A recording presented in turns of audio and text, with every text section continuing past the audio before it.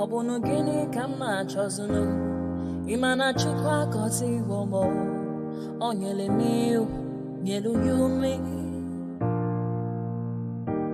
What am I looking for? See my God, he don't bless me, yo. He give you me, give me you. Obunu kife la chasha so Obunu kife me chasha me. My baby, you know, say you go love for me. Hey, yeah. I do go. I could go. When I call your name, Shakara for me. Oh, Roma. I will be your Romeo. You go be my Julie.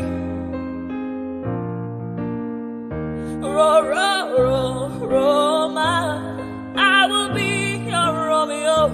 You go be my Julia. Oh, give me your love and I'll go run away. Show me your love and I'll go use you play. Carry me, go me, I go follow you away. Follow you, they go. Maka Munagi, me and you. Okwa Munagi, my baby and me and you. Me and you, Aqua Monagi, my baby. Obuzi kife la chasha so, Obuni kife la chasha me. My baby, you know, say you go love me. I do go. I could go. When I call your name, Shakara for me. Oh, Roma, I will be your Romeo. You go be my Julie. Yeah, Roma, I will be your Romeo. You will be my Julia. Oh, Roma, I will be your Romeo. You will be my Juliet.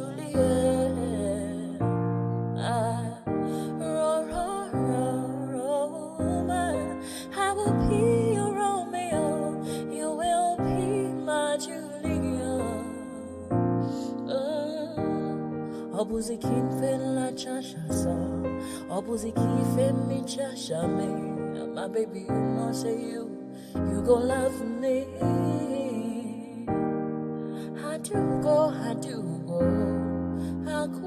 Emi look on, don't turn, Ebi look on. Yorubas are screaming, Hausas are crying, Igbo brothers are saying, no blame them, Igbos are being discriminated. Even food don't turn to gold in Nigeria. Kidnapping, lucrative business in Nigeria. Imagine saying your grandchildren where they kidnap. By now, your soldiers for don't scatter Nigeria. How come a man won't get money for ransom when they kidnap him, his wife and his children? After everything, now they go kill them. See, as Naira, they fall against dollar. Emi Lokon, don't turn to Ebi Lokon. And you say make we sacrifice for Nigeria. 7 billion to renovate your residence. 15 billion for your traveling allowance. That's not for you and your only vice president. 40 billion for Asurok maintenance. 5 billion for food and refreshment. 100 of millions for dogs and animals. Meanwhile, hunger they kill Nigerians. What did Nigerians do to warrant this treatment? Even Gary, they no fit afford for the family.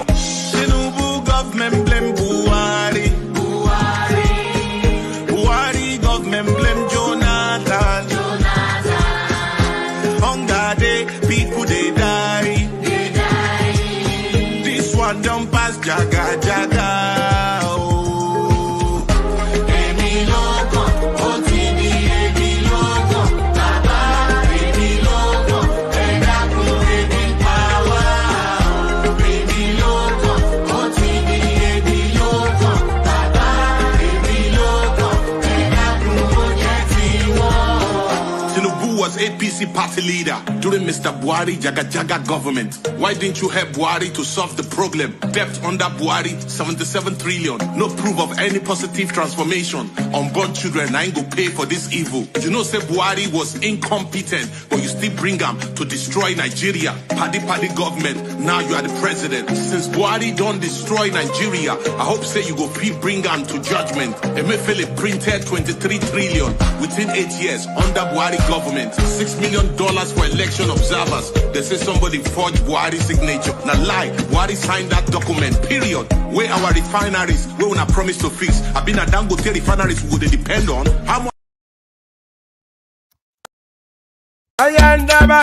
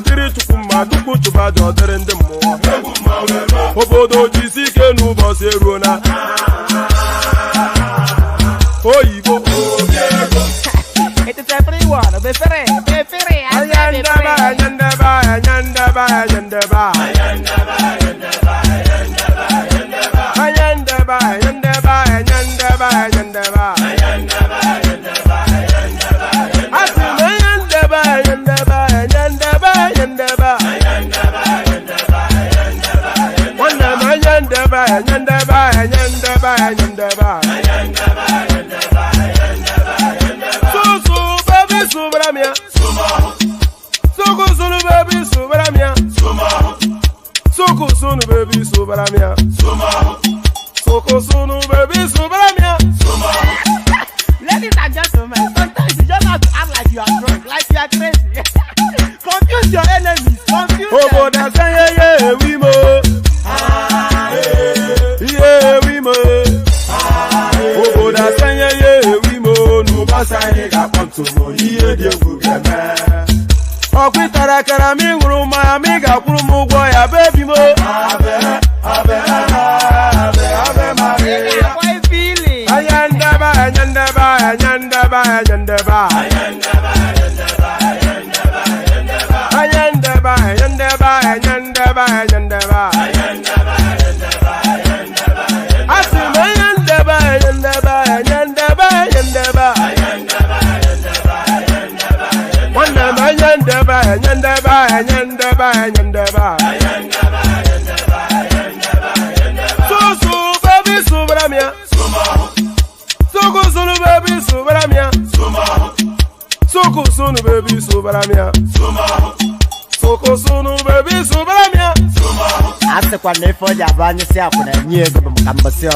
Since I was born, but now I am getting youth. I'm going to be president of this country, whether you like it or not, and I will preside over the affairs of this country, including presiding over you. I think you must start adjusting to that reality.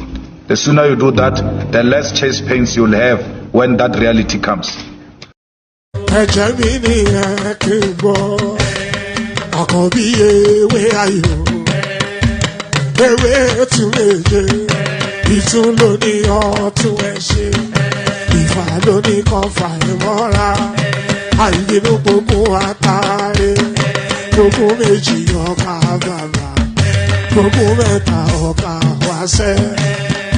Orí ló túmọ̀ ẹnu, gbogbo ọ̀nà ní túmọ̀ ẹsẹ̀. Akọni ìmọ̀ tú ìmọ̀ ọjọ́, ìmọ̀ èmi ni wọn kì í dálẹ̀. Wọ́n bá lọ mẹ́lẹ́mọ́, wọ́n á fi jóye ẹlẹ́mọ́. Akọni wọ́n bá lọ gbé fèrè, wọ́n á fi jóye ẹlòkò. Wọ́n wọ̀wọ̀ bá tẹ̀ mí, wọ́n á fi jóye aláre. Àwọn mẹ́tẹ̀ẹ̀ta parapọ̀, wọ́n wá jọ ń pẹ́ mọ́. ẹ̀ẹ́mọ́ olóko jẹ wọ́n pa Akíntọ́lá Akíntọ́lá ọmọ Ògún wọ́n pàdé ọ̀dà ọmọ àtàlàbọ̀bà Àkànbí wọ́n pàdé ṣàtàdá dẹ ọmọ ọba Ìjẹ̀bú Mèrè Aṣíwájú odògbólùkẹrẹ ajagun lólòdì ọ̀run tó bá ṣe pé tìyẹ tó bá ṣe pé tìyẹ lọ́ bá ń darí jọ wí àpérò ní kún gbọ́wọ́ ọgbọ́n ti ṣìgìdì máa gbé àgétì ló máa ń gbé àyàn tí ìlàyàn ewúrẹ́ Ọlọ́run dákun má padà lẹ́yìn ẹ kó má gbàgbé ọ̀rọ̀ tẹ́ Aṣíwájú Ọlọ́run dákun má padà lẹ́yìn ẹ kó má gbàgbé ọ̀rọ̀ tẹ́ Àkànbí Ọlọ́run dákun má padà lẹ́yìn ẹ kó má gbàgbé ọ̀rọ̀ tẹ́. And there's this, pardon me. I almost start with the cough. It's nervous energy. I think I've explained this ad infinitum. It's nervous energy. It's just a surge of nerves. Just as soon as it's just a surge of nerves. Just as soon as the music stops. So nevertheless, I settle into it very quickly. So good day to you. Good to be in your company. And how are you? So we start with the greetings first. Good day to you.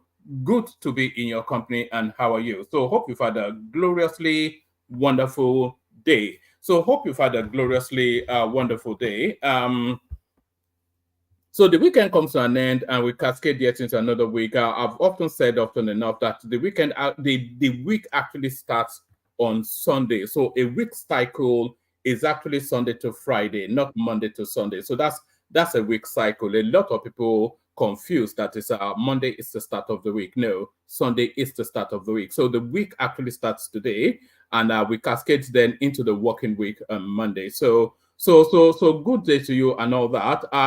So I'm not quite sure which day we are in this protest that is going on. I'm not even sure if the protest is still going on, but certainly the president came out earlier today to address the nation. But this protest that is going on is somewhat of a global phenomenon. I'm not quite sure if any of you step outside of the cocoon of the Nigerian space, but if you looked outside of the Nigerian space, forget Kenya, there's protests and riots going on where I am, here in the UK, which are for reasons of I'm so used to saying ethnic, racial conflicts, So for reasons of racial conflict, so there's that going on here in the UK. There's an anti-government protest going on in Bangladesh and every country in between. So it seems to be a season for it. But then, of course, our focus is on our own central space, which is our dear country, Nigeria. So yes. I'm not quite sure which day we are in this so-called protest, but the president certainly came out today to address it. So we'll deal with that. We'll take only a little snippet of what Tinubu'S said, because not only Tinubu spoke today to address riotous behaviors of their citizenry. So we take a little snippet of what Tinubu said, and then we juxtapose it with a snippet of what another leader said in their space to see how these things should be addressed, or how these things are differently addressed and why. So we'll do a little bit of that. But before we do anything, the usual protocol, click on the like button just as soon as you're coming in. So the like numbers need to be going up just as soon as we're making that invitation. Click on the like button just as soon as you're coming in. Do that immediately and right now. Click on like.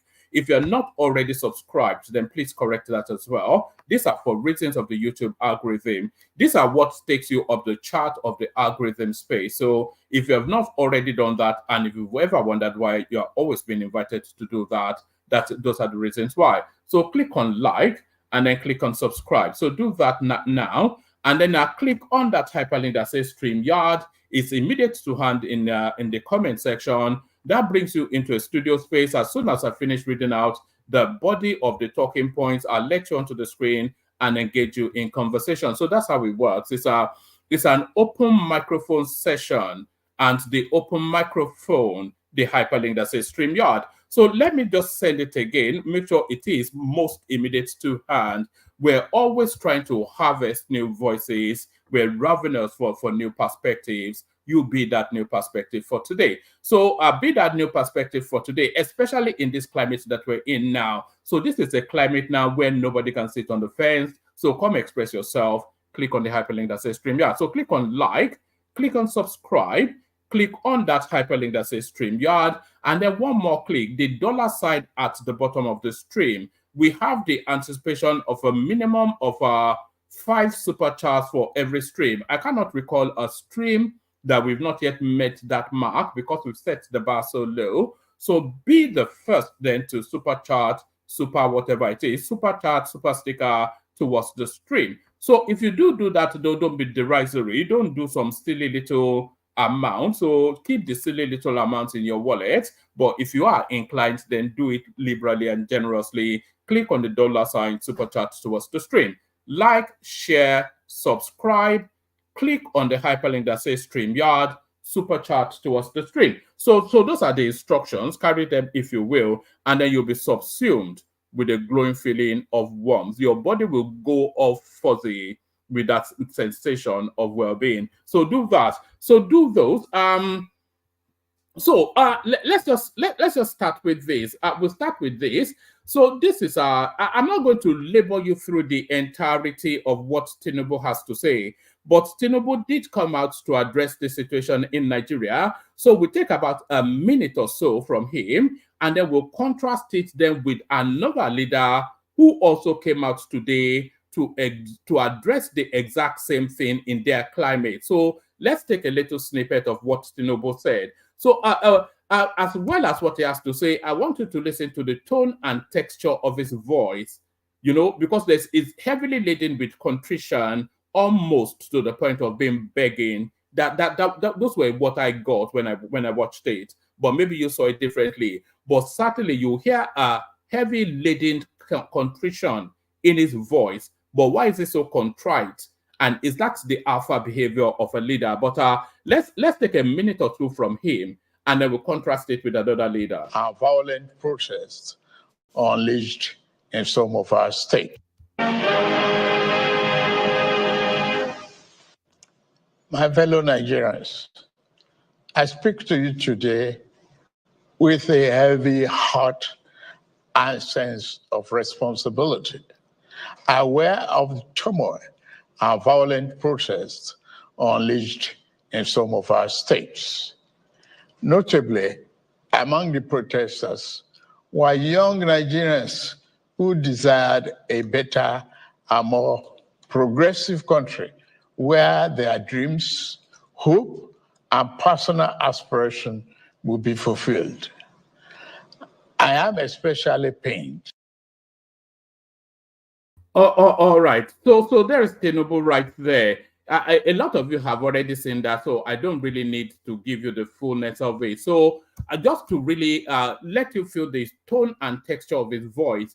So there are riotous behaviors going on in the UK as well. And the UK Prime Minister, Sir Keir Starmer, he has also come out to make a national broadcast. So hold what you just got from Tinubu in abeyance and contrast it now with how the UK Prime Minister addresses very similar behavior, riotous behavior, looting of shops, clashing between racial ethnicities, racial stocks, all of that going on in the UK, to the point that the Prime Minister has come out to address the country. But listen and contrast it against how Tinubu presented. Be in no doubt, those that have participated in this violence will face the full force of the law. The police will be making arrests, individuals will be held on remand, charges will follow, and convictions will follow.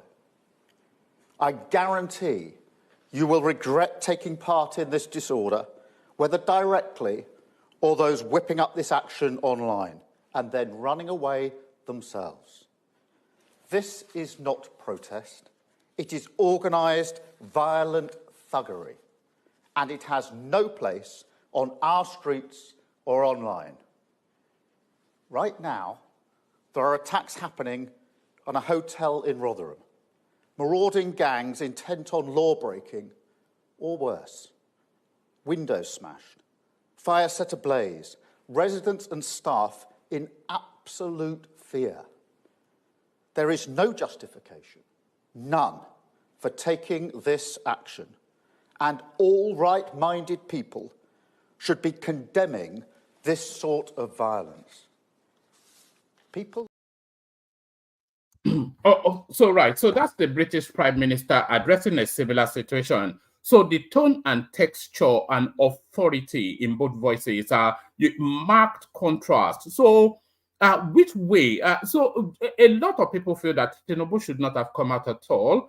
And if Tinubu did come out, it should be assertive, be alpha, be very frontal in the delivery, and assert his authority over the space.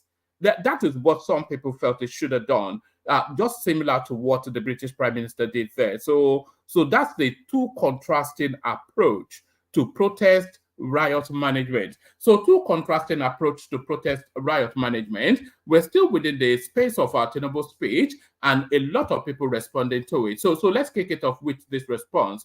Our Tinubu speech did not address police brutality against protesters. So this is Nobel laureate Wole Soyinka putting the kibosh on what Tinubu attempted to do.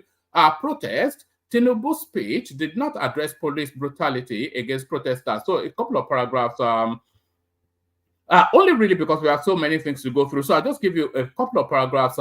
Soyinka in the statement expressed concern over the president's omission of, am I picking it up midway?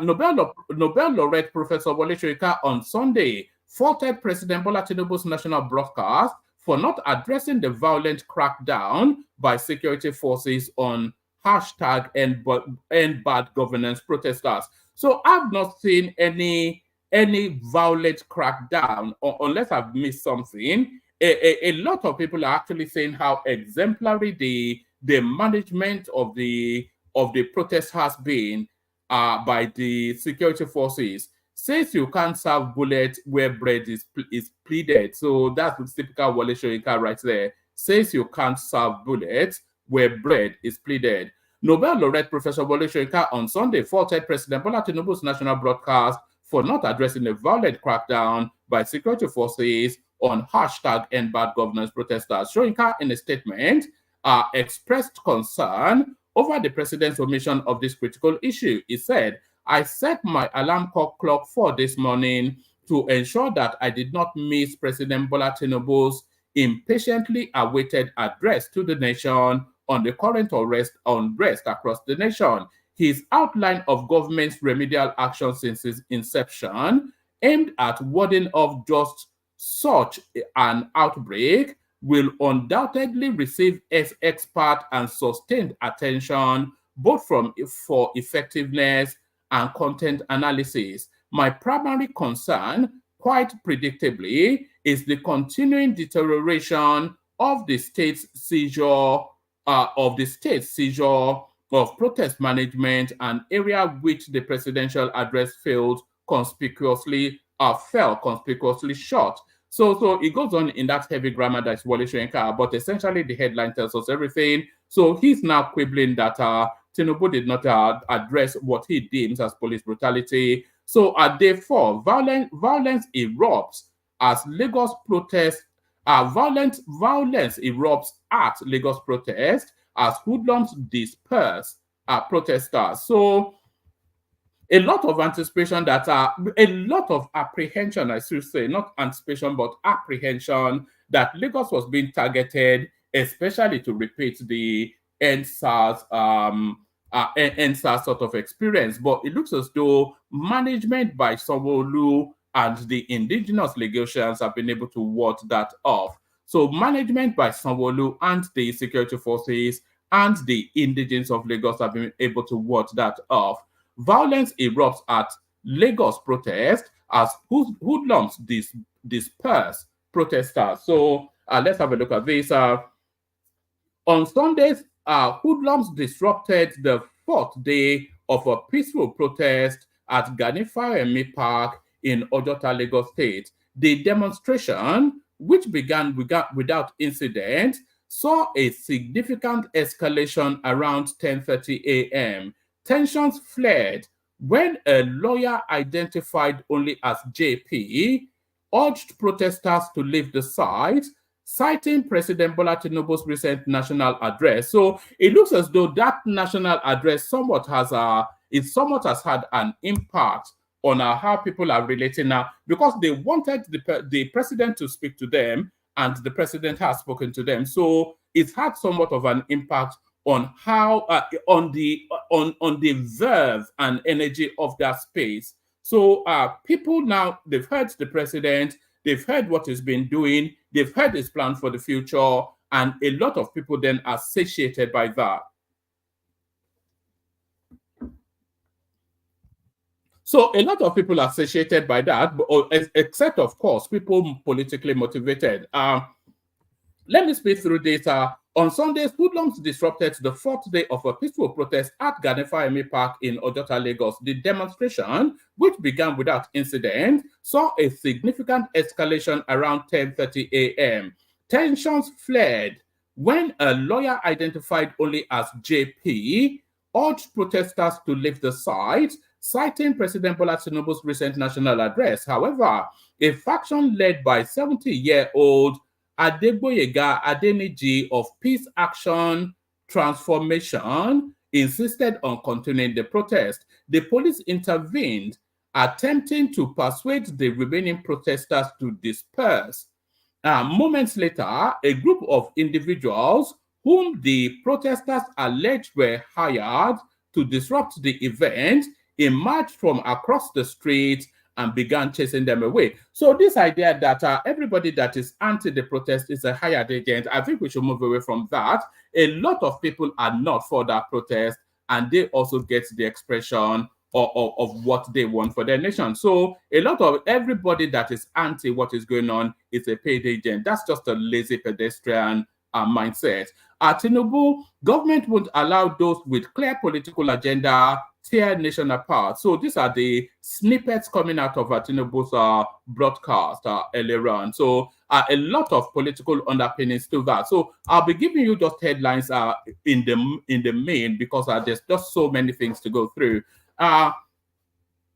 Let's go on to this. Protesters off Kano Street as soldiers patrol major markets. So it had to reach that point where the heavy guns are brought in, because no matter which part of the divide you're in, you cannot argue that what we're seeing coming out of Kano State should be allowed to go on. And what is coming out of Kano State is not free expression, it's not protest, it's anarchy and looting. That's just what we're seeing. I'll play you a snippet at the moment. Somebody, one of the persons out of Kano State, telling us that the national, anyway, you hear it in a moment. Protesters of Kano Street as soldiers patrol major markets. The hashtag EXP0SED protesters have left the street in Kano State after the demonstration was marred by wanton looting and destruction of properties. Correspondents on Saturday and Sunday observed soldiers and other security agents patrolling the major markets in the state.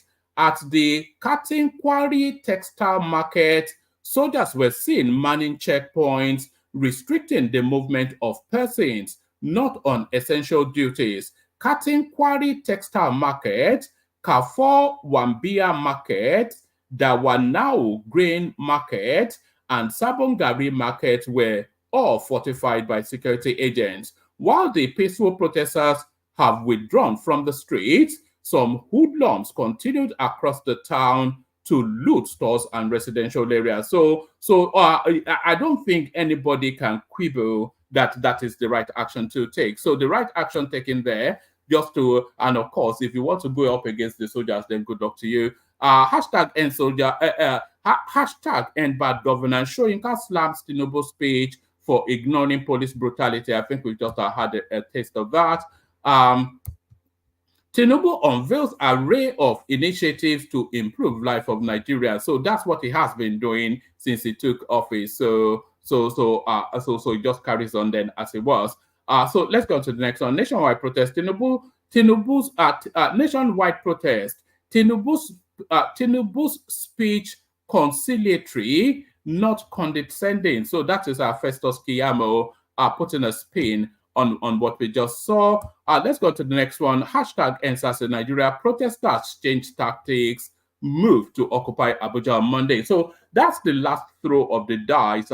This occupy Abuja on Monday. Now, this is, by the way, is being orchestrated by Omoyele Sowore, who is orchestrating from New Jersey. And we have a big piece on Omoyele Sowore in a moment. So stay steady. We've actually now found who underpins the Sowore narrative. And a lot of people say that there's somewhat a whiff of foreign agency to Sowore'S politics. So we go to the heartland of that in a moment. But to this first, hashtag end bad governance in Nigeria. Protesters change tactics, move to occupy Abuja on Monday. So this, as I said, being orchestrated by Sowore, who hides away in the comfort, in the warm bosom of his family in New Jersey as he throws hapless, gullible Nigerians in harm's way.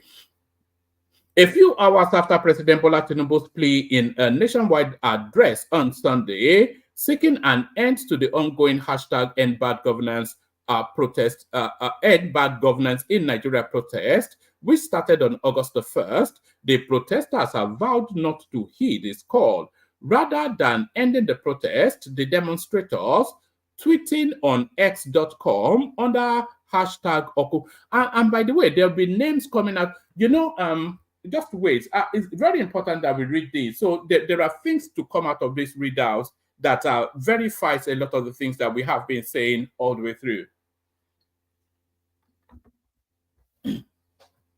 Right, a few hours after President Bola Tinubu's plea in a nationwide address on Sunday, seeking an end to the ongoing hashtag end bad governance in Nigeria protest, which started on August the 1st, the protesters have vowed not to heed his call. Rather than ending the protest, the demonstrators, tweeting on x.com under hashtag Occupy Abuja on Sunday, said they will be shifting focus to the nation's capital, Abuja. On one tweet, so I want you to start paying attention to the monikers of the people tweeting, the names of the people tweeting. One tweet, Stephen Osewigwe, which sounds like a Benin Bendel name, but what is it tweeting? Tweeting as hashtag Peter Obi USA, tweeted, what next? Hashtag end bad governance in Nigeria. All road leads to Abuja. Nigerians wake up now. And by the way, I can highlight it for you. And I just fortuitously came across this. By the way, I didn't even deliberately go out to search for it. So tweeting as hashtag Peter Obi USA tweeted, what next? Hashtag end bad governance in Nigeria. All road leads to Abuja. Nigerians wake up now. Every state, region, religion, and people, stand up for your country now or never. So that's what he has to say. He's Monica Peter Obi USA.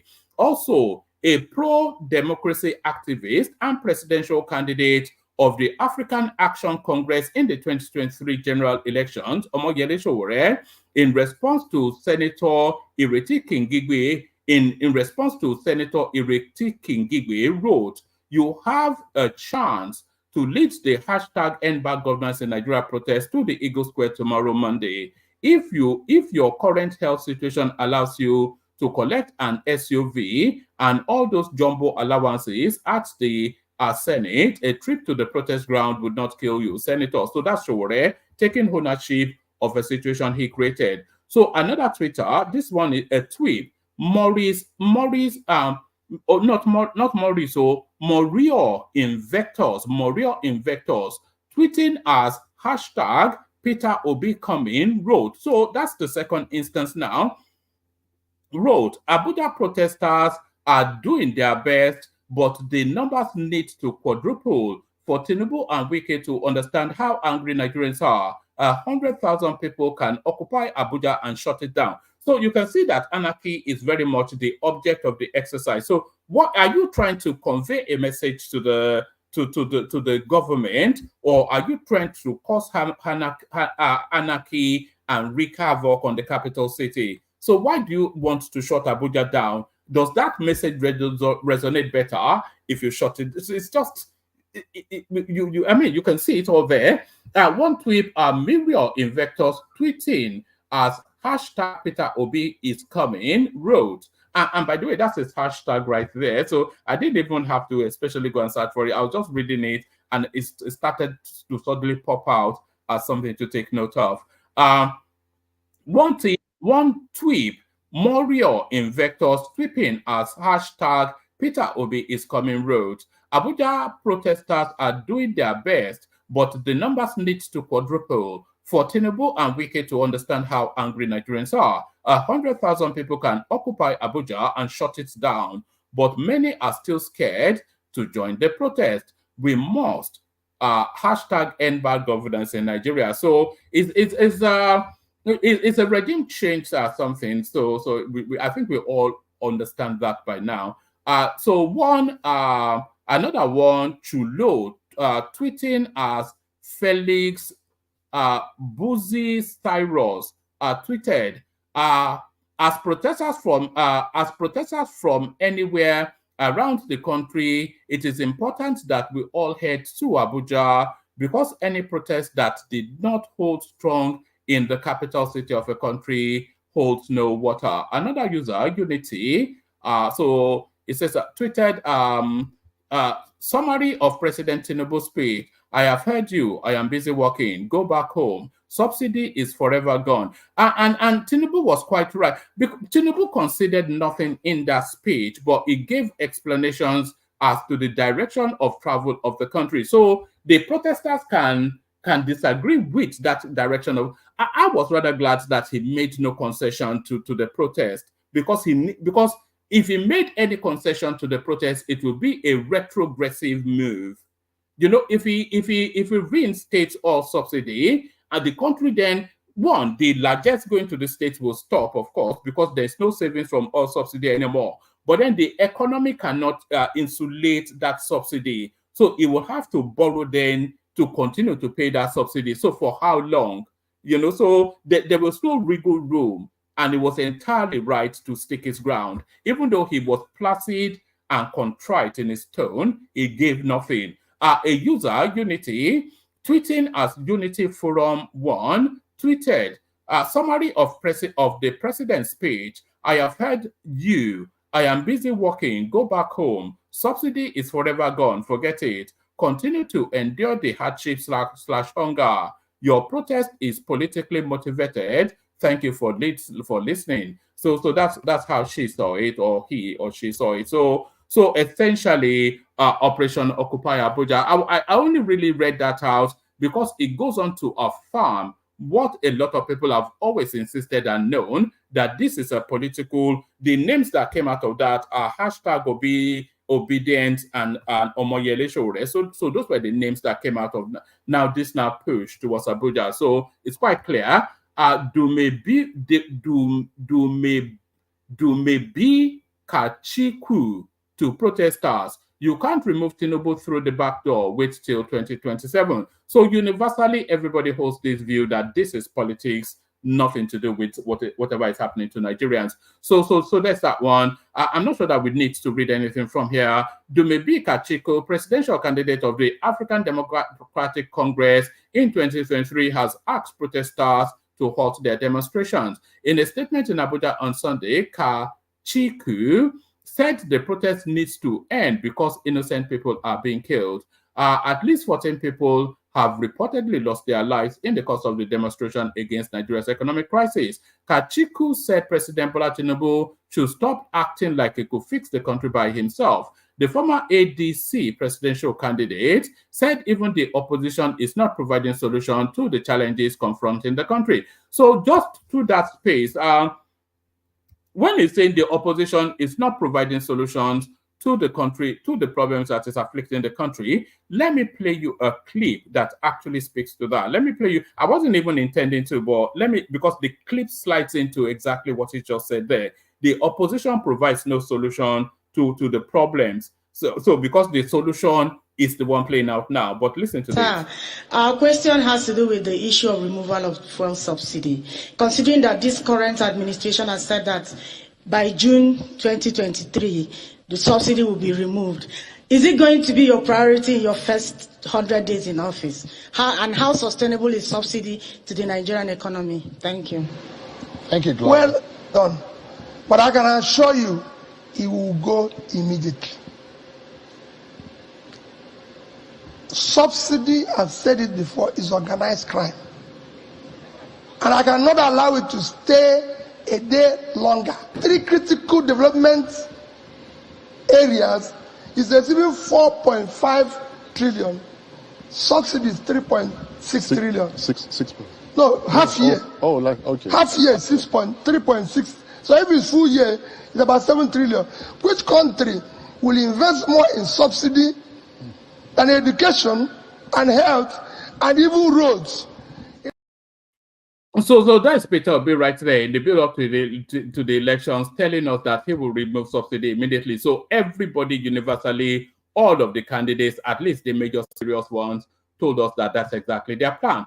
But I said the major serious ones, but I did not include Omoyele Sowore in that major serious one. So here is the expose now. A lot of people tell us that this guy is a foreign agent within the Nigerian space. That is a narrative that has been subsisting about Sowore for a very long time. So we've gone into the underbelly of the Sowore space to try to untangle what exactly makes him tick. So this is Sowore now and where the money comes from. So this is, if you look at this space here, this is the McCarthy Foundation right here. So I'll de-highlight it, but there it is right there. That is the MacArthur, not McCarthy, but MacArthur Foundation. So there it is right there, where my cursor is right there, so you can read it. And these are the people that they are funding. So the person that they are funding is the Sahara Reporters Media Organization. But what's the level of funding? So these are the grants that Sowore has been receiving from that organization, and they cannot fund you without pulling your strings, of course. So grants in 2019 for 2 years are just short of $1 million. Sahara Reporters Media Organization, a Lagos-based non-profit media organization that works to advance transparency and accountability in Nigeria. A previous award from the On Nigerian program. So this is not actually, so that's it. If they are telling you a previous award, that is to tell you then that they've been funding them for even longer than the dates you're looking at on your screen. Sahara Reporter Media Organization, a Lagos-based non-profit media organization that works to advance transparency and accountability in Nigeria. A previous award from the On Nigeria program enables Sahara Reporters Media Foundation to launch a civil media laboratory which provides support to journalists who otherwise would not have had an opportunity to expand their skill sets or have a platform on which to publish their works. So I think they gave them the setup that then emerged that Adeola and Rudolph Okonkwo. So that's what that is telling you right there. So is that from that laboratory that Adeola and Rudolph Okonkwo came out of? With this renewal, so this near $1 million is a renewal. So that is to tell you then that the previous $1 million had already been given. With this renewal, SRMF is training more journalists to investigate and on investigative and database journalism, supporting investigations into the education sector, especially budget-related corruption, etc., etc. So that was then. In 2016, they renewed again. Sahara Reporter is an independent online news agency based in New York that reports on stories about corruption, human rights abuses, and other political misconduct in Nigeria. It was founded in 2006 by Nigerian political activist Omoyele Sowore, and reporting has been carried out by paid citizen journalists in Nigeria in collaboration with Sowore and the staff in New York. With this award, Sahara Reporter is revamping its website, developing an app to accommodate increasing numbers of site visitors using mobile phones. It is also launching a Lagos-based civic media laboratory project that develops, engineers, tests, and incubates ideas. So it's just meaningless nonsense. This sounds like a dubious business plan, but you can see it right there. You already see $2 million on your screen, and they told you that they've been funding him for even longer than that. So there is Sowore right there. They busted, I should say. That's Sowore right there, busted. That we can. That's the only real way to conclude it. So that's Sowore right there, busted. But let me now play you now this next clip. So they say politics and religion are intertwined. Politics and religion are intertwined, and time immemorial, that has always been the case. Politics and religion always has been intertwined. So we look at the intertwining of politics and religion now, which this next piece. Thousands of RCCG members troop out to partake in their annual prayer walk to pray for Nigeria. So this is the RCC, the Redeemed Church, essentially throwing its way as a body shield towards Tinubu. So this is body shielding right there. So these people are rioting, demonstrating, and he throws then the RCCG. He then throws thousands of his followers onto the streets in a holy march. So this is a tacit endorsement of the administration. This very much a support for the government in situation. But let's get a snippet of it.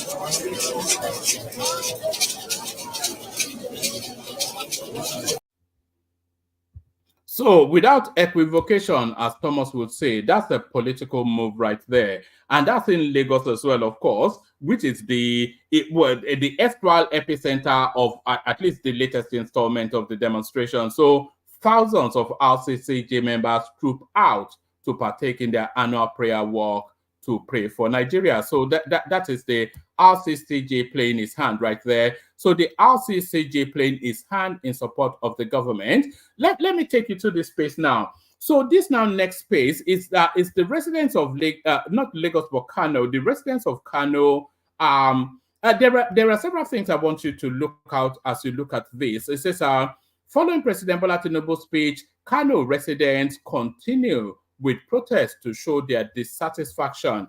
So there are several things I want you to pay heed. Pardon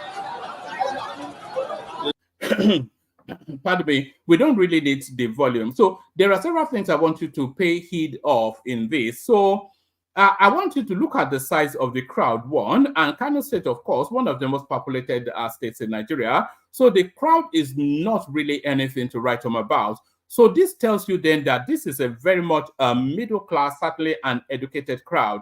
But the other thing that I want you to take heed of is the, you can't miss it anyway, is the abundance of Russian flags as they promenade down the streets. The third thing I'd like you to take heed of is that they're not actually breaking into shops, which is we have to be thankful for all that we have seen from that space. But what are we? And the other thing I'd like you to take heed of is the aerial shot, so which is to tell you then that it's somewhat of a drone shot capturing this. So the totality of all those things that you are taking the heed of is to tell you then that this is a political sort of a thing rather than anything else. The Russian flag certainly a political thing, with not in the direction of the goings on in the French Sahel, which we are all aware of.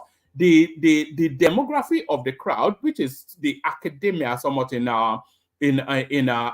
Kano, that puts a lilt of politics on it as well. And the fact that it's being drone shotted, it tells you then that this is a very much an orchestrated thing. So there's no organic texture to it. You can see that this is very much a contrived political thing. So a very much a contrived political thing. I just want to flash that up. So that's a political statement rather than a demonstration. So I think that's quite clear.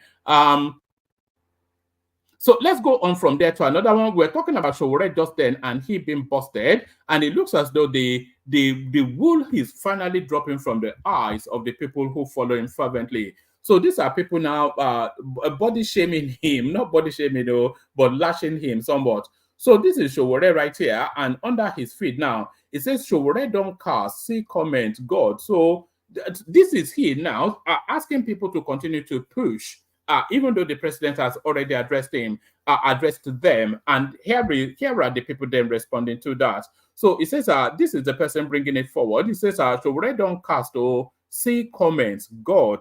So let's see what the people are saying to the guy from the Creeks. Nobody even knows what he is, if he's a Yoruba man or a South man, nobody knows. It says, so this is the first one. Adewale Ibrahim Kayode, this is what he has to say. Oh, Nikure, what have you done to the family? It says, oh, Nikure, what have you done to the family of the deceased protesters? You are there telling us to continue with the protest. Here is Sheikh Yakub. It says, I am sure no sensible person would listen to a man enjoying himself with his family abroad only to give instructions for other people to destroy their lives. Nigerians, especially those in Lagos, will go about our activities uninterrupted from tomorrow. So the pen is finally dropping. Here is Owolabi Oni Anifowoshe, Owolabi Anifowoshe. So these are real life on the moment response to Sowore asking people to continue to put themselves in harm's way as he cozies up to his family in New Jersey. This is Owolabi Anifowoshe. It says the idiots listening to you will be used as cannon fodder whilst you are in the comfort of your home in the United States behind the keyboard instigating violence. Here is Eyan Nanais. It says, breaking news, protest leaders at Ojota have called off their demonstration after the president broadcast this morning. They told the police they would leave the protest ground and disperse. So it's the audacity, isn't it? I think there's more. This guy stays at home in the comfort, in the bosom of his own family, and is asking the gullibles, the great unwashed, the hoi polloi to go and chop bullets, the great unwashed, whoever is sacrificed as a meat to Ogun, other than the great unwashed. So the great unwashed finally takes a shower.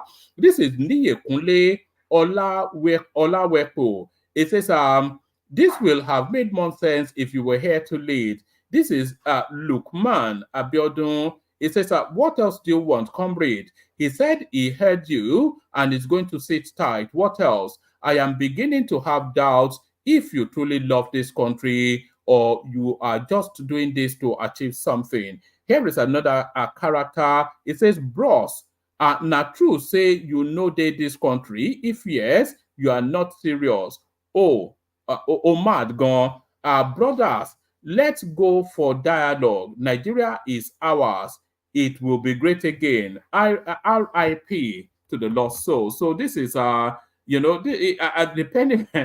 penny finally dropping on the great with the great unwashed. The great unwashed. It says here is it's just I think there's more actually. Let me see. There is more. It's just the great unwashed finally takes a shower. Is essentially what it is. The great unwashed finally takes a shower. Here's another one. This is Ajibade Lukman. It says your target is Lagos. Your target is Lagos. Is Lagos the federal capital? For the fact that Lagos State is having a peaceful protest without road blockage is giving you headache. Come to Nigeria and disrupt Lagos if you won't be directed to Elaje Ondo to lead protest. So another one, Jimo, it says, Sowore, stop inciting people, come to Nigeria with your children to protest. Look at that. This is Yewande. It says the federal government said they are ready to dialogue. What else do you want? Some people lost their lives in Kaduna and Borno, all because of this protest that you instigated. You have been trying to make sure this protest turns into another End SARS protest in Lagos State. What are you trying to achieve? You are not even in Nigeria. Rest, we are not protesting again. So rest, we are not protesting again. So rest, we are not protesting again. Here's another one. This is Samuel Bash. It says, you are hell-bent on causing havoc and mayhem in Lagos whilst disguising as an activist, hiding behind this politically sponsored protest. You are not even in Nigeria. You are somewhere safe in the United States with your wife and kids whilst backing out others to us. People died. Our properties were destroyed, but you still won't give up. We are not protesting again. If you want to continue the protest, then come out of your hiding and take charge physically. Put body. So put body care, you must be a joker. So there it is right there. I did say that there will be I did say that there will be a period of reckoning after all of this anarchical behavior, and that period of reckoning is identifying where it's going to point. It says not minding that Russia has disowned northern protesters. On day 4, protesters from some northern protesters are back on the street. So I'm not quite sure what that is. I think Solly was theorizing that the Russians will send money to they will corrupt some low mid-level military personnel to take over. And I think the eras of military coup in Nigeria is long gone. So you can whistle in the wind for that. So whistle in the wind for that. So whistle in the wind for that. So this one now. Update today at Ganifa Emi Park Ojota, the Lagos State Waste Disposal has cleaned up the location. Security officials still fully on ground. Protesters ended. Everybody is moving and minding their business. Kudos to the security agencies. God bless Lagos State. God bless Nigeria. So the totality of everything that was anarchical. No, I could do without the copyright strike. So thank you. So the totality of what they've been able to achieve in Lagos State is just to make a mess at the corner of some street, very quickly cleaned up by Lagos, of course. So there it is right there. So it huffed and puffed, but it could not blow Lagos down.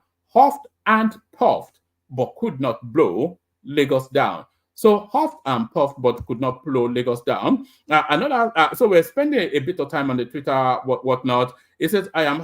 This is they are being flushed out. The political shadowy figures that underpin what is going on now. It says, so this is laugh out how I am happy the Twitter has gotten the right channel. Atiku and Sons Limited in conjunction with Cash TV's Enibehi Efyong. So Enibehi Efyong caught napping but with his paymaster. So this is Adams Oshiomole quickly acknowledging, I knew there was an agenda when 2 defeated candidates backed the protest. This is Adams Oshiomole, and this is a continuing proof these are purportedly human rights activists with Atiku's son. So I wonder what activist Atiku's son is. So that space continues to unfurl.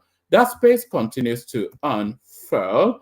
So as that space continues to unfurl, I'm waiting for the next one to load up. The next one is actually the clip from the British PM. I think we've already seen that. So let me just go on. Let me just whiz through. I think we've already seen that one as well. I think we've already... There's one last piece, actually. The last one I think I may have to share with you. So let me share this one with you, actually. This one tells the narrative of where we are now in terms of the divide that is going on within the country. Never has the country been so divided along our traditional fault lines of ethnicity and religion. But this one takes it to a new level. So this is not anyway. Let me just this one that I'm about to show you now. It takes it to a new level. So look at this. So let's take it from the top. It says what is going on here to celebrate Toby Amosun is also bigotry. But why would somebody ask that question?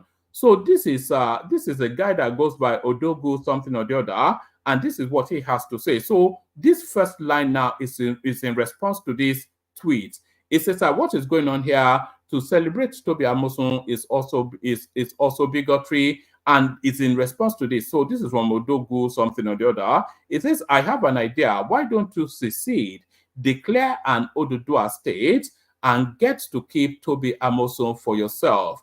We can all go our separate ways and live happily ever after. So what would have inspired somebody to say that? So let's go to now what inspired that. It says Toby Amosun has broken 2 Olympic records in one night. Toby Amosun wins the hurdles.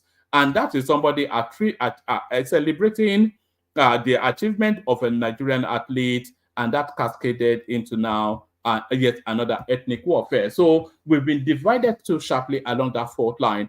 So now this is not the last one from the readouts. Northern APC, CPC, ANPP can pull out of APC. So that's the next round of politics to come. You will see the shrinking of the APC in the build-up to the 2027 election.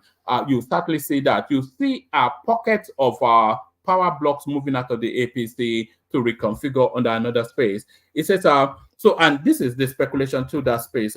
It says Northern APC, which comprises of CPC and ANPP, can pull out of APC. So this is the speculation.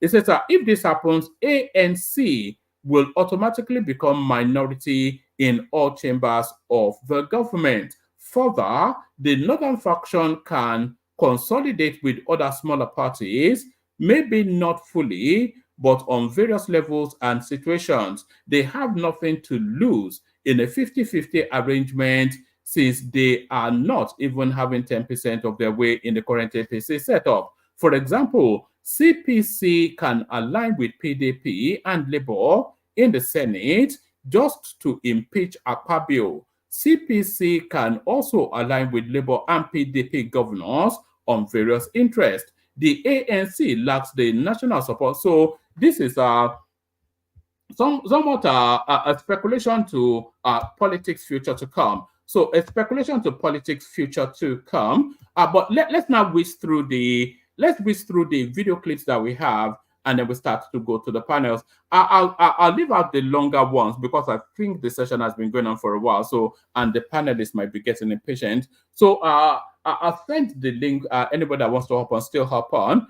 We're at the tail end now to bring on the panel. But before we bring on the panel, let's listen to a friend of the platform, Daniel Bwala. Or will it be too much for any government to undertake? I agree with you, Markwe, that the lack of consequences has resulted in a lot of the problems we see today. And the simple word is corruption. Corruption has led to the mismanagement of the resources. But in answering that also, I must relate it with what Brother Kola said about the states. You see, if you look at what we are getting today as revenue arising from this oil, whatever, removal of the subsidy, there is a distribution formula that gives the federal government 40-something%, that gives the state 20.6%, and the local government 20.2%. So in other words, close to half of the increase goes to the state. But the federal government is one. The federal workers are few. The rest of Nigeria are in the state. In other words, 70% of our entire economy rests on the state. This money goes to them.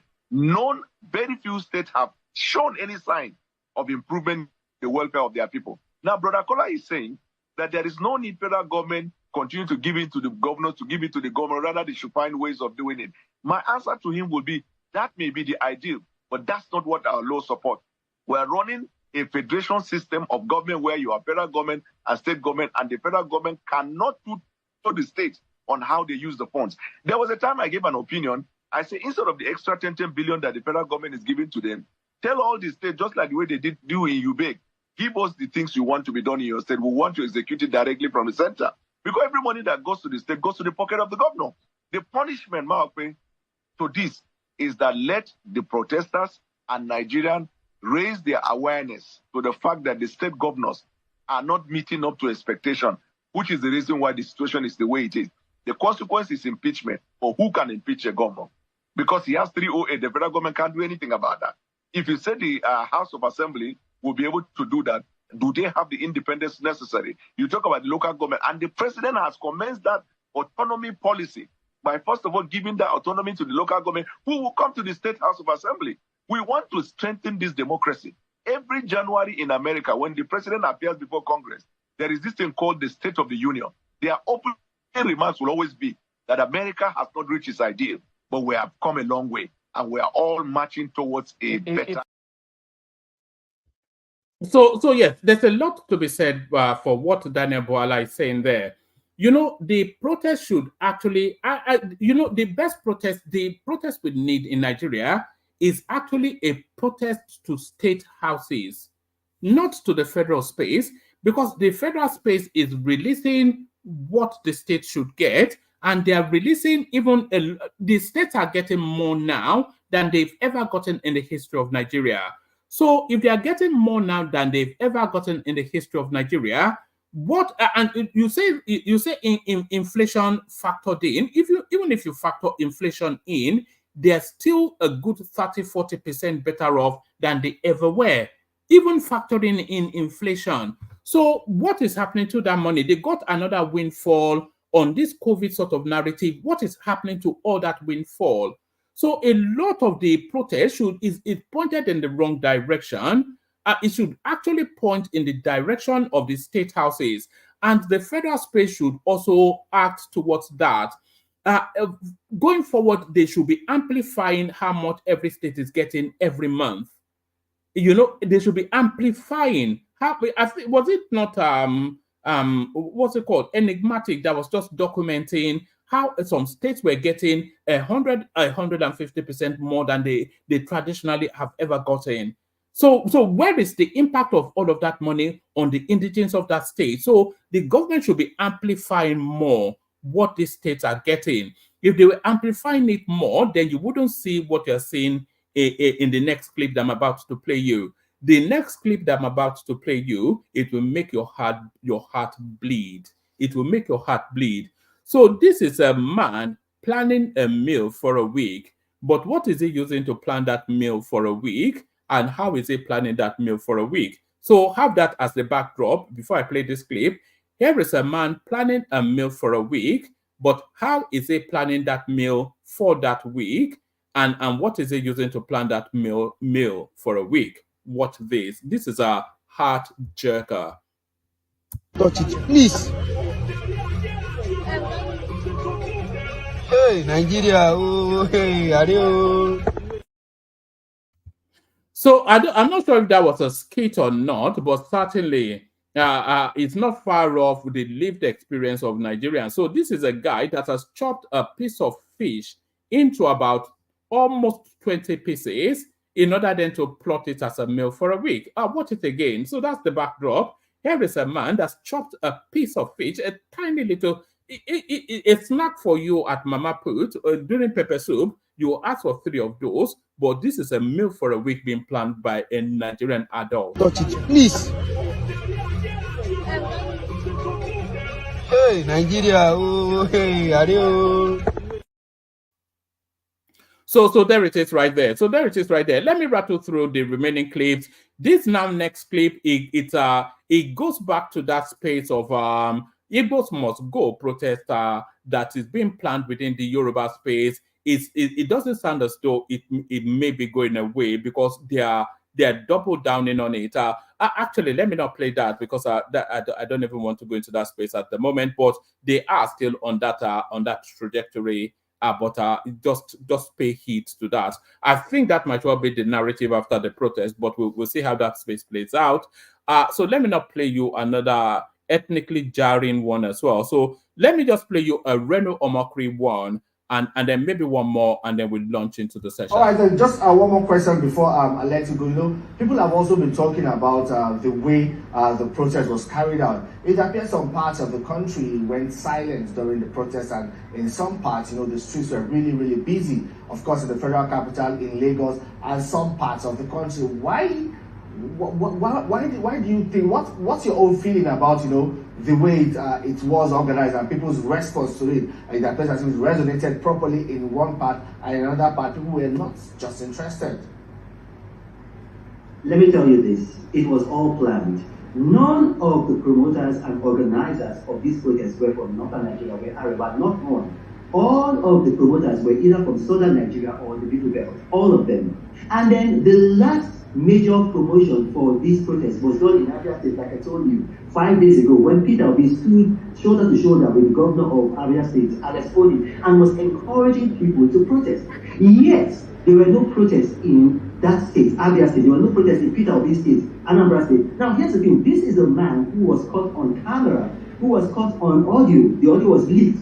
He was promising to wage religious war.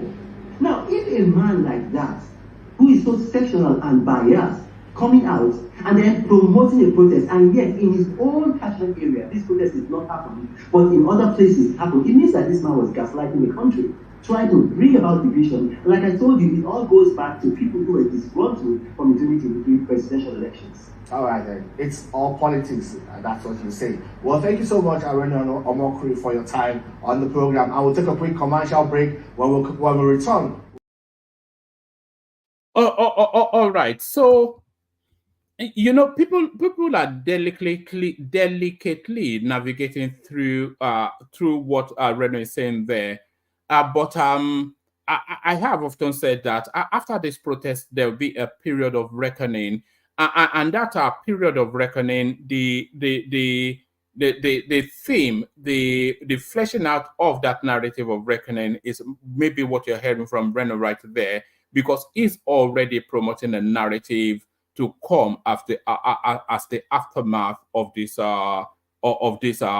phase that we're going through now. So still staying within this phase that we're going through now, the goings on in Kano, the National Library was looted in Kano. A lot of things were stolen, but something peculiarly was not stolen at all, was not touched. So this is a bit of a long-winded one. If he doesn't land on it, I may cut it short, but I want him to land on what was not stolen as they looted the National Library in Kano. What this? Yeah, thank you very much. I am happy you directed this question at me. And first, let me tell you that where the president in his address categorically requested protesters to return home and embrace dialogue and come and dialogue with him or with the government, I think I would like to appeal also to the protesters to heed to that statement.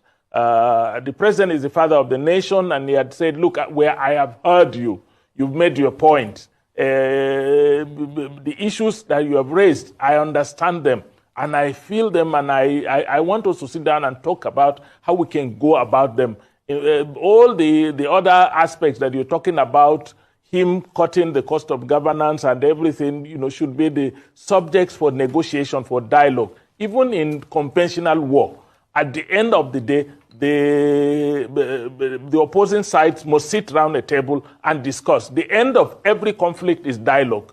There is no conflict that ends perpetually on the streets or on the battlefield. So we hope and pray that going forward, this address should signpost an end to the protest and the beginning of the dialogue process that would see to, you know, addressing some of the core demands more directly.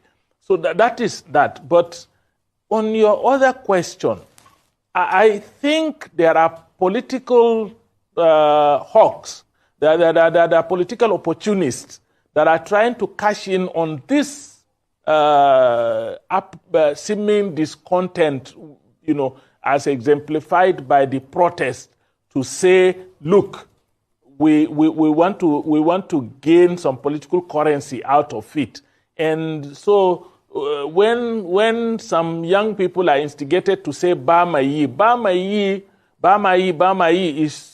is tied to, wherever you hear Bamayi, is tied to the treasonable call for military rule, which, to my understanding, is politicians trying to cash in on something that they see as an opportunity, because most of our political elites, unfortunately, are opportunists.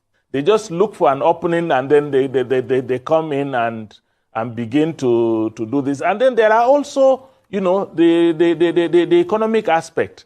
The ones the president called rent seekers, those ones that have been benefiting from some of the extreme leakages within the economy, they may also have to,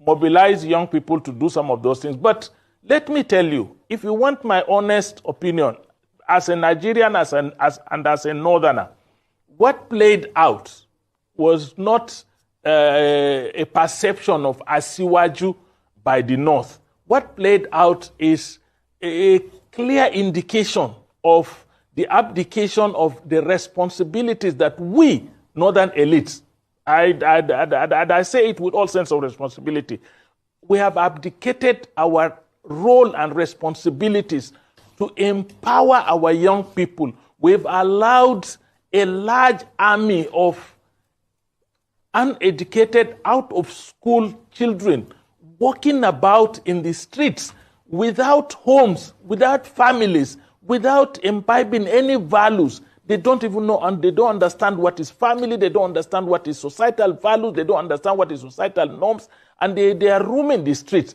And we could see them, 5 to 10, coming out to protest.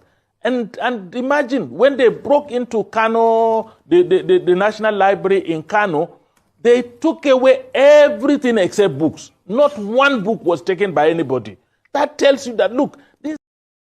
So there it is right there. I think a lot of you may have already guessed that. They stole everything, including the carpets, the railings for the curtains, every single thing stolen, but not a single book. So there it is right there. So that tells you all you need to know. Not a single book. That just struck me. That just speaks to so many things. A lot of them that we recall from discussing, but we know is one of the underpinnings of what afflicts us as a nation. Let's hear from Dele Farotimi. We take just, I know you already know what he's likely to say anyway. It's just that heavy laden, hammering it down that he does. But let's just hear from him just for balance.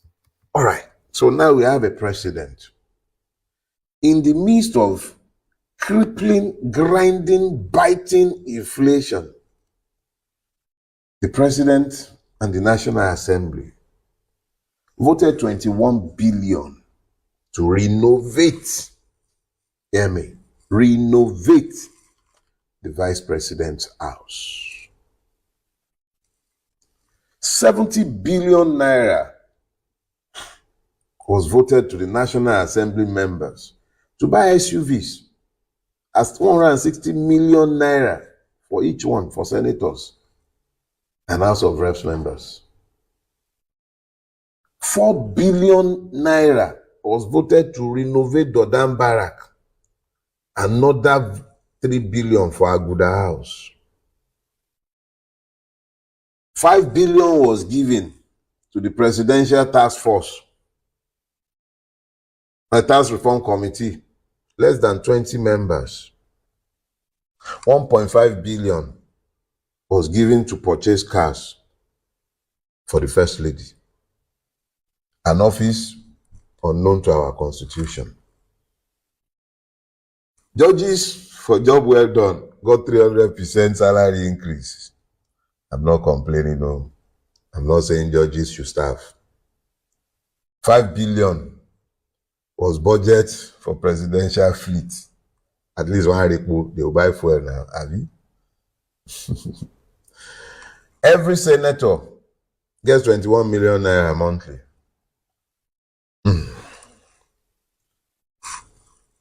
No, don't worry. I didn't forget the reps. 13.5. This government voted it. We are going to be spending 15 trillions to pave the road with gold from Lagos to Calabar. And your president... All right. So I'm not quite sure if that's just not nonsensical. Our government has to function, and the function of government is expensive. So anyway, let's just leave that one there. Let me play you this lady that was saying she regrets somewhat being disobedient, not for anything, but because she feels that Obi is not aggressive enough. I don't, this anger don't dey my belle, but I just dey quiet unto say mo give elder respect. Since elder no respect himself, we go tell her the truth. You understand me? So una see this protest since you for don happen, see we for don address this issue since. You see how this petrol now we for not dey here now. E just be like say this protest don't be like say medicine after death. You know what? I regret supporting Peter Obi. I will say it again. I regret say I support Peter Obi. Peter Obi is not fit to be president. Never reach. He never ready. He was not ready. He just come and come whine us, come give us false hope. We no be here. Peter Obi, you knew that before you collect this power, it not go easy for you. You know, you even tell us. But after the court declare your opponent president, what do? You leave us for hunger. Now they suffer. When we want protest before, you said no, make everybody calm down. We calm down. We were waiting for you to hear from you. You go so do something. We're waiting now. Never do anything. When they do emotion, they use emotion. They play politics. They whine me. Tinubu go fall. You go the right hand. Sorry, Mr. President. Meaning we will support you. We be fool. You know how many enmity I get because of you. You know people wey people wey don't do me anything just because say they support party wey don't tell you I go dey vex, I go dey block people. People wey suppose even help my life, I saw them. You know what I do to message? Just say I be rest celebrity. You know people wey I call out, even pastor attack them. Now what is Peter Obi doing?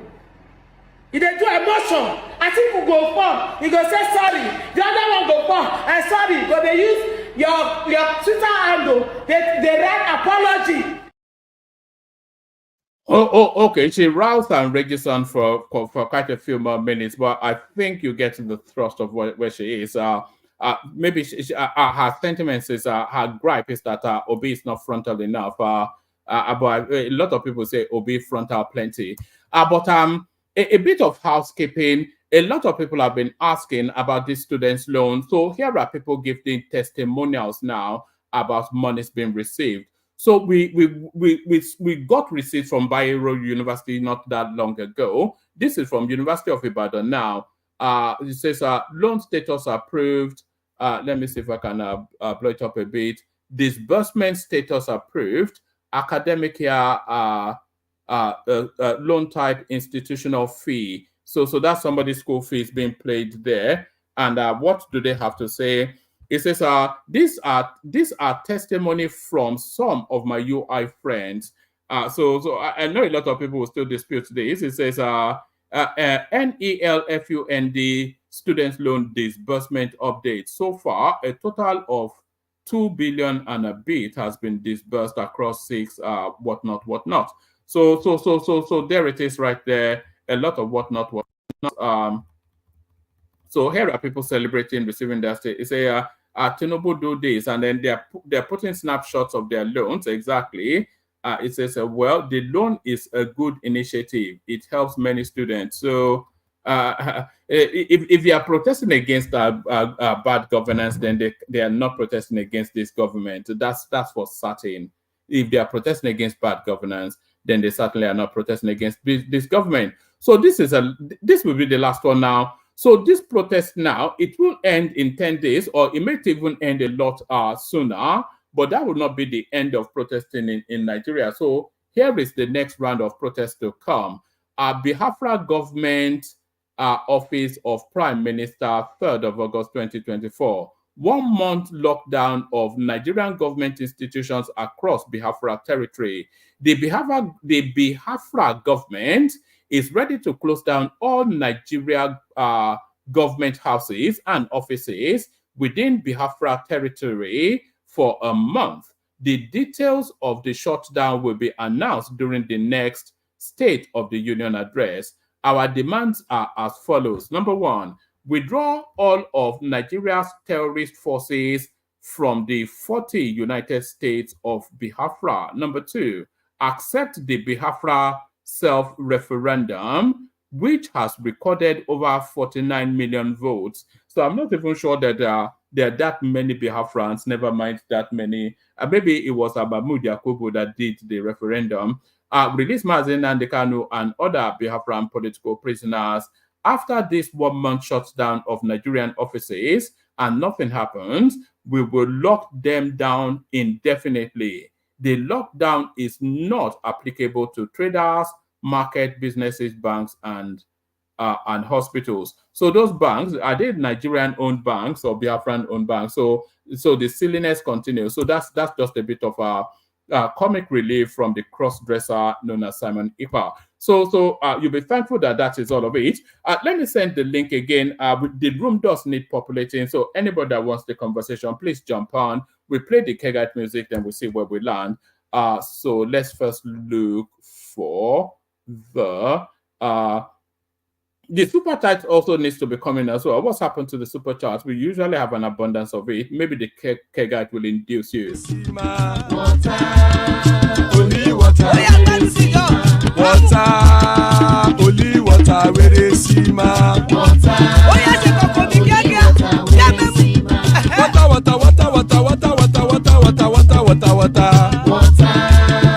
only water, where they see ma. Hapa o naido.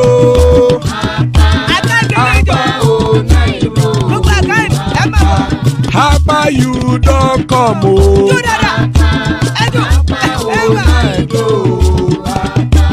Hapa o naido.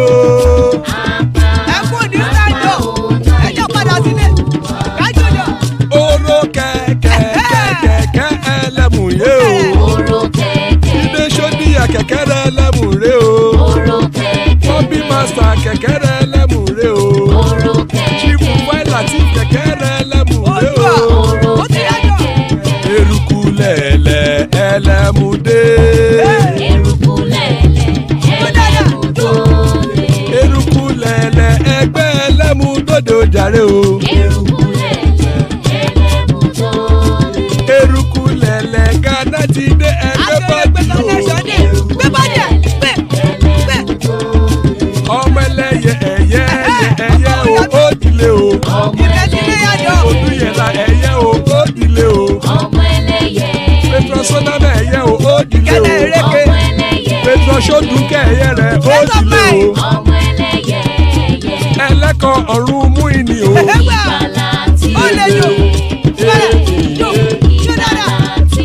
Àkùkọ ọ̀run mẹ́kọ̀.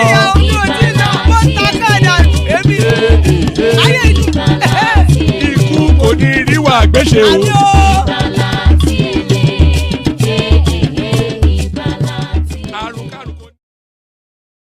And there it is right there. Ikuko Niru Agwesheme, death have nothing to do with us. So amen to that on behalf of myself and you, my friends. Amen to that on behalf of myself and you, my friend. So amen to that. Larry joins us by popular demand. Somebody is actually requesting him on Super Chat. Our father of the bride, Jajale Kokode, is right there. Ekene to give us the update in Lagos.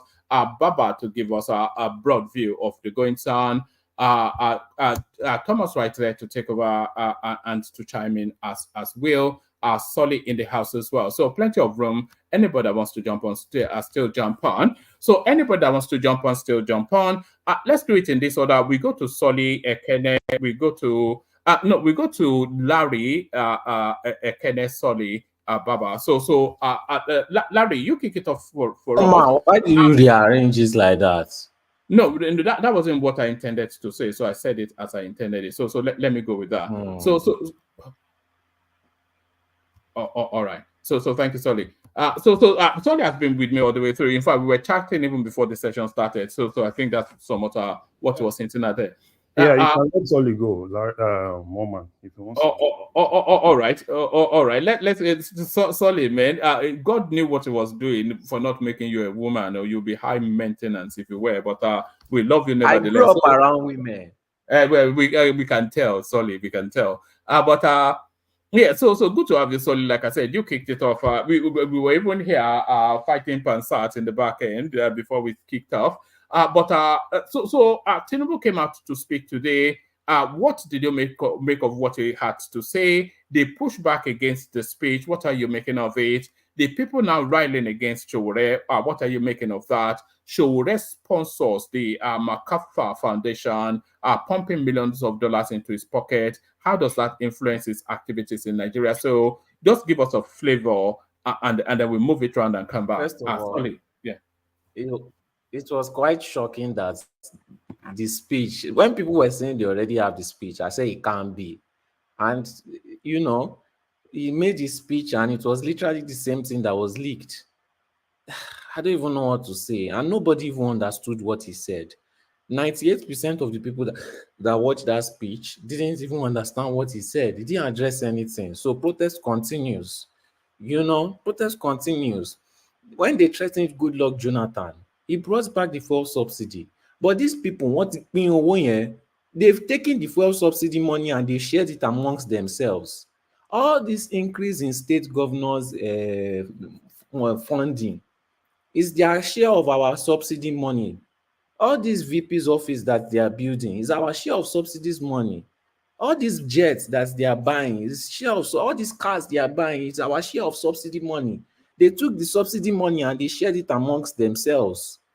And they are saying the people should endure and suffer, that God is testing them. They are now using pastor. They are using pastor to curb the protests. And you see all of them. When you look at that group, you will see Hausa people, you will see Igbo people, you will see Yoruba people, foolish people, going to pray to God for what government should have given to them. That should show you how demonic some of these pastors are. Because that means the pastors are siding with the evil government. Is that the person that God ordained? Did God ordain a man to side with your oppressor? They cannot think about that. But all of them, their main goal is, since they've suffered so much on earth, thanks to Nigerian government, they have to try to bribe God to let them go into heaven for all the suffering that they've suffered in Nigeria. Just a dumb strategy. But at the end of the day, luckily, through all the adversity, through all the propaganda. Sorry. Are you talking about the RCCG that came out today, the Redeemed Church? Is that what you're talking about? Yes. The people have gone to go and worship their pastor again. So, and they are going to go and pray to their pastor to help so that their pastor will talk to God, and God will give them what government is supposed to be giving them for being in Nigeria. So, just a bunch of low IQ people. Did you understand that to be a political move to back the government? Yes. For the RCCG releasing thousands of people on the streets in the middle of the demonstration just to slice it up. Yes, definitely. Is his wife not a pastor in that church? Exactly. So demons have taken over the churches in Nigeria, and we can see it manifest in real time. So, it's not unfortunate, and I'm not surprised that demons have taken over the church when Nigerians themselves don't go to church to worship God. They go to church to worship their pastor. So all the demons saw the opportunity and used it to enter that space.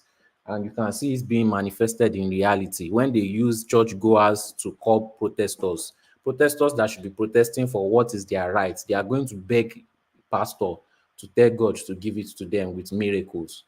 So the suffering is not going to end with them. They can keep on praying, they can wipe the floor, they can roll on the floor, they can burn themselves alive in the church. Nothing will happen till they go and meet the government to give them what they fully deserve.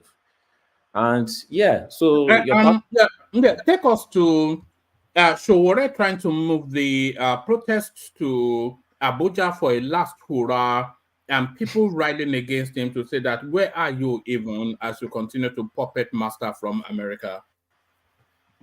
Well, the money was given to Sahara reporters, right? Not Sowore. And Sowore is no longer the owner of Sahara. It's not? Who owns it? He has removed himself. Is he still the owner of Sahara Reporters? When did they remove himself? They've been giving him money, by the way. Yeah, since millions and millions since 2013. Every single year, $1 million. And that money is not for his election or campaign. It's for the news media. Am I correct? Yes, I am correct. So it's just probably it's for influence over him. That's what that money is for. And do you have proof of that? That's how it works. Then since we don't have proof, then we cannot be going with propaganda, because it's probably the propaganda of APC people and obedience as usual. If you don't have proof, then you cannot say for definite that it is. You can't just take people's money and divert it. Look at that foolish guy that went to UK and was telling UK government about migration. He took UK money and started building house in Ogun State. You can't do that with people's funds. So for us to say that Sowore'S took somebody's funds that was for news media and used it for campaign is no. Who's even said that? I'm not sure where you're getting that from. Okay, I thought that's what was being insinuated. Makata Foundation gives him $1 million annually. So they're not giving him that $1 million because he's a nice guy. And somebody giving you $1 million has leverage over you. That is just implicit in, and I don't think anybody of reasoning would reason that that's not the case. So what leverage is being levered by these Americans that are puppet mastering Sowore'S is the thing. So we've been able to expose the money being given in by Makata Foundation now. But what for? $1 million a year for the last 10 years. All right. First of all, you have to prove that it is being used for campaign funds or campaigning, which you cannot prove. And having a news media. What are you saying campaigning? No, who has said anything about?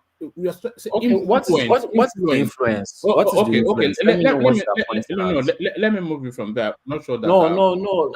Let me move you from there. I'm not sure it's a conversation for you. Go to Wole Soyinka and his feedback on the what is being inferred. Yeah, what is implicit in that thing is that if they are giving him $1 million, then that gives them some leverage over him. So how is it being levered? The only leverage that we have over him is in a space of impact, which is Nigeria. So what is the Makata Foundation puppeteering Sowore'S to play out within the Nigerian space, and why? So that's where that is. So it's nothing to do with campaigning or whatever. The money was given for news media coverage work. If they have any propaganda they want, first you have to prove that that's what they are using the funds for. If they have any leverage, first you have to prove it for. You can't just say giving somebody money so immediately that's what they are using it for. You have to be able to prove it. So I'm not supporting that opinion. I don't see what influence they will want to use, unless you can give me an example and then we can dissect more into it. We can't just be making speculation. You have to prove it. That's what I'm saying. It's too nuanced. So it's not your space. Go to the Soyinka space. I think in the course of the conversation, you might well get where that Makata Foundation is. Go to Soyinka and its feedback to Tinubu. Yeah, it's the same feedback that I had. It's the same feedback everybody had. It didn't address the hunger, because everybody is trying to pretend like there's no hunger. Everybody that is supporting Tinubu, everybody that is doing tribal defense, they are trying to pretend like there's no hunger. They will address everything. They will address Obi. They will address Sowore'S. They will address Asiku. But they will pretend that they don't hear people are saying that they are hungry. It is the same thing that we saw in the speech. It is the same thing everybody noticed. It is the same thing Soyinka noticed also. So protests will continue, and it may even go past those 10 few days, because until you finally agree and stop trying to gaslight everybody that people are hungry and you should do something about that fuel subsidy money that they've stolen and they've gone to go and share, then the process is going to continue for a long time. It's going to get worse. And I even heard that that flag may not even be a Russian flag. It may actually be the flag of the military, because when they were raising the flags, they were telling military to take over. I'm just saying this is an opportunity. There are thousands of soldiers that Russia could tempt. There are thousands of poor soldiers suffering. you should see the conditions that they are living in. Some of them sleep on the floor. It just takes a little bit of fund, a little bit of backing and pushing for somebody to try something, even though you believe that military era does not exist. However, history always tends to repeat itself. That's one thing I've known about almost every single country I've gone to. Even what is happening in the UK, it's not a brand new thing, it's just history repeating itself. Nigeria is the same case, most countries are the same case. History tends to repeat itself one way or the other. As impossible as it may seem, we will see how it plays out. People are hungry, people are suffering, they have nothing else to lose. They have not, and you are playing with millions of people that have nothing to lose. It's a dangerous game. All right. You know that that people are hungry, people are starving. I think the conversation has gone beyond that. People are. There was never a time. Anyway, let's not even do all that. Let me take you to yes, you keep on repeating that thing. There was never a time. People have always been hungry, but that was bearable hunger. It takes you 1,500 naira. No, forget all that. You said that yesterday and the day before. You know, look. Anyway, let me just take you to another space. You cannot explain to me how a poor person can survive Nigeria at this point. You literally can't. Fuel is 1,000 naira now, and we know by this time next year it's probably going to be 1,500 or 2,000. People Why would it are be literally no. You said all of this yesterday. Now, fuel is not 1,000 whatever. It's about 700 naira. I sent you two videos. Forget whatever of it is you two sent filling me. station. Forget whatever it is you sent me. When there's fuel scarcity, proof is not good again. Okay, go on. Just do whatever. I sent you two videos of. Do you want to listen, or you just forget whatever it is you sent me and listen? When there is scarcity, there's usually a spike in the pump price, but the average price of petrol in Nigeria for months and months has been round about the 800 the naira mark, 700-800 naira mark, which will go back to which will go back to just as soon as the scarcity is resolved.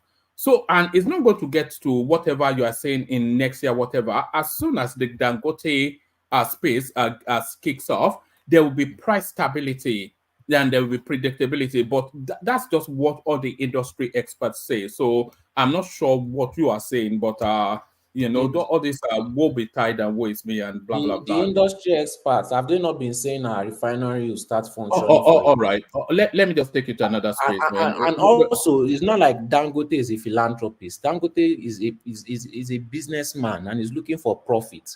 So which fuel price are you expecting to go down? Pumps, when prices go up in Nigeria, they rarely ever go down. Pumps are already selling. That's not true. That's not true now. What price went down? Every price is going down in Nigeria as Like we what? speak. Food prices are going down. I've played videos. Can you be okay? Just if you don't want me to speak, then you just monologue. Okay, I'm listening. Which food price? But don't chop. Just be quiet and listen. We've played videos here with markets being. If I still have it, I'll play to you again. The prices are dropping sharply. Tomatoes, rice, etc. They've been to the market and they've established those prices. That's one.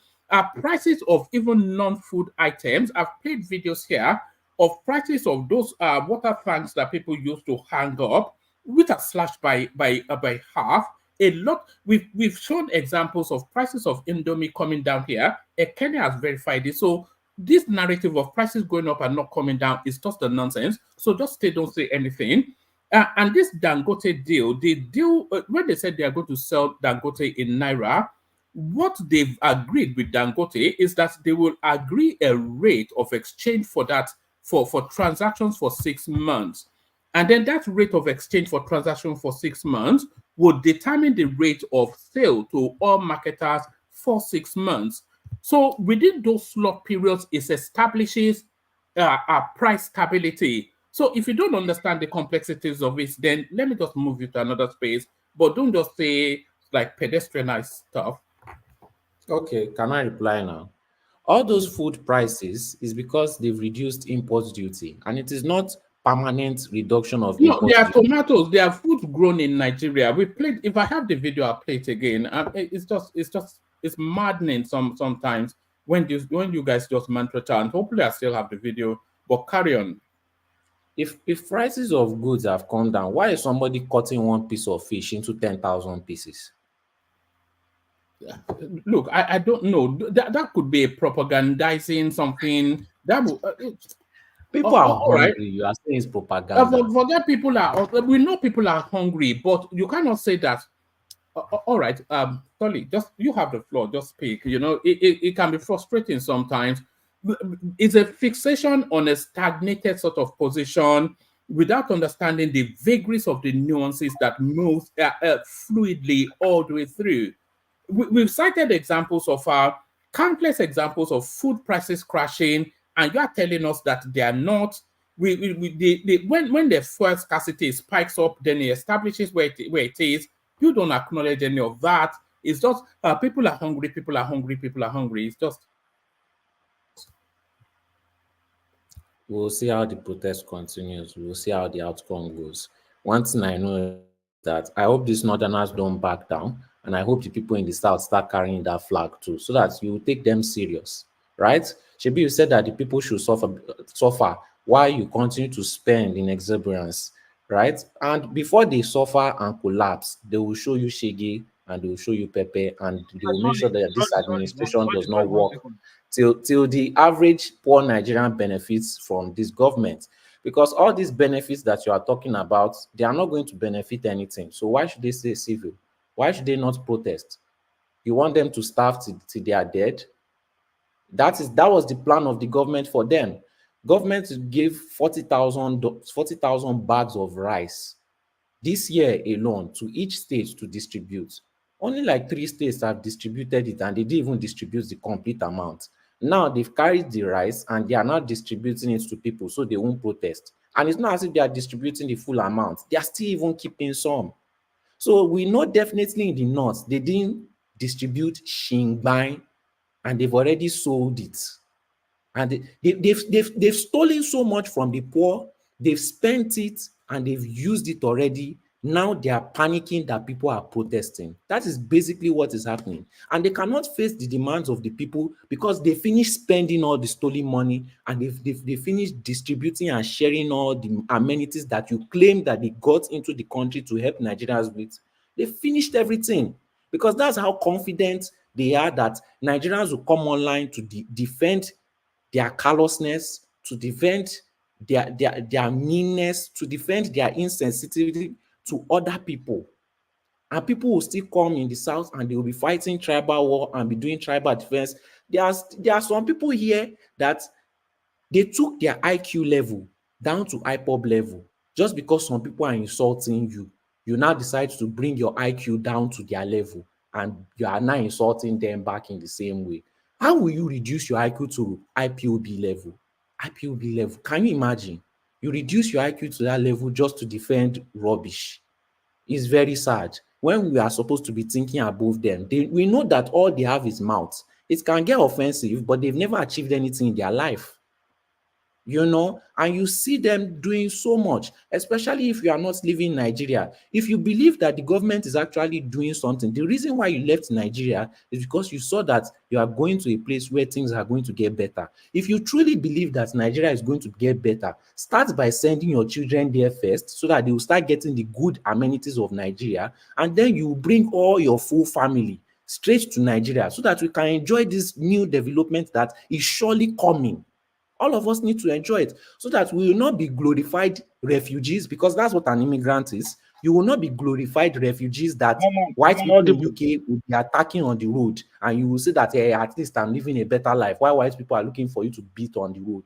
Because it's going to get to that level, especially if Donald Trump wins the election. These people are going to become more violent, they are going to become more aggressive, and they are going to become more bold. So either we fix our issue and face our reality, or we continue to bring our IQ level to IPOB level and continue to defend nonsense when we can clearly know and see what they are doing. Thank you. One man, can you hear me? We all can, Akim. All right, because I'm trying to see if maybe I'm audible or not. No, we all can. If you say they should hold their state accountable, doesn't the federal government know that the state is doing this?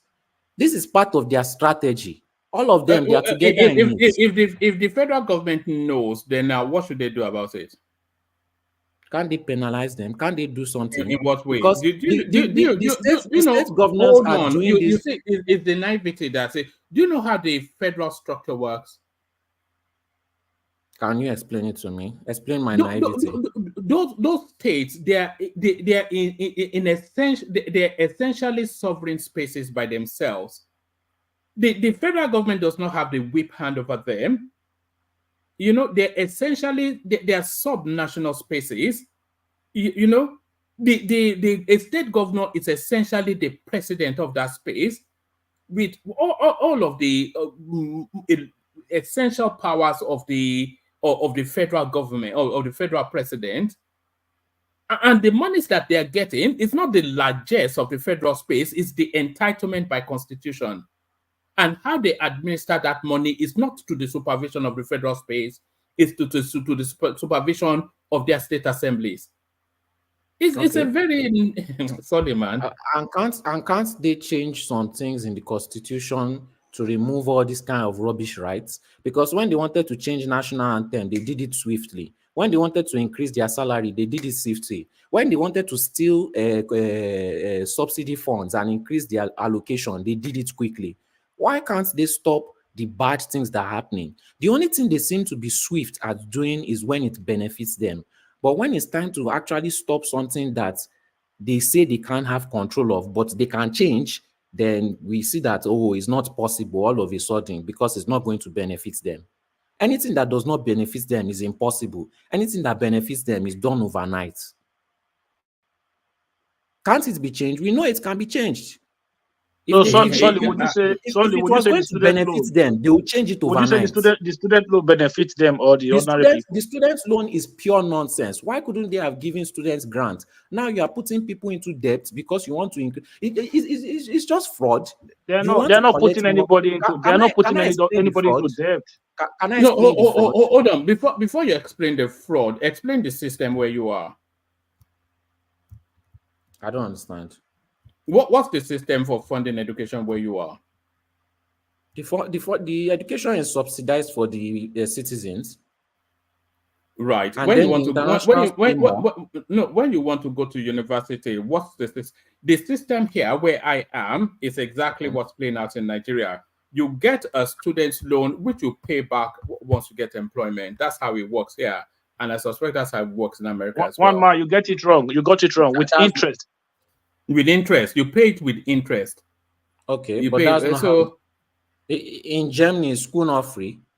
I don't know. I'm not in Germany, but here in the UK, here in the UK, in a lot of here in the UK, the tertiary education we know is a loan system, and you pay it back with interest.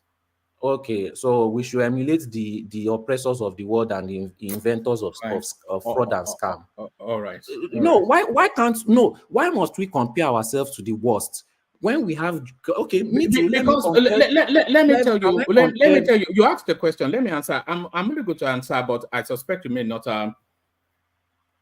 Why that system works? Because it's a system that self-perpetuates. Do you understand?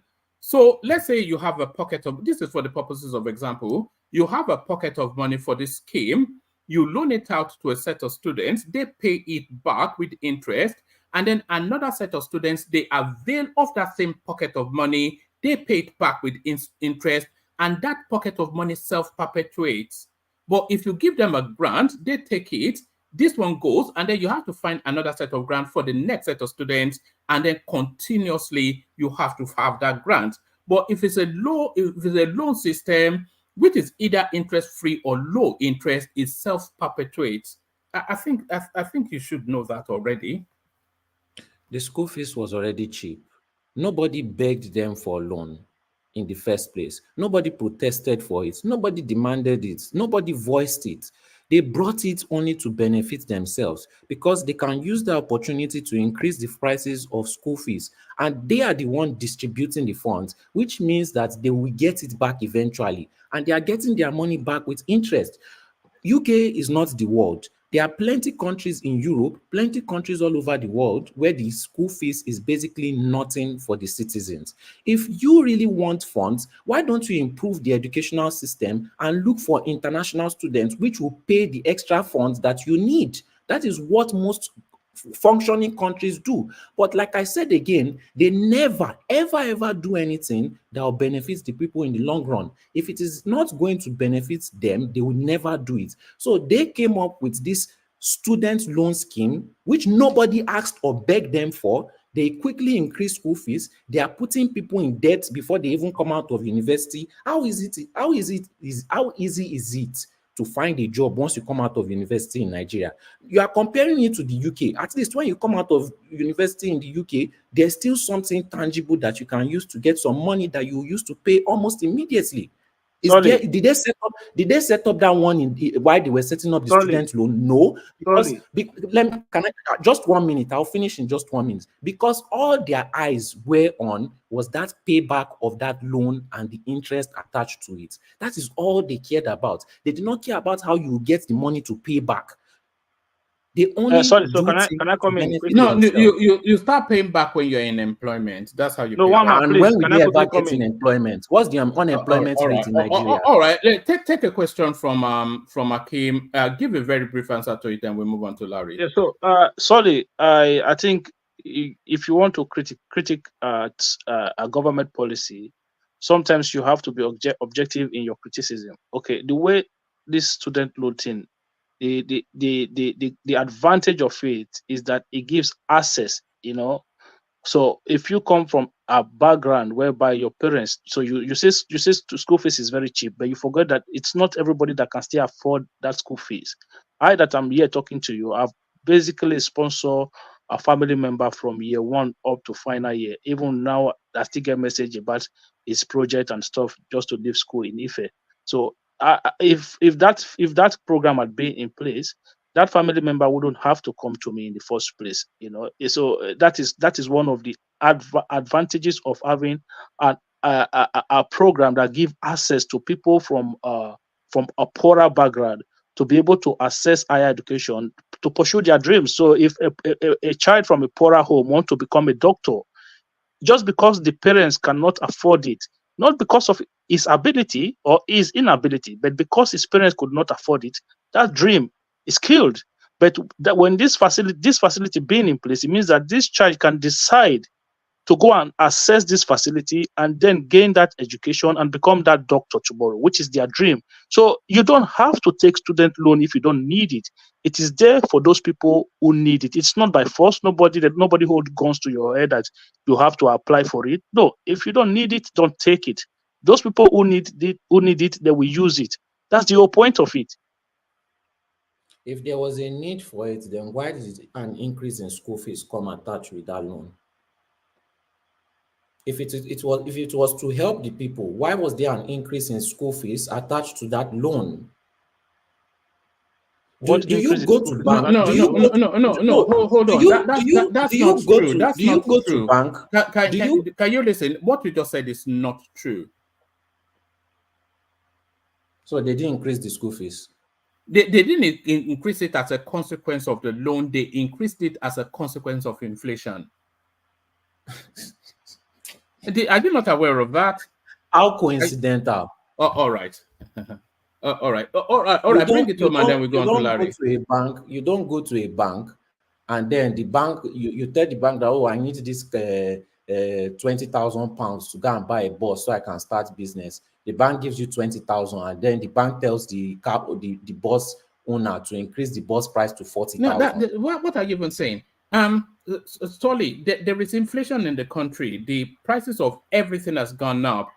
The prices of the education went up commensurately with the inflation in the country. That was even, I think that even predates the students' loan. So they were already negotiating the level of increment long before this. It's a consequence of inflation, not the students' loan. But I'll bring it home and then we go on to Larry. I've spoken on all the topics that I want to speak on. My own is that I just hope Nigeria, in fact, it's not I hope, I'm almost sure, because I know the main root of this protest is hunger. I'm almost sure that this protest is not going to end anytime soon, because you keep on trying to distract and gaslight yourself that there are other reasons. Once you've cleared all those other reasons, once you've cleared the obedience, once you've cleared the Sowore people, once you've cleared they want to remove Tinubu, and people are still out there protesting about their hunger, then we will truly face the reality that people are hungry. I'll just end this there. All right, brilliant. So that's Solly who would not be moved by anybody trying to strong arm him. So that's Solly, a man of his own mind. Another man of his own mind, Larry. So Larry, the excitement wrapped around this anticipated Tinubu speech is been and is gone. He considered nothing to the protest space. I couldn't find. And I couldn't really find that there was any need for that speech. But do you think it was even too contrite in its tonality somewhat? How did you digest the speech by the president? Yeah, good evening, woman. Good evening to our audience, and good evening to the fellow panelists. Yeah, woman, I listened to the president, and this is just my honest opinion. I think most of the things that he said they're trying to do are more of medium-term solutions, not short-term solutions. Like I said yesterday, people were saying, oh, bring back fuel subsidy and all those things. I said that is not going to be possible. But I think there are some other things that he still needs to look into, right? And kind of like look for more of short-term solutions. He has tried. He has done several things, right? Using intermediaries, using the state governors, sending trucks load of rice, sending truckloads of fertilizers and all those things. But it's just so unfortunate that most of those things are not really materializing. You are not really seeing some of those things. So, which I think what he needs to do, number one, there's food inflation, right? What exactly is he really doing towards that aspect? Fine, you can say, oh, where he has given the governors and all those things, but it's obvious that those are not really working. So, probably addressing something like, oh, probably they are kind of like talking to some neighboring countries if they need to import, like we've always said. Yeah, I think at this point we can't wait on our farmers to be able to close things up, because the farmers we have, it's always a season, right? And people need more of immediate solutions. And the immediate solution, yeah, you kind of like reduce tariff on this, on that. It still depends, right? You don't even have a grasp of solving that problem. So, like we've always said, yeah, if he needs to talk to some neighboring countries, if you need to buy food and bring it. Because I think the major thing that people are really clamoring for, aside fuel and all those things, is the issue of food. And I think what he needs to do is to really address that situation, because a hungry man is an angry man. So I was expecting something like that, but I didn't say it. I understand. I said, oh, they bought some machinery from US, from Brazil. They are bringing it in. Yeah, those are not short-term solutions. Those are more of the medium-term solutions, because you still bring those things in, and along the line, when they use it, it's not like, something that they just bring and everywhere will be, there'll be food everywhere, surplus everywhere. So I was expecting that in that particular, thing. I didn't say it, which I think he didn't really address that. And on the issue of fuel price, you know, ordinarily he has done some things which I was expecting to also see in that speech, right? What you're doing with Dangote, the expectation, particularly with the refineries, NNPC, probably you coming out and say, you had a very good conversation with the NNPC chairman, and they've actually assured you that probably so time we should have our refinery in. And while at the same time, you've actually worked towards really at least energy security with Dangote, and with what they're actually doing, probably that can actually have, some reduction in that price, not more like, yeah, we're bringing subsidy down back. Even though no matter what he says, right, there are still a lot of people that will never be satisfied. I understand that, right? But I just believe that if he had actually, address the short-term solution, put some short-term solution, the medium-term solution, and the long-term. I understand that the belief of the government is more that you can't use a short-term solution for a long-term problem. But I think they are wrong. There are instances where you have a long-term problem, and in order to solve that long-term problem, you need some short-term solution, you need some medium-term solution, and you need some long-term solution. I know whatever they are doing is for the betterment of the country, but at the same time, me and you really understand how those things work. But the common man on the street does not even understand some of all those things. The common man on the street just understands that, okay, fine, this is exactly what federal government is doing.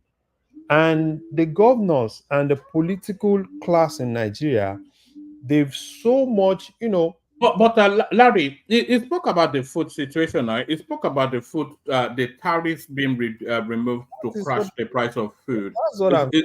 He spoke about, the only thing he didn't speak about was that fuel space. Yeah. One man, tariff reduction is not going to solve that problem. Tariff reduction is not going to solve that problem because you don't even have control. You might say, oh, probably we reduce tariff and all those things. You don't even have control. What it needs now is a solution that it has control over. It's a solution. It needs a solution because you can say, oh, do you know the thing is this? You can reduce tariff why the prices of food and some other things does not even come down in the market because you don't even have control over the market. So the only thing is, if you want to solve this, look for what you have control over and try to work. Yeah, I think they embedded price control in that tariff reduction. One man. Embed tax this, embed price control and all those things. We know what's happened in Nigeria. We all know Nigeria, right? You can say, oh, you want to control this, you want to control. It doesn't really work like that. You can only have control over what you have power over. Things that are not within your space, it's difficult for you to control it in Nigeria, right? You can't be in every market to kind of like gag what everybody is selling. But if there is a way you can actually, at a minimum within your own space, have control over one or two things. That's what I think in terms of having some immediate solution, because you've tried several things. If you look at, our storage, basically almost everything in our storage has been shared. The governors you are not telling us the solution. You're only saying what you cannot control. No. Tell us the alternative, please. I told you one solution. One solution is talk to your neighbors. If you need to buy things from your neighbor, bring it in. No, we are known to be the supplier of the food, or the food basket of West Africa. Have you been to Benin Republic border? Baba, we are known to be, you said we are known, but at the moment we have, right, we cannot feed ourselves. Things are food inflation, it's really killing. You can be known to be the richest person, but the moment you can use that. No, Larry. What I'm trying to tell you is that our neighbors too are not that productive on agricultural ground. That's what I'm trying to tell you. Don't say our neighbors are not that productive. I know, not that this thing. I know. Burkina Faso, for instance, are the ones supplying tomato and potato and onions to Ghana perpetually, in perpetuity. Okay. And I suspect most of those items comes even from northern part of Nigeria. Carry on. Baba. Yeah. Our neighbors are not productive, right? Yeah. We've even seen trucks of food being intercepted as they were trying to smuggle it in the north outside the country. You know the thing is this. You can't stop that, right? That is why even if it's going to be you as a government, if they can actually sell it to, if you think you have enough, right? If they can actually bypass you and sell it to your neighbor, why not you buy from them directly and bring it in? So it's a whole lot of things. They have, you need a solution. You have a problem, and that problem needs an immediate solution. And you The can't, immediate solution, what do you think about price control, for instance? Baba, price control will not work in Nigeria now. I'm telling you. You Are can't we go. that animalistic or a Baba, stubborn goat I kind am of telling people? you that price control cannot work in Nigeria because you don't even have the right data.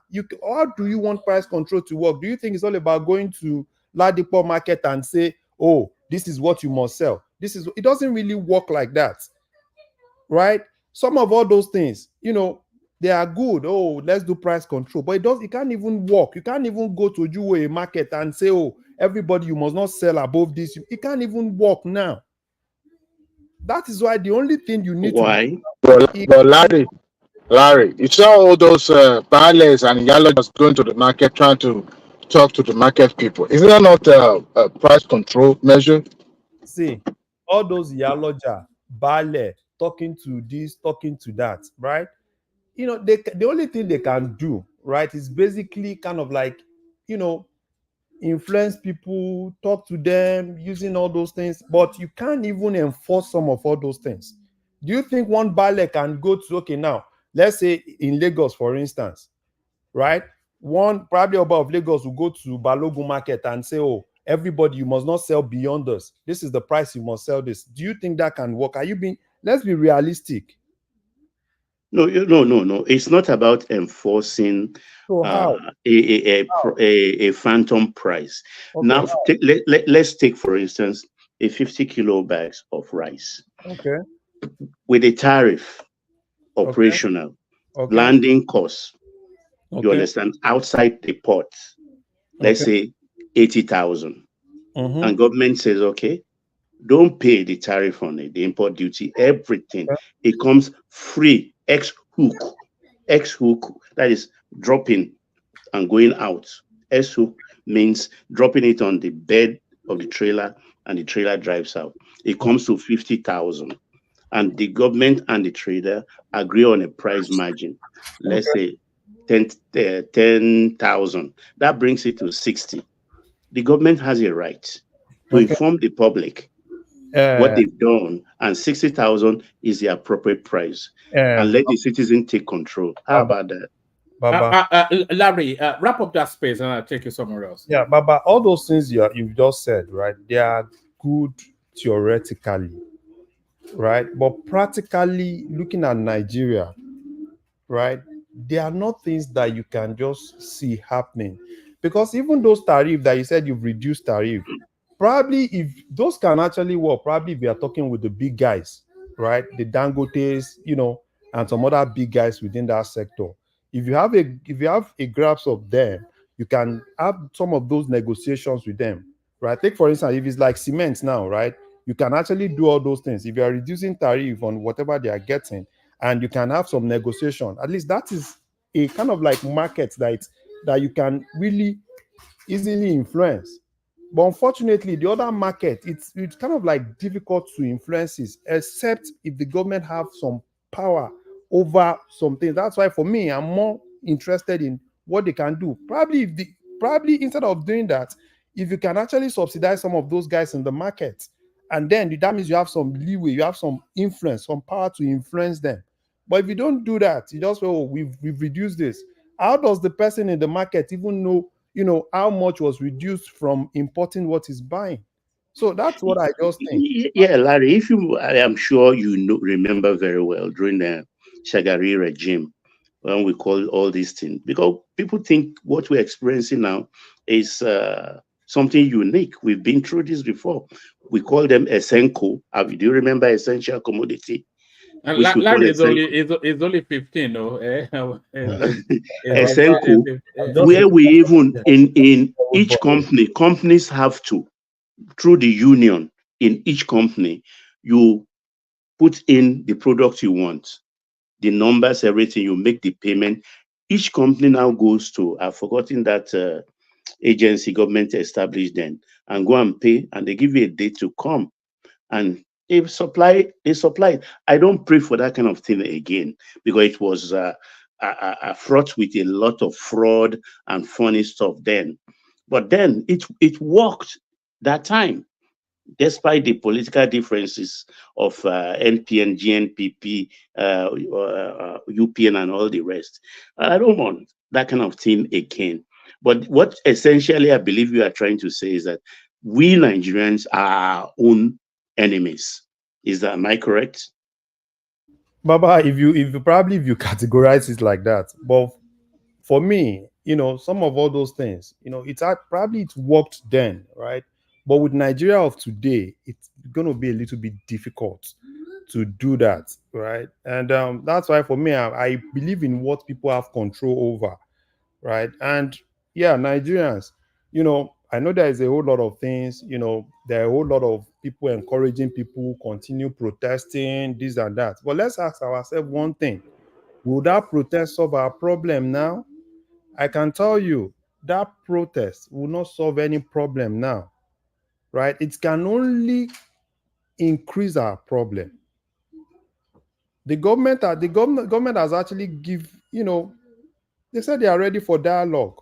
If the protesters, probably they have leaders that they can talk to, bring the leaders forward, let them negotiate. Because I can tell you, look at what is happening in what sort of a negotiation will take place between somebody like the government and Sowore'S? He will just go there saying, and then that's Americano, but he'll just be making vacuous noise. I'm not even talking of the likes of Sowore'S. Yeah, but he's their leader now. Who's leading the protest apart from him? Did you see Sowore'S when they had conversation with the IG? Did you see Sowore'S there? Those ones are just normal noise makers. Yeah, but I saw his lawyers. No. His lawyers. You saw his lawyers. They are not Sowore'S lawyers. They can represent. Falano and Adegboruwa are not Sowore'S. Adegboruwa was acting on behalf of the Take It Back movement, and Falano is Sowore'S personal lawyer. Wait now, his lawyer. They rejected him. Adegboruwa. He says no more their lawyer. So, yes, Larry. Yeah. So all those ones, those Sowore'S, those other ones, Adeyanju and all those ones, those are not the people that I'm talking about, because those ones are just internet noisemaker and all those things. But there are people, right, that you can talk to. There are people.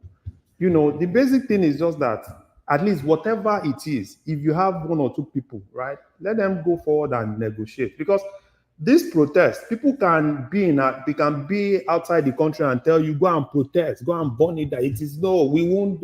No, you no go agree. We no go agree. I can tell you, tell them to bring their family and lead. Tell them to all of them come to Nigeria, bring your family, be in front. We will follow you, because all those things will not solve the problem. Hardly will you see a place where there is a protest, right? Every protest, if you have every protest that is objective, it has to have, you have to have things that you are asking for, and it has to have a period of negotiation, and there has to be a period when that protest has to come to an end. But you see all those things, oh no, because you see a lot of drama, you see a lot of people, oh, they want to be known, they want to be heard, all dramas and everything, right? So if people are telling people, go and continue protesting, don't allow the government to stampede you, is this, I'm telling you, it's a lie. Please negotiate with the government. People that are reasonable, they've told people, right, look for a way. You need to at least have a point of compromise. So Larry, yes, you are saying protest is a lie. They cannot do anything. Why did the president? Why did he make a national broadcast today? No, Baba, don't. All right, Larry, use 1 more minute to respond to that, so that we can move it around. Okay. What pushed him to make a national broadcast? Don't misquote me. I am not saying protest, right, does not have its own positive things. I'm saying protest, right, that does not have, a time, right? They have a time now. They have the starting time to compromise. See, Baba, there has to be a time to compromise, a time for negotiation, a time for dialogue. You can't have, if you don't have all those things in whatsoever protest that you are having, then The probably government is not showing interest to heed to their no. demand. The government, So the what are you government talking about? has given out their olive hand, and they said, "Come for negotiation, come for dialogue." So take the next step. Who This is have they invited for dialogue? They who do can't they tell us want they to don't know. invite? Do you think the whole protesters in Nigeria, do they have a common front? Then it's now meant for the protesters to come together and pull out a common front. They do have people that are leading the protests. Have they But contacted people them that to come and sit down for dialogue? no. People that are leading the protest, have you not seen several instances where the people that are protesting have even gone against those people? All right. Bring it home, Larry. We must So get other voices. that's what I think. And and basically, you always see people tell you, come and say, oh, the government has not done everything, they've not done anything, it's zero, it's this, it's that. Sometimes I laugh when I hear some of all those things, right? But the basic thing is this: as far as I'm concerned, if you tell me to assess and assess the Tinubu's government, are they doing things? Yes, they are obviously doing several things that for years that probably we've not really seen. But the major problem, personally, to me, it's number one, either they are not really communicating, orientating, and making people really see most of the things they are doing. And they want long-term solution for long-term problem. Probably if they start looking at some short-term solution, some medium-term solution, and some long-term solution, at that point, then they can actually meet everybody at every level. That's what I believe. Thank you, one man. All right, brilliant, excellent. Still other topics to speak to you about, but just so many people waiting. So let me take it round. Hopefully, then bring it back to you. Ekene, we're going to go on to Ekene, but with Ekene, we're going to kick it off with the 5-minute monologues. So we go to Ekene Baba, Uptown, Ajanle Koko, Ogbeni. So we have somewhat a bit rigid with the 5 minutes, just because so many people waiting. Ekene, you're up next. Yeah, one man. Alpha. I do. This is not protest. You don't bring anything. Come, Tinubu came and told you to F off, and that's the end of it. So he just told you to F off. That was the whole of everything he said. Gave you nothing, and then you people are going back home now. So what was all the fuss about? Much ado about nada. I'm not a protester now. I did not go to the street. I already told you that I know that this even though the protest is necessary, but I know it will yield little or no result.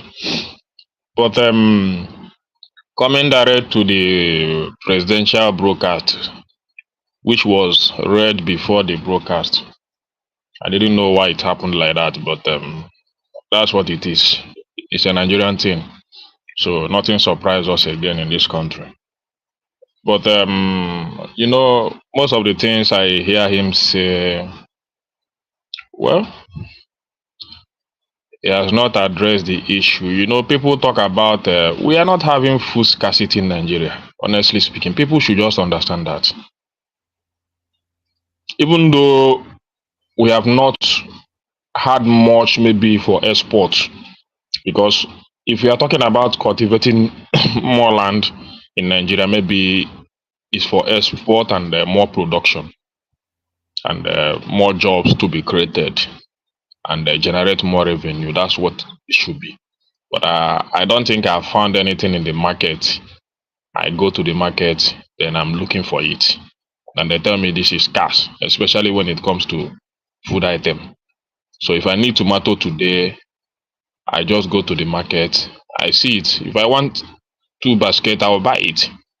The issue is that the purchasing power of the people is reduced to nothing, either by the removal of the fuel subsidy or unification of the exchange rate. These two things, these two policies combined. Do you not add the you said there's no food scarcity, but there is no food abundance either. So that's the thing. Because if you had food abundance, then you'd have cheap food.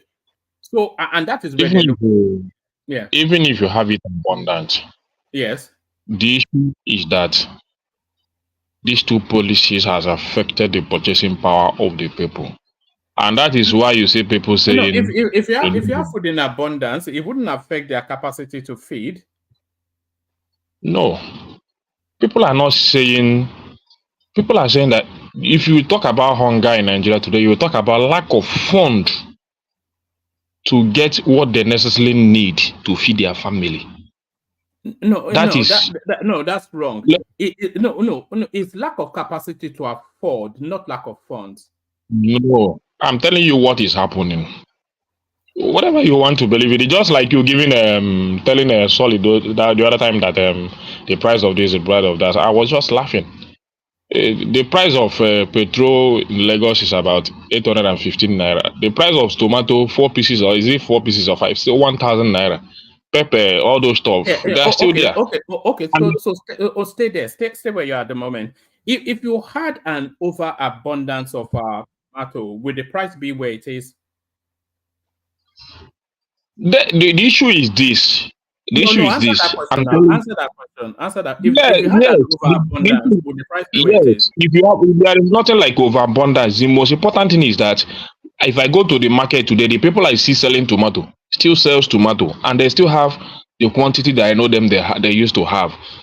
But I tell you, this thing is costly. It takes us a lot of money to bring it here, and you should understand that. You understand? You don't expect a tomato seller. And you buy things costly, transportation costly. You expect him to come to the market to reduce the price to please the government. It's not done like that. He will calculate all the cost. Add it there. Yeah, but what I'm saying is, but what I'm saying is, if it doesn't buy it expensively, does that impact on the price? If it doesn't buy it expensively, it will not impact. It will not. You understand? No, it is a price that determines everything. The pricing. So you add your transportation cost. Sorry, it you add your impact actually. You add your. Well, of course, you add your. Basic. You know, I don't know why he's running away from it. Well, carry on. You add your capital and everything. Then add your profit. You check the amount you are going to pay in your house rent in the next 1 year, which has drastically increased for about more than 300%. The house rent in Nigeria today increased about more than 300%, some 200, depending on area you are living. You add the cost of your children's school fees. You add the cost of your transportation of coming to market and going back and coming and going back. All these things must be included before you make your sales. You don't just dash out your goods just like that to please the government. So then you still add the cost of feeding your family also, because a tomato seller will still need to buy fish, buy all those stuff to also go back and feed his family. So what the problem we have is the problem of purchasing power of the people. So people saying that though we still need to cultivate, we still need to do export because we have the land, and we know that farmers are being affected also, but we still have food in the market to buy. There is no way you go to the market and say you want to buy rice. You didn't see even foreign rice. We have it. So the problem is the purchasing power of the people. So the government talk about the increase in the minimum wage, which is nothing compared to the price of foodstuff and house rent, school fees in our today's Nigeria. So at least a minimum wage of 150,000 naira would have balanced everything. What the government would have done was the money they have getting from the removal of the first subsidy would have been channeled to this increment of minimum wage, to the extent that the workers and salary earners, because they are the one being hit most, will not be affected much. If they receive their salary monthly, they will go and buy a bag of rice, buy 5 liters of oil for about 13,000 naira and all that. then they still have a little change, maybe 10,000 naira to save up. You see things start going well. It doesn't necessarily mean that you need to remove or you need to reduce the price of petrol again. But the money you are getting there, you are not giving it to the right channel. You are still sharing it among yourself. You What do you understand? mean they're sharing it amongst themselves? That's how it is. When the governors receive all the, you say you increase. Even I'm not defending the governors, but telling me that you increase the allocation of the governors is also a fallacy. How so? Yes, The governors, the governors themselves have come out to say if the governors are receiving a 1 billion or 1 billion or 100 billion maybe in 2022, then come 2023 and 2024, you are giving them 200 billion. You are not even giving them enough. To me, you still need to make it with the economy of today. You have to make it about 400 billion or 350 billion. It has to be about 300% increase coming from where the economy has risen. Inflation has taken us from 2023 to 2024. You should know that 300% increase is 30-something percent. How it's not at something percent. So if we check the price of it, let me compare it. Let me just give you simple analysis. Before they left office, cement is still about 2,000 or 3,000 naira or so. Before the last administration left office. Today, cement is still about 8,000. Some places 7,500, some 8,000 something. You understand? So check the increase. It's more than 100%. So when you come and tell me that that's a single item now. You use a medium, not single no, you will use those simple items. Just check if a governor want to build roads that cost him maybe 1 billion, maybe a kilometer of road is costing him 1 billion in 2022. Do you think that a kilometer of road will still cost him 1 billion in 2023 and 2024? Probably it might be costing him 2 billion or 2-point-something billion. And you are telling me that you have increased his allocation you have doubled his allocation. What kind of mathematics are we doing in Nigeria? Or are we lazy to think? So probably what you should have been giving them, if you are giving them 1 billion as an allocation, you should have been giving, common sense would tell you that you should be giving them 350 billion now or 400 billion to be able to meet up with their capital expenditure and other things. Build schools, hospital. Then when they're not doing all this, then you know that you have given them enough. I'm not trying to defend them. It's not that they are capable, or it's not that most of them are accountable. But these are realities. Because most of the Nigerian state today their roads and everything are not receiving proper attention. And these governors that they are telling you they don't have the money. And the another aspect of it is that they don't want to think. They don't want to go into other things to generate revenue for their state. They shouldn't be expecting the federal government to be giving them all the money to do their necessary daily expenses and all that. Can I ask you a question? Yeah. Why do you feel, because I don't understand that statement.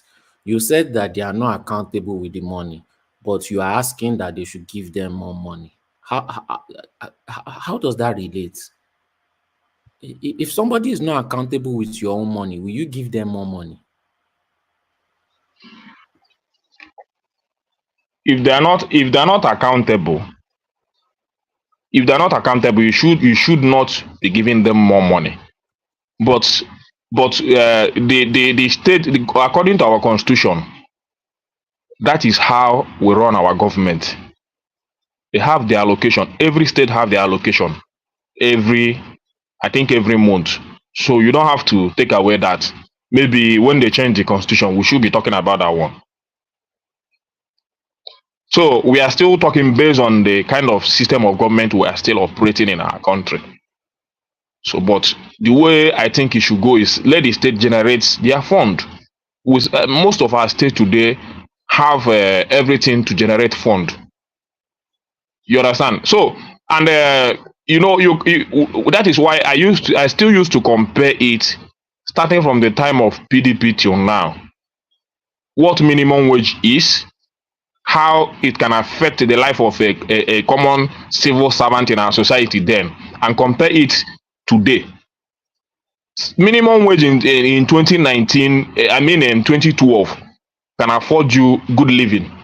Good living, I mean good living. Even if you want to borrow from the bank, you can go to the bank and borrow because your minimum wage can cover you. It can afford you good living. If you want to eat a bag of rice every month, you can buy it with your minimum wage of 19,000 naira then. Buy 5 liters of tomato, so all these are simple analysis because you can still compare it to about maybe $100 and something. Buhari paid about $66. Then this government is now paying about $45. It's nothing. They just signed $45 last month. Or I think it's not even up to that now because the dollar has increased since when they signed it. When they signed it, the dollar is still about 1,500. Now dollar is about 1,600 and something naira. So it's not even up to $45 anymore. So all these are simple. So what would have gotten them out of this mess is giving the workers a good minimum wage that will end at least up to $120. You calculate it with the 1,600 or 1,500 naira. Then you give them their minimum wage. So when they come out and say, the workers are satisfied with what they got now. They did not have representation. The workers are not satisfied. They just have to let peace reign. You can't tell me they are satisfied. Can I ask you a question? Yeah.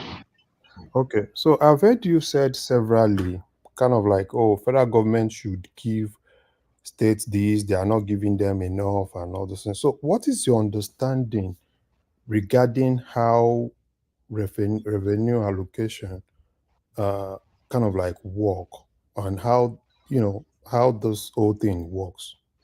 What's your understanding of it? How it works?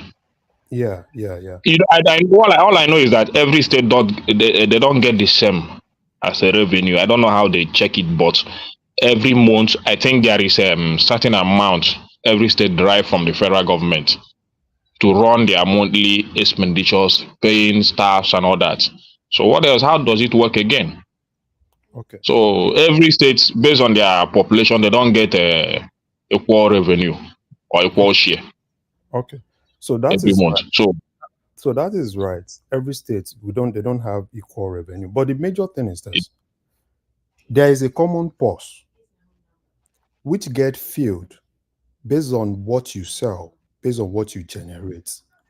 And everybody goes to that purse and share based on the revenue sharing formula. So it is not more of probably federal government giving them.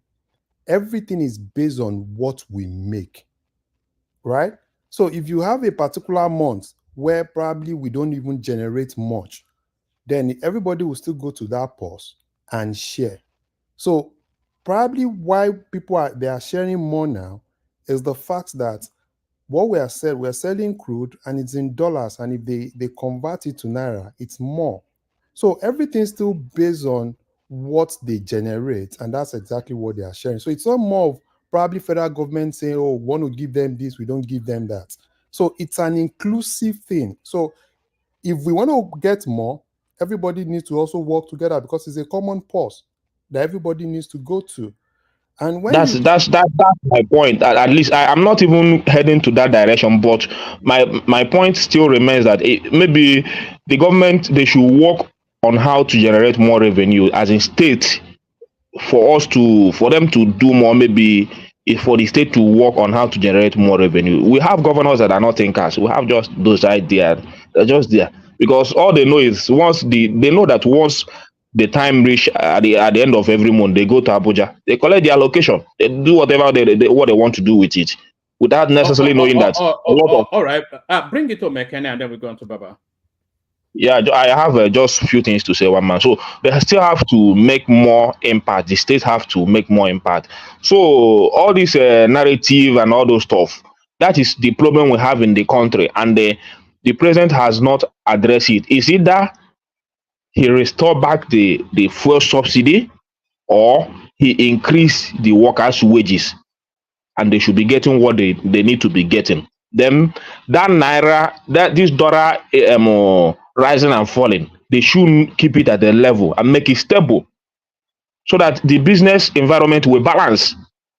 So what we have is not scarcity. What we have is purchasing power of the people being reduced. That what your 1,000 naira was affording you in the last 2 years cannot afford you that today. You need maybe 3,000 naira to be able to afford that. That's the problem.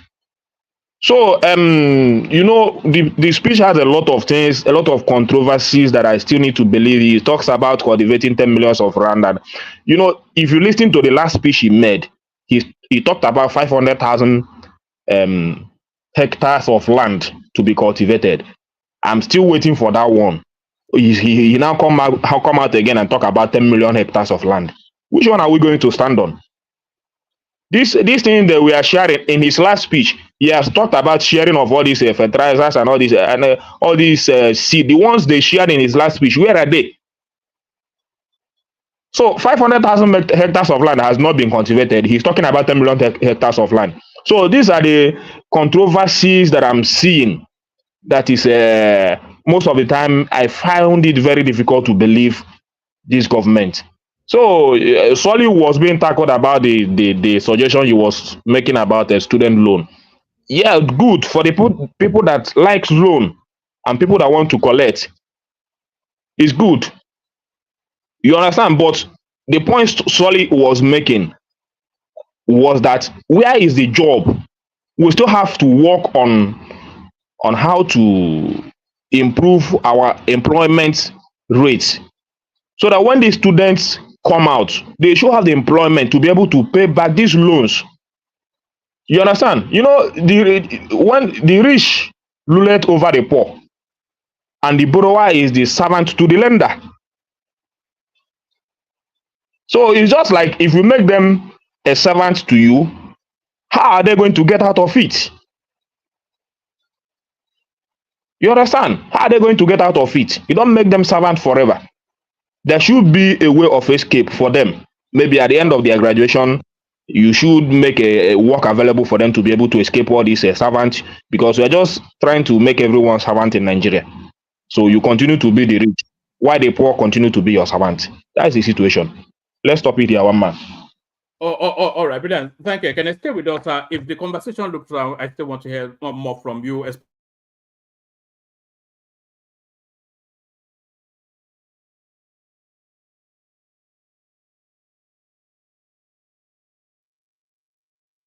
Oh man, we can hear you. Did we lose one? No, I've been rabbiting. I've been rabbiting and I was muted. I was saying, stay with us, Kenneth. I still want to hear a lot more from you. And I was saying, I'm going on to Baba. 5 minutes monologue. I'm still a bit rigid with the time because so many people waiting. They've rolled out the army in Kano, so I don't think too many people can quibble as to why.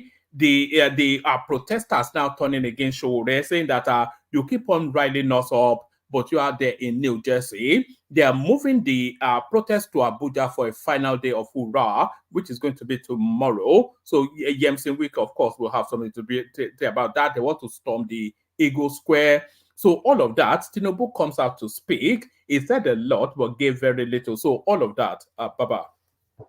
Yeah, man, I salute everybody, both on the panel, on the comment section. Yeah, the last time I was on the panel, I spoke of there is a fight to be fought in the Nigerian arena. The forces of good and evil. And this is just a kind of practicing session for it. Because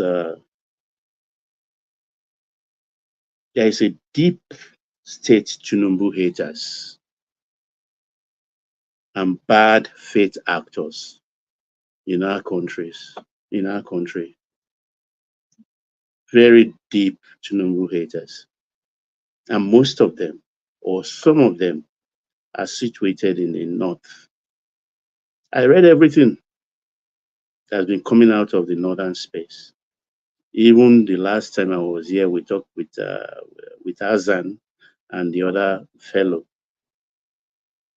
and they call for this. And there's this saying, be careful what you ask for, because you may get it. Nobody is talking about Professor Usman anymore, who came on several platforms, television station, showing us kwashoko, our children, and how they are starving to death and everything, trying to bamboozle us. With that woman who APC rejected, I can't remember her name, all it is what. But I listened to Ahmed Saju today, and he spoke my mind. What he spoke is not new. He situated everything at the doorstep of their elites. Even the Cardinal state government, though I disagree with his percentage statistics that out of school children, they did not have 70. I think it's more like 85% of it. It's a wake-up call for them. If not, there are people who bury them, the 5-year-olds, the 10-year-olds, that are digging interlocking blocks on the streets as if that's what offended them, breaking traffic lights, but went into a library, took everything, stripped it, but left the books. That is laughable. And according to Sajo, even saw somebody carrying placard asking for Indian hemp price to be reduced and legalized. That's the kind of situation that has been in the North. I've been hammering on, and people think I'm just being hard on the North, because all the bad statistics affecting our country today as a whole, most of them comes from the North, or they have a greater percent of it. They have to wake up. What they've seen is just small. What is coming is bigger. It's bigger. They asked for it. They were not careful. They thought they were doing Tinubu. Why Tinubu is not their problem? Because everything the South gets, they get also. So what do they do with it? So for me, let's go to the fuel subsidy thing. I'm not surprised. I'm not one that I didn't want the president to even cough during this period. Not to talk about even coming to address us on his feet. He did. But I'm happy to. He just didn't double down. He tripled down. He tripled down on all that he wants to do for the country. He's not a man to waver. He will not waver because he knows where he's taking us. To that shore where all of us will have cool breezes on our faces. We have to become a wealthier state like every Western country. That cannot, if after his 8 years, they come and reverse it, history will record them too. Because we have a very faulty economic base. The subsidy thing is very, very necessary. Very, very necessary. And it has been done. So anybody, if you have your fuel today, you have your chance to bring PMS and the price is right, they will buy from you. A lot of empty tank farms are available. You can sell. It's a free market.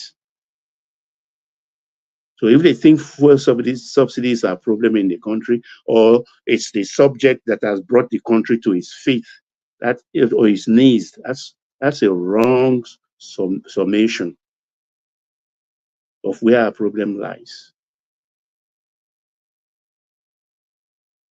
What we have to do, since we cannot increase production overnight,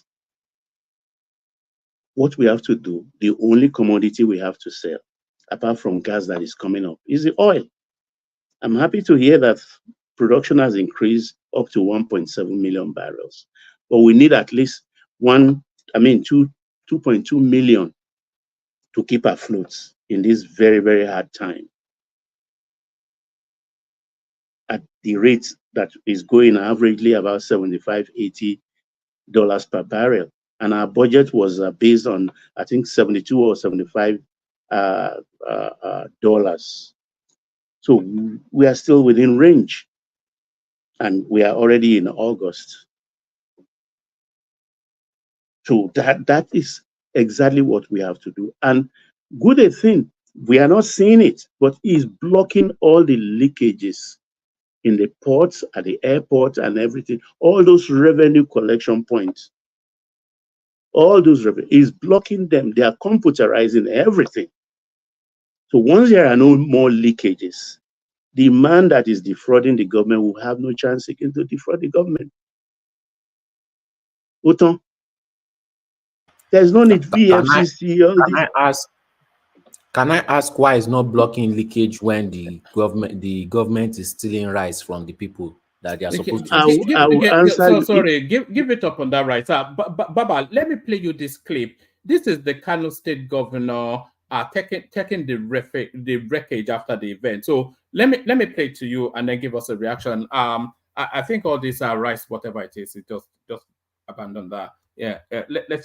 While part of it was set ablaze. The State High Court also comes under attack, and no fewer than 20 vehicles belonging to churches, court workers, and litigants are set on fire. Some of the buildings that were attacked, vandalized, include the newly built NCC building. It was looted, all the furniture, all the computers, all the accessories were vandalized. The state judiciary were also affected because they attacked the appeal court building, which is housed in even the chief judge of Kano State. Another terribly affected facility is the oldest printing press in northern Nigeria, built in 1938 and operated by the Kano State government. Sophisticated machines, stationery, buildings and sensitive documents are completely destroyed. Everything, all the machines were burnt down. Most of our documents, secret documents, not only for us in Kano. It is a colossal loss to us. The state government feels there is a sinister motive behind the mayhem. We got information that somebody who has just got an appointment in Abuja was planning to attack innocent protesters and to attack public buildings as well as business. I reported to the security agencies. Many of them acted. But unfortunately, yesterday morning, he came out true to his action and led those thugs to perpetrate this crime. It's politically motivated because day before yesterday, as at even around 9 p.m., I think one of my staff was at the divisional police office here, just very close to us, and they haven't responded to us. We only invited civil defense, which the talks overpowered the civil defense. Several private businesses were also badly affected, including the popular Barakat store, as officials called for the government's intervention to enable them bounce back. Our father, Mr. President, that he should help us a little. Since the situation of the country, we too are businessmen. We are not government people. So we are just appealing to Mr. President that he should help us a little, compensate us. Since we are even trying to help the masses too. So I expect our youth going further to, even if they protest, they should protest orderly. without destroying any government, property. A few of the looted items are being recovered with the joint efforts of the security agencies following several arrests. We have gone there and searched house by house to see that we have collected some. So that's part of the wreckage in Kano, Baba. Yeah, the Kano State governor, of course, he was a backer of this protest. Like you were rightly saying, the protest is not against Tinubu, it's against elitism. And I think the pen is about to drop. There was a piece also written by Shehu Sani. If I can find it, I'll bring it forward as well. They have to, it's inviting them to look inwards. Because what we're seeing now is not about Tinubu, it's about elitism, and these people are starting to identify that their people don't serve them. So that is one of the good things, I think, even though, I mean, the damage is too extensive, but they should know their people. That look at that. The oldest printing press in the north burnt down. The oldest court in Nigeria burnt down during NSAS. These are historical, monuments never to be recovered. Like we said on this platform, that to them, riot is protest. Protest is riot. They don't know it two ways. One-way traffic. And you play with fire, you downplay the influence of the imams and took ownership of it. The imams who had always helped you to put these people on leash because they are their teachers. Most of these are Nigerians. And look what happened to them. I feel sorry for what has been destroyed. They should try and rebuild carefully and take care of their people. It is very, very important not to come and start posturing, and you as a professor showing me the backbones on a baby's back that it is a cause of one policy or the other. No, it's not. What this government is doing, our listeners, look, they don't want to be stampeded anymore. We've always taken everything on ad hoc basis. We threw on ripe solutions to a deep-seated problems. The CNG buses, it has been in the works right from the time of Buhari, but they didn't even realize that you need CNG stations from where the buses or the cars, the CNG buses or the car can purchase gas freely. So they are just putting those ones in place. The few CNG buses in their thousands that are already in Abuja, in all other states, don't even have a place to buy. You understand? 2 more minutes. So, so these are the problems. So they have to start putting those things in place. And who says transport people cannot go to work? We should remember, most states now is just 4 work days in a week. Some are even 3 to help the workers. 2, most of the states, they give free transport to workers, free transport. And those that are still charging, they charge almost next to nothing. The train ride, 750, that takes you from Mile 2 to Marina. I mean, that is being subsidized one way or the other for the workers. And I even fear that how long can someone sustain that? How long can he sustain that? And people are talking about 150,000 monthly salary for workers. It's not going to work. Well, for these 70,000, when they start paying, you will see the hands of the landlord, the taxi driver, the market women. They also will increase. That kind of increase goes pari passu with inflation. So the government is actually navigating a very, very dangerous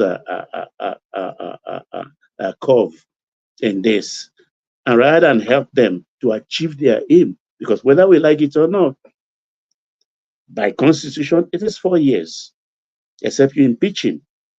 If you cannot impeach him, there is just no other way.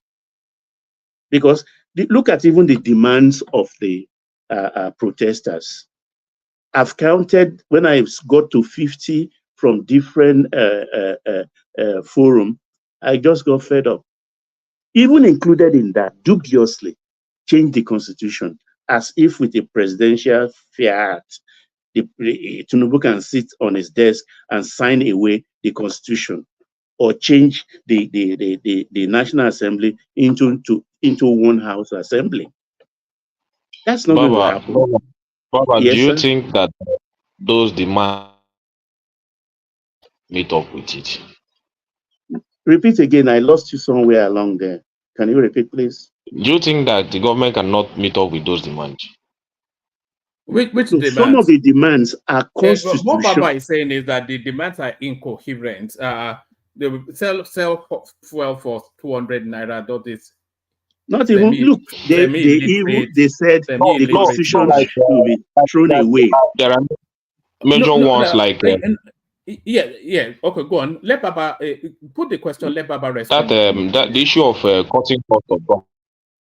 I thought the government would have come frontally in that presidential speech, but most of those demands, he would have picked one or two, maybe that cutting costs, few of them, and deal with it in the speech. But he never mentioned any of the demand. He just came on with his interventions and all those stuff. Ekene, this is how government works.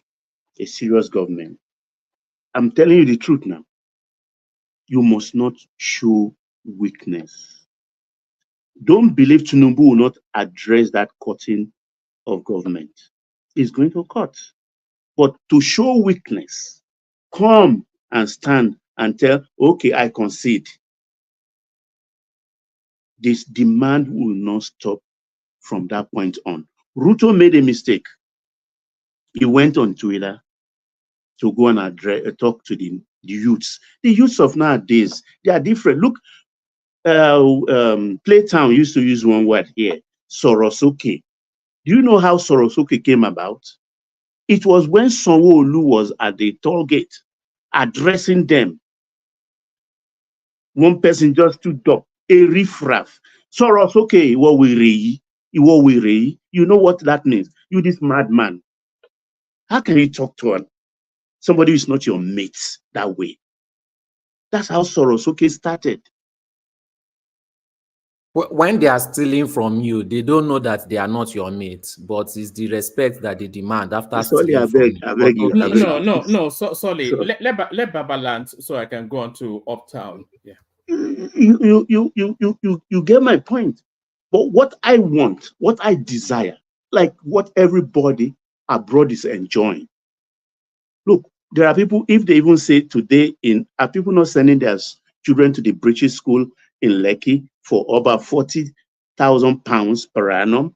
There are people who can afford it. But those that cannot afford it, the indigent one amongst us, they can't pay the electricity. Let's pay the normal international price so that people can come in. If you can't pay your electricity, there is a place you can go and get a ticket. Or you go to all these charity organizations that can pay your gas, your electricity for you. They will teach you even how to moderate your stuff in your house. If you cannot fill your gas to pick your children in school, they also give you a ticket for your gas because they will investigate you. You fill a form. They know you are in need. You understand? That is how people live in the West. Ekene, don't let anybody deceive you. Don't let anybody deceive you. If you have a basement, you just throw a chair there and put in one bed in your own basement, not even the house you give out for rent. That person will be paying about $500 to you every month in a shitty condition. That's how people live. Don't let anybody deceive you. You live better. So don't just get carried away and things like that. It's not easy whether you're abroad or you're at home. Things are not easy. It's even worse for people abroad. though they may not want So to why say don't it. they go back home? No, Since it's sorry. war. Please, Please, sorry. I want Baba to land just so I can, You understand? if you keep interjecting, then Baba has to respond and then extend more. So the thing is, those of us who are disagreeable, who don't believe in this government, please strengthen, put in all your disagreeability in your campaign mode when it starts in under 2 years or a year now, and use it as a campaign strategy to remove this government. But give them rest, whether you like it or not. Give them rest. We voted him for 4 years. Let him rest. He will cut down. But I know, if I were the president, I'm not going to come out and tell you, okay, I submit. I'm going to do this. What you said is you are correct. I'll cut it right now. And it will continue that way. No, government doesn't. A strong government who knows his onions, who knows where he's going, who is serious, will not come and do that. I yield, one man. Oh, all right, brilliant, excellent. Always a magical delivery by Baba. So thank you, Baba. A man of equal magic, uptown, the homie, play town, or playboy even, or whatever it is, whatever you're playing. Uptown, you there? Yeah. The rascality of Lagos. Maybe I should. Maybe you should remain you rename yourself that as the Lagos rascal, in the spirit of Portable. Portable talk say no they protest too, so he goes. I know they protest too. That my daddy the government to all you people. If you try, I will break your head. That guy, man. He's only ever done one track that I know, but he's never off social media that you just know him. I don't know him for music. I know him for one thing he did with Olamide. That's the only thing I know him for. But in terms of music, but is he doing hits? Does he have any hits apart from that? One man. Portable is the only person that can release anything anytime. That will blow. Hey, that guy will. If this conversation now, give Portable tomorrow, he will release something. But what do you know him for? What's that song he sang with Olamide? His major song is Zazu. Zazu. That's the only one I know him for. Zazu. But then I'm not in that space anyway, so I wouldn't know. One man. Yes. He did Sisterhood, or is it Brotherhood? They call that now hit to go. Really? As much as Zazu? The one against I think that one is just what they call single or something like that. The one against Bobrisky now, when he was fighting Bobrisky, did one Brotherhood, from Sisterhood to Brotherhood, something like that. In he too. That guy. I was surprised that it's actually touring internationally now. Imagine that from Adegunle to New York to I think he has another Times one Square. with this UK guy, Tony Montana. Yeah.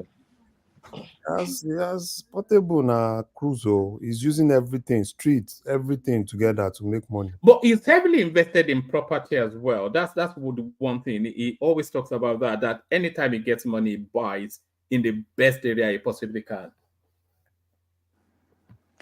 Now he go to listen to Portable. For you. Well, but you know that he speaks more sense than most. He cuts through the BS and just gives it to you straight. But cutting through the BS and giving it straight, it looks as though your protest is now coming to. I wouldn't even say a crescendo or a whimper. It's passing out with a whimper, not a bang. Just like I and Ogbeni analyzed here some days ago, the protest is a successful one because it's still running according to the protesters. It meets all the standard of a successful protest. Even the only skirmish is what went on in the 4 states of the north. Apart from that, generally it meets everything. At least now we know where we are as a country in that space. All right. Take us to the presidential space and now your new best friend Wole Soyinka's response and all that's been going on today, and then the planned march on Eagle Square tomorrow. So all of that, uptown, a 5 minute monologue.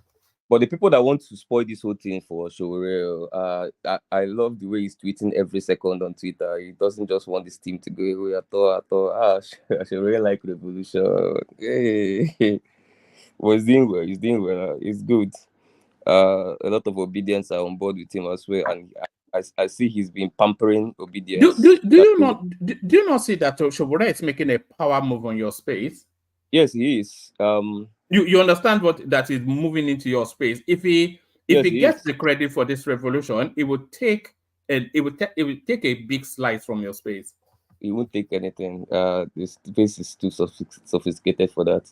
The thing is here. Remember that some people that were Sowore supporters in 2019 are obedient today. You know what I'm saying?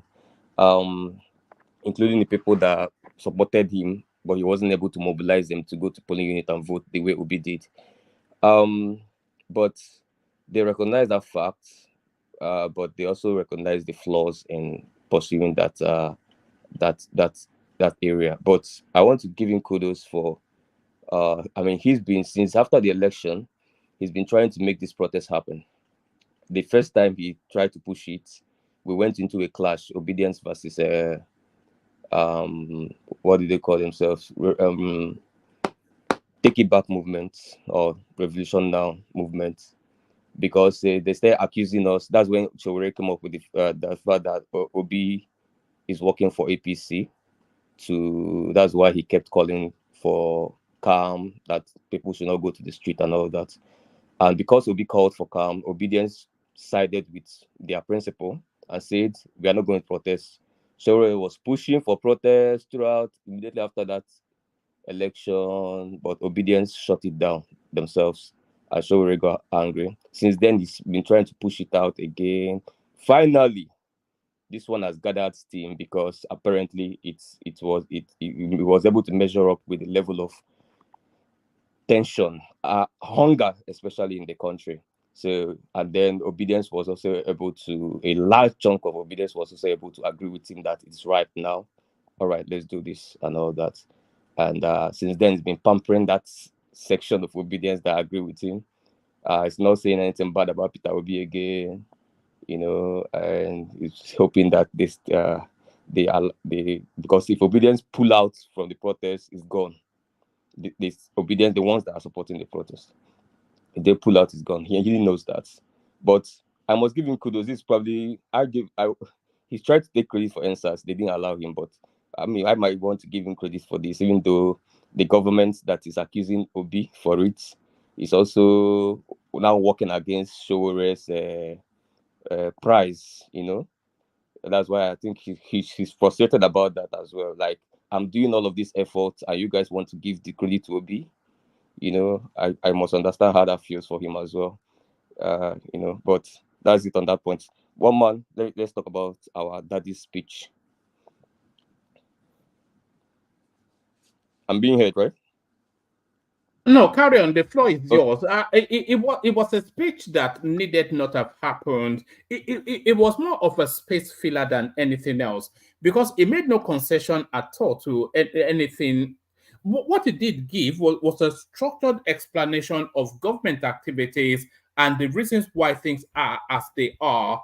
You know, so it especially made no concession to anything fuel. So I don't even think he said anything about that. It did give explanations on agriculture, the tariff, which will be the immediate insulation, and then the agricultural broader stroke, which had all these heavy-duty machineries that are on their way, and the identified farmlands that are going to. So it gave all of the explanations, but made no concession to you guys. And I noticed that you guys came out in Lagos and then quietly went back home after the Tinubu'S speech. You know, so the last hurrah now tomorrow, you go to Abuja, Wike will give you a good flogging, and then everybody goes home. One man, my business interest has lost a lot of profit for 4 or 5 days now. I beg, hunger day. I beg, make when I go back on the house. Because that's by all.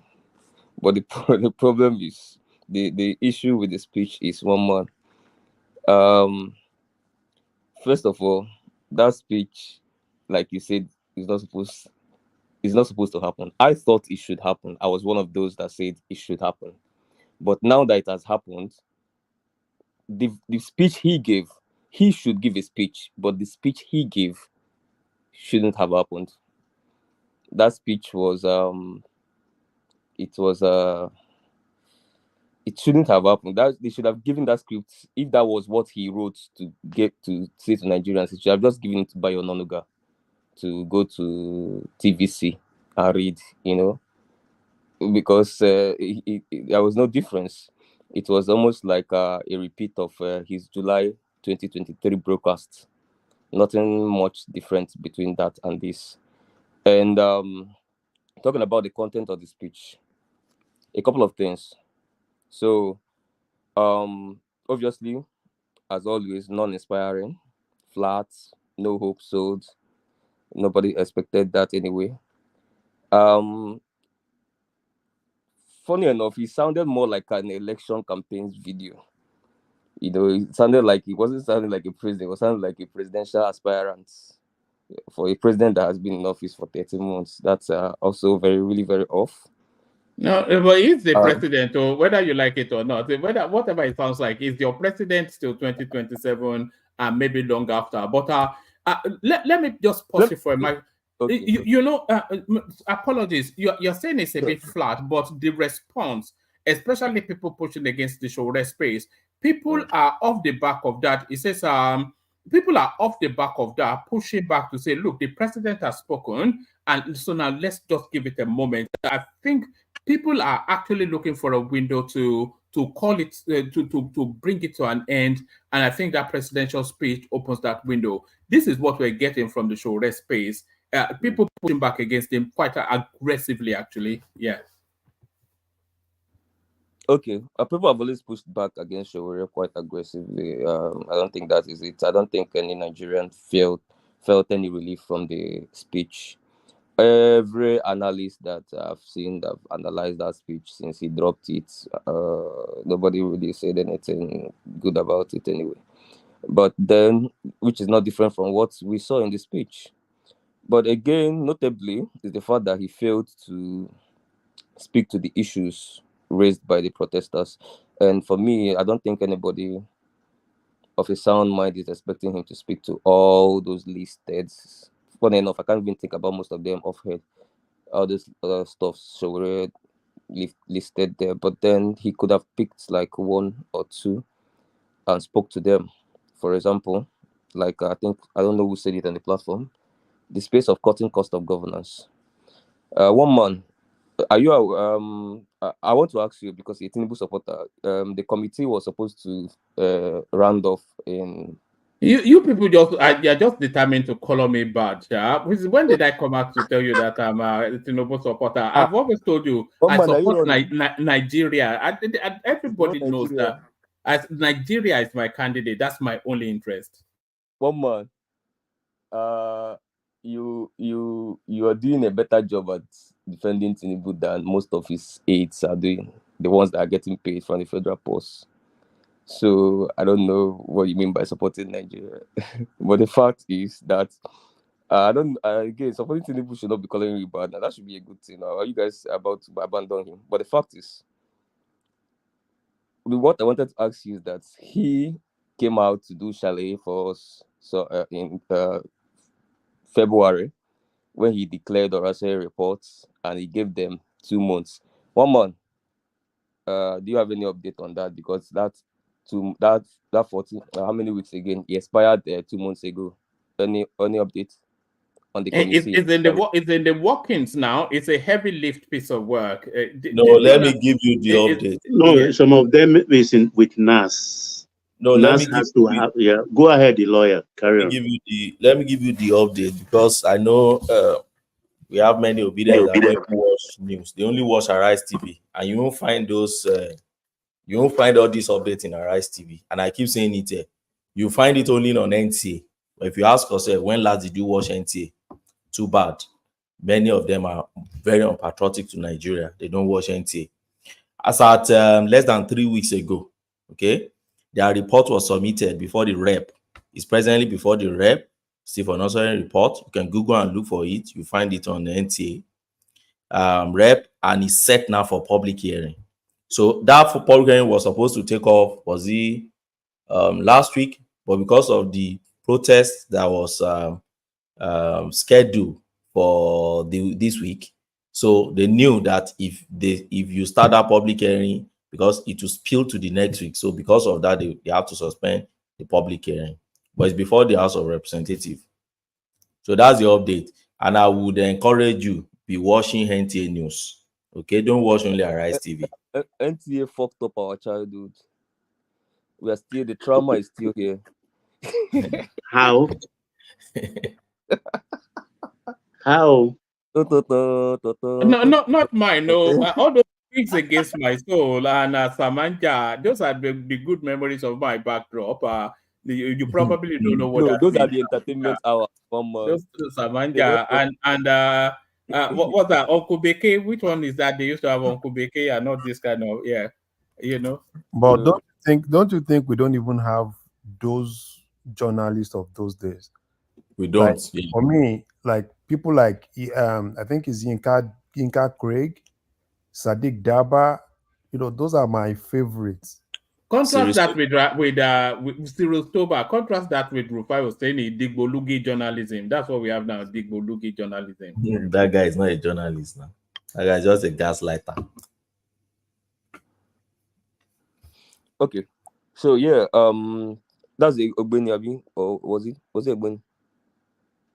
Yes, it's Ogbeni from all the way from Scotland. I'm giving you Nigerian news. Yes. So after you come to Ogbeni, so I think Ogbeni wants to go after Sowore for that the millions of dollars is pocketing in America. But carry on off down there. Yeah, he has the go ahead to do that. Ogbeni, thank you. So yeah, you should have spoken to a couple of things like cost of living and the food space, especially with respect with more production. Because like the question you asked my brother Ekene, yes, one man is definitely we might not have food scarcity, but we definitely don't have food sufficiency. It's a normal law of demand and supply. With more food, the price goes down. If you read Akinwumi Additional's write up on the importation of food, I think he made it clear there. So definitely, simple economics. If we produce more, it's going to drive. In as much as the transportation my brother was citing and some other things he was citing, there will still be a standard factor, but then there is a level of control that more food production is going to bring it to that space. Actually, a very significant level of it. So I think he didn't speak to that space. The subsidy space also that a lot of people are talking about. For me, he should have probably said something about it.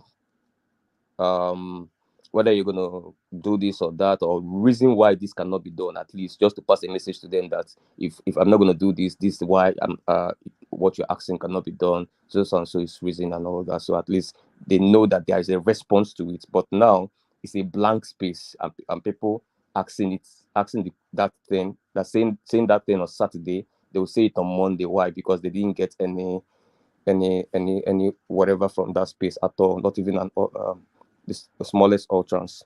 So I think he should have done that. Again, I feel he should have used the opportunity to call for the release of all arrested protesters, and I mean peaceful protesters. I'm not talking about anyone that looted. We had reports of some protesters that were being arrested. Some has been released, but according to what I got yesterday, a lot are still in detention, including a particular journalist. So I think he should have used that opportunity. That's also going to no, that's not the opportunity. That opportunity will be post the protest, not in the middle of the protest. Now, after the protest, then they'll tell them to release them. That is if protesters were arrested. No, I disagree.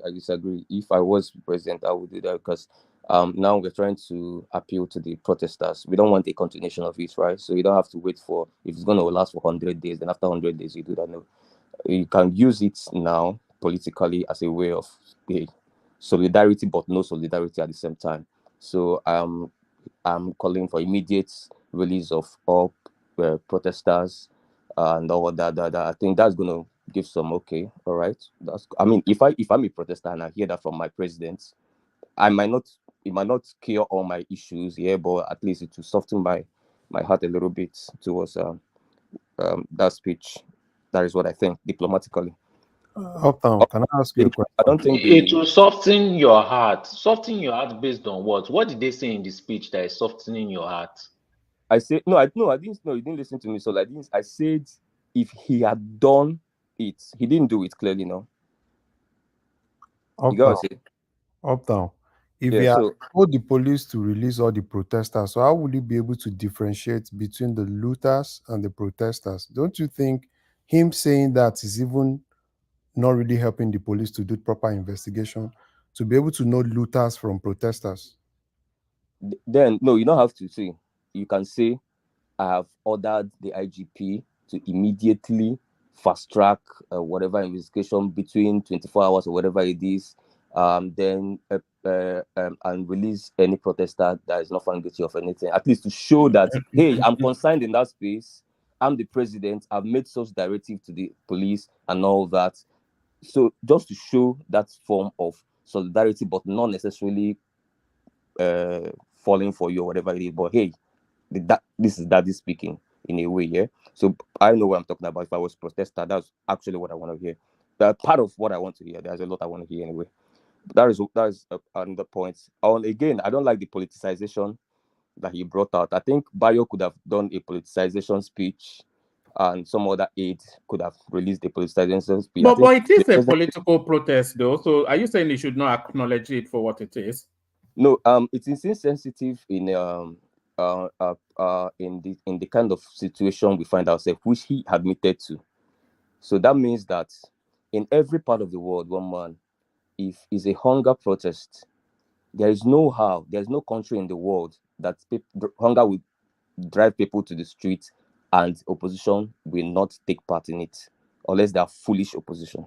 Yeah, but his argument is that it's not hunger that drove people to the streets; it's the opposition that drove them to the streets. That is the insensitivity Solly was pointing you to, and there are a lot of people are pointing to that. A lot of critics. This is the first time I agree with Uptown.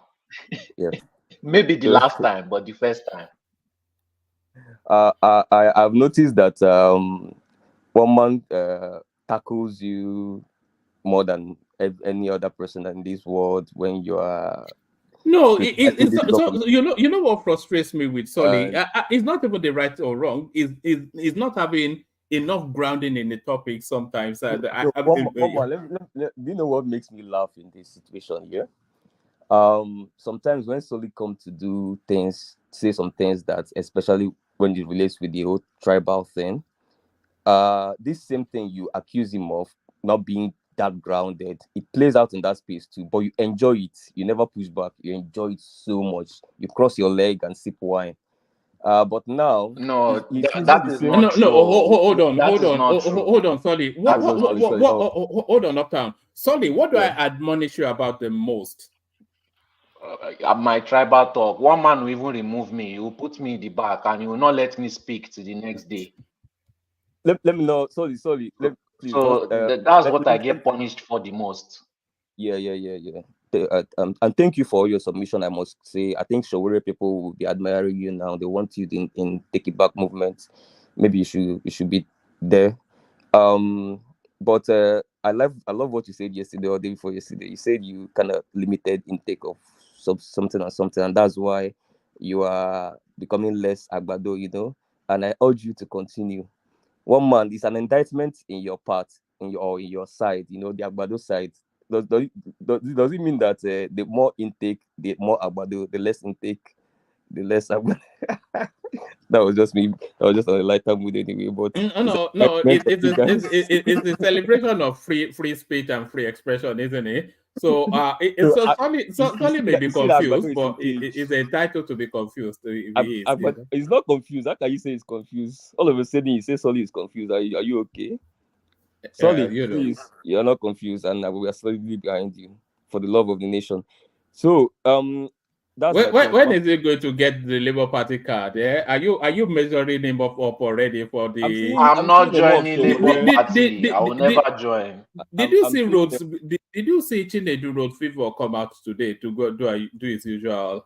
Yeah. He did well. Yeah. Arise TV, I think. He was very Yeah. respectful. I Yeah, like the new Badebo.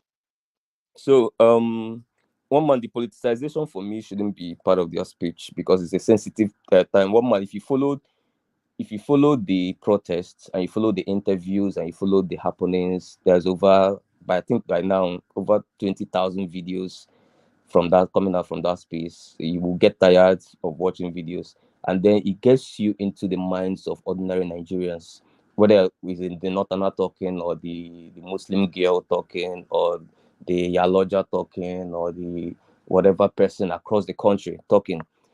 Do they not sound scripted when they do they not sound scripted? Sorry, it's like you come in and kick one man out of this place because what do you mean by Nigeria sounds scripted? You know, Which director? all these clips of vox pops with alleged protesters. Some people might describe them as anarchists, but almost verbatim they say the same thing.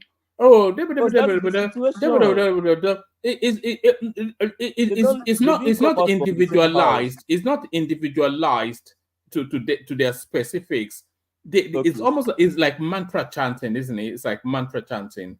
No, one man. If you gather 10 million people under the same situation, under a leaking room, and a room that has almost the same environmental situations, and you separate all of them differently and ask them, they're most likely going to say the same thing. They're living in the same country. They're going to the same markets. They are going through exactly the same thing. They're buying the same fuel. Every other thing, the same thing. So they're most likely going to say. So some will be peculiar. I saw the one talking about medical issues. I saw the one talking about other things. Yeah, some peculiarity here and there, but all surrounds exactly the same thing. For you to know that it's the same situation in the north, it's the same situation in the south. Just that even in the north, those guys are a little bit too angry to even talk to you in a civil way or whatever it is.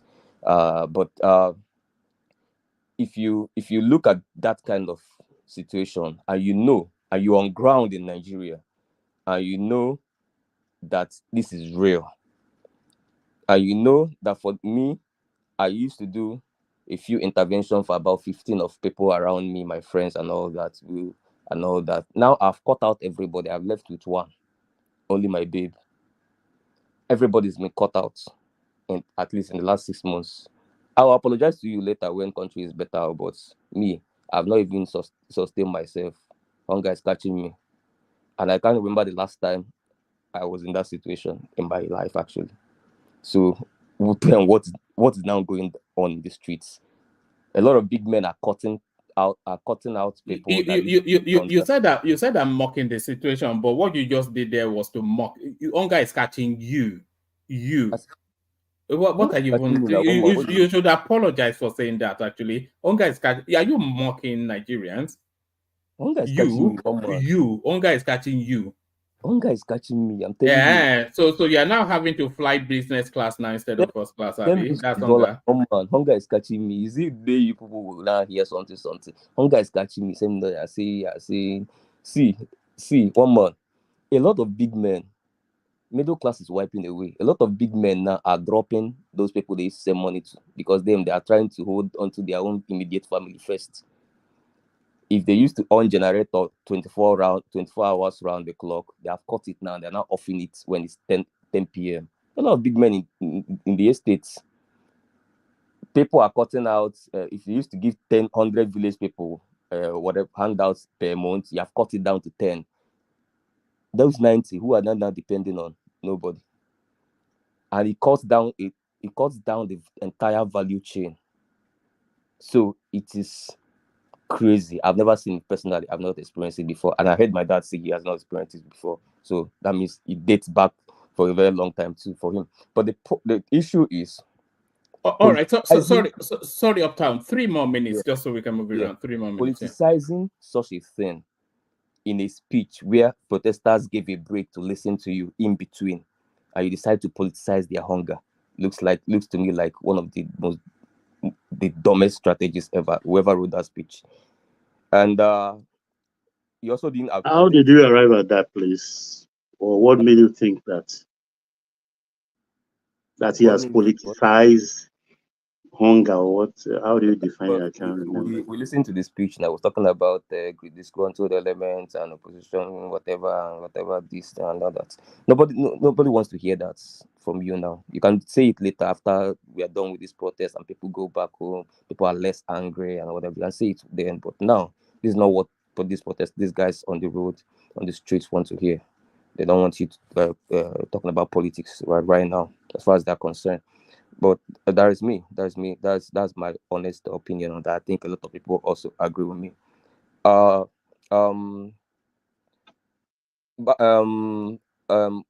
what do I want to say? Okay, yeah. On the positive side, he called that bigotry. I like it. For the first time from that space, You mean the Lagos Mosque he didn't actually talk about Lagos Must Go, and I like the fact that he didn't talk about it like that. In fact, I like I said, on the positive side. So obviously, I agree with. Do you think that thing is gaining momentum? Because I'm seeing snippets of it growing on social media. One man, it's the energy is around a little very very small space that calls themselves Yoruba conservatives. I don't know. You don't think that will come in post the protest? It does not have the life. It does not have the energy to have a life. I can tell you that for free. All right. Let me play you a minute or something, and then after that minute, please, just bring it home. One man, you want to use this thing to collect my time. I say, what are you playing for me?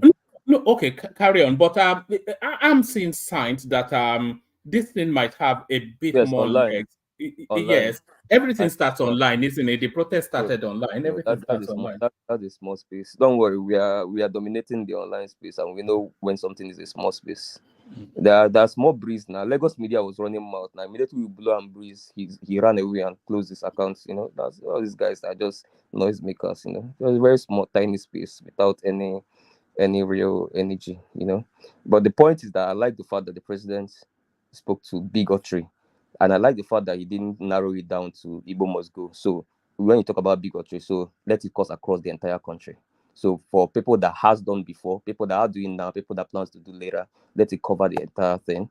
So let's generally call out bigotry and stop bigotry across board. And I like the fact that the speechwriter decided to put it like that. At least for the very first time, I'm seeing that come out from them, which everyone in the platform knows I've been calling them out for a long time, because I feel they have adopted bigotry as a state policy. Now, this move now coming for the very first time from this administration, from the federal government, I like it. I want him to continue on that light and let it take a stand that, hey, even if you're using this thing to fight for me, don't use it to fight for me. Let it come from the president. I like that fact. That's my only takeaway from the speech that is positive. Every other thing was just balabulu. You know, one man, balabulu. You know, the famous balabulu. That's the rest of the things that happen in that space. One man, let me end the second. Let me use my 2 minutes, whatever, to just talk about a minute more. But carry on. Just a minute more. Which minutes? So let me just say that, yeah. One man, we are where we are today, yeah, because Tinubu's first year was a failure. You know, that's largely the reason why we are today, and it's usually very one of the reasons why Buhari's government failed is because his first year was a failure, and like I say, yeah, I pulled out in the first 6 months because it was not the measurement I was measuring was not measuring.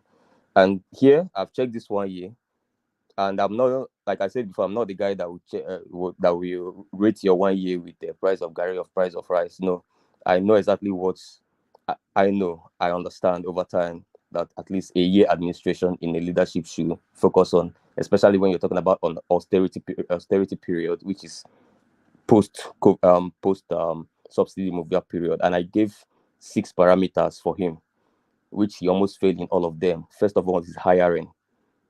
Don't take us through the 6 parameters. No, I'm not going to. I'm just going to mention them so you know. Oh. Yeah. So even his followers, we know that he didn't do well with hiring cabinets. He did really very poor there. Even his followers agree with that. Second one is budgeting. Even his followers understand that his budgeting was trash largely. So he did very poor in budgeting. That's the first year priority. Third one is cutting cost of governance. We all know he did like zero there, because you enter the post-subsidy removal period. That means it's austerity period. So cost of governance is one of the first year agenda. He failed in it. On the emergency interventions, he didn't do very well there. On unifying Nigeria, which is part of the first year agenda, having gone through that kind of election that he went through, unifying Nigeria should be one of the first year agenda. He didn't do that, obviously. The last one is the food and oil security, food security, oil security, just that productivity side. He didn't do the beat around the bush in the food security angle. That's why we're having food inflation now.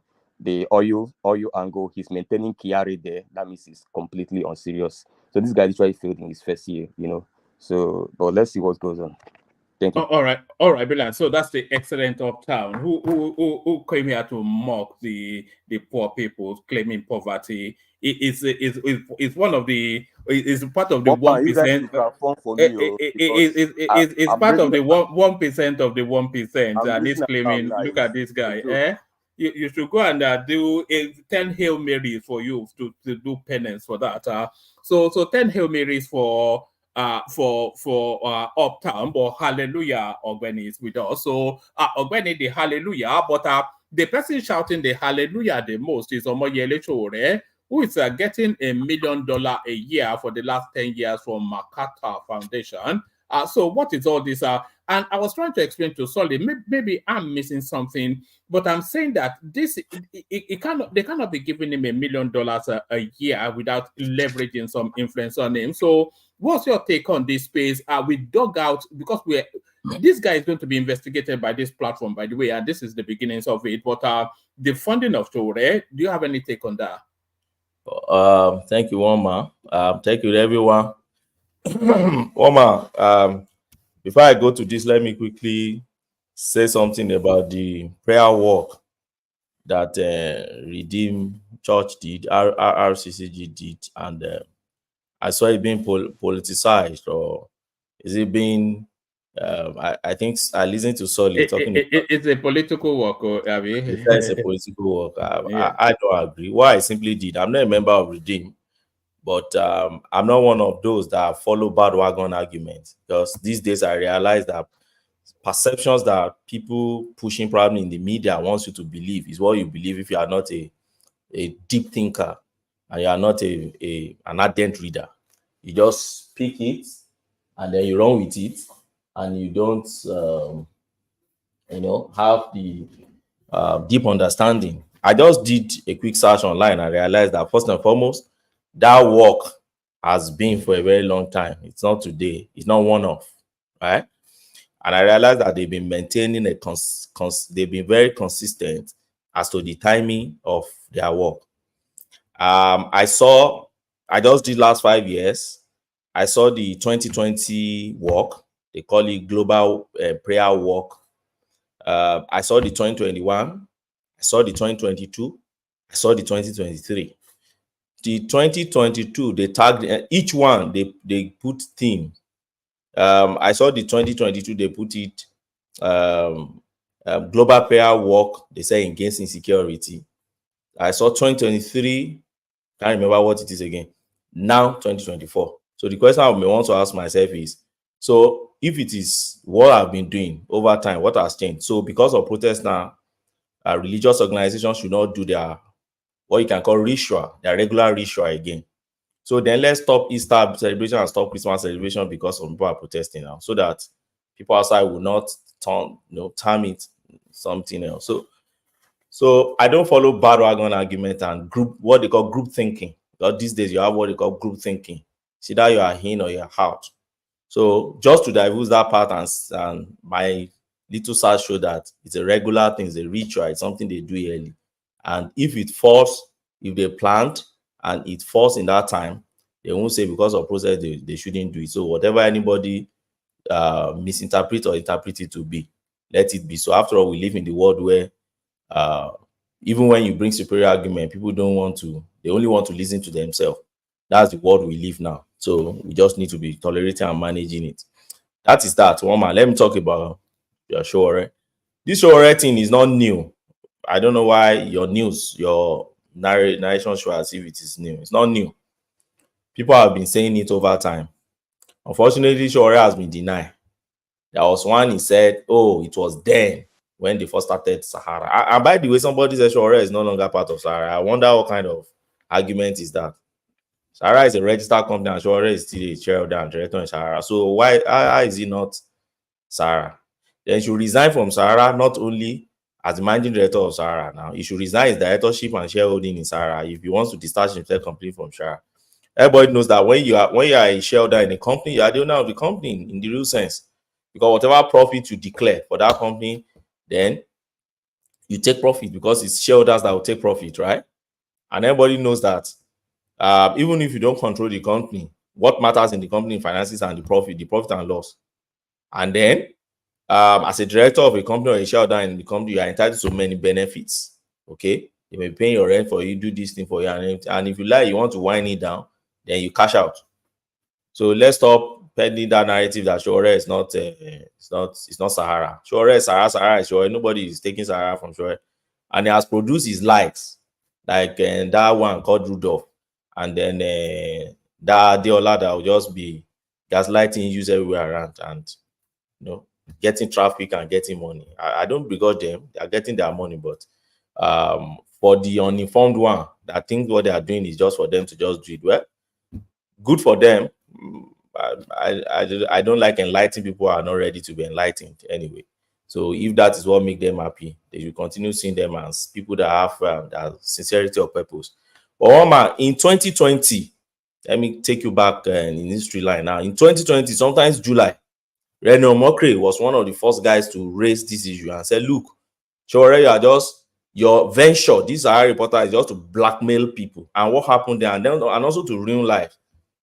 If you go to this medium.com, you see what I'm saying there. Because Reno Omokri didn't have, I think he used maybe Daily Trust and others, some mainstream media to try to push his story out there. But because of Sahara reporter was the order of the day and nobody will listen to others like that. So probably you didn't pick that news there.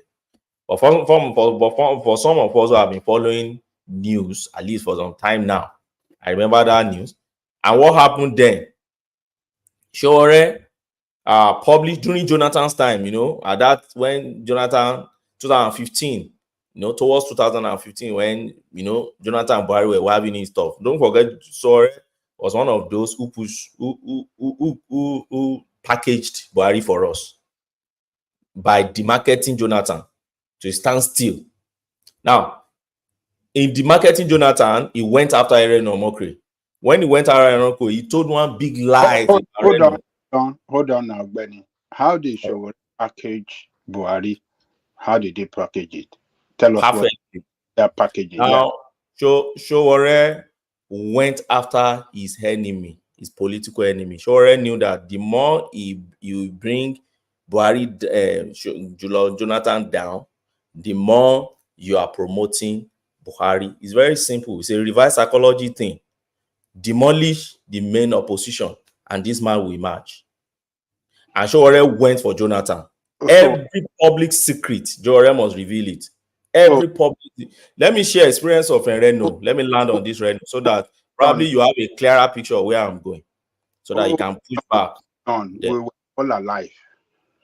So hold on now, because the way you just said it before I asked the question is that a package, I've told you how you package now. Hold on, a packaging, and it marketed directly, packaging directly, marketed him directly, and work against Jonathan, because that's what the way you just said it earlier. Yes. But now you're saying because he went after them.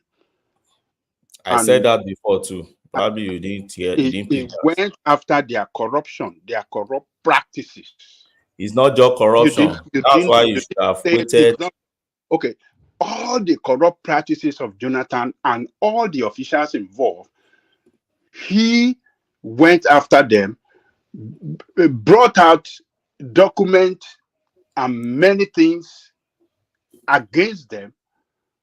So how did they market Buhari? That how is what you should have allowed me to land now. Let me just land on this so you understand. Yeah. So that you understand one of the how. You know, I have a very limited time. Let me give you. I was painting a story of Reno. You can go and read about Reno. I know anything that exposes Sowore'S, the Sowore'S disciples, the apostle of the revolution now will not want to take it. It's the world we live now, so it's not we'll be taking. There's no problem. It's the world we live now. Whatever doesn't validate our narrative, we don't see it as truth. So there's no problem with that. But we'll still say our own and bring out facts. So what happened was that he pushed out. I hope everybody is listening. One man, can you hear me? We are rapt attention. I can hear you. Carry on, please. Rapt attention. Carry on. So it's simple. What the Sowore'S did, Sowore'S knew that Reno Omokri was Jonathan's spokesman, and Reno Omokri was very formidable. It was almost on every media, and he needed to bring Jonathan down. He went for Reno, and what? There was a lie he told about Reno. Okay, he told a lie about Reno of how on a particular day Reno went to a particular occasion, and that lie was that the Reno stole money from Jonathan in the Aso Villa. Now, what Reno now did, you know, Reno thought he was dealing with a reasonable person, a reasonable activist, and never know that it was funded or sponsored. So what Reno did was that he went for all his logs that in Aso work. In fact, Reno wanted to show that I was not even in Aso Road that day you said that I stole and I did not steal. Reno went, on a decent path. He got all his call log for the day. He got his flight ticket for the day because he wasn't even in Reno was not in Reno was doing one he has one orphanage that he built somewhere in Edo. So he was actually there and also was preaching in a particular church around that time. He wasn't in Aso Villa at all. So he showed all his call log, he showed all his log, check in, check out, and everything. He sent it with he wrote his own side of the story. And by the way, before Sowore'S released that story to malign Reno, he did not even contact Reno. And what Reno was claiming was that you have my address, you have my contact address, you have my phone and everything. Why didn't you contact me on this story so that I can tell you I did not know anything? He sent all the color and then Sahara Reporter didn't say anything. Sowore'S did not contact. They just put that their story out there. Then after that, Reno, because Sahara Reporter said they got the news from a particular public officer back then, Reno sued that public officer. He went through that case. When Reno sued that public officer came to court with an affidavit and said, I did not see Sahara Reporter. I was nowhere around them. I did not give them any story. They fabricated this story. It's not for me. When Reno got that judgment, he picked the certified true copy of that judgment and then forwarded it and sent it to Sahara Reporter and said, look, now clear my name, apologize and drop this nonsense from your site. He did not hear anything from them. Sowore'S and all of them, they were receiving all those things from Reno. They did not reply. They did not do anything. Reno had to go and hire a lawyer in the US, California, and I think New York to sue Sahara Reporter. Okay, first he wrote Sahara Reporter. They didn't do anything, didn't drop anything. And according to Reno, he believed that it was because election was, I think as when Reno was doing all this, the election was already very, very close. So for Sowore'S, he needed that story to be there to demarcate this guy pending when election will come. So what Sowore'S did eventually was he now got some investigative journalists and others in the US with his lawyer. They worked together to look for who exactly is financing him. He said because his lawyer advised him, look, when journalists behave like this and they don't want to hear the other side, there must be a funder somewhere and they must actually be working towards the objective of that funder. So, and if they are not working towards the objective, you can only use that funder to influence their decision. So that was they now started looking for who exactly is funding Sahara Reporter. and trust them is US. You get information out. It's not like the one we put in secrecy in Nigeria. They got it out, and Reno mentioned 3 that his lawyer got for him that is funding Sowore'S. That is not only one. First, Ford Foundation, Default Foundation, and they are collecting. In fact, he said as at then, MacArthur, as at that time, MacArthur has already given Sarah Reporter $1.3 million, not naira. And then there's another one, I think, the Omidaya Foundation, maybe that one in Saudi, I don't even know, foundation. So there are 3 major foundations that is funding Sarah Reporter. So what Reno now did when they got that information was that I think they now wrote one of them, either Ford or I think the most powerful out of these 3, and now threatening to sue and then put all the explanation that Reno has, all his evidence and everything together. And Reno said, lo and behold, the week he dropped that thing with Ford Foundation also was the week Sarah Reporter dropped that particular news off from there. So it's simple. What Reno is just saying is, look, so with all these things, you didn't even exactly as I inferred. I'm telling you, go and this read guy it. is being puppeteered by the. And Reno did not write it today, so that I don't think it's because now Reno, he didn't write it today. He wrote this years back. That who plays the what do you call it? Papa dictates the tune. So these people have to weigh on you. So it means these people will be influencing whatever you post. And that's why just to be clear, if they can get him to drop, and because the one thing that a journalist is almost like taking back a moving chess. The one thing that a journalist never does is to withdraw an editorial. So if they can get him to do that, then that tells you they can get him to do virtually anything. And I think $1.5 million will persuade anybody to do most things.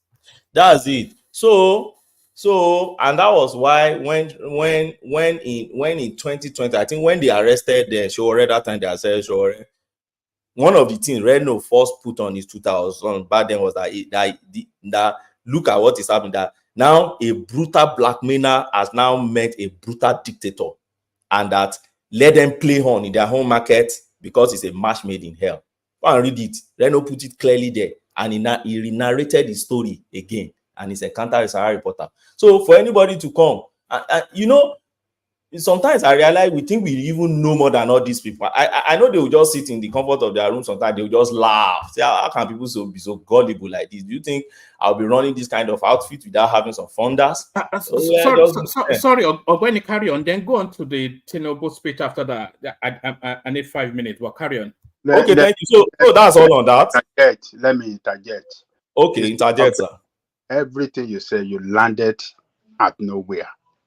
Everything you said at Sowore'S. It's okay. Nothing. You brought nothing out of it. It's okay.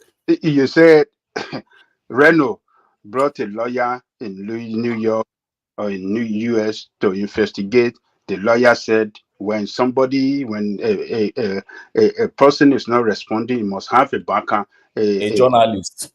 A journalist is acting this man, he must have a funder. Okay. What did Reno, with all his legal pursuit against Sowore'S in US, what did he achieve?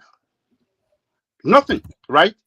Only what you're telling us that he achieved. He dropped the story. Hold on, Baba.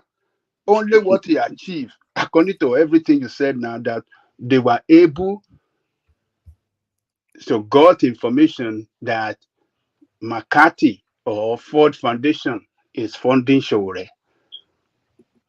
And then you fail to mention what they were funding him for. What were they funding him for? Look, sometimes when some of you talk this way, it can be very laughable because you are misinforming people that doesn't know how this system in the United States, how it works, particularly how organizations get their funding from, particularly organization that has to do with fighting for the right of the people, non-profitable organization, and so the way they source their funding, you know, it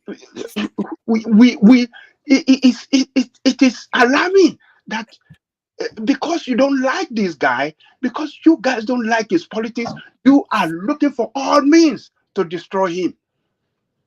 McCarthy Foundation or Ford Foundation support, give grant to a lot of what do you call it?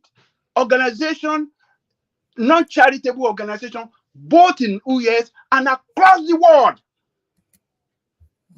So when they are giving that support now, does that mean that they are funding them to go and destroy their country? Did they fund Sowore? Are you insinuating that they were funding Sowore and that grant it got was to go and destroy Nigeria? And at the same time, you have your Nigerian country getting loan from US, from IMF, and all these things. Oh, you guys should stop this propaganda. It cannot work with, where it can't work. People that are supporting you people that are supporting the Tinubu that you people are supporting for, yes, it can work with them, but not people like us. And we know the way this system works. We know the way grant is given to organizations in this country. So stop it. This you landed at nowhere. It's Ogbeni, a let whole me ask one question of story. Aja, I beg, yeah? Totality of story that landed at nowhere, Ogbeni. And I'm shocked. You Baba and Aja, Wunmi going after this guy in this manner. Baba Aja, are Yeah. you aware there is a dark side to this funding? I'm not saying McCarthy, but I'm just asking a general question. Are you aware? There is no dark side. Do you know how many research organization and individual that are carrying out research for the benefit of mankind that these people are giving grants? That's you're not getting my question, Baba Aja. Calm down. Yeah. I said, are you aware if there is a dark side to this organization? That's what I asked. I'm not saying they're not going to good things. Tell me, sir. Tell me those dark side. I will give you an example. Yes. When they say the company in America, what's being referred to as a company? No, you tell me. I don't know what you are going somewhere. That's a CIA operation. That's the what? That is a CIA operation when they say operation by the company. And they have a lot of this foundation all over the place. They interact. I'm not saying McCarthy, but I'm just giving you an insight into how these people work. And America's interests come first in everything. America's interest is supreme. America first. So that's my own take in all of this. Can I continue? Yeah, continue. Ogbeni, please continue because we are learning. What do you say? I said you should continue. We are learning a lot. Please. Sorry, Larry. Do you align with what Ogbeni is saying? Because I align with it. And this article, I may well pull some of these materials together and make a standalone something on it. Because this guy needs to be exposed. This Sowore'S guy. Yeah. One man. If you've been following Sahara reporters, for me, I take Sahara reporters as probably a gossip comic book. So I call them gossip blog, right? Because if things are coming from, I don't really take them serious.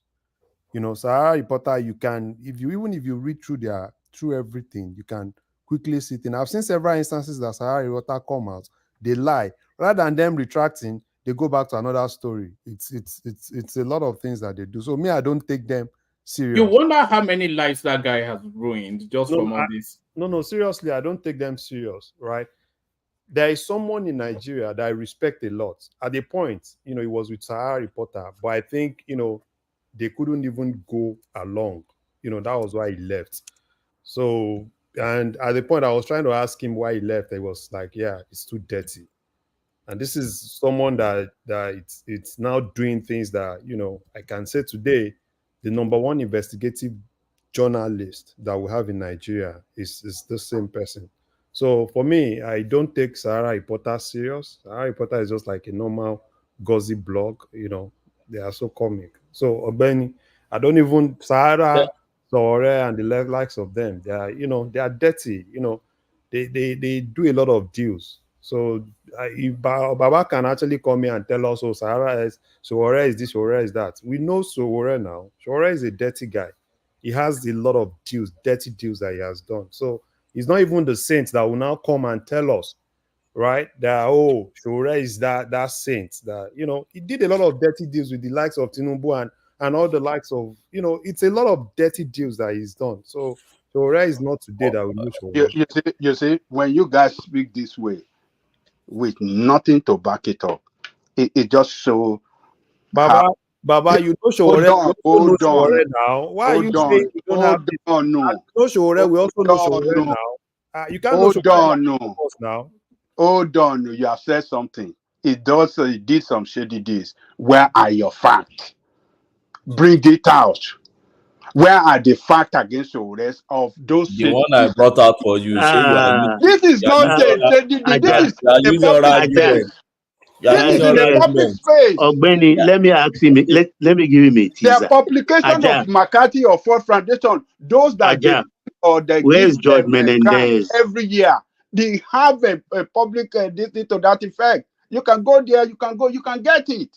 Aja, I where's have a our friend that I've gotten money from them. Where's our friend George Menendez? Can you know him now? I mean, you don't know him. Our friend George Menendez. Yes. Menendez. Where is he now? I don't even know. I don't know where he is. Yeah, Menendez. George Menendez. Do you mean the senator in New York? So red friend, isn't it? What happened to him? What did he do? I think he's awaiting sentencing. It's done. It's not running for office after this. After his no. He will be sentenced, I think, in November or so. Yeah, but let me just. So you are linking. Hold on, Baba. You see in Kotaman Sonny. So you are linking Menendez problem. Wait. So I said, let me give you a teaser. You want to I'm not saying anything. Baba, they say, show me your friend, and I'll tell you who you are. I'm giving you a teaser. I didn't say anything. You said the Yoruba is your best friend. So you want to run? Baba.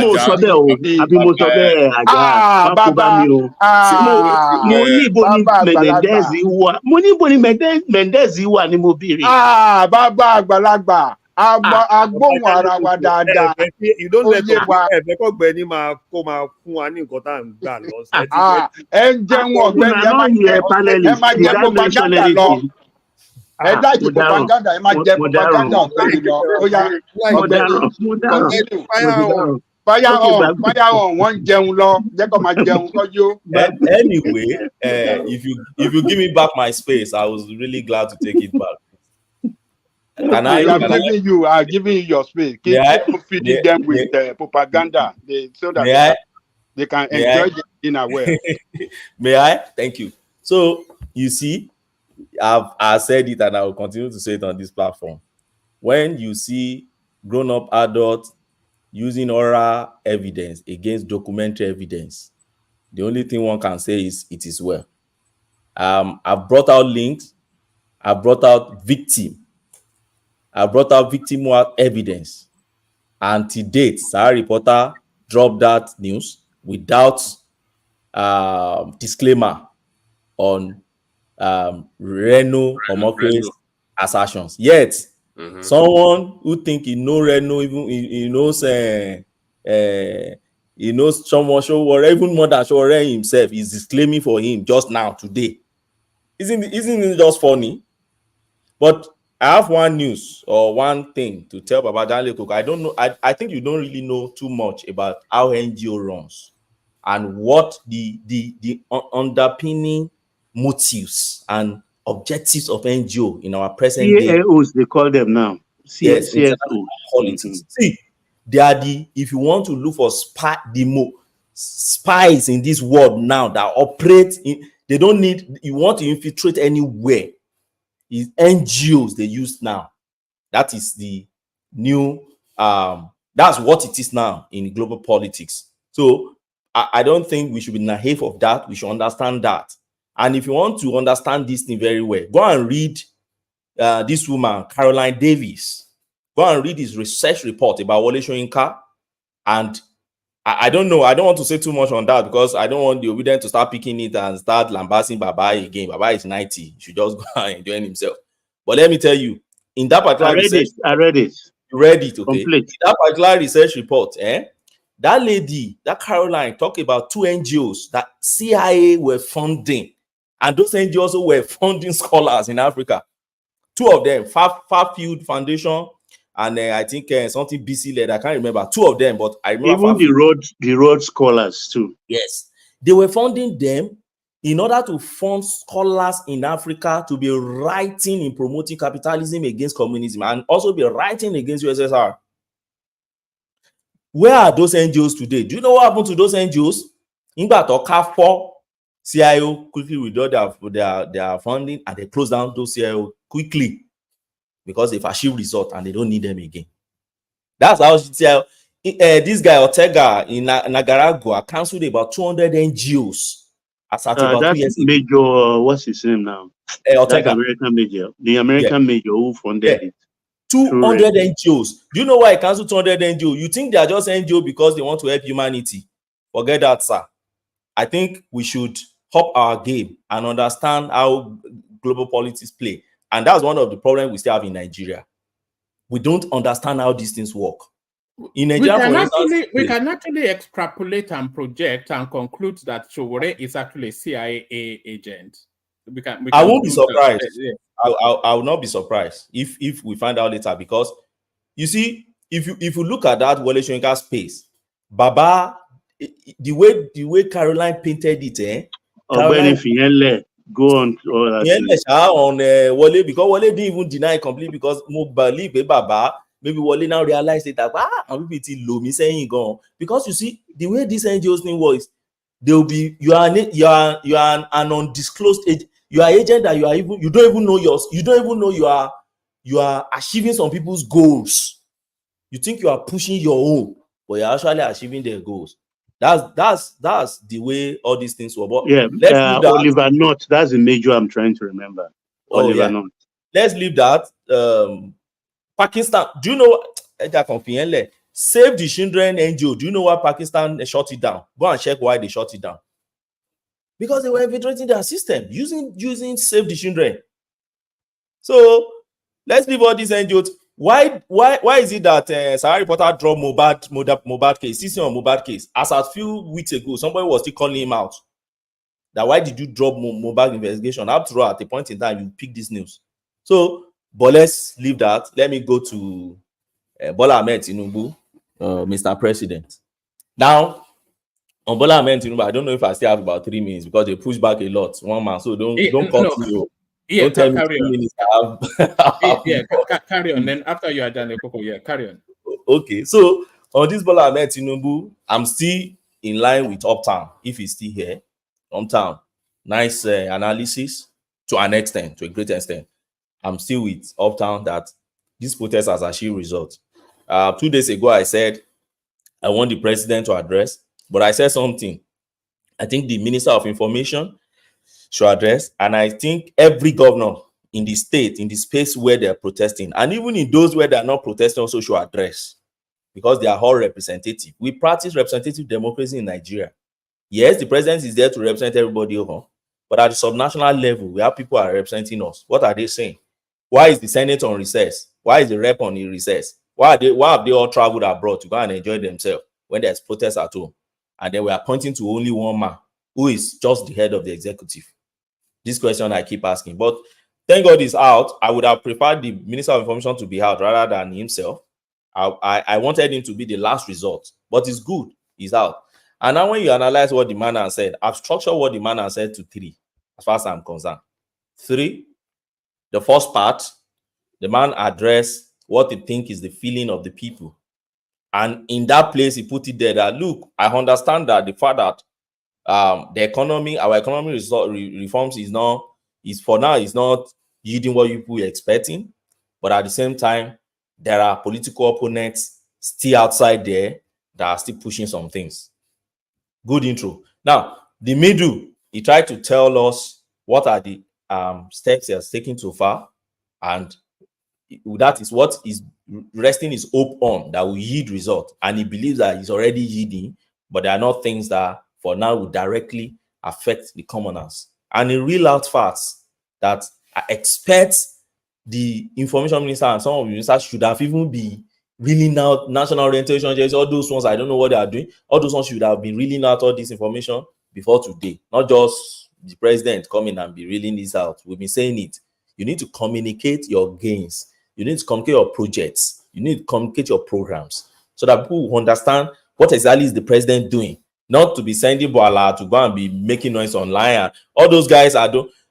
Send people who are professionals, people who are with you that can relate with, not by or non-uga that they've already tagged that man. Send people that you know will go outside there, can relate with the public, can take questions from the press and answer questions in a very, decent and, intelligent way to put out all these things. Because if you tell people that our revenue has doubled, they will tell you it's a lie, except now that they are hearing from the president. And I know some people will still be doubting it now, even though they have heard from the president. Don't mind that man. Yeah, 9.1 trillion. Don't mind that man. Someone like Ekene will still tell you, no, we must see it reflecting in the cost of Gary first. And I agree with him, yes. But the point is there are fundamentals to things. If you are building an edifice, you start with the foundation. So when I'm building the foundation, don't tell me as long as I can't see any wall standing, then they are not doing anything. Then that means you are too simplistic about your analysis of issues in life. Because there are foundations, there are fundamentals to everything in life. So you must deal with it. So if the man says, look, I'm dealing with fundamentals, and the discerning should be able to see, and the discerning should be able to see all these things and I've given your governors money, I'm giving them more money. Oil production is increased, it has increased by 1.7 million, something like that now. And they also talk about foreign direct investments, that he has been able to gain 2 and already signed $500 billion. And these are the indices opposition should come and disclaim if they are not true. And I don't think the president will come out if they are not true and be talking, And minimum wage, we all know, I've approved minimum wage, and NNC are fine with it. Student loan has started. I remember the last time we talked about student loan here, they said the northerners are assessing it more because in South we are skeptical about it. People are still saying, is it real or not? But we've seen university coming out now and say, look, we've taken this for some of the students and encouraging more students to go and apply. That is good. And so he just reeled out the gains he has made so far, but he downplays, and that's the area people are talking about. He now downplays the area of how this thing has become violent and all sorts of things. Now, where am I going? This is where I'm going. The president has come out now. What next? As far as I'm concerned, he has advised them, shield the sword and let's engage. Now they ask, okay, how do you want to engage with us? Then they should look inward first. Who are the one leading this thing? Sowore'S is leading his own group is in the US. I don't know if he's from US, he wants to be engaging through Zoom. Femi Falana, not on street. Ebade Gorua, they've told him yesterday now that you are not even leading us, you are not part of us. So ask me who is leading. So that's the issue. And when Uptown comes here and tell us who is leading. So if you don't have anybody leading, then at the end of the day, that means this thing is going back to what we said before the protest, that if you don't have a leader, there's no way you can engage. And whatever is the gains you've been able to make from this thing, it brought on nullity. Now, finally, on this issue, somebody talked about why Baba mentioned that something on it political is being insensitive. I don't think so. One man, I think you were the one who raised it. I don't think so. If you listen to the Kano, and by the way, that monumental loss that happened in Kano, taxpayers will still suffer it. So Kano now has experienced what Lagos experienced in 2020. They will feel it this time around now and see that this thing is not easy. Even when you are paying opposition politics, you should be very careful. That rascal, I call him rascal, that their governor, that rascal guy, I hope he won't burn that state, because he allowed this to happen to his state, believing that those guys will find it easy with him. But now, see that printing press they burnt? Do you know that printing press? I think they used to print maybe or they used to print their Quran or something like that in that printing press. And that's what it says, sacred books. Because I know there is one home by Lebanese, so, and another one. I don't know. This one is a home by Kano State government. I hope it's not that Lebanese home, because I know there is one very old one owned by some Lebanese and Kano State also. They print Quran and some the holy books and everything there. Now burnt down. How do you want to recover all those things? And by the way, he said something. He said somebody who got appointment in Abuja threatened to burn down those infrastructures before, and they reported to DSS and others. And somebody is saying the president shouldn't have mentioned that some things are politically motivated. Somebody appointed in Abuja. That's politics. So the man is simply, the Kano State government is simply saying, look, all these things, they are beyond hunger and everything. People that burn this thing are politically motivated. And that's the thing I think the Northerners should look at whenever there is any trouble again that is brewing. They should look at the environment and they should ensure that they are their own people. Now, I realize that the president didn't talk about how the food price is going to come down. I'm disappointed on that. I've been saying it on this platform. He should declare state of emergency on agriculture. He should use the local government guys to ensure that there are farm settlements in every local government in Nigeria, or every major town in Nigeria. Very good. They are doing well now in housing. He has told us per major town, they want to be building, I think, about 1,000 housing. And he has started with Kasana in Abuja with 3,201 units. That's not true, Ogbeni. He did not say per major town. He said per state. They're going to be per state, not per major town. What do you mean by per? I didn't hear per state. I hear per state. They want to build 1,000 housing units, and it's going to be ready in 2020. Is it not a year before the end? In 3 years. That's what it is, in 3 years. It is a per town, per major town. What do you mean? But wait now. Stop this propaganda now. Look at it, Babadale Koko. Look at this from this angle. If I have to agree with you, he said we want to put 1,000, right? In Kasana in Abuja alone, he said they are delivering 3,202. Does that not contradict what you are saying? I don't know that, but what I heard. That's what the president said now. That's paragraph 27 of the president's speech. State is going to be 1,000 housing units, and which will be ready in 3 years. Yes, yeah. Baba, can I ask you something? If they are building 1,000 in a state, do you think it's going to be in a single situation, in a single position? Wouldn't it be distributed across the states? He said per town. That is what Ogbeni said. Now, country now that is no. Per state. Why I pick from me is not today has been saying this. Per town. You know how many towns? How many major towns? How many towns we have in Oshogbo? In Osun State. How many do you have? That doesn't. Do you know how many towns we have in Osun State? In Osun, do you have more than 5 major towns? That doesn't detract from the wider point. Now, he said he was going to build else amount of houses right across the country. So I think that's the wide. Whether it's the town, the state, whatever, he's going to build it. No. Let's state it clear. The way. Right. And don't let us rap propaganda or. How is that propaganda? Hold on, Larry. Hold on, Ajande Koko. I think that's a bit excessive language. The propaganda will be if he did not say he was going to build the houses. So whether he's going to build it in the village, the gutter, wherever, he's still going to build it. So whether the town if you didn't say it, that would be the propaganda. The location is not the propaganda now. No, it is state. We know what state means and we know what town means. He did not mention states now, but go and read. Continue. No problem. Yes, paragraph 27 of his speech. I emphasize again. He didn't mention per state, and don't forget, it's a follow-up on his former speech. In that, his former speech has made it clear that major towns they will have those, and that's why I ask you. In Abuja alone, the one he did is 3,212 units. So if you have 3,000 in Abuja alone, then so what are you saying is per? Well, let's even say per state. Let me correct myself and say per state. For me, it's a good development, but that is not what I really want as a priority for me. What's priority for me is the declare state of emergency on agriculture, use the local government, tear it down, don't route it through the state, let it be from the local government level, let there be farm settlements, agreed input and output units in each local government level, and pump the money down.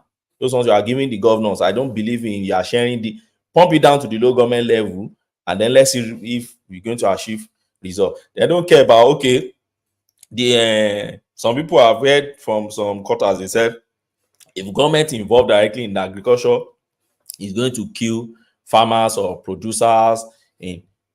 For me, I don't care. What I care is the government, you don't need to go to all crop production. Go for the ones that are staple food for commoners in Nigeria. Not all now. We all know heat, yam, rice, cassava. Go for the major ones. After all, that's why they keep calling you agbado. So you bring out your agbado economy completely and let us know that it's working. One man, is there any topic you want me to? Anyway, one man, I will leave my space for Enigmatic. I think he's waiting, right? No. Enigmatic is on the screen, but what about RM? I can shuffle you for Kulata though. Who okay. RM anybody. Okay. Kulata. Oh, is there any topic you want me to talk about? Thank you. I just even need maybe 3 minutes before I leave. There are several other topics, but I think I've exhausted my time. Okay, that's fine. No, you've not exhausted your time, but I think maybe we'll move it around a little bit. I was going to go to Ajanle Koko, but Enigmatic is pushing to come in for a moment, so that would depend on how Ajanle Koko wants to manage that. Is rational mind? Is rational mind on? Rational mind is there. Yes, there. Oh, okay. I'll stay. Yeah. Abaja. Ajali Koko, one man, can I say something, please? Yeah, carry on. Yeah, to me. One man, I watch a protest. Sorry for taking us back to protest now. I'm very sorry for doing that. I watched a protest in that your UK, one man. I saw hundreds of police using their face shield, the guard, blocking the way for a protester not to go beyond some stage.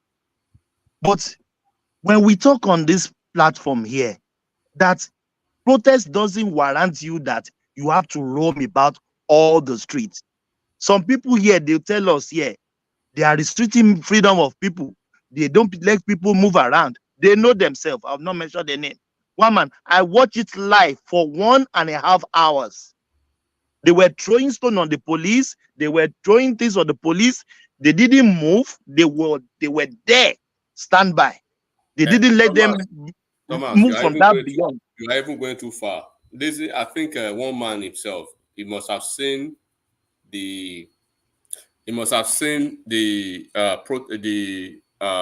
what Tinubu did today when he spoke to the nation. He must have seen the Prime Minister's comment. Is it comment or speech? Yeah, speech to UK.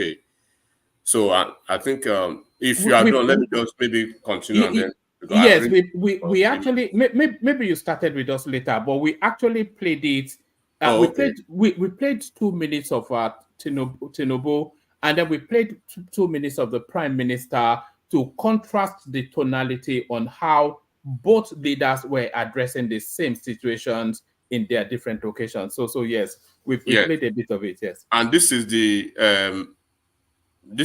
hypocrisy that we see in the Western world, so to speak, that most of our gullible ones back home want to pick up, right? If it wasn't happening in the UK now and people are not seeing it, if they are reporting from Nigeria, like they are focusing on Nigeria's protests, they will refer them as innocent protesters. But in the UK, you see the way they were described. It described them as thugs, as every negative names. Now you could see the tonality. He was basically threatening those folks, and Tinubu was actually in the contrast pleading, right? But people are not. They still do not appreciate that. And when I say Nigerians, right, sometimes treat them like the real animals that they are. Because in the Western world, when you behave like animals, they treat you, they take you to the level of an animal or the animal that you are. I could remember when there was protest in some cities in the US. I saw the way they dealt decisively with those protesters. So now, when we have our own democracy and we want to abuse the privilege of having leaders who will speak to us, who will plead to us, who will send emissaries, who will talk through third-party agents like the imams, the pastors, NLC and stuff like that. But you are still grandstanding to say you have freedom of speech, you have liberty to this, you must be left to exercise your right. You can see the Western world now, the Senate climbs, quote and unquote, that you guys are actually referring to, that you actually want to kill yourself about. You saw what the Prime Minister just did. Imagine Tinubu had spoken like that, one man. What do you think the Chihuahua guy from Agulu now will be doing now? Peter Obi, what do you think he will be doing? What do you think his brother in the north, Atiku, would have been saying by now? Or what do you think a couple of the headless mobs who come to this platform most of the time, how do you think they will be relating or probably speaking to that effect? So now they really need to choose and pick. Does Nigeria really want democracy to play as it should, or do they really want to pretend as if they don't really understand how it should be played? So that will be for them to answer. And then I'm trying to restrict myself within 3 minutes so I can give the space. Ashiwaju's comment. Yesterday I said if I were in his shoes, I would leave them to do what they want to do, and then because they have intelligence, they know the people who are actually behind this, right? They know it is politically motivated. But beyond that, I was kind of, when I saw the speech, I wasn't really particularly happy. Why? Because he was too nice. He was too nice to those goons. Maybe because the way I think anyway, he was too nice, and I actually appreciate the fact that he didn't give anything up. He wasn't trying to be to placate them. He wasn't trying to actually even meet them any halfway or any way at all. So, and there were two options or two things that I found out. The truth about the speech was the president's speech was neither compelling, right, nor persuasive, which I was expecting. And would I say it fell short of what the present circumstances necessitate? I would say that, yes. But the president, in the other hand, we understand the fact by virtue of what, if hindsight now, right? And then by virtue of the intelligence, is acutely aware that this protest is politically driven and politically motivated. So despite the legitimate grievances of some Nigerians, actually, at least we can't actually discountenance that. But there are two options that he had, and I was very marveled that he played to those two options greatly. So he had, number one, the option of yielding to the detractors, the stratagem now, right? To succumb to the threat and the manipulation of the protest, and then get himself in a kulak where they will be held in the jugular and perpetually be overshadowed by the specter of these protesters and the protest throughout his first term now, thereby distracting him, and probably it's certainly cutting a lot of distraction to his government. That is what they want, but he didn't yield the floor for them. He didn't yield the ground for them on that, which I actually appreciate. And the second one is that he remained, impervious to the actions of the detractors now, which are masquerading as protesters and the puppeteer leaders now. The one you see from that pretender, that Peter Obi and that Atiku, which basically allowing the favor to dissipate through his calculated silence.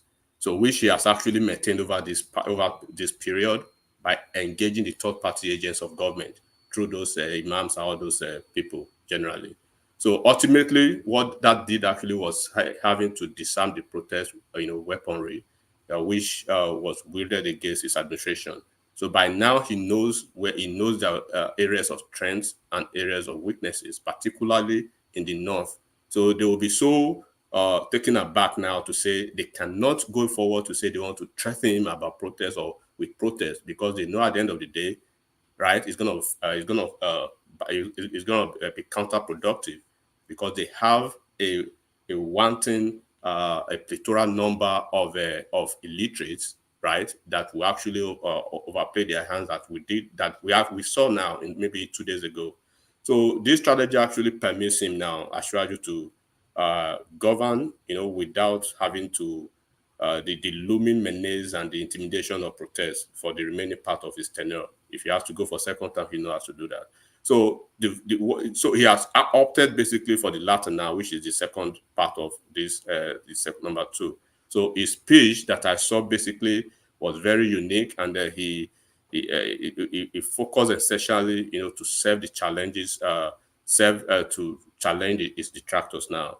And then if what he has gained in this is that to the extent of their arsenal, he has seen it, and he remains unshaken going forward with whatever they want to bring.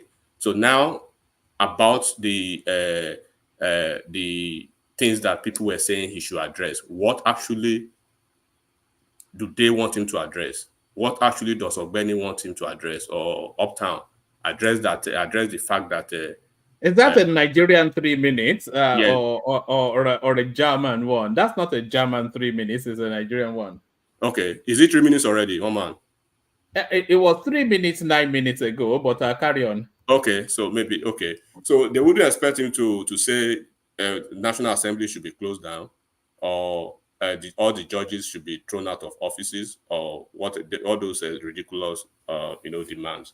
So he has actually, I expected what he did today, having taken time to say he wants to come out. And then they were talking about the leakages or whatever. Yes, in the US they do it over here too. When the president wants to make a speech, 20 minutes before that, they present the documents, but with a big proviso that it shouldn't be published, or nobody should do anything to it after at least an hour after the speech. They gave it usually to editors in Nigeria and the TV owners, basically, but somebody actually broke that accord, and they found out that person already, and the TV station that actually did it. So your guess could be as mine, and I'll leave it at that one, man. Thank you.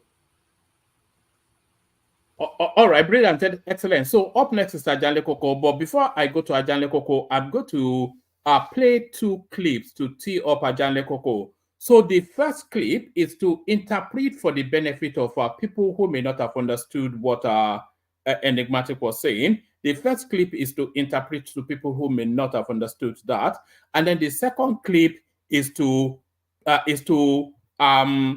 somewhat is to the space that Ogbeni spoke to just now, which then tees it up for Ajanle Koko to come in. But first, the interpretation of what Enigmatic just said there. The reforms are there, and we will continue to institutionalize them in such a way and manner that anybody that has the privilege of God and the people of Edo State to become the next governor of Edo State cannot just like a political Simkin the Swagger, cannot just like a political Mais Gloriosos, cannot just like a political Burakio, capriciously set aside the reforms and engage in a suo moto political peregrination.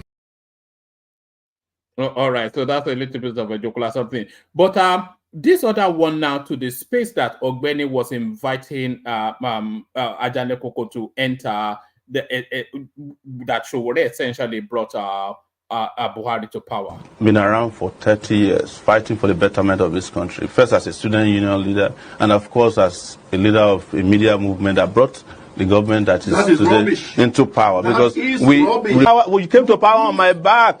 Which back? On my back. Whose back? On the back of young people who invested a lot of, who invested a lot of hope and aspiration. You invest more than me. No, the investment we made in no. Come and make noise. So that's Sowore'S essentially telling the Buhari administration that he brought them to power. So by his own admission, but that's his interview against Shitu now. Okay. Yes, in Ibadan. Yes. He said it clearly. He brought Buhari to power. So Ajanle Koko will not believe now. Woman, did you see what I sent to you? Where did you send it? Yeah, not quite long. It's because about maybe 30 minutes ago. All right. Let The me. DG anyway, because of what Ogbedi said that other people should be speaking other than Bayo Odonugal of this world. The DG, that's Malam Isa Unilu. He has been doing that, and he does it to me every now and then. I don't know whether I can talk to him. Probably they can. You can invite him to the show.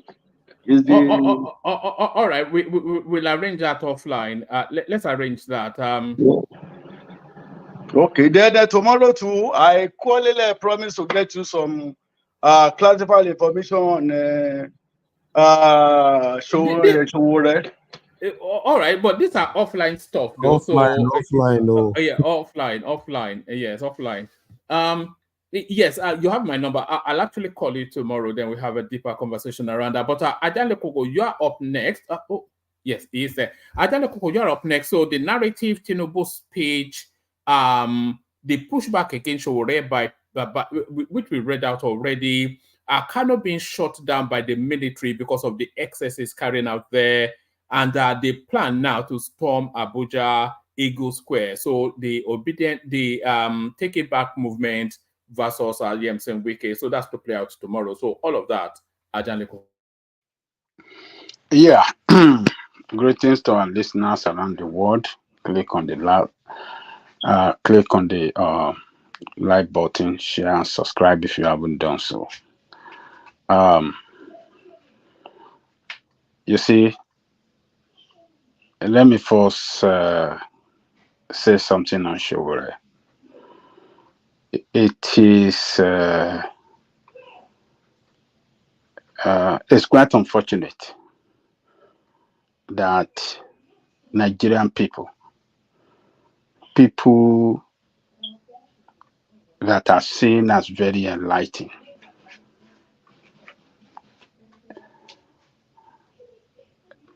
can be talking the way they are talking on this platform against Sowore. And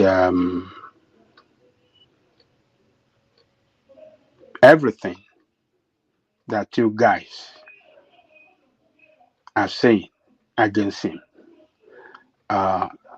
totally show that you are on the side of Tinubu and you want to defend Tinubu by all means and at every cost. So I think Sowore is playing his part. Is playing his part perfectly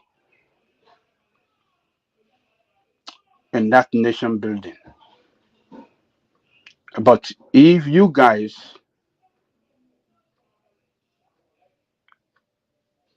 feel what you are doing,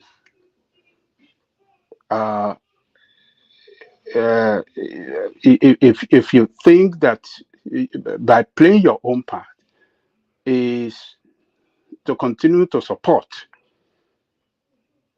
a government that have not delivered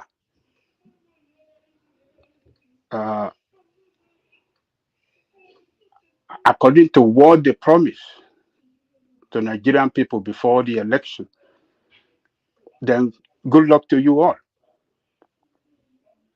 So the propaganda that you guys are packaging, bringing the grant for Sowore'S organization to succeed as a news outfit that mainly carrying out investigative journalism. You all know what investigative journalism means. So and he got some grant from organization that is known for that, and then you want to label him because of the grant, label him as an agent of CIA. I mean, you guys are just, I mean, this height of hypocrisy is unbelievable. An agent of democracy, agent of CIA, propagating for socialism. Socialism.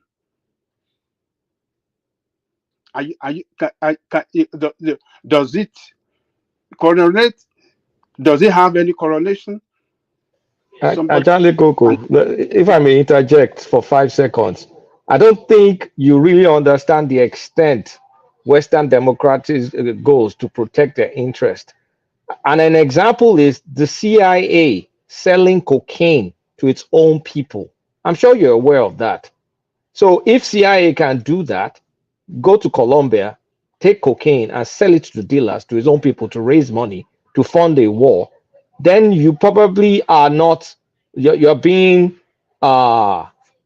you're being very green when it comes to understanding of democracy. So the CIA sponsoring Sowore against Jonathan,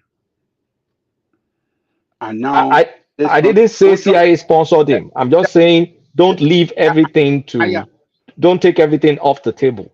Oh, okay. I got your own point. Yeah, your own point is clear. But people that spoken earlier, that won't even be surprised that see, he's working as an agent for CIA. So CIA sponsor him against Jonathan. CIA sponsor him against Buhari, and CIA sponsor him. They are not sponsoring him against Tinubu. And you guys should sit down and just relax and stop this propaganda against somebody that is fighting for the betterment of the country and the people of that country. People that were for Jonathan, this is the same campaign of calumny they carried that against Sowore. Wadaleko, can I ask something? The same thing, the same propaganda. Can I ask one question, sir? Okay. Now, you said that Sowore did not bring Buhari into government, but you have just heard yourself that Sowore himself boasted that he brought Buhari to government. Can you first apologize to us and then continue?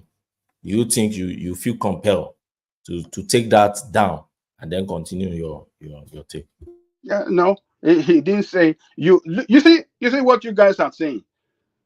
I mean, the contest. I mean, you don't put things in context. You just bring 1 minute, show the totality of this video, show everything. Let us know where it's coming from, what led to what he said, and what he said after that. Then you can really get the perspective at which he said something that sounds like, oh, yes. Can I just say something? Yeah. I think you've spoken well. I don't know why you continue wanting to talk about this. I think we've talked about this many months ago, even over a year ago. And I know the Agbado people, they always go and dig out whatever that suits their narrative. You've said it all. I mean, there's context to everything. And this guy, after in several fora, even when he was accused, even by some journalists that you brought this comment, then that was Buhari. He said no. So in what context, how should we now understand what he said in that context of what when he said it to that man? I know what he said. Hold on. I'm borrowing Ajami Kuku's time. Taking 5 minutes for that. Okay. So, but go and listen to that too before you make comment on it. I've listened to it from the beginning to the end. Even when that thing freshly came out, I So saw tell it. us the context. Oh, come on. They will have, come on, don't bug me down with all this. Go and watch it. You said you were watching it, right? Don't bug me down with that. I don't know. You are arguing against the context, and I said, dude, it's okay, it's okay. Let me just go with my thoughts, please. I don't want to. You know, you don't need to just dismiss people like that now. I'm not dismissing you. Can you allow me, please? Can you just allow me, please? I'm allowing. Don't take offense for being pushed back. This is a platform where everybody talks now. Would you allow me talk? I said it's okay. And so you don't need to raise your voice now. Why don't be so sensitive now. Why are you being sensitive? Why are you being sensitive? Let me talk. I said let me talk. Don't raise your voice now. Let me talk. I will let you now. I keep telling you, let me go on. You keep talking and talking. What is all this Then about? don't raise your voice. Why are you raising your voice? Right, okay. Can you allow me talk? Can you just allow me talk? You're not talking to your maid. You don't need to raise your voice now. Please. I'm not talking to my mate. Sorry. What's going on? What's going on? Sorry. I'm not talking to my mate. Who am I talking to? You are not talking to your maid. Please don't raise your voice. Your maid. Okay. Sorry. Okay. Your maid. Maid. All right. MAID. MAID. Come on. What's going on? Hold on. I can't even step away for a moment. You guys are. It's rational mind. It's just catching feelings. Maybe I should be appointed school. Who was the class prefect? Who is the class prefect? They like these guys. They like doing something. They come here. They gaslight people. They just want to trigger you to get you to the point whereby they know how. They know what. Soros, okay. And I've said to you that allow me talk. And you keep talking, and why would I increase my voice when you want to cascade your voice over mine? Abadale Kokogon that has the space. He's not raising his voice. You see what we're doing here? You have even spent a lot of time arguing now. You should have spoken. And I don't know why you resisted pushback. It's not easy to lose your thoughts now. I'm not pushing back. I borrow somebody's time. People said, I don't want to lose my I train of borrow thought. somebody's time. Is it that easy to lose people's thoughts? Let's not do this tonight now. Why are we doing this? All right. Hold on. Rational mind. I stepped away for a moment. So whatever you were saying, just say it and then let. So I borrowed Ajalek's time. I just want to support what he's saying about Sowore. That these people. You think it's a closet CIA agent too? Do you agree with? No, I don't believe that. When I have my time, I will talk more on that. But my point is this: is that we need to contextualize everything. Our people, our listeners should go and watch the totality of that video. Sowore was coming from somewhere. They were having an argument. Him and that man. They were having an argument. And Sowore has also spoken, even when he was confronted by other journalists, saying that you brought this government. That was Buhari then. You brought this government. Why are you not going against this government? He said, no, he never brought it. If he said Buhari wrote on his back, in 2 forums, I've mentioned it on this platform. Buhari in 2 forums, in 2 forums, I mean to say, Buhari himself on the day when he was giving his certificate of return, Tinubu was by his side. I was in Lagos at that very day. He was by his side. He was exclusively thanking Tinubu for helping him to come to power. Tinubu himself, second forum, Tinubu said that the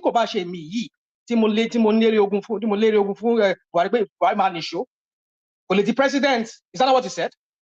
Sorry, we don't understand. Say it in English. Say it in English. We don't understand now. We don't understand. People will interpret for you. Go and make them. So my point is this: is that now suddenly you people want to now put everything on this guy on Sowore. Sowore is an investigative journalist. He did expose Jonathan and his corruption of his people that were ruling with him.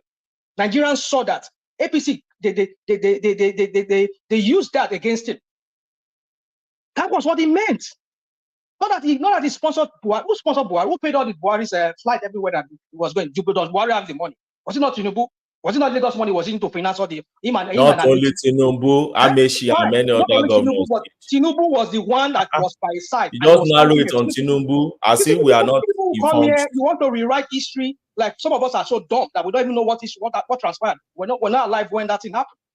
No, is it only Tinubu, Amechi, and other governors? They didn't sponsor. Other people came. Saraki, Atiku. Yeah, fine. And you just mentioned Tinubu. You just come and mention Tinubu. And you say you were in Lagos. So when you were in Lagos, were you sitting beside Tinubu? You were in Lagos. You were probably in Imolu or somewhere. You now said you were there. Okay, fine. Those people you mentioned, they contributed. I agreed. But my point is this: is that somebody who never gave any money out, who only just do is investigative journalism, exposing the crap that was going on during John Jonathan, and the APC idiots, they jump on it. The criminals jump on it. They rode into power with it. That was what they said. He rode on my back to power because of his work that he did, exposing Jonathan. That is the context. You need to understand this. Or you people will just take it out of context, that like you always do in all your things that you say on this platform. Oh, over to you, I'll leave it at that. Thank you, Rational Man, for trying to enlighten our people. Why don't you want to re-exposed? Why? National mind.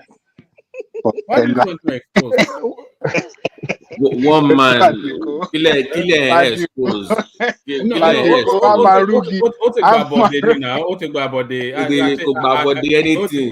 just, why are you pushing this narrative on your platform? You didn't do anything wrong. Come on now.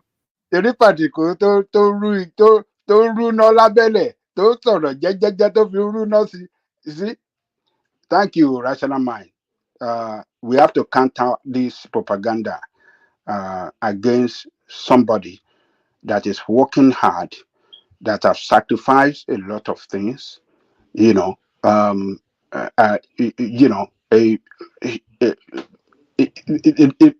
the extent that he was incarcerated for 3 years. He was restricted, he was punished, he was almost killed. Now, you see, just because of Tinubu, they are now bringing up propaganda against him. So the real issue, they are not tackling it. They are not saying anything against it, but they are now turning a blame game. They are playing a blame game against another person, not the person in power who the box stop on this table, who has failed the country.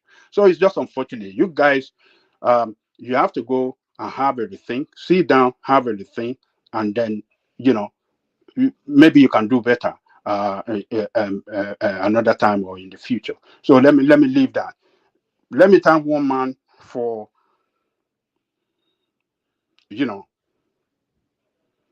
allowing Soli to speak first, yesterday and today. And Soli did very, very well in his analysis on all the issues. Even to some extent that one man was trying to even push back, was very resistant against everything that guy pointed out against Tinubu. So I thank you for bringing him, that you allow him to speak for yesterday and today, and he did a very, very good analysis. I believe young person like Soli, if Soli can speak in such manner, I think I have hope that our youth, some of them with the brain, good brain, maybe they can stand up to fight for their country. So, to Soli, I give kudos to you. Keep doing what you are doing best. Never allow propaganda, never allow yourself to be ravaged by this propaganda of, praising Tinubu to the high heaven, that he has done the best, he has done this, he has done that nobody felt. So kudos to one man and kudos for Soli as well. So let me go to the real issue. Today's broadcast by Tinubu, in fact, showed that man is so insensitive to the plight of Nigerian people, so disconnect, and he is not in tune with what is going on with Nigerian people. And the real issue, which is the policy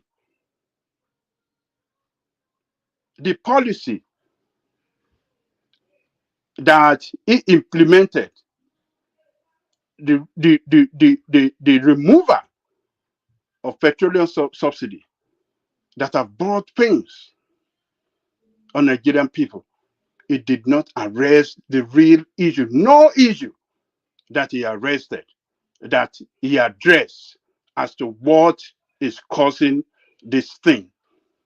So for him not to have addressed that issue of petroleum subsidy, it shows that this man is driving on the path towards, ruin that country and the people of that country as well. But I know Nigerian people, they will resist him. They will resist him. They resisted in the past administration, and they will resist him for trying to implementing policy that have not make life comfortable for Nigerian people in their country. So I think everything is said there's nothing new in everything he said. One man is here. There's everything he said. We have treated it on this platform many, many times before now. Everything that man said today, we have treated it on this platform. There's nothing new. How can a president make a national broadcast and we are not getting something new from it? Is it the payment of backlog of what we owe in all those airline and all the rest and some other commitment that we didn't know about, that we never treated here? What is it that he said that we never treated on this platform? Nothing new. So he came late to address the country. Campaign after election, everything has been ruined. You have ruined the country already with the protests. I'm talking about the protests now, that the protest that would have been prevented, you allowed it to happen, and the worst has happened, and then you are coming out to talk to the country. That is not the way a responsible leader acts. A responsible leader must be proactive, able to prevent a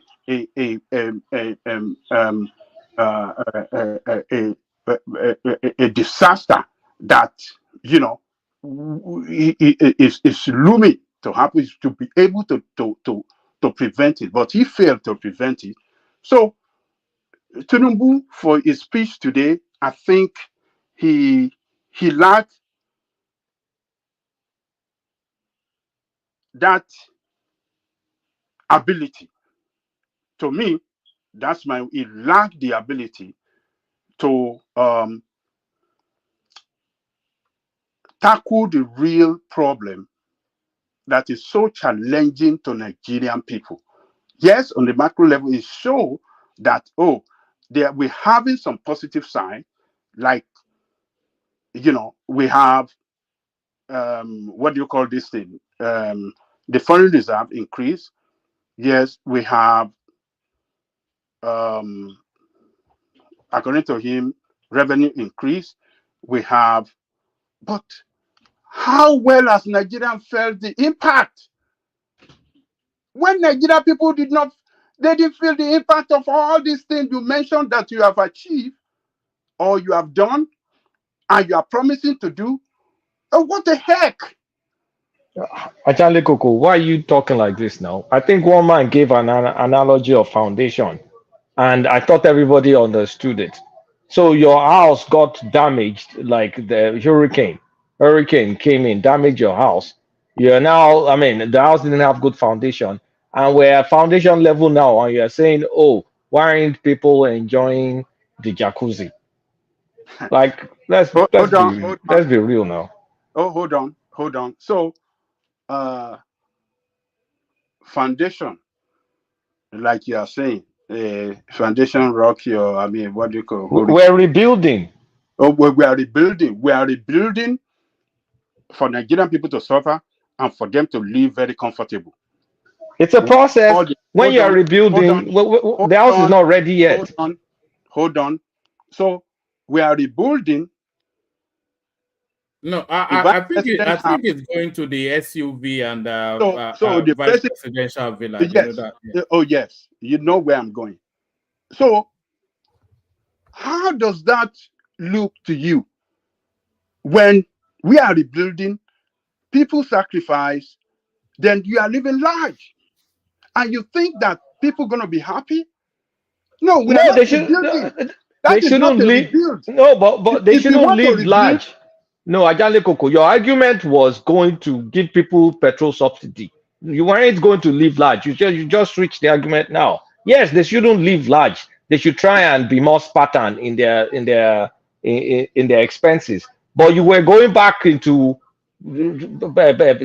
damaging the foundation again by saying let's go and give subsidy. That's where you were going, and that's why I reacted.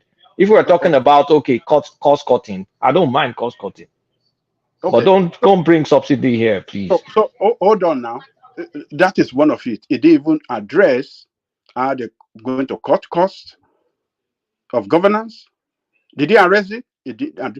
There's nothing good that man.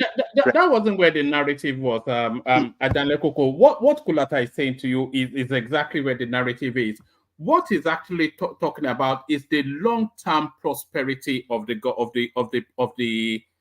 country, which is a different space from, oh, are they suffering along with us? So that's a different narrative. But what Tinubu was talking about, which is very, very difficult to fault if you apply a logical mind to it, is talking about the pathway to the long-term prosperity of the country. So if you're talking about the immediacy of, oh, the Gari is something and then they're doing SUV and private, yes, we can do that. That chimes with populism, but you cannot fault the pathway to long-term prosperity. There's no pathway to prosperity. Nothing he has done now that is on the pathway to prosperity. Don't let us continue to deceive ourselves. This is what we have. Look, let me tell you. This is for this kind of narrative. I have heard it. I've been hearing it since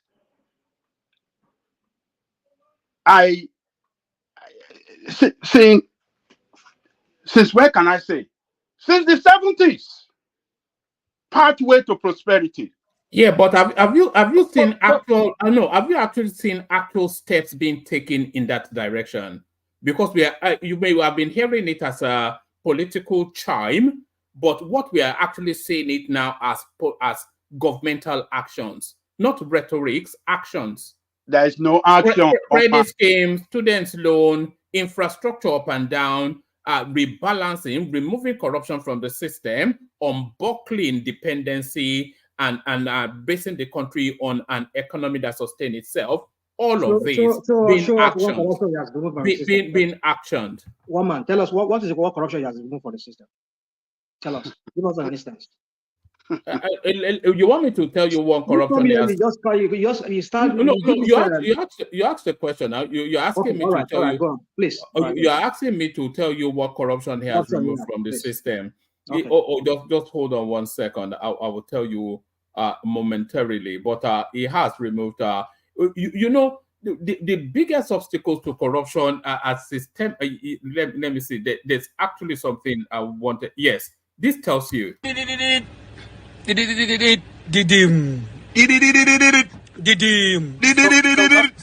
is the sign of landing of big money when MFL give you Jala in official rank.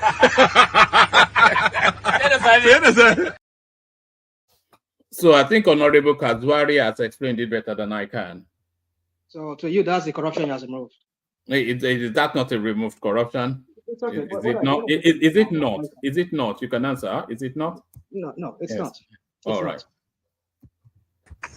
You see, but the center, the issue at the center of this crisis is the petroleum subsidy. And the people of that country are saying it loud that the cost of petrol has increased. The cost of that wasn't what they were talking about. They were talking about the cost of food. It's an alleged hunger. Yeah. Did they not ask for reinstatement of petroleum subsidy? Yeah, they asked for a lot of things, Yeah, but yes. that's not central to the Ajale thing. Koko, let's drop the dead donkey. Subsidy is gone. It is never going back. Nobody should ever bring it back. Forget it. Let's move on. Well, you, I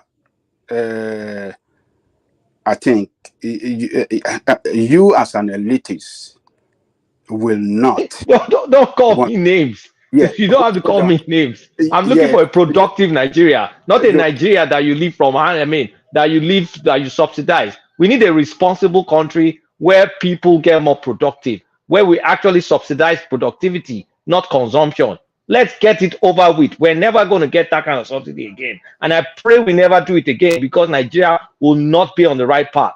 We've done the right thing. We need to reinforce it, and it needs to double down. You see, the problem with you guys saying this is that you fail to address the corruption around the subsidy. And that subsidy, how it stimulates economic growth and productivity in that country, you guys will never mention it. And this is what happened before the election, when all these crap-head politicians that you are all divided, supporting in one way or the other, are telling you, and you people supported them. Now you are seeing it. What we AAC was saying is that back then is that subsidy is not the problem, but the corruption around it. So when you have irresponsible people managing the affairs of the state that enable corruption to flourish, and then they want to turn around and said, oh, this thing is not working, then we have to stop it, and then the people have to suffer. It's just unfortunate. Subsidy can be paid for by productivity in that country. It is the corruption around the subsidy that balloon the cost of that subsidy that's been recorded and shown to you that, oh, look at how much subsidy is gulping about half of our nation, of our nation income. Subsidy is gulping about three quarter of our nation. It is not the subsidy, it's the corruption of incompetent and corrupt people that you people always are always supported to be in position of power. Every country pays subsidy one way or the other to stimulate the economic growth. And you have a product that is singular, the most important driver of your economic activity, and you said that that product must, the subsidy around that product must be taken away. And then you kill the Can I ask you the question, please? Yes, answer your question. Okay, let us even assume that Tinubu should bring back fuel subsidy. With the analysis of the situation on ground, that 97% of current revenue is being used to service debt. Now, where will you have expected the Tinubu to get money to pay this subsidy? Because it is like since yesterday, you are the only one that refuses to face reality. Yesterday, I supported you, but where I supported really is Tinubu shouldn't have taken a responsibility that he was the one that removed it. Instead of explaining the reality, it's like Tinubu was scoring a own goal, which he does not need. But where will he even get the money? Do you want Nigeria to? Do you want the Nigeria to collapse? Because he inherited dead economy. Please don't let us. It's like you want us to go back to the Israelites to go back to the Egypt, because the three candidates, Obi and Atiku, they both said they are going to remove subsidy, that it was a criminal activities. So now, if this man now took a bullet by the horns and did it, why would you ask him? In fact, let us. What is the way forward? Because you did not expect this guy, even the crude oil. Do you know how many? You don't even know how many years that they sold it up front now, and they cannot break. They cannot break the agreement that the Buhari signed. So we don't have money. The crude oil has been sold in advance. They've collected the money. They spend it. Where will he even get the money? Okay, it seems hold on, Ajale Koko. Listen to this and then come in after it. Sir, our question has to do with the issue of removal of fuel subsidy. Considering that this current administration has said that by June 2023, the subsidy will be removed. Is it going to be your priority in your first 100 days in office? How sustainable is subsidy to the Nigerian economy? Thank you. Thank you, Gloria. Well done. But I can assure you, it will go immediately. Subsidy, I've said it before, is organized crime. And I cannot allow it to stay a day longer. 3 critical development areas is receiving 4.5 trillion. Subsidy is 3.6 trillion. Six. No, half year. Okay. Half year, 3.6. So if it's full year, it's about 7 trillion. Which country will invest more in subsidy than education and health and even roads? It doesn't make sense. This is the annual budget of education, 2 trillion. Annual budget of health is 1.5. Road infrastructure 1, and subsidy half year. So even the saint with the halo around his head, even he says he will remove it immediately. The saint with the halo around his head. Man, God bless you, man, for bringing this.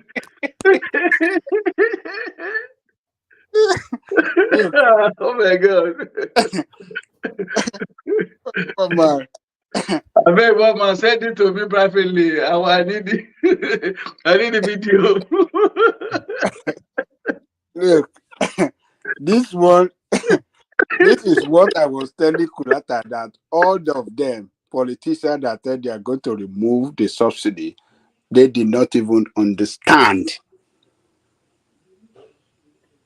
what the subsidy, what it represents in, in the management of the economy of that country. Ajale Koko, subsidy represents opportunity cost for development. We were wasting how many during that time? How many billions? Over 10 billion a year of things, roads we could be building, schools we could be fixing, infrastructure that we could be doing. We're using it to subsidize rich people, corruption, and people in general. What was our productivity on that subsidy? It's nothing. It's not like we're turning into Singapore or something when we're paying subsidy. We for years and years and years we could have built a lot of stuff in that country, but no, we wasted that money because of subsidy.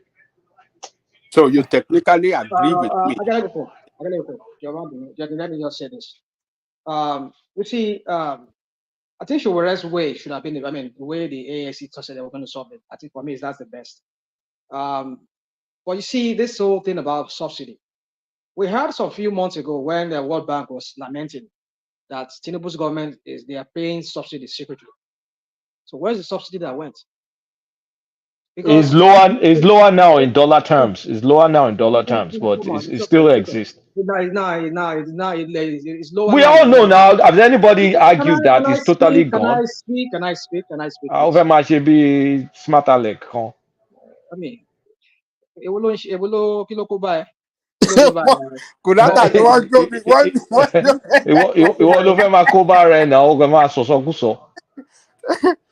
Oh God. Subsidy, no, is supposed to make it also. I mean, but what are you talking about? What are you saying? Sowore'S, national mind. Who's acting like a smart aleck there now? Who's acting? Sowore'S talk. Well, so why you not getting when you want me to Sowore'S? I mean, come on, dude, you guys I are gave you just, permission to talk now. Talk. All of you full of bullshit. Talk. I will talk. Don't tell me to talk. I will talk. You don't need to tell me. Talk. So anyway, we had World Bank saying that they were paying subsidy. So what's the subsidy that went? Now this same guy kept borrowing money. So what is the money they say they saved? Some people now, when you come here, they will start telling you that, oh, go and meet your governor. They gave them money. These governors, like for example, that of what's it called, Kaduna State, all the money that Kaduna State is getting, their allocation is going to pay their debt. My states, on those states, they are owing. So also other states, some of these governors, they are paying those debts. And now you are talking about Tinubu, whatever. So what has been saved from that subsidy? That's the question. What do we have? I mean, when we say these people are so, they just shroud everything in mystery. We don't even know how much they've saved from that subsidy. All you will hear is that, oh, they've increased the allocation of that they gave the state governments. And this same state government, they're also lamenting that even the money that they are giving, it goes into paying so many other things, whether it's true or lie, we don't even know. Yeah, but if they are paying for something, doesn't that represent things they borrowed in the past? No. It's a quick question. You just can't open your mouth just like that without making sense. You said they are paying for something. Doesn't it represent things that have been borrowed in the past? So, as I was saying, my point is this, is that you removing subsidy, you paying subsidy in secret, creating the illusion that subsidy is gone, and in reality, you're still paying subsidy. The whole thing that he did at the beginning was what triggered, I believe that this whole thing was overblown. There's nothing so much about it. If he had done it properly, it wouldn't have caused panic in the system, whereby those marketers, they had to jack up or, ramp up their whatever they've been doing. It was that was what really triggered the whole thing. I mean, looking at the oil that they sell, the barrel they sell in the market, it's hovering between 70, 80, 100, $80, $90, $80. So why haven't we seen this before? So are we talking about the cost of refining this? Is that a problem? So for me, you see, there's a lot of sorry, rational mind. Sorry, rational mind. Are you saying that it was because Tinubu said that oil subsidy was removed that jacketed it up? I think that's what your term. Yeah. Hold on. Are you saying that was what happened in that moment, or that is still what obtains still now? Because the prices are still now. So that Tinubu statement is still what is affecting the price still now. It sent a shockwave in the system. Right. That was why a lot of people. That's why a lot of people. And then that's why the price. Man. All right. Okay. To compound it, you have to float the naira, which is another mark. That's another avenue whereby these marketers they get this thing subsidized to them. The dollar to go and bring in this fuel. Do you want me to pay you, Honorable Kazwari, again? It's okay. Don't give me that. That thing that you always do. It's so annoying. I don't want to hear it. I know what you're talking about. So my point is this, woman, is that there's a different approach you could have approached this. But we know this guy, very impulsive man. Look at what he was saying today. I removed self-question. You did not. Like somebody was saying here. He did not. Buhari has already removed it, or maybe he never made allocation for it. So I removed subsidy. Why would you say you remove subsidy when in actual fact, when we say this guy is just a liar, that just want to ascribe to himself what is not? But Mama, I just leave it at that. But for me, I just believe that this whole fuel subsidy thing is just it's such a sham. It's a fraud that till this very day. What is the accountability from the Minister of Finance that this is how much we have saved from the fuel subsidy? This is what we have put that money into. Have we seen any accountability as to that? I have not seen. All we keep hearing is that but we have seen now. They've told you. Tell me. So they've told you. They've told you about the increases to this. No, they told me. No, you don't even want to listen. Okay, go on, please. They've told you about the the quadrupling of allocations to state governors, which the state governors themselves have confirmed. So that comes from that subsidy removal. And all of these infrastructural projects, the ones that goes towards the students' loan system, this now new superhighway, a lot of things coming off the back of that removal. So the money is accounted and audited for. But are you aware that some of this One man, do you know that a lot of the airlines, including that's why Emirates they stopped. All their money were trapped. They couldn't access it again. It was Tinubu that paid up their money, and that is why the Emirates is coming back now. Tinubu did not pay up. He did not pay all of them. He did not pay. Let's not say that. Tinubu did not pay everything. They are still holding. No, it still backlog. It did $7 billion. What are you talking? But this is what they are able to pay for years. All right, bring that interjection. Omar, can I quickly say something, please, before you round this up? Yes. Just on that space. You see, I've never seen people who are most confused like Nigerians before, particularly all these people that pushing back against the government. Now, they will tell you that the way he removed it was the problem. They will still be the same one. That's what Rational Mind just displayed again this morning. They will still be the same one that will tell you it wasn't the one who removed it. Stay on a lane now. If you are saying the way he removed it, you are at the same time say it wasn't the one who removed it, I just bragging about it. Then what exactly are you saying? You are talking from both sides of your mouth. No, it's okay. Then lastly, announced it. No, let me quickly land. Lastly, I remember Goodluck Ebele Jonathan, when he removed subsidy, he didn't announce it. Go and check his speech, a New Year speech of 2012. You won't find removal of subsidy there. That man sneakily removed subsidy. But what happened? The Nupeng of all this world, IPMA, Independent Petroleum, all those guys were the one who blew the thing by January the next day. People that traveled home realized that they jack off the price, almost the same, jack off the price of transport. They couldn't return to Abuja or the cities where they are from again, and spontaneously protest started. That was the man who did not announce it, or let's say did not brag. That's what they're saying. They say it's that bragging that is reacting to.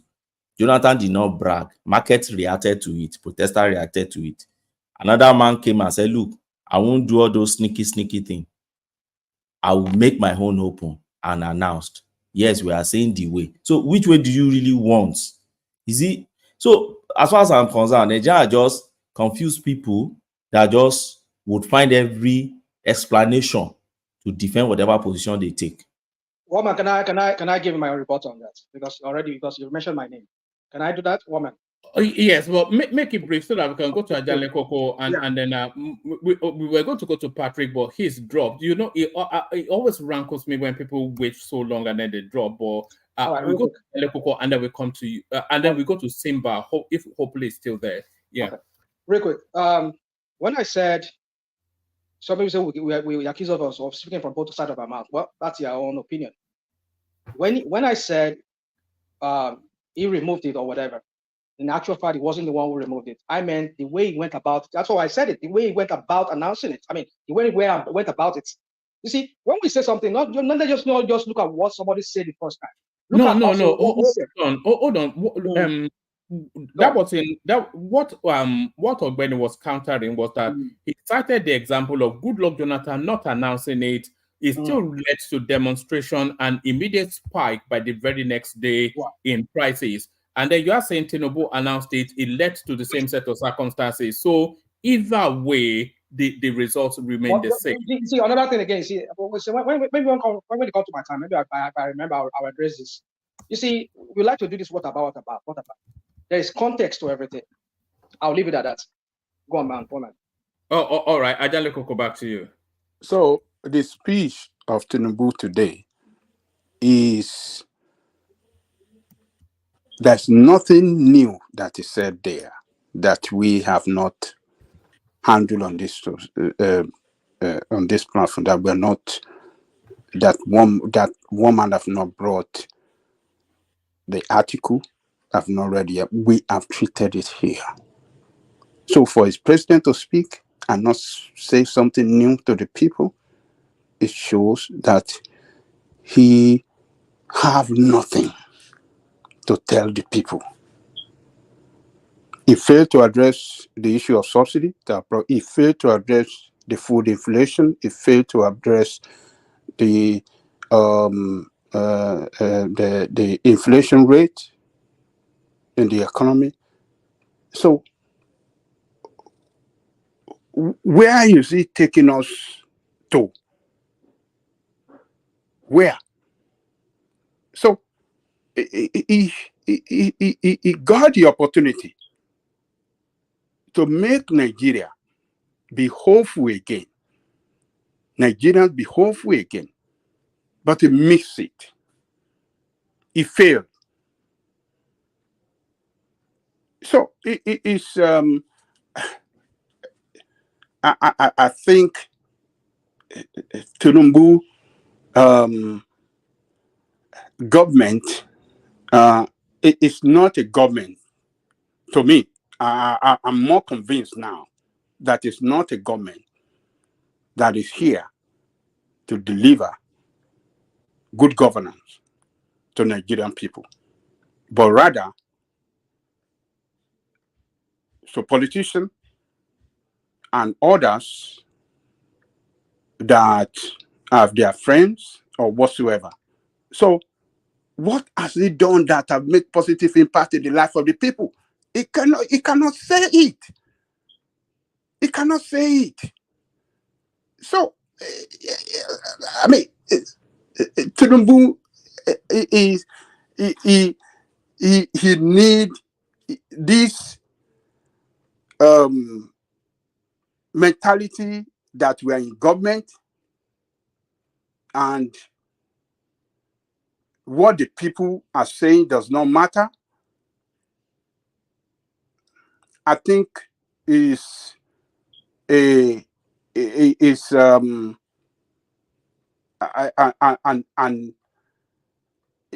just preparing a doomsday for himself. Nigeria in 2027, if the situation remains like this, I want to ask a question from all of you. Do you think it's going to win re-election? Yes. If the situation in 2027, the situation clearly will not remain like this now. So I mean, all the was the situation the situation better when Buhari was going into his second term? It didn't better. It was worse off at the end. Was he not re-elected? Oh, you are talking about he's going to rig the election. No, he's going to rig. He got re-elected. That is Nigerian re-elected level. So he got re-elected. No, it's going to be different. Let me tell you. You know what happened? What happened to Jonathan? That is what is going to happen to him. Tinubu is not Jonathan. It's different. Sorry, Ajanle Koko. Who did what happened to Jonathan to Jonathan? Who did it to him? Was it not the Jagaban himself? It was not the Jagaban. Yeah, it's Jagaban. So they are going to do it. Have you not read Machiavelli? You can never outmaster the master. Wait, woman. What he did against Jonathan is what they are going to do to him. And his son is going to be worse off. Who is the day? Who has the brains? Don't worry. Don't worry. Nigerian people will show the politician in 2027 that enough is enough and they will all be sacked. It's a matter of time. Today, if election is conducted today, Tinubu cannot win. With the present situation in Nigeria, you all know that. How dare you want to tell me that is doing something good for Nigerian people? When last have you seen demonstration in the north? It is not trouble. So Because the did you Northerners not did see? not Did listen. Hold on, you not hold see on. demonstration in not during Jonathan? Hold on. What I'm saying, the what do you call it?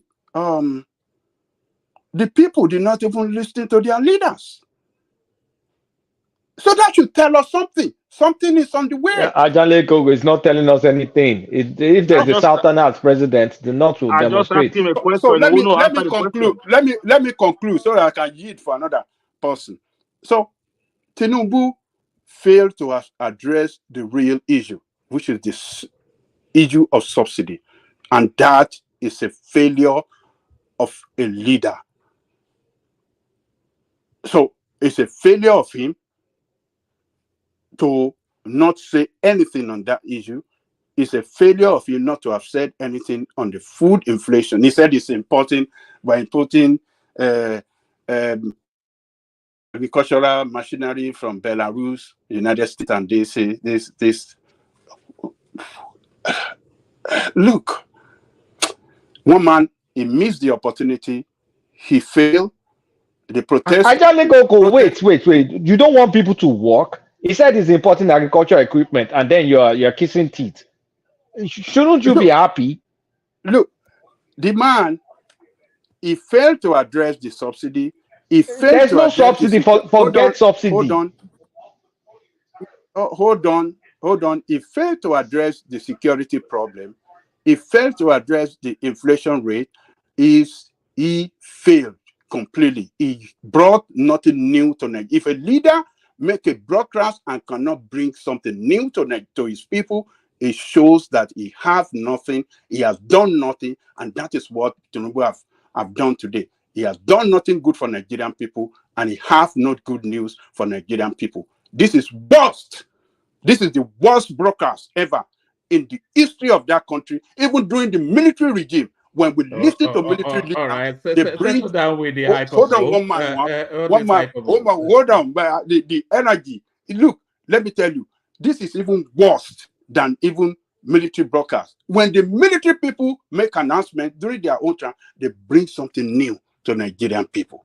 But a civilian leader, a man that is trusted by some people like Kulata and one man and Ogbeni, a man that is driving Nigeria towards, towards disaster. It's unfortunate. He failed. Let me leave it there, one man. Thank you. All right. Before you round off, you have not said whether you should apologize for busting you on this Sowore thing. No, You didn't bust anything because the context that is surrounding that statement. Give me 1 minute. You don't want to put that into consideration. So you have been spewing propaganda since morning against Sowore, and I'm not seeing you stopping this now or in the future. You guys can continue, but the time I won't stop you to if there are more facts on Sowore. Sowore is not God now. No, you don't have no facts. You don't have nothing against him. If you have more facts, Ogbeni, I would like to have them because I want to put to. I've already even just in the course of this conversation, I've already even put together the title. So I'm just going to try to.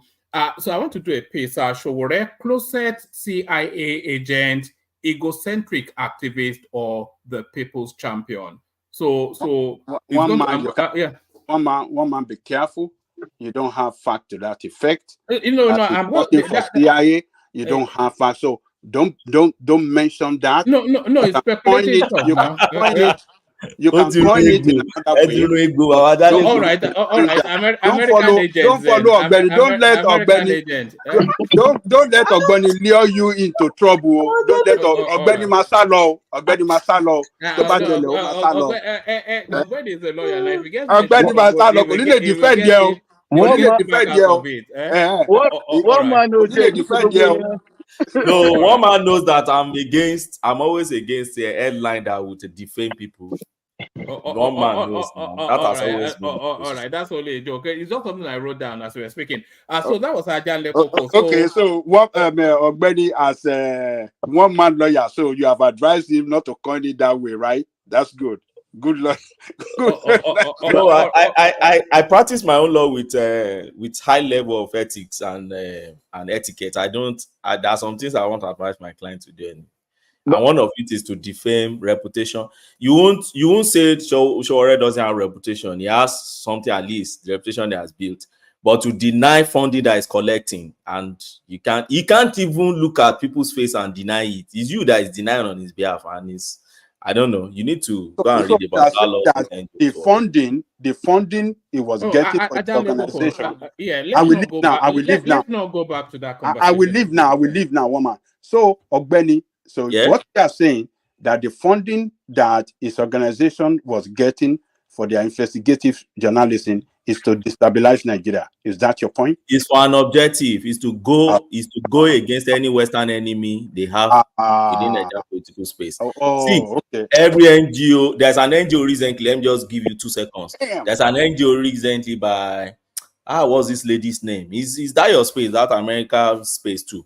That because some people raise issue that particular group that that the woman funded, that the NGO funded, has been used to be anti-LGBT before, and because of that, they withdrew. That's why the fact that they has clear objective and good intention, they still withdrew their funding from that particular group because it has talked against anti-LGBT people. To tell you that every NGO has interest in whatever they are funding. Don't be green like Akulata put it. Green simply means try to be highly informed about all these things and look more deeper than the surface thing.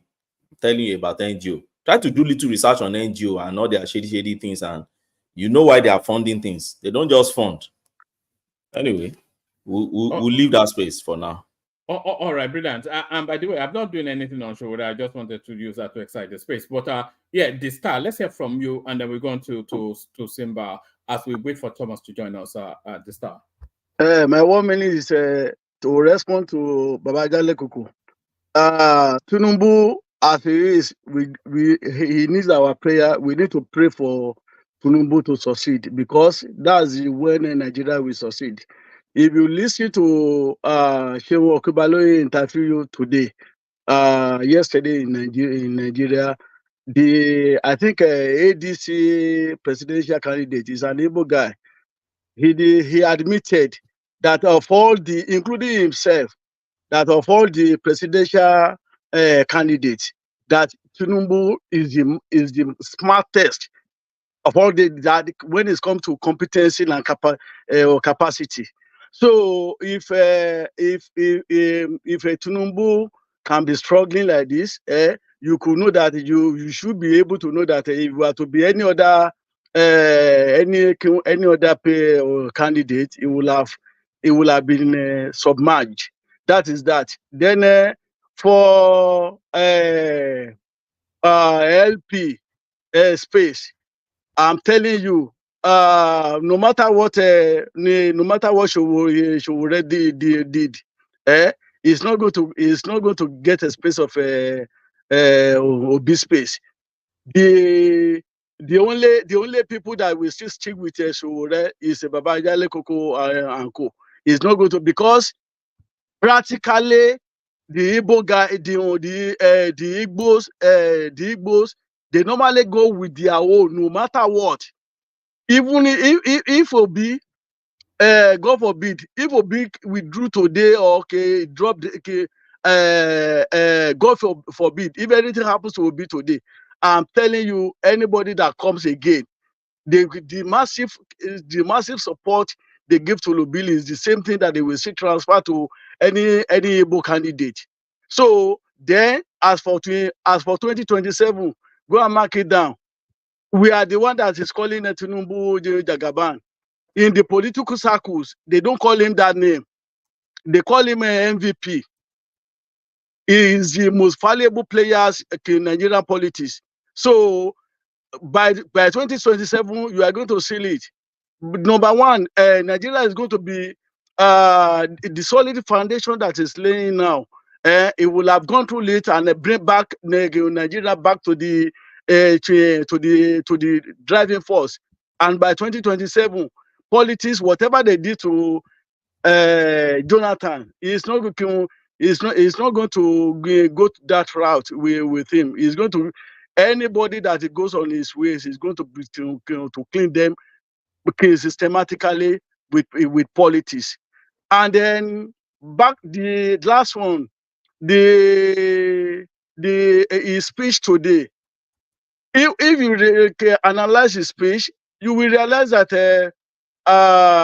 those, especially the Northerners, that overhyped this protest. I think it was too early for them.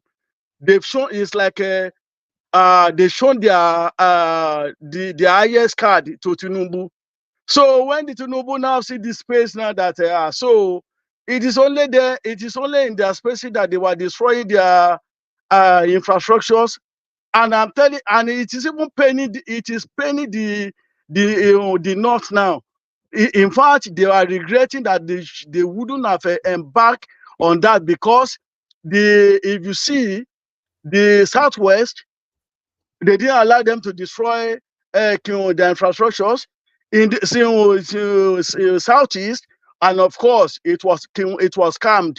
They were now regretting that the LP space that put them into this narrative that in their own side they didn't do anything. So now Tinubu, this thing has even energized Tinubu that so this is the highest the North can do. So that was why he did not say any the statement, the press release today. It shows that he did not send them because he has seen the last they can do. So that is my contributions. All right, brilliant, excellently delivered. So that's the mighty the star. So thank you, the star. So from the star, Rational Mind, are you there? I'm here. Rational Mind. Here. Yes. Can you hold the fort for about 10-15 minutes till Thomas gets here? I'm not signing from my laptop. I'm signing. All right. One man, you can go and then Thomas will come and join us. All right. Let me bail out then. Acknowledging Ite Ege, something or the other, popularly known as Prince. So there he is, right there. He kicks it off. Bosun came in, wanting to hear from Larry on Tinubu's speech, with Larry duly obliged. Tope Oak says hello. There she is, right there. That is Prince. Still, I'm not going to attempt this. Whatever it is you just wrote as your new name. So that's Prince right there. That's Kulata. You know, before he teases himself onto the screen, I think a Rational Mind actually teased him in there. So that's Kulata again, right there. That's Ola again, playing hard to get, super chatting, not being in the studio. That's Ola still carries on doing it the other way around. So that's of course your as always gets the mansion, not once but twice. That's Tim Jack right there speaking to something Agege. The only Agege I know is Agege bread. I wonder if you guys have the Agege bread in America. It's an obsession in this house. So that's all right there carrying on. Still, that's Tim Jack, the latest installment. That space still open. Anybody else to pop in? And anyone that's to add to it, add to it. Let me be loud, gentlemen. I'm here. Brilliant. I was just going to say, so let me bail out then. Akim has not spoken. Simba is there. He's not spoken. Rational Mind certainly waiting. So let me bail out. Kulata, Prince Daddy. I thought I saw Baba T there, of course. BT. So you have the full house, the old guard, all of the old guard in play. So let me let me bail myself out and throw a bit of a joker into the mix. Thank you, everyone.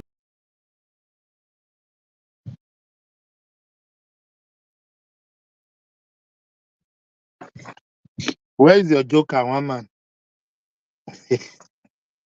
Thomas, are you showing yourself from a television screen or what? I don't understand. Or is it okay car window? Well, are you seeing me or not? That's the main thing. That is the sky. You do have beautiful sky in America. I don't live in America, Thomas. that is the sky right there. Our sky different from you guys. We are closer to heaven. Yeah, who is speaking here? I think they say speak. Can I say something so that I can go because I have to go? Thomas, if you Yeah, that's what I meant. How are you? Yeah, good. good. Yeah, yes, you have Yeah. the floor. Yeah. No, thanks. So for me, I just think I don't know. What are the topics? Thomas, do you have the topics? Because I came in when you also said Rational man, you have been tackling people here since now you are asking for topic. All the subjects you'll be tackling people on. Yeah. See where we're going now again. Yeah. All right. I just want to say let me just say this. I just bring out because I need to start preparing. Tinubu'S. For me, Tinubu's speech. The speech. For me, I align with Ajali Koko, what Ajali Koko said on the way he went about the whole thing. Some people have said that the reason why he had to come up was because of this Russian flag that they saw among the Northerners when they were protesting.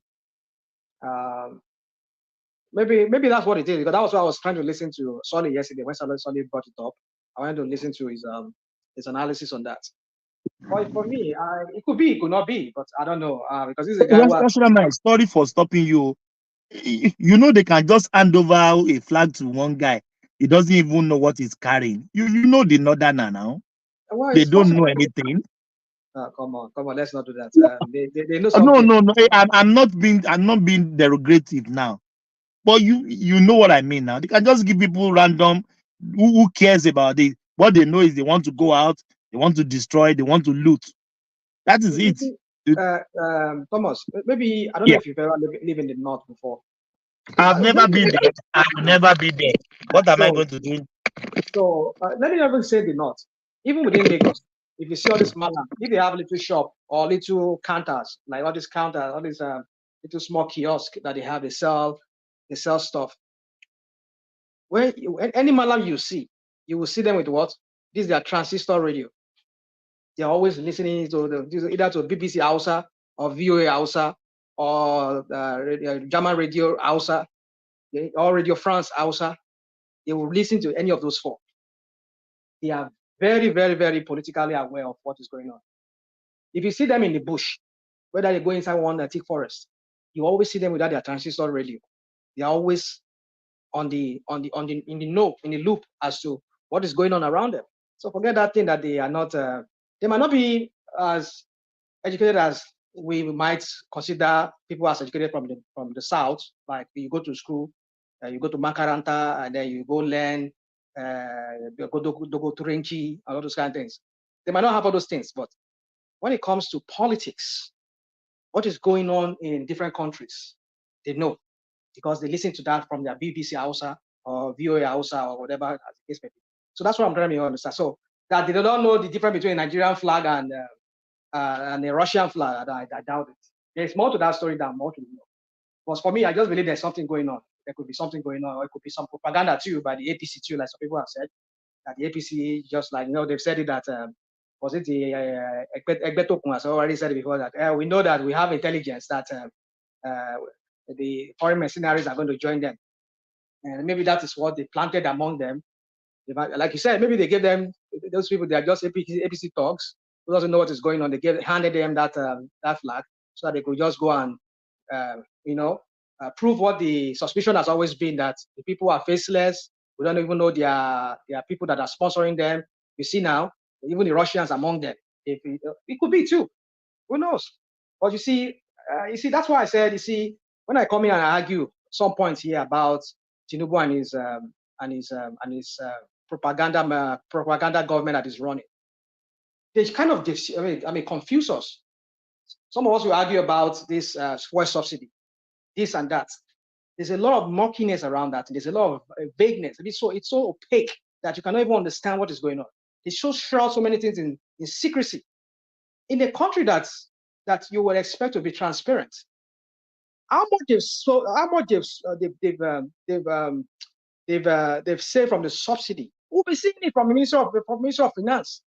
Or go there. I don't think there's anything like that, because I've scoured through many through many platforms because I get daily news bulletin from my stockbrokers from Nigeria. I never even see any of them. It's always one reportage they give you here, or the presidency just releases this figure, or the ESA, what's his name?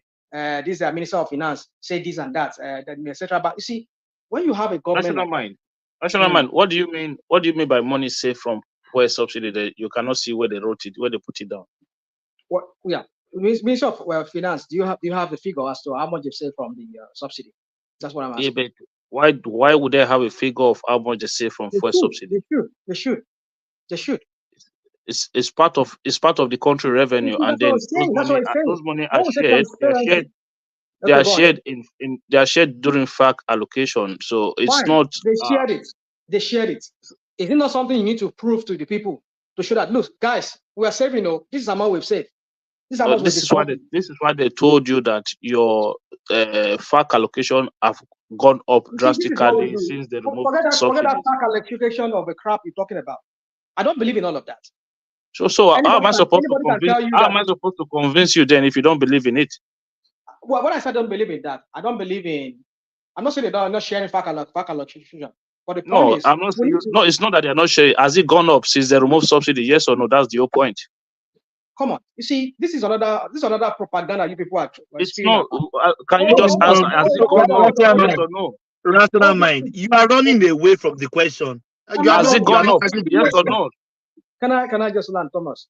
I'm not going to answer your question yes or no. I don't go with that. You are doing propaganda now. That means you are doing propaganda. Okay, hold on. If I do propaganda, just let me talk. I'm with this. I beg you. Now, when I say I don't believe in it, is that I don't know how much is being saved from it. Just share it. So over time, you want to prove to Nigerians that Nigerians, this is what we've been able to achieve. This is how much we've saved. Of course, we've increased the FAC allocation that we give to these people. But this government, these governors, some of them are complaining that they are paying debt that was incurred by their predecessors. That's why they could not. They were handicapped from using that money to spend on their people. Either it's true or not, we don't even know the truth. That's what we're saying. When there's no transparency about in this many of those things, there's no transparency.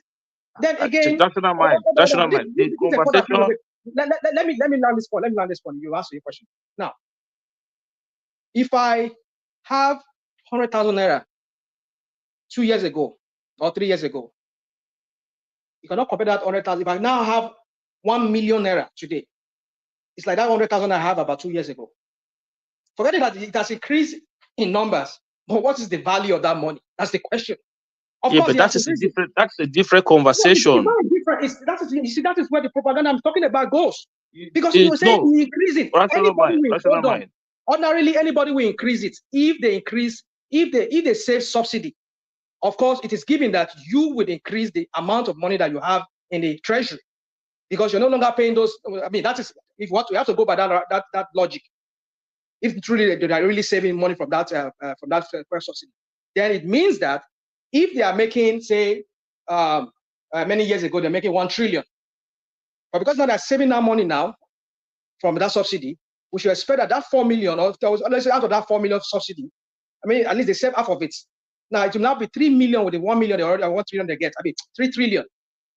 But then the question now is that what is the value of that 3 trillion compared to that 1 trillion that they were saving a year ago, or they had in treasury? That's the point we're making. That's a different conversation. No, it's not a different conversation. It's not a different conversation. It is a different conversation. It is still part of the conversation. Because you the point is, where is the money they save from fuel subsidy, and I explained to you that it has led to the increase in FAC allocations that they share among themselves. Right. So I mean, I also agree with you. I had you at that point, and I wanted to believe that logically that's how it should be. They should be saving money. It means that money that they'll be sharing the federal allocation, it should be also be increasing from what it used to be. I agreed. But the point is this again, that some of them will tell you they're paying. Look at the Kaduna State. All the allocation is going towards this El-Rufai crap that they did. Because El-Rufai borrowed money. I understand he borrowed money. But what is even the value of that money that they are giving them now? Because you're having 100,000 naira 2 years ago. It's like you're having 1 million naira today. So they should stop giving them money, Abi. They should stop giving them money. That's a different conversation, Rational. If you want to talk about inflation, it's not a different conversation. It is the crap. It is the crap that Tinubu has caused in the system. Okay, rational mind. Is a dollar a dollar from 5 years ago? Is it worth the same as a dollar today? Is the question I'm asking?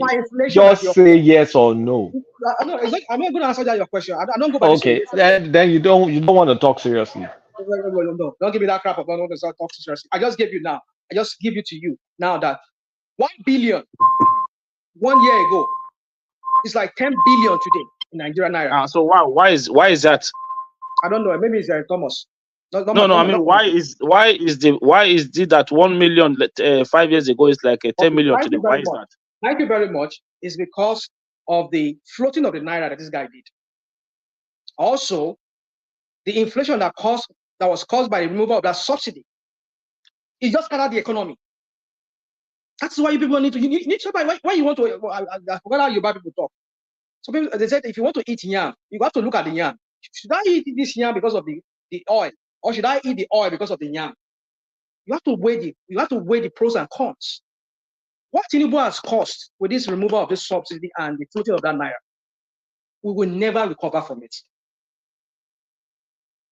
I think you're all the indices right now does show that we do not have the means to pull ourselves from this crap, because they will keep borrowing. They put themselves into a quagmire of a continuous cycle of a never-ending cycle of borrowing to service their debts and also to meet up some other things, and it will become a spiral. They should have thought it through very well. That's my point. So if it's going to be a spiral, how is it that the amount they're using to service debt, the percentage terms has reduced instead of, if it's going to spiral, it should be going the other way. Not God bless you, Akeem. That was what I was going to say. God bless you. Say that again. I'm sorry. I said you said it's going to continue and it's going to go spiral. It's going to go spiral. So which means it's going to get worse, right? So what I'm asking you now, if that is the case, why is it that since they came into power, the money that they are using to service debt in percentage terms has come down instead of going the other way? Well, yeah, they're borrowing money. I didn't borrow money. I didn't see borrowing money. Borrowing the money is not the issue. The percentage of your revenue. The percentage of your revenue. Hold on, Rational Mind. Okay, go on, please. Rational Mind, hold on. The percentage of your revenue that you are using to service debt, if it continues to grow above the point where you cannot. Are you talking about interest? Rational Mind, please listen to him carefully, please. Okay, let me listen. Okay. So if you continue to grow above the point where you cannot manage it anymore, that is dangerous. But in the case of Nigeria, it has reduced significantly since they came into office. What has reduced? That's my point. What has reduced? Okay, so before, if we were earning 1,000 naira, we were using like 95 naira to service debt. Okay. So and that money continued to grow. But since they came into power, that 95 naira out of 100 has reduced down to like 65 naira out of 100. Okay. You understand now? I get you. So, but then my question it means that instead of us to be using 95 naira to service debt, instead out of 100 naira that we earn, leaving us with only 5 naira, we are now using 65 naira to service debt. Okay. Leaving us with 35 naira. Okay. Let's just even assume, because I don't even know how factual that is. What do you mean assume? No, I will assume. I only assume because I don't know how true that is, because with this Tinubu, these are published numbers, Rational Mind. Let's not argue with it. Yes. I'm yet to see it. I'm yet to see. Don't be annoyed with me. I'm just saying what I can't speak to what I don't know. I'm not through an economic survey like most of you here, or some of you here, or even though there's some of you Agbado kind of. Let me just leave that. So my point is this. Rational Mind, can I quickly say something, right, please? Let me learn now. You put a proposition to me. Okay, go on. No, I just want to quickly say something so that it's going to help your analysis. Look, there are areas, in my opinion, where I think the government have not done well. That is in the area of managing this naira flotation.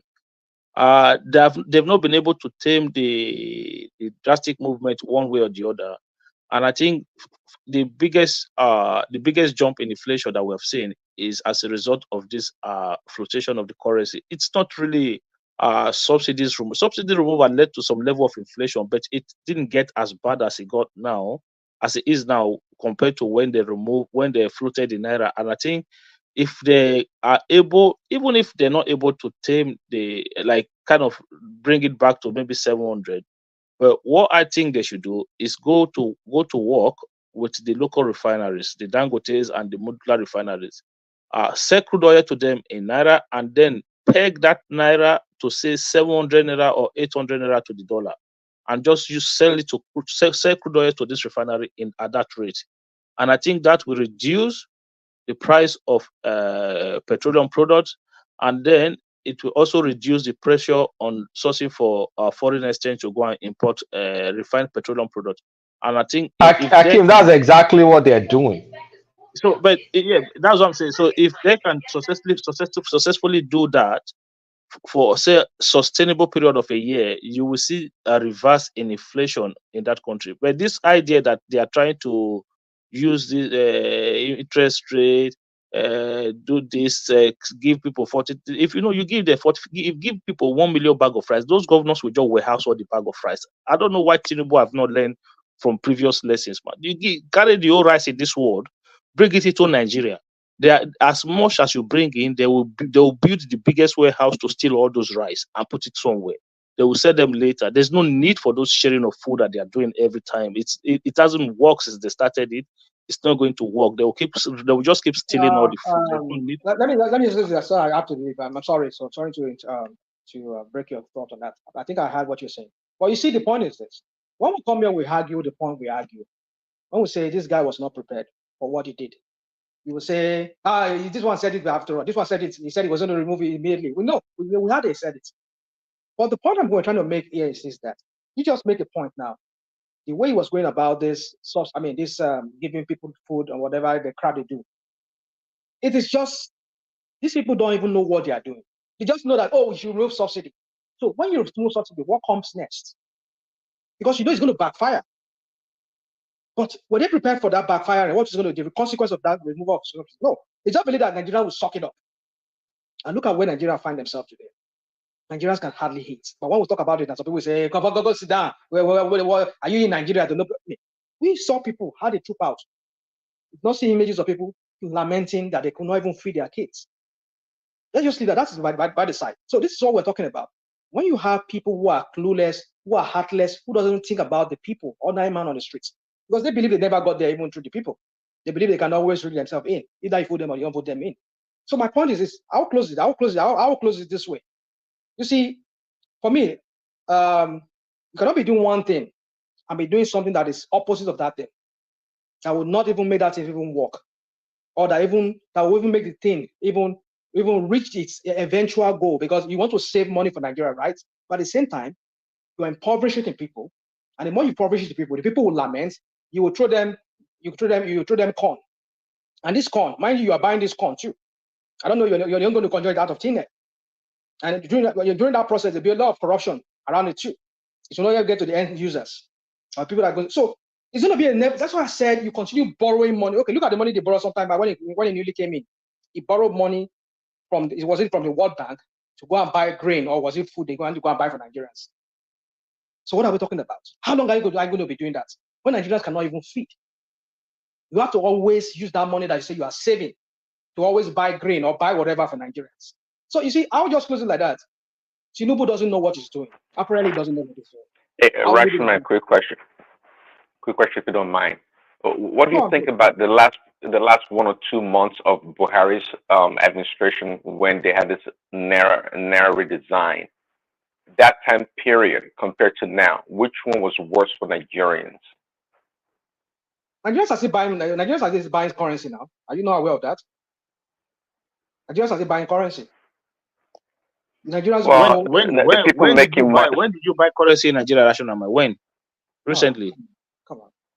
You have to go. I'm asking now, when did you buy? Have you heard about the POS people? Yeah, POS was there before that. So are you saying Russian is better? It was better under Buhari when people did not have money, their own money to spend. I being able to buy food. Okay, I don't know why this question, but I would answer this question this way. because I know where. If I want to assume this is where you're going with this question. You want to promote your Tinubu as, oh, he has lightened the whole thing. No, that it has never been, or even under Buhari, Nigerians were not buying currency like this, or they never had that problem like they had it towards that time of the election. Buhari did it for a purpose. He said it himself. If you listen to what he said, we don't want these people to use this election and use it and go and bring out money and go and right. But you, and if I can remember, you supported that initiative, right? You supported it, right? Supported it. Yeah. He supported it. Okay. Why supported it? Yeah, that's what I'm saying. No, you. I'm saying you supported it. Come on, let me see. This is what we're doing again. I don't want to go into those things that were of those time whereby we had to argue here, fight ourselves about it. We're not honestly. No, okay. Let me line my point. My point I'm trying to make here is that look, I'm not a blind Tinubu supporter or any government supporter. The point I'm trying to make here is that the things are hard, but Nigerians still have access to their own money.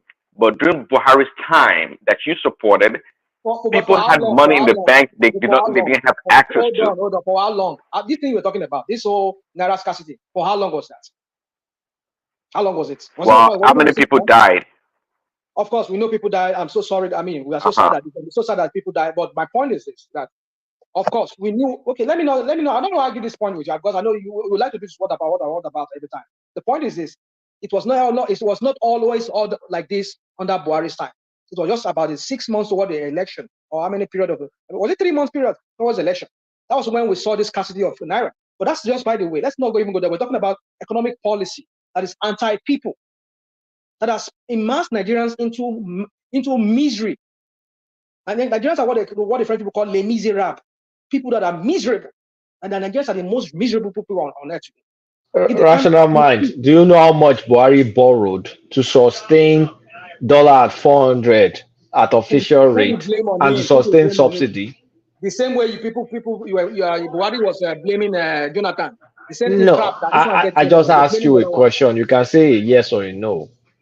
I don't like a certain question that you people bring up. Because you're not acknowledging he borrowed. He not only borrowed, we also started owing that we couldn't even service our backlogs. Did you want us to go bankrupt because you wanted to pay subsidy? Okay, want us to go bankrupt, and you're using 21 billion just to build a house for somebody. Okay. If building a house 21. Let me answer your question. Let me answer your question directly. Head on. If building someone a house for 21 billion reduces my revenue to debt ratio from 96% of using my revenue to pay debt to 64%, I better build more of those houses. Okay, because you guys focus, you focus on the tiny stuff. You don't focus on the big picture. 21 billion naira is not a tiny thing. 100 billion. It's tiny. How much is that in dollars? 100. Hold on. You want me to start giving you the money that this So should we continue on the path of 96% of our revenue to service debt? Hear me out. It should not. But hear me out. If you're talking about austerity measure or you're trying to bring it, whatever. I'm not talking about austerity measure. I don't really believe in austerity measure. I'm not. That's my own word. I don't use the word. I know they did not use the word. Tinubu government did not use the word. But I'm saying if you want to bring about some kind of austerity or frugal, like what you used a while ago, frugal kind of way, you should cut your expenses. We do not have the office of the first lady, but yet you are spending. Cutting your expenses is meaningless. It's cosmetic. Can you just allow me talk? Can you allow me talk, please? I beg you, please. I know you have some, but let me just say this: you will not spend more than a billion naira on your wife's office or whatever crap you call it. We don't have it in the constitution.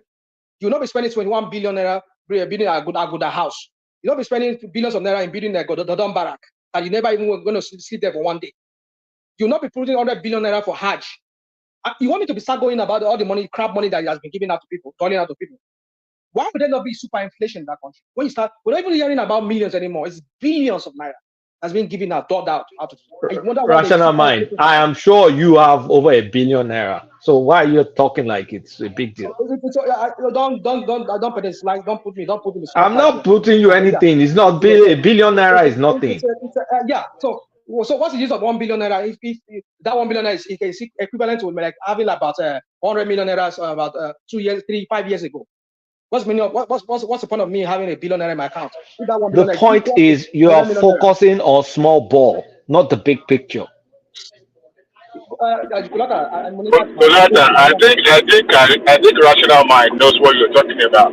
We just want to criticize for criticizing's sake. I will criticize because it is not helping anybody. You focus on a very minor thing. I mean, look at the big. Minor. Look at the big bigger picture. Example. You lead by example. That's what I'm saying. You lead by example. Being frugal. Look, government is still going to spend money, whether on a capital project or on salary or any other thing. They're still going to spend money, right? But when you have a limited resources of income, then you have to find a way. And what government is trying to do is, look, you rather the subsidy that they are paying, that 80% of it is going to the pocket of individuals in the name of subsidizing the petroleum. They rather scrap it, perhaps build it from the scratch if possible. And the government said, look, enough of all this, let it pay out by itself instead of going into the individual's pocket. And yet you guys said you should bring it back. How is that possible? How can that be? How can that be rational?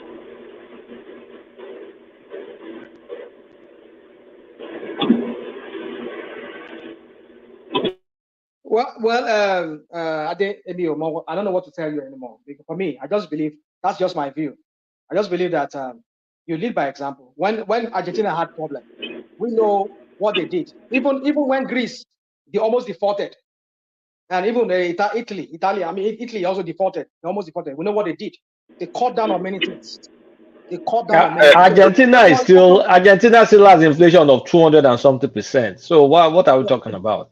But they're not at the level of where they were before their president. They're still at over 200%. But they still brought it down, right? They still brought it down. It's a process. It's a process.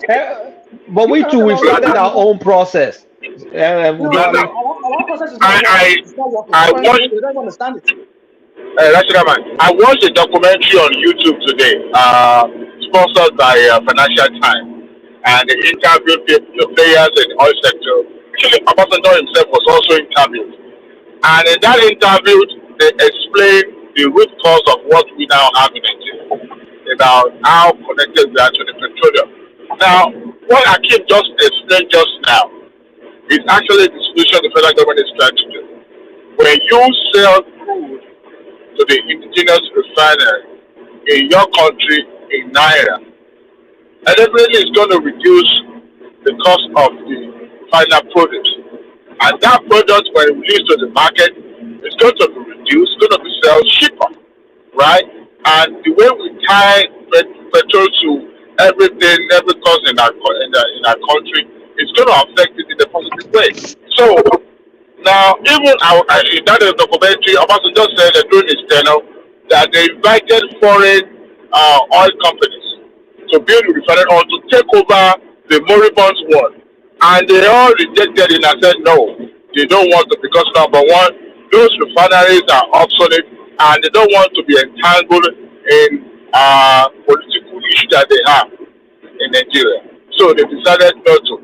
But when they relinquished power to Yar'Adua, I think Port Harcourt refinery was sold to Dangote. And what did you call it? You back the sales and cancel it, right? And see, all these things are the things that happen if we have a functioning refinery. How could one of the largest oil producing country in the world not have a single functional refinery? So we will continue to import. There's no reason to import, rational mind. There's no point. But the fact that you can have an indigenous company that can have a refinery in Nigeria, and if possible, the dead ones are able to be revived. I mean, look, I think it's a matter of, like Larry said the other time, it's about a long-term goal. Because buying grain to be planted or for local domestic use is just to cushion the effect of it. I mean, by the grace of God, by the time Dangote started, releasing petrol to the market, Nigeria will feel the impact one way or the other.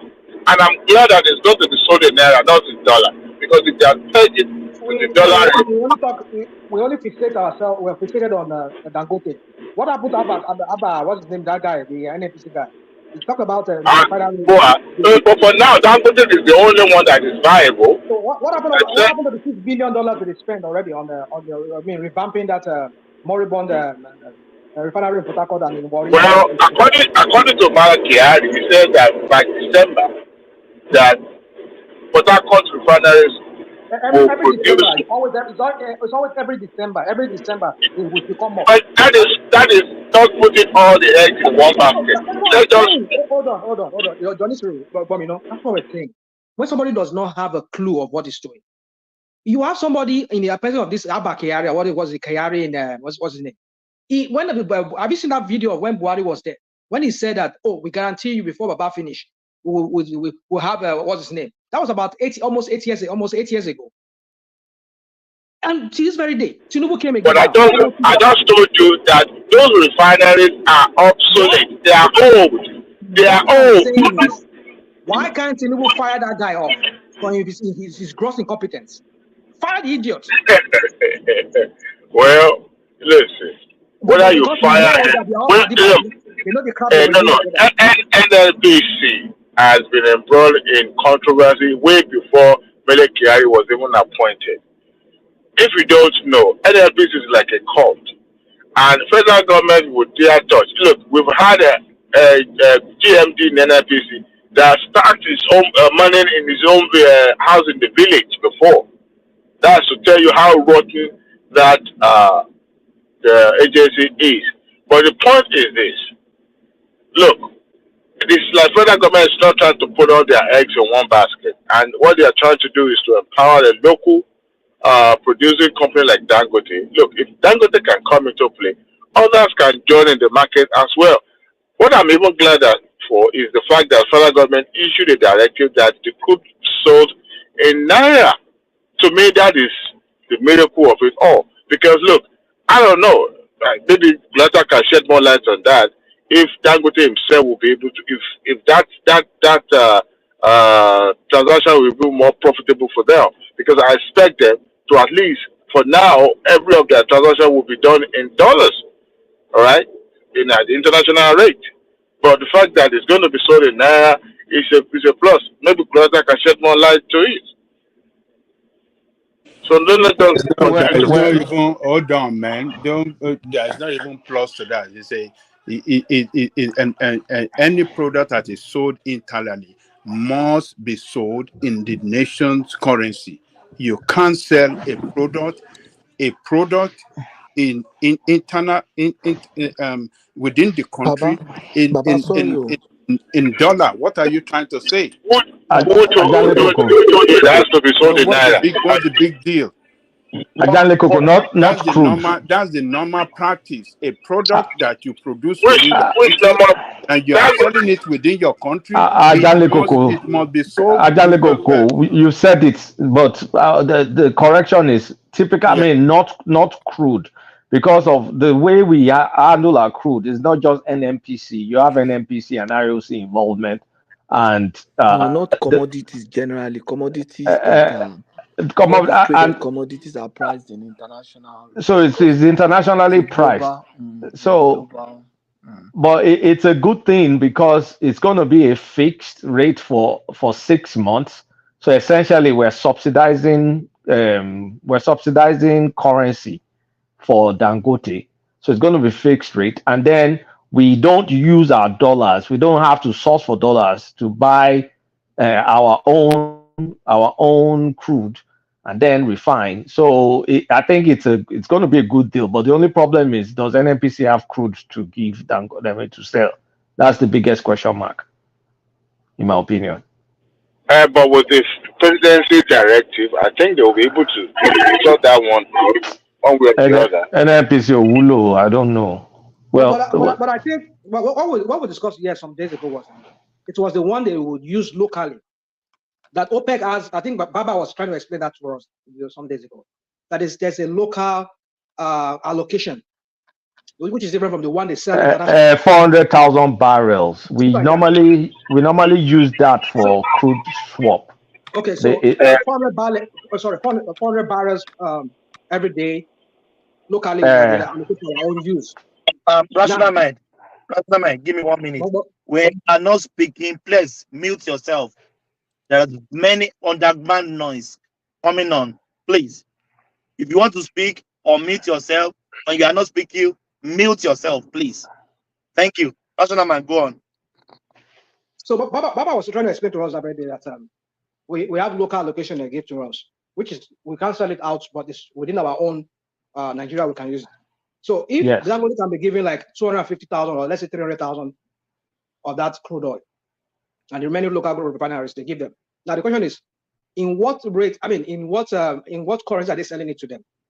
Is it in naira?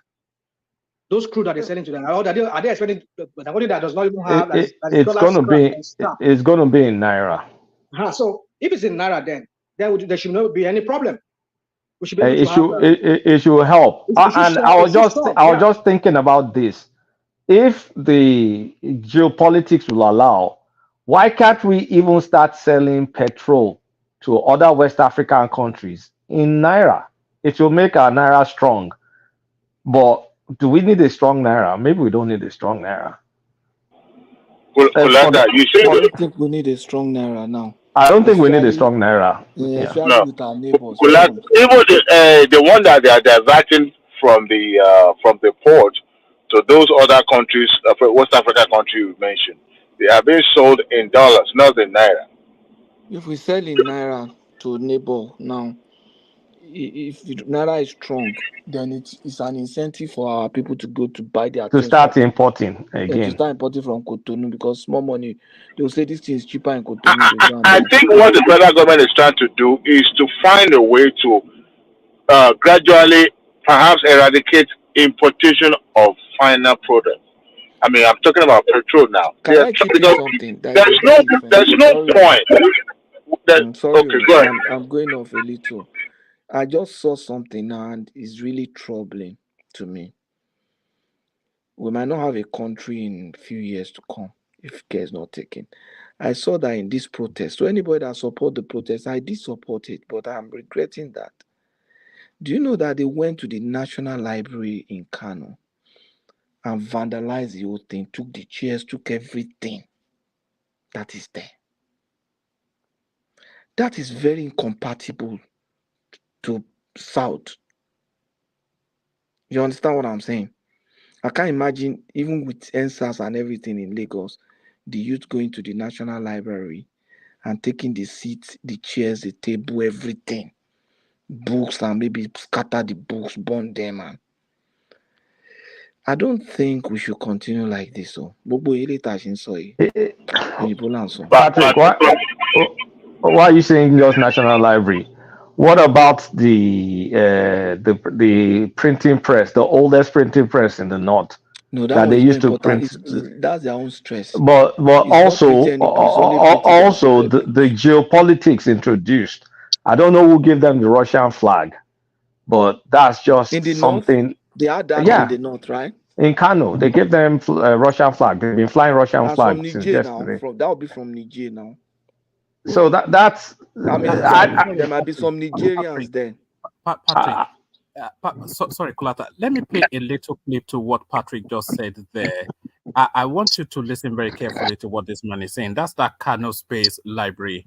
Yeah, thank you very much. I am happy you directed this question at me. And first, let me tell you that where the president in his address categorically requested protesters to return home and embrace dialogue and come and dialogue with him or with the government, I think I would like to appeal also to the protesters to heed to that statement. The president is the father of the nation, and he had said, look, where I have heard you, you've made your point. The issues that you have raised, I understand them, and I feel them, and I want us to sit down and talk about how we can go about them. All the other aspects that you're talking about, him cutting the cost of governance and everything, should be the subjects for negotiation, for dialogue. Even in conventional war, at the end of the day, the opposing sides must sit around a table and discuss. The end of every conflict is dialogue.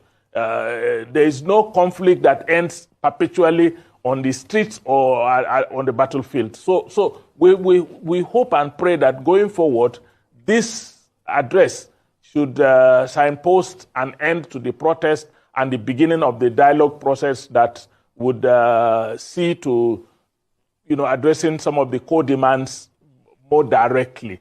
So that is that. But on your other question, I think there are political hawks, there are political opportunists that are trying to cash in on this seeming discontent, as exemplified by the protest, to say, look, we want to gain some political currency out of it. And so when some young people are instigated to say Bamayi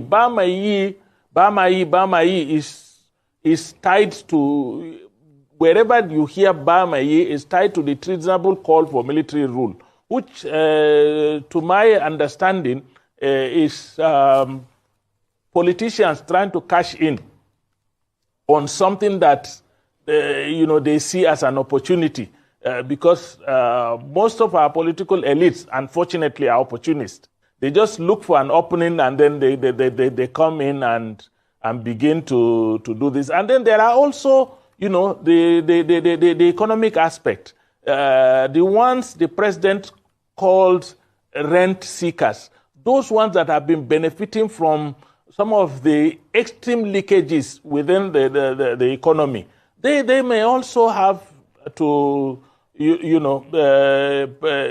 mobilize young people to do some of those things. But let me tell you, if you want my honest opinion, as a Nigerian and as a Northerner, what played out was not a perception of Asiwaju by the North. What played out is a clear indication of the abdication of the responsibilities that we, Northern elites, I say it with all sense of responsibility, we have abdicated our role and responsibilities to empower our young people. We've allowed a large army of uneducated, out-of-school children walking about in the streets without homes, without families, without imbibing any values. They don't even know, and they don't understand what is family, they don't understand what is societal values, they don't understand what is societal norms, and they are roaming the streets. And we could see them, 5 to 10, coming out to protest. And imagine, when they broke into Kano, the National Library in Kano, they took away everything except books. Not one book was taken. So there it is right there. They stole everything apart from the books. It's a very dangerous thing. How do we go? Let me tell you, Patrick. Well, if we are not just even all these things that we are doing on the platform, we are just playing politics with Nigerian future. Yes. Believe me. All these things that Ajali Coco, rational mind, and they are not just being fair. To me, there is no quick fix to the problem of Nigeria.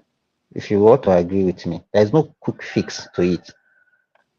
The rot, look at what this man just said now. Is it today? They have been watching this looming volcano. They have been watching it, and the thing is started to erupt now. All these children that he's talking about, it just like, we have talked about these things several days now. These are the children that doesn't have family. They don't even know their parents. They have never enjoyed any love in their life. They don't understand anything, no societal value, nothing. They are just roaming the streets. And somebody will come and be telling us that is one government that just came 1 year ago that caused this problem. We don't see that one as a problem. We are talking about You can see, I'm very sorry to say this. For 2 or 3 or 4 days now, since this protest started, I've never seen Babajale Kuku mention insecurity as part of the problem. The only thing he just started hammering is subsidy. And he was the one that used to say that one of the major problems in that country is insecurity. He has left it. He's not even saying anything about it again.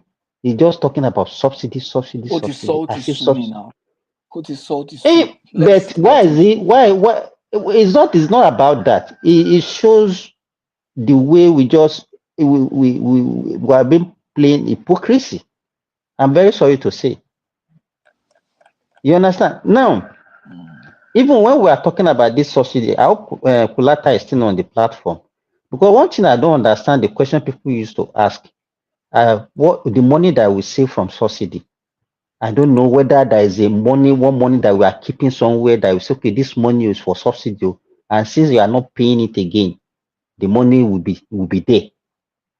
I don't understand, because that's my own understanding is like something that you don't have money for. It's like you don't have something, you are borrowing money to do certain thing. Then you say, okay, you are not borrowing the money again, you are not doing this thing again, so you don't want to borrow for it. And then somebody is asking you, okay, what have you saved from that? So the money that you don't have, how can you save it? Simba, all the allocation that been increased, state have been collecting. I'm not even. Let me tell you, it's not even the subsidy that increased the allocation. You understand? There's increase in revenue generation to some extent, and then the floating of the naira. If you earn $1 before, which was 400 naira or 500 naira during Buhari regime, it now becomes 1,500 naira or whatever this thing that they are using now. That one can be accounted for the seemingly increased allocation. But what I'm saying is, if you are seeing subsidy and the people will be asking for what have you seen from the subsidy, is what I don't understand. That is it really money that we kept somewhere that's okay, this is money that we have set aside for subsidy. Now that we are not paying it again, we are now using the money for certain things. That's what I don't understand. That's my own. I might be making Simba, mistakes. you don't listen. What is saying? How much are we saving on that subsidy that we can give account for? This is how much we are now saving on what we used to pay on subsidy, which has been directed to the development of this and development of that. I think That's what Baba, he's saying. you don't understand what Simba is saying. Let me explain. You see, before we were spending money on subsidy. That money we were spending on subsidy were the borrowings and the interest on the borrowings that we took because of subsidy. Now we are not paying subsidy again. That means we are not borrowing any money and we are not paying interest on borrowing. So what we have saved is It's not the debt. It will just reduce. We have reduced the rate of we have cut off the borrowing. money we would have owed that we didn't owe. Exactly. Yeah. We have so it's not as if there will be one car somewhere that is that. But we that's the only thing we can say.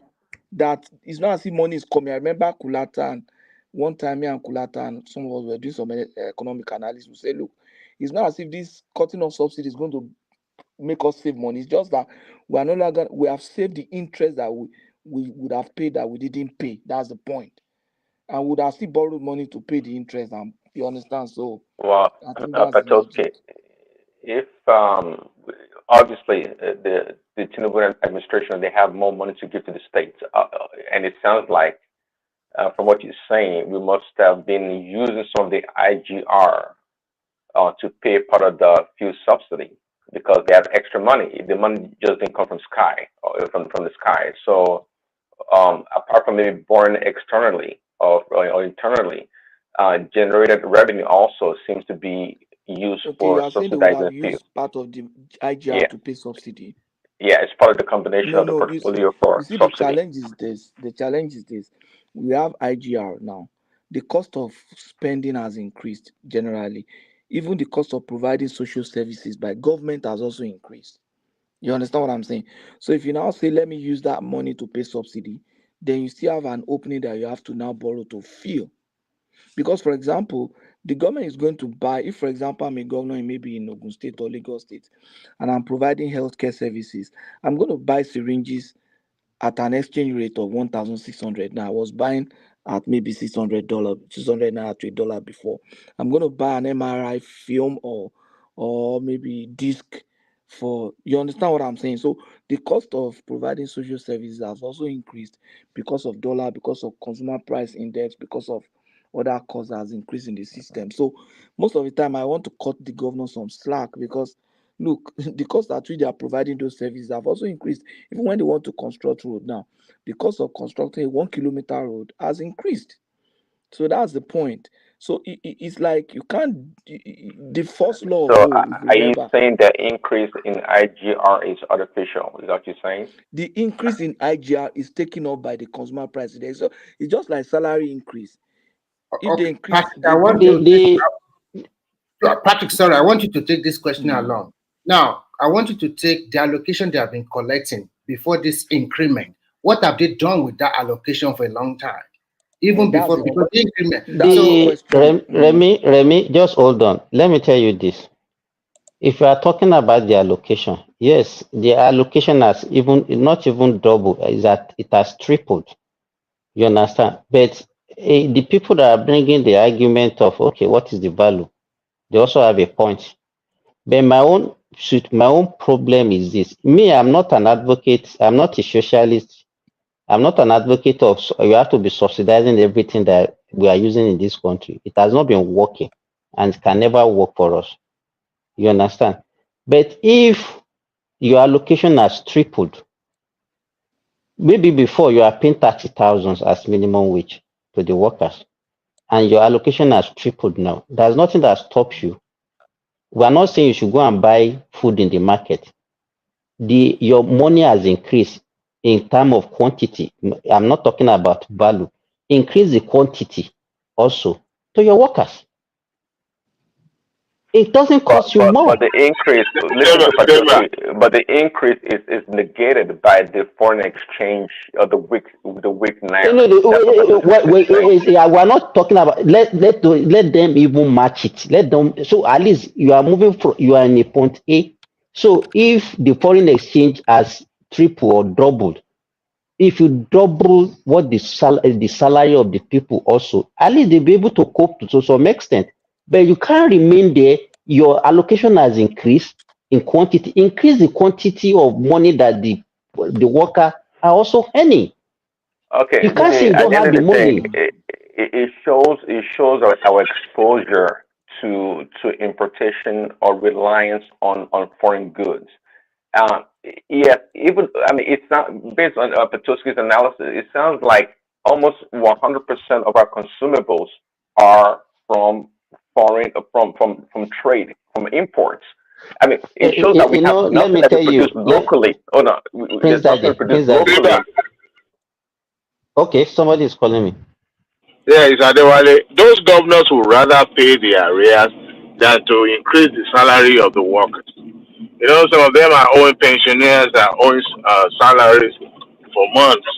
So they would rather spend those extra money, on IGR, on arrears of But for how long are they workers. going to be paying arrears? Are they going to be paying arrears forever? They can't be doing that one forever now.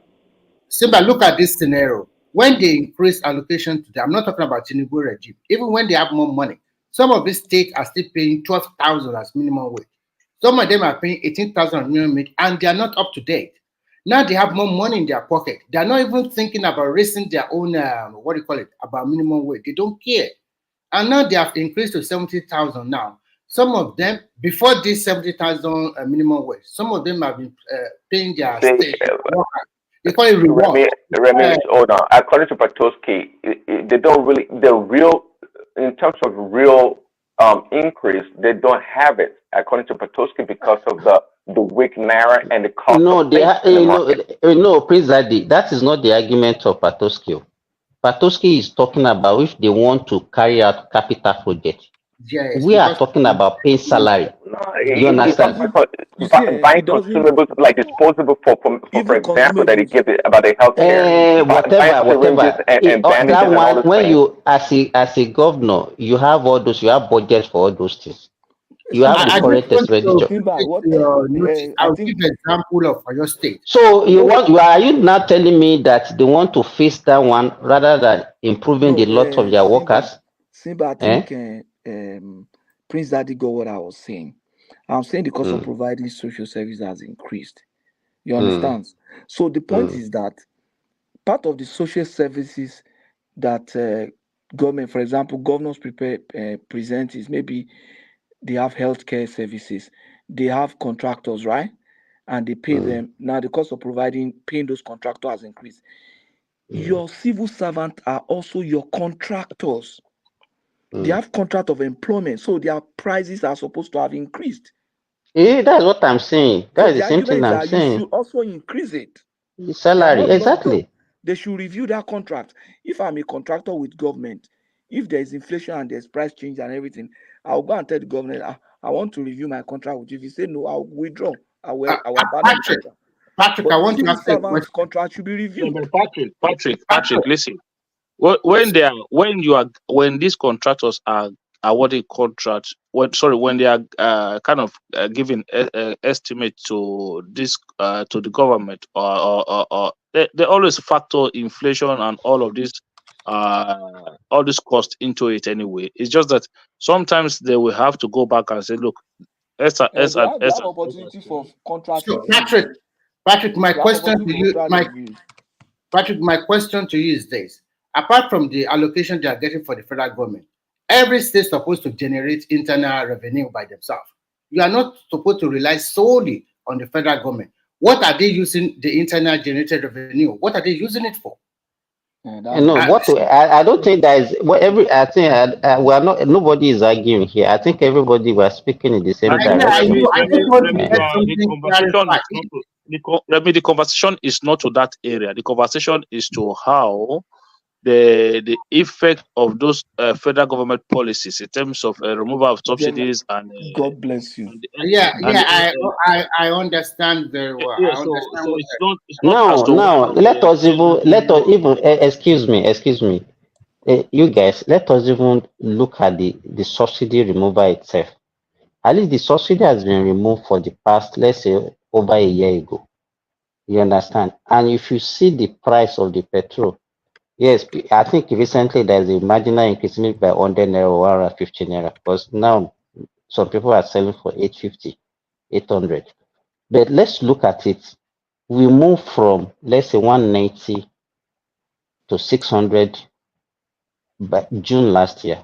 From June last year till now, we move by maybe 100 naira. Now, nobody can tell me now that we are still paying subsidy. You understand what I'm saying? So if we're even saying that, okay, the subsidy regime should even come now, the people that are championing the subsidy regime to come, they should come and tell us what will be the acceptable price or affordable price of petrol that they think will do the magic that will now bring down this inflation that they are talking about, that is the subsidy that is responsible for food scarcity, or the problem. Look, for me, That is even no. Let me even finish, Akim. That they attach all the problem that we have in Nigeria now. That okay, it's subsidy that cost it. You understand? Inflation, hunger, out of school children, and all the problem we have in Nigeria is because of the subsidy. I think the problem for me, what the government, I don't look Akim, let us, let us tackle this issue, because if we don't tackle this issue of people will still, they will still repeat it tomorrow and next tomorrow and in the months to come. I think Simba, you should give a base, maybe because they are asking for 100 naira, go back to 100 naira. Look, That So one, I look, want to know that magic price that Simba, Nigerian hold on can one second. afford. Boys, Hold on, Remy. Did you just say read the base, or what did you say right now? I mean, the organizers of the protest, there are people are asking that subsidy should come back and they should sell petrol at 150. Remy, relieve the organizer, the people that are championing here on our platform. The organizers are not here. They are not discussing Hold with on. us. Remy. I didn't hear the last part. What Remy said. What did you say, Remy? I'm trying to say that they should return the price to 100 naira per liter. We should look at it from that angle, from 150 naira to what it is today, and then find an acceptable price to the answer that Simba is trying to ask. We have 150 naira that they are craving for Nigeria, so that everything will be kumbaya again. And then they are Remy, I said something. I think right now, if you are able to, our currency needs to be redebased, or how do you put it? It needs to be, our currency or our GDP. No, see, the naira is artificial. It's the bane of our problem. It's the weakness of the naira with our poor, manufacturing sector is the problem for us. Prince Daddy. Let me. I know the reason why. Yes, you are audible. Akim can hear you. I know the reason why I'm asking this question. Let me give you, for example. If I'm producing tomato, I'm a farmer, because we are talking about food now, because the only problem Nigerians have now is food. We don't have any other problem again. And once the problem of food is solved, Nigerians will be the best country in the world. You understand? We have forgotten about every other problem. The only problem that we have now is food. So we have to solve the problem. We know that, and we agree. We talk about it all the time. So what the heck is Tinubu building an highway from Lagos to Calabar? Prince Daddy, leave me alone. Let me finish what I'm saying. No, I've not finished. I've not finished of what I'm saying, Akim. Now, if everybody hold on, everybody hold on. Please. No, Simba. I'm not doing all data, please. One voice at a time. When I say hold on, I know hold on. Simba, go first. Akim, go second. Please, Daddy, respond. Yeah, let's do that. Please, Daddy, sorrow. And now, please, Daddy, okay, Simba. Okay, what I'm saying now, if I want, how much, let me say, we are talking about subsidy. Now, if I want to produce tomato as a farmer, you understand, of how much is the input of petrol to the cost of me producing my tomato? I'm giving you an analogy because I told you people about 2 or 3 days ago, I bought tomato seed. It's not up to, Patrick, that small spoon that they used to feed children. That small one, not the one that adults used to use, like teaspoon. It's not up to. It cannot fully fill that spoon for 9,000 naira. Believe me, they even put it in the sachet. 9K. That one, I don't think it cannot even cover. If you plant it, it cannot cover half a plot. Do you understand what I'm saying? Now, if I plant it, I will pay the people that will till the land, the people that will owe it, I will buy chemicals. That one, there's nothing that include fuel in everything that I've mentioned. No. The only time that and the only time fuel will come is by the time I'm harvesting and transporting it to the final consumer. Do you understand what I'm saying? So, sometimes we can paint a scenario. Enter to that market to buy that seedlings. People calculate their stuff.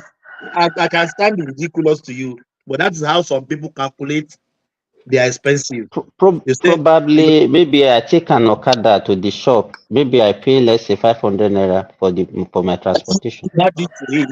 Okay, so and you might lose half of this. What is the ratio? What is the Well, hey, what is the ratio of that 500 naira to 9,000 naira for the cost of the seed?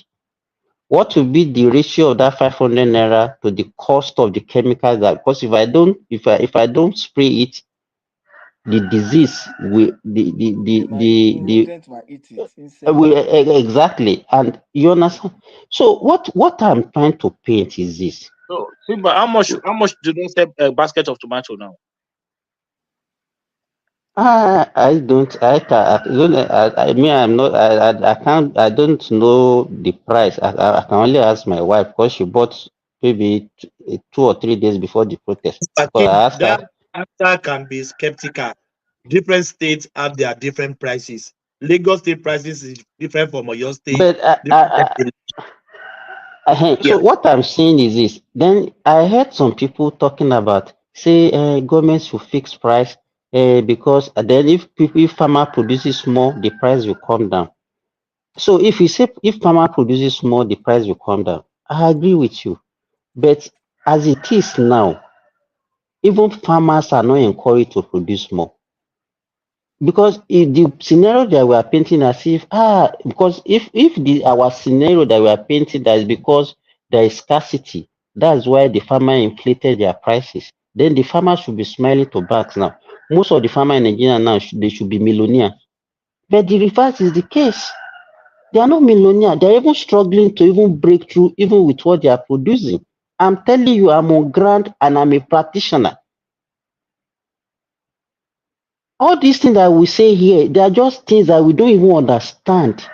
So for us to now say, it's a subsidy that is removed, that is why the price of things just went up like that. Even in the country where they didn't even remove, we might say, okay, our own is worse than the other country. But there is no place in the world now that there is no food inflation.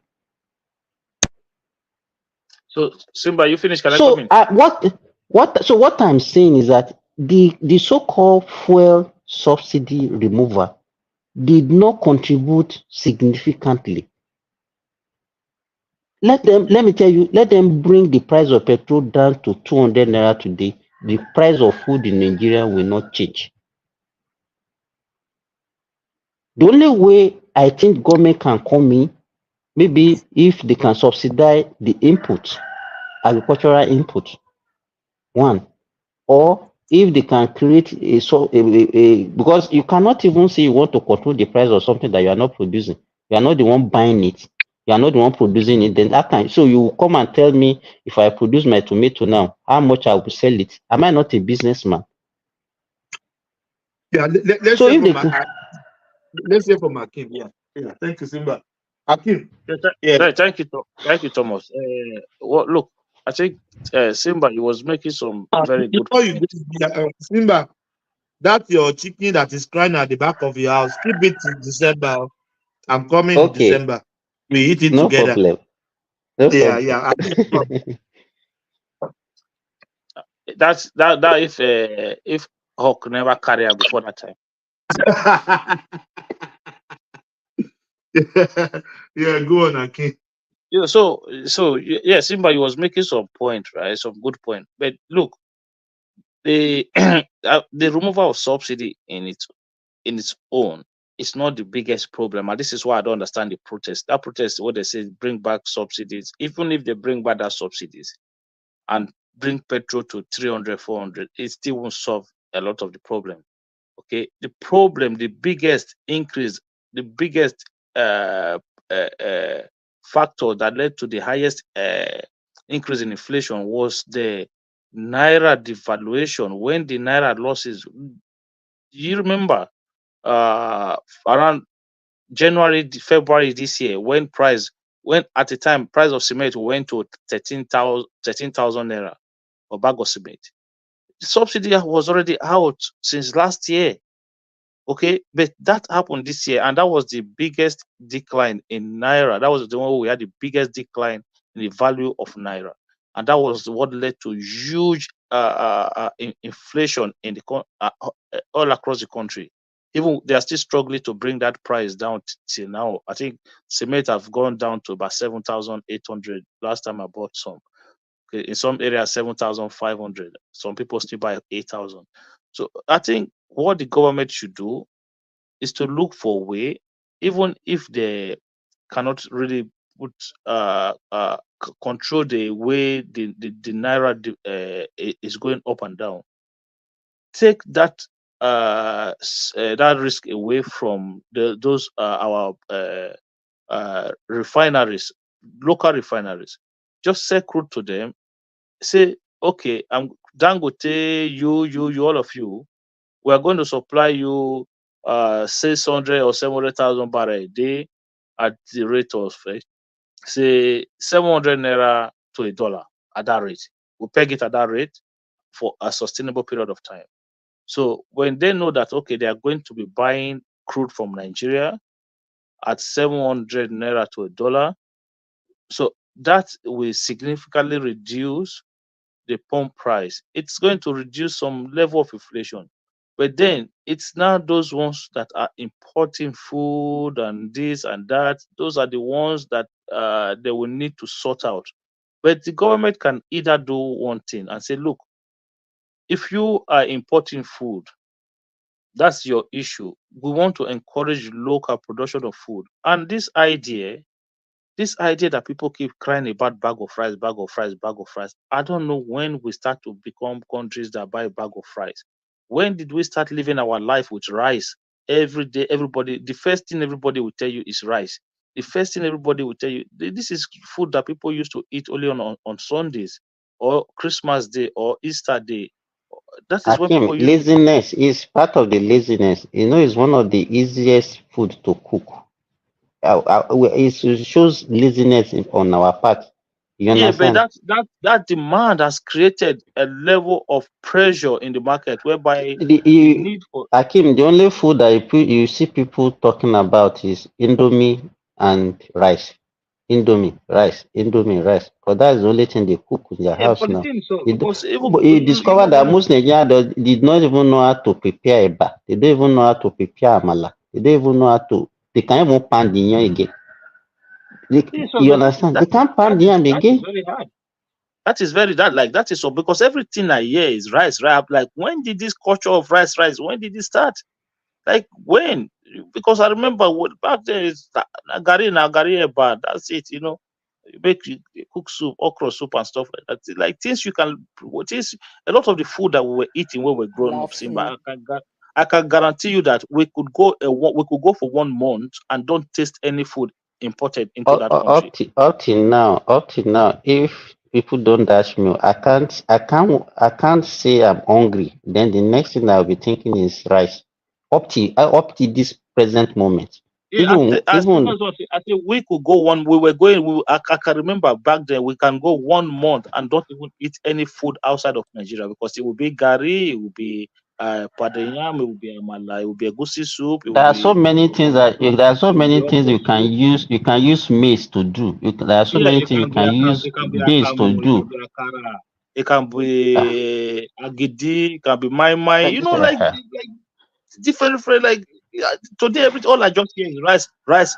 I'm like, when did this sickness of rice, when did this start again? When did this start? It's crazy, man. And the government is not even happy. They send it 20 truck of rice to different states. Instead of Just sending beans and maize. I see that one as a waste of money. Hey, it tell me, completely it for me it's completely which waste of food money. can you share to alleviate hunger in Nigeria? If you 200 go and million. bring all the uh, how much? I don't know the quantity that That's you bring want to total say you want to. mentality. It's to exactly. It's It's just a a waste. waste of It's money. a complete waste of money. They should not be doing it. The government should stop. They should stop that practice. It doesn't make sense, man. It Stop it. doesn't even get Even anywhere. no, because if you go now, all those governors they warehouse all this food. They will warehouse. Some of them will just warehouse it. Even Even let if me tell you, even even if they don't Akim, if they don't even yeah, warehouse it, let them even distribute it. Even if you give a family one bag of rice, how long are they going? Are you going to be giving them every month? Are you going to be no, I'm giving just them saying. every three months? Even if they were to say okay, we benefit once, but if they say will not benefit, even If you give a Simba, family Would one that bag of one solve the rice, hunger? I'm going to tell you Then they'll be something now. eating if you rice give a family only one bag rice of every rice, day. I'm going to tell you something. When they remove the import duty for all those food items, has it led to the reduction in food prices? The answer is no. You know what is going to happen now? People will import food and just go and hide it somewhere, go and warehouse it somewhere. They'll be waiting for when the import duty will come back again, and then they start selling those food at those prices. Why are we acting as if we don't know our people? Akim, do you know some houses in Nigeria today, they can't do without cooking rice in a day? Yeah, but this is what I don't understand. Why? Never. They can't survive. They can't. I don't know. I think they have been, maybe, I don't know. As you already said, they must cook rice. Thomas, I've been in Nigeria for almost 3 weeks now. I've only ate rice twice. This last one was yesterday. I've What only about ate twice. Simba? Why should I even come to Nigeria and see it's rice that I'll be eating when I've So missed all the amala and even me that I'm staying in Europe, even me Simba that I'm and in Europe, Akim, for the past you 2 don't- weeks, I think maybe I've eaten rice once. Simba and Akim, you don't understand. Most Nigerian youth or children, they will go for Indomie and spaghetti. That is their food. And why the elderly one, the young adults will go for rice? Because they want quick food every time. So, in fact, Dr. Simba, I want to ask you a question. What do you think the impact of Indomie and spaghetti on Nigerian youth in the next 10 years? Because these are processed.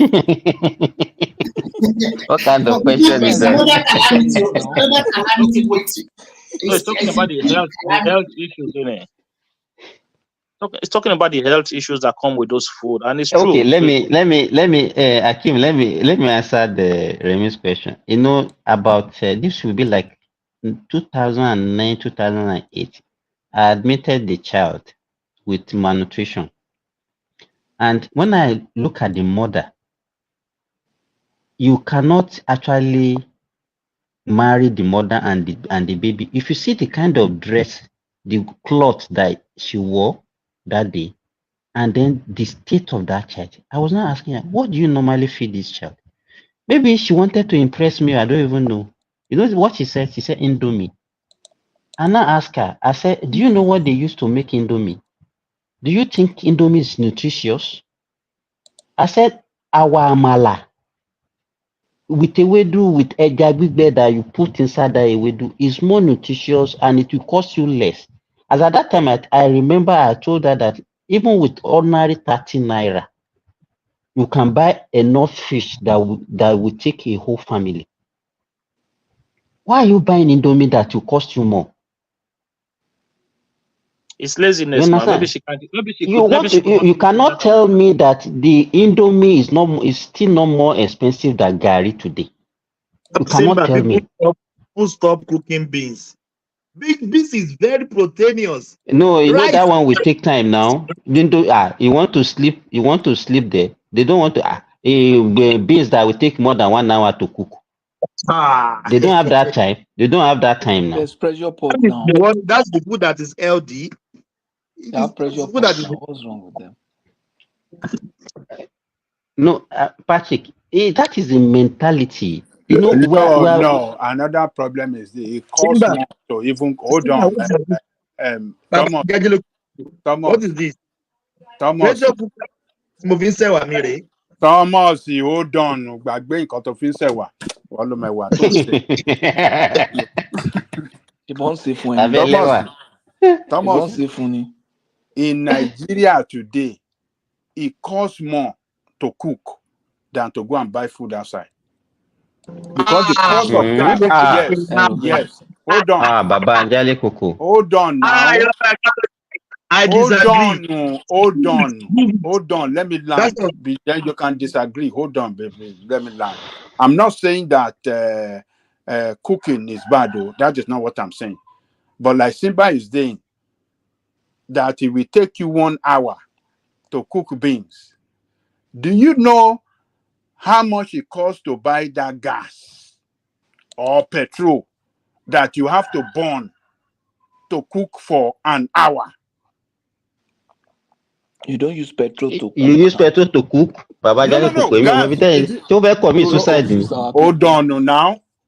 Kò ṣe gas lẹ fi ń cook ni àbí petrol. Any petrol lẹ pè náà, Oh, àwọn fi sorry. petrol Oh, cook náà. ẹjọ́ tó rọ ẹ má dà mí lórí irú Ẹ má ẹjọ́. jẹ́ káwọn yẹn máa so lé. Thomas, so I'm talking about the gas. So the cost of gas now, according to information, is so high. So when you pay so much to buy gas, and then you want to cook on that for an hour, you are losing money on both sides. Baba Jali Coco, have you been to restaurants in Nigeria? all the luxury, the way we were doing before, when you can easily send somebody, oh, just go and buy me kerosene there, and then you can use kerosene to cook for so many. But now, to even cook, it costs even more using Baba that Jali gas. Coco. Baba Jali Coco. Yes. Have you eaten in a restaurant in Nigeria recently? You know what they call what they say they want to sell you pando, right? You know golf ball. You know the golf ball. That's a wrap. That's how a wrap of Òkèlè kan náà ni ẹni tó kélé rẹ̀ bá tóbi, Baba Jali Coco, ẹni tó kélé rẹ̀ bá tóbi yóò bá sọ sẹ́nu lẹ́ẹ̀kan náà ni. It's like a golf ball. It's a golf ball now. You just take it into your mouth. Jokes apart. No, it's far from the truth. There's no way you can say what you buy from outside. Buying food outside is actually cheaper than cooking food for yourself. No, it can never be true. It can never be true. So no, what I'm saying, that's what I'm saying, Kula, is that it costs you. Okay, go on. Baba Jali Coco, when you cook in a family, you are not cooking for one person. And you are going to use the same amount of time to cook beans for 45 minutes for 5 or 6 people. And they will eat at a go. So it's more economical that way. And the price of gas continues to fluctuate recently. I remember that there was a time they are buying 4 kg for around below 9,000. So you cannot say cooking at home is more better because you know what you are cooking. You also I tell you, it's like a golf ball. It's like a golf ball. They will sell you that pounded yam separately. They will sell you the soup separately as well.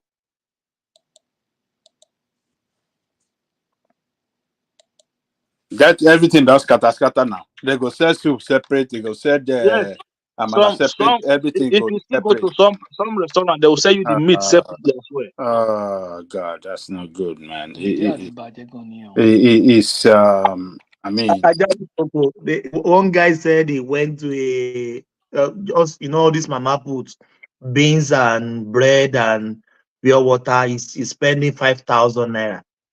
Said, how do you? That's too outrageous. He was saying that bread and beans. Bread and beans. Bread and beans, 500 naira. Bread and meat.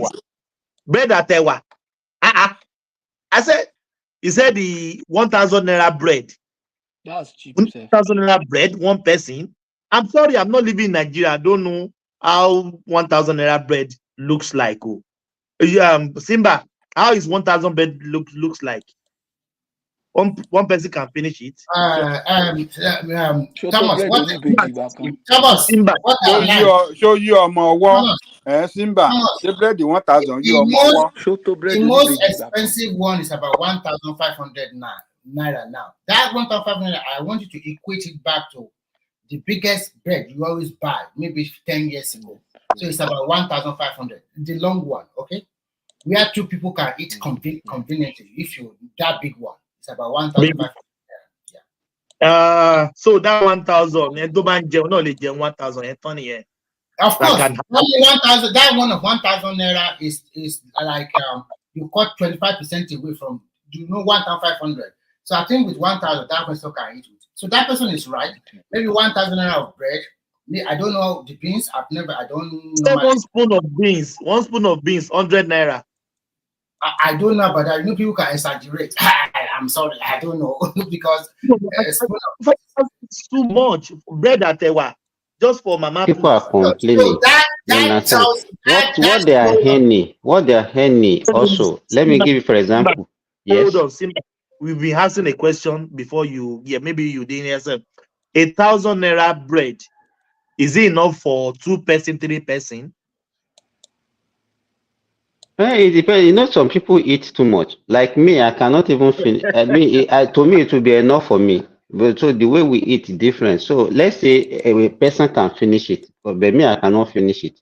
Or if I buy, I But you can see, even eat it And three. as food, the way food are expensive in that, that's how some people will see that they will eat as if tomorrow is, as if they're going to die that You day. know, we talk about 3 square meals. Since I came to Nigeria, I put the maximum I've eaten in a day is 2 times. So all these 3 square meals, three is not even a square. So I don't even know. There's nothing like 3 square Yesterday, meters. It's just a fallacy. yesterday, I took pap around 10 a.m. in the morning, and then I ate rice around 7 p.m. in the evening. So, and that was the only food I took yesterday. So if I want to even put a price to that one, I don't think I've eaten more than 3,000 naira worth of food in a whole day. What about That, those that, fruits? that, What about that was fruits that because you it was take? made at home, you No, know. fruit It's you not, get you get fruit from that 10 o'clock The- to 7. If you are eating it, maybe take orange, banana, and the rest because you have all of them. I don't know, let me tell you, even yesterday, I was even chasing one guy that came and one guy, an apprentice of a welder that came to my house to come and do some. They were busy even stealing my orange in my compound. So I don't buy all those things. To me, if you see now, even the cost of you are labor now, that's why I'm asking eh? you this question. You are in Nigeria, in Ilorin of Mm, today. If a mm. normal person, I'm not talking about somebody that eats like somebody that will die tomorrow. Like somebody that normal food, maybe 3 wraps of inyo, one, two, almost two, 3 one. wrap. You didn't know what I said. I said it's like golf ball. You say 3 wrap. I say it's like a wrap is like golf ball. You take it and put it in your mouth. That's Now, 1 wrap gone. but like a normal person want to eat in not too outrageous canteen, not too dirty mama food, like average canteen. How much can you spend in the table in a day? You spend between 1,500 to 2,000 naira. Where is that? Is that in Ilorin? Maybe Is it you're too is looking. it is it too You're is it too looking much? minimum. You're looking minimum Is it too 5,000 much? now. No, Akim. No. I don't know whether you are Ordinary people are eating in not a exploitative like Lagos State. high This choice has restaurant. How can you be even if you this go and buy food in I think Mr. Big under here, you 1,000 can't. you eat very Okay. well. Normal small restaurant Simba, will not. you are home now, right? You are home now. Okay, Mm. you go and buy food and eat. And come and tell us tomorrow. Is it by force? No. Just an experiment now. Today or tomorrow. No, as an experiment, you go and buy food and see how much it costs. Because I think you are still at the figures you are giving us now. Is still low. The issue here is this. What you're asking me to do, I can go and see what people are buying, because even right when I was even single, I was even a young man. I don't buy food outside. Even when I was in the university, I Because cook my when food. you say 1.5, I knew that you don't buy food. You don't use restaurant. That's why I say go and buy now. Not even if you're not buying, just ask people there, Madam, I won't buy a plate of pando and meat and soup, and just hear what they're going to tell you. That's all I'm saying. Simba on the No, lighter. let me tell you, you are not using a good example. Because that one, I know that one will be very expensive. Because even if you want to buy this Ola Pando flour, you understand? I think it's almost 30,000 or so. No, just say you won't buy pada yam then. Forget Ola pada yam. Simba on the You lighter. cannot be eating. You cannot be eating, even be talking about yam by this time of the year, because this is the time of scarcity of Okay, yam. so what can Maybe we you buy? go for amala, fufu, apple, and all those things. Okay, yeah. My own is that in No, any restaurant. Akim, what you are trying to say, there's no doubt that and let me tell you what I want to say, even. this inflation that we are talking about, you understand?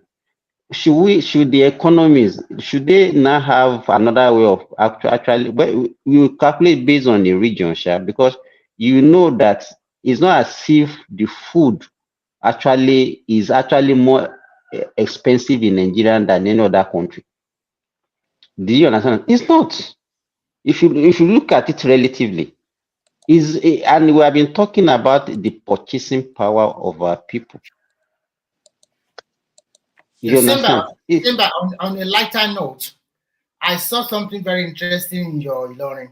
Only one person, only one girl, all the way from Lagos, wanted to protest in Ilorin. And when she got to Ilorin, she caught. She was disappointed now. She was disappointed. She was disappointed. She started abusing them that it's only religious riot that they used to do. They didn't do blah blah blah blah And blah at blah. the end of the day, they pushed her to go and write 3 letters: one to the governor, one to the chief of staff, and one to the police, so that I knew she will be arrested. I knew she will be arrested. I think they will detain her. So sometimes this protest is very funny. Okay, some states they just go on their normal business. Like on your state, after 1 or 2 days, everybody go back to their work. If to say you are hungry and you don't have to work, continue to join the protest. I'm not saying you have your fundamental right to go for the protest. But if you have work and it's I'm robber, how many pass? I'm robber, how many pass among them?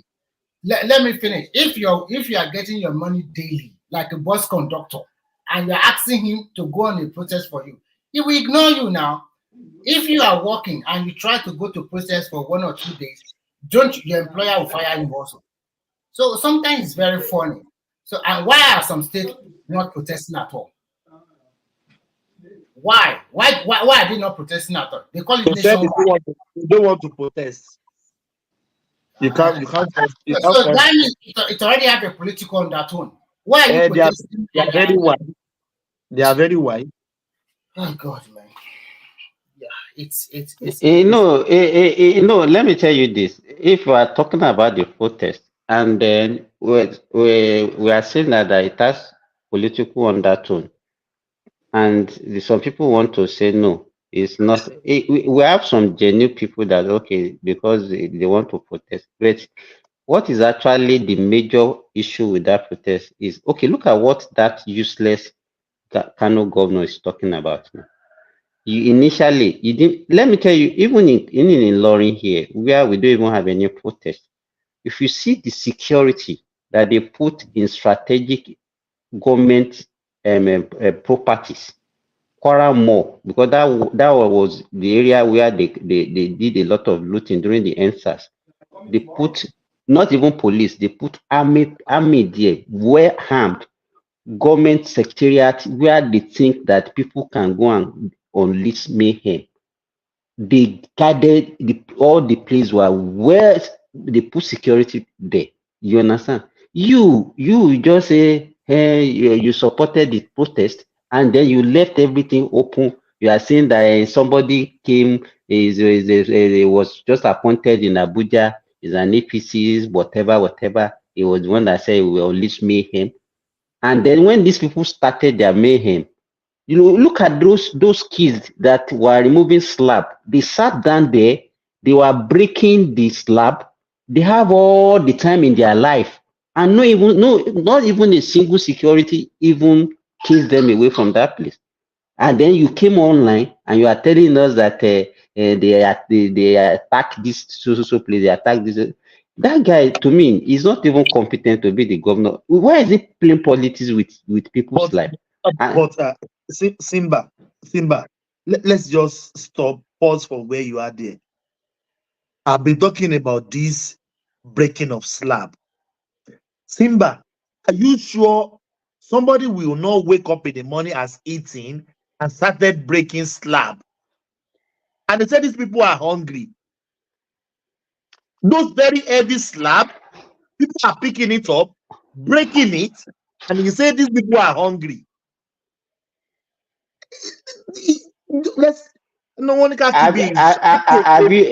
Thomas, have you ever been to a quarry where they are using hand to break this granite? Those are the kind of things they do in a quarry. those guys, they just have their days, and Simba, it's because yes. I think we can help the North better if we break up than we are doing now. If we break up and become a very good country, I think we can be of better help to the North. As it is now, No, that that would country be a cannot go They will forward. competition. flood your they will flood your country. They will flood No, your no, no. country. I'm At telling you that now. point, no. I They will said it come, yesterday but that it will they will be not be a good controlled. neighbor. They will not be a good They will neighbor. come, but it will be controlled. They'll get a visa Look to come across now. look across the whole southern Nigeria now. Oh, those young northern boys is they're like look, they're like sea of ants everywhere now. They have to Sea be of ants. documented. If we break up, they will have to be documented. In that case, we will be able to control them, and then we'll try them. If they commit a crime, unlike if you do that, now it looks like you are victimizing one tribe, you are attacking one tribe. If we break up, if I am a northerner, I'm in the south and I misbehave, they'll try me based on the north law in the south. If we break up, if you're an easterner, you have a house in Lagos that is built in the wrong place, if you demolish it, nobody will say they are victimizing any tribe. You understand? So it's the law. Akim Patoski, I I saw think it's them in better the off. We'll be able to help them better than we are doing now, because as it is now, we are enjoying ourselves. I love them. You understand? But somebody say if you want to pull out people, you have to be standing first before you say you put somebody. As it is now, that country no go develop for this our generation. No. Forget about this Tinubu effort. No, Somebody they is will going to always come drag into us. power They will always drag that will that rewind not will always everything. drag us down. They will always yes. Even if Tinubu should put everything in place, by the time they By the come, time they will Northern reverse come there now, it everything. will rewind everything. Mm. You know the worst part of it, the worst part of it all is that these northerners, they are elite. Before, back then, they were not like this. They were not corrupt, but now they are even worse than southern elite, man. The level of corruption those northerners exhibit these days, man. They have always It's been like corrupt. Our eyes no open to them. the way they steal money, the way their level of corruption these days is almost like unprecedented. Like before when I see a northern, I used to have this level of trust that okay, but recently you see the way these guys are stealing. Other that Emefiele, I'm telling you, northerners here, if they no, or if they did, if a lot of them did not become billionaire, maybe at least maybe they would have created 1 or 2% northern billionaires under Emefiele. Those guys is just like they went rampant with those corruption then, man. Look, for me, division is not something that is possible now. It's not something that you can push, or if it happens, yeah, but it's not going to happen. But for me, the way I see it is that the South should know one thing now, that when Jonathan was there, they find it convenient to protest. 8 years of Buhari was non-existent. It practically was a ghost. Like it was non-existent. You did not see a protest in the north. This man will still go to the north, and people they'll be hailing him with all those his incompetence that he exhibited while he was in office. Look, but when you had another southerner in office, it didn't take 1 year plus, and they were on the street protesting, hunger, starvation. Look, there were naira shortage, severe shortage of currency. A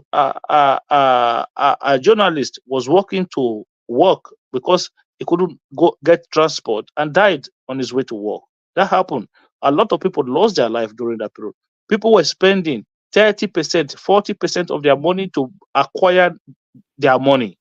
You use 40% of your money to buy your own money. It happens. Akim, you should hold people like Patrick that always talk from the other room, Babajale Koko and Rational Mind and the rest, for instigating people to go and protest. When they are not damaging the property, doing a lot of stuff, Patrick is now telling us another story. When we are telling you people, Nigeria is not a country that everybody should just go and do whatever they want. Let's give an example. Look at that Abuja. If those people that converted at the outskirts of Abuja city, if they were able to troop into Abuja, another story would have been telling today. That would have been the end of that country. They would have looted everywhere. and destroy that city. People that are not, they don't care. You see 10-year-old, 8-year-old, 12-year-old on the street. They are just running like animals, doing whatever they like. I'm sorry to use that language. If the security people have allowed them to go to Abuja that day, Remy, no apologies for that language. They are really animals. No apologies. Go on. So if they were able to run Abuja down 2 days ago, what are we going to be telling ourselves? If not those people, they use their brain very well that day. If they have run the security over, are we going to be here talking about anything today? That city will have been destroyed totally. Thousands of people running to the capital city like that. And we continue to tell people, protest is okay. At the end of the day, are we not going to go to the table and negotiate again? Why not use that way to negotiate with the government from the beginning? The so-called country you claim you love, and now things have been destroyed. Even not just northern youth on TikTok, wherever, on YouTube, that gaslight, instigate their people. They are regretting it. Some of them are apologizing now. So whatever, it's our country. The way we lay our bed, that is the way we lie on it. I don't know why. I don't know what educated Northerners are doing. All these them L5, all these them, they have to speak out. All these them boys that come here, they are not talking about that thing. It's crazy, oh. They are not the first person to become poor now. We have poor people in the south too now. My parents were they not poor? My parents wasn't rich. Why are we not burning everywhere? Why are we not burning everywhere? Not just that now. They don't, life is not important to them. It's easy to recruit them. I saw them chasing one policeman in this protest. The policeman was running. They were chasing him. The man had a gun, but obviously he didn't want to shoot. And there were many. The guy was running. I'm sure he didn't want to shoot them. But there were close to 300. Badowski, he has the right to shoot them. No, later they will say no. Badowski, that's your country. Canada that you are. America is closer to you. If you have a needle, knife, scissors, razor, and you are going closer to a policeman, the police is allowed to shoot you. So what are we talking about? You should have shot like 2 or 3 of them so that the rest will go back. No, you can't do that. The man was running. Sir. Somebody his children, how do you know they haven't killed him? Patrick, the Nigerians will not have a party for him. They will only talk about they will say the policeman is actually have a license to die. They will say they are corrupt. They say all these let me tell you all these people that say this protest was successful is because of the destruction. I'm telling you, they say the protest was successful. How can you have a desire for evil? How can you say you have a desire for evil? Nigeria will go far. The best thing is let everybody go their own way. I don't used to sound like this before, but from what I've seen, there's no way. You need to work together to build a country. It's not nobody's working together. Patrick, it's not even about protest alone. Okay, look at if when they started talking about this protest, if you say, no, we don't want this protest to go because of the danger that it portends to the country.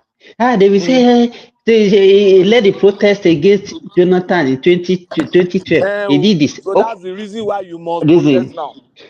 Yes, that's the reason that they are giving now. And then you can see the way we are using social media now to disrupt so many things. People will be telling lies.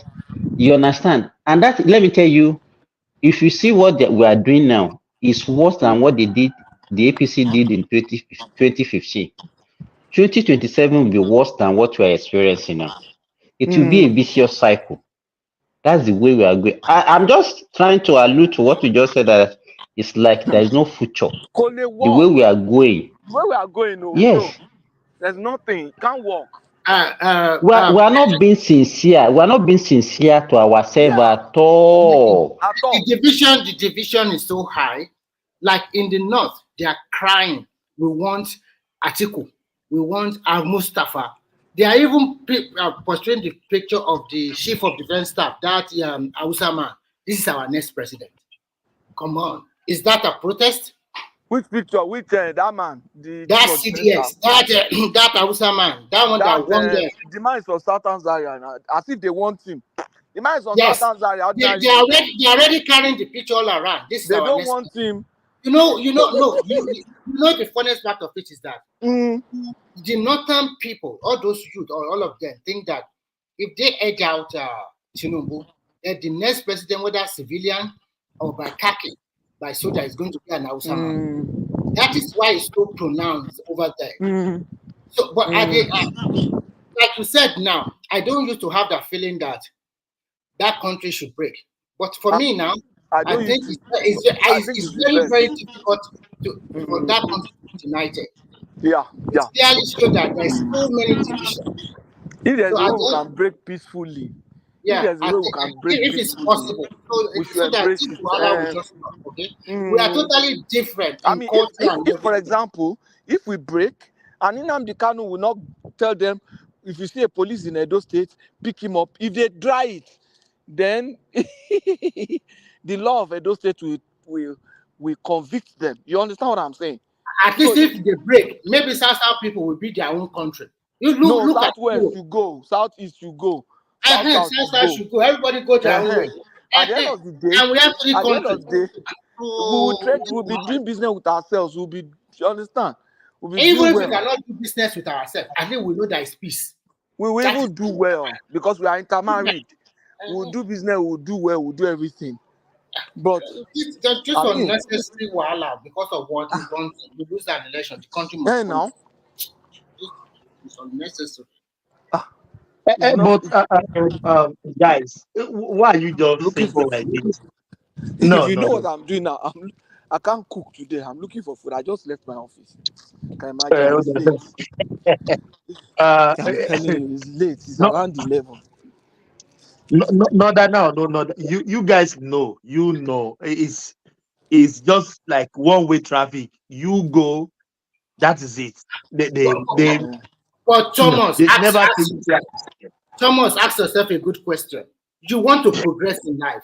You need that peace and tranquility in your environment. The more you are working out to progress, the more some people are dragging you down. How to do? What to do? Is it not just let them go and you also stay in your lane? The trouble is just too much unnecessarily. Remy, average northerner, they don't value life. Have you seen any in one of our states? A Hausa man selling stuff. The wife died yesterday. They buried the wife yesterday. The second day, he opened shop. That one I don't care about that. What I just care about is that I'm just saying like this. They don't value life like that. People die if people die in Southwest, like one person die, we shiver, we mourn the person. We are saying the same thing. We are different culturally. My own point of contention is this. Before this protest, a lot of people are saying dialogue is the answer. We are all Nigerians. We want our country to be better. Every Nigeria, we agree that country is in serious mess for over how many decades now. So, but now you do not compound the problem more. Because at the end of the day, whether you like it or not, even if you protest for 1 year, you are still going to go back to that table to negotiate. Why not take that line now? And when we are talking that time that this country is not right for protest, a lot of people say, no, we should go to protest. We should continue to do the protest. And now people are fighting back. You see that in America, they did not this state. Remy, Yeah, of hold course, on. they go protest Why now. are you worried? They did not destroy Ogun State. My your state is still intact. Maybe they are destroying themselves. Let them destroy themselves. Abi? But they will continue to drive you down now. Don't you think so? Yes, You are, of course. What as are in you? What Nigeria, are are you you not doing? going to be worried if they started killing thousands of people in the north? How are you going to feel if those security people can start to shooting them? Thomas, What let me are you explain going to feel? something to you. Let me explain something. You see those boys that are breaking street lights, that are Yeah. doing breaking concrete. They are the ones. That boy has the same vote like you. You have one vote with all your education and exposure in Australia and everything. One vote. That boy that is breaking street light, his vote will cancel your own, and he will go and choose a leader like him, and they will control you. That your currency that you have in Australia is going to impact it. The house that God you are bless you, building in Pastor. Lekki, the house That that is are building very in Lekki, that his is very policy will right. affect it. That's the funny thing. You are That's investing it, so too, much Pastor. in your You own are children you now. are They 100% will right. graduate, they will do everything. When your Patoski, child comes, please, that boy's vote will cancel his own. Patoski, say that Yeah. again to me. I want you to enter me again. It's true now. You are spending money on So your that child your now. brain will be reset. You are spending money on your child. You are doing it. Let me even give another scenario. God forbid, somebody has traveled. He's spending money on his children. Look at Aborode. He has gone abroad. He has done everything. The man is a doctor. He spends so much. One Almanjeri will just on live him. Just delete them like that. Just delete one Almanjeri that Batoniko Kawe, but he didn't even go to school. He didn't even go to Or school. one idiot that was supposed to be reading with all the opportunities they have in the north. If you are a northerner and you want to go to school, you have a lot of opportunities that we in our set we didn't have. When we were growing up, an average northerner has a better opportunity at education than us in the south because they have all the support. They have opportunity for all the time that scholarship are Patoski. cancelled here. They still had contract opportunity for scholarship now. Yeah, I think Dorothy wants to say something. Yeah. Dorothy, yeah. Yeah. Yes. You have said it all. You see, I could remember during those days when my friend was we were serving then in Kano. I was serving in Enugu, he was serving in Kano. Two of my friends, they were almost deleted. These are children that the hope of the whole family were on. Just number one, the first one, election problem. Number two, that one, something happened in the street. So a Yoruba police officer shot a Kano boy or so Wow. so and they said he's a Christian and they became a group action. They went to the what do you call it, police station. From there they burned down some part of the police station. I think those ones they give them I think they gave them a fight. They tried to burn the place down. Now they now start touching all the house on the streets. And that my cousin, that my friend, was a fiancé of my cousin. She said, I called home. I told them at home that, see, mommy, you might not hear my voice in the next few minutes too. She said after she dropped that call, that was when she scaled the fence. She later like, how will you succumb to death just like that? She now scaled the fence, carry her result, her certificate, scaled. So I have a lot of issues like that people escape violence. Now another thing I want to talk about is look at our governors. You see, our number one enemy are the governors. So, and it's a pity that people that went to school in that country, even those that also have a exposure outside of the country, they kept on chasing shadows. Today, I saw something, and just now I just saw the today's Guardian newspaper. The governor of Bayelsa State was saying that Tinubu shouldn't have paid the minimum wage. Can you imagine that? Number two, the local government autonomy. All the governors are fighting local government autonomy after they have failed with all the money that the government has given to them. The NG Cares program, they gave them 580 billion, 70 billion naira. Community resilience and economic stimulus program. They gave Okay, them now the money. It's sorry only to on that cut I know you. they're Let me using give it you one on. information on that local government money. Do you know that money? some state government have borrowed against it. That joint allocation, local government jack, joint allocation allowance, Yes. they have borrowed money against it, such that they have domiciled that money to some banks, and those banks are meant, I mean local banks, so those local banks are meant to deduct from source The from that money. money. Now all those contracts have scattered everything, so it's a problem. Now the local government guy gets his money directly. The exposure is there on the state. That's the problem. That's the dilemma those governors are having now. You understand what I'm saying? And if you are a strong local government chairman, you can't tell him to bring his money. You can't tell him to bring his money. So that's a problem. Because I remember then when I was in the system, they used to borrow against that account, that joint allocation account. Yes. Yes, you know they did it during the Batoski, they did it. hold on, please. The money they haven't collected, they will borrow against it. Of course, now Yes, it's like overdraft. salary advance now. It's overdraft. Overdraft. They do overdraft. It's like taking salary advance now. They will even do projects. They will borrow on project like okay, we want to do dam or whatever. I'm just giving an example. They are not even doing dam. Patose, another dimension I quickly want you to know. Do you know that all the stupid chairmen in your state, all the local government chairmen, they are opting out of Argon, and they are now saying that they are in cooperation with the state governor, that the state governor will help them manage the money of the local government. Yes, this will come for them now. See your state. See your governor. Don't worry.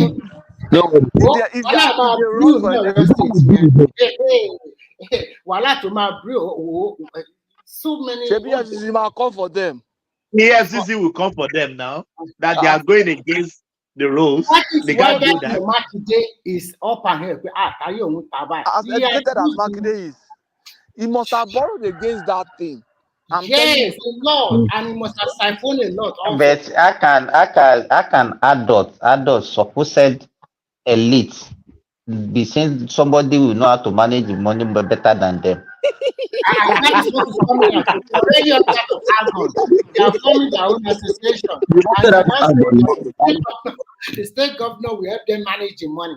I think they should remove all of them. They should remove all of them and then put another set of people. They are not capable. Remy, just hold on. Just imagine I'm saying now, I can't manage my money. Simba, come and help me manage my money. Thomas, manage kowa.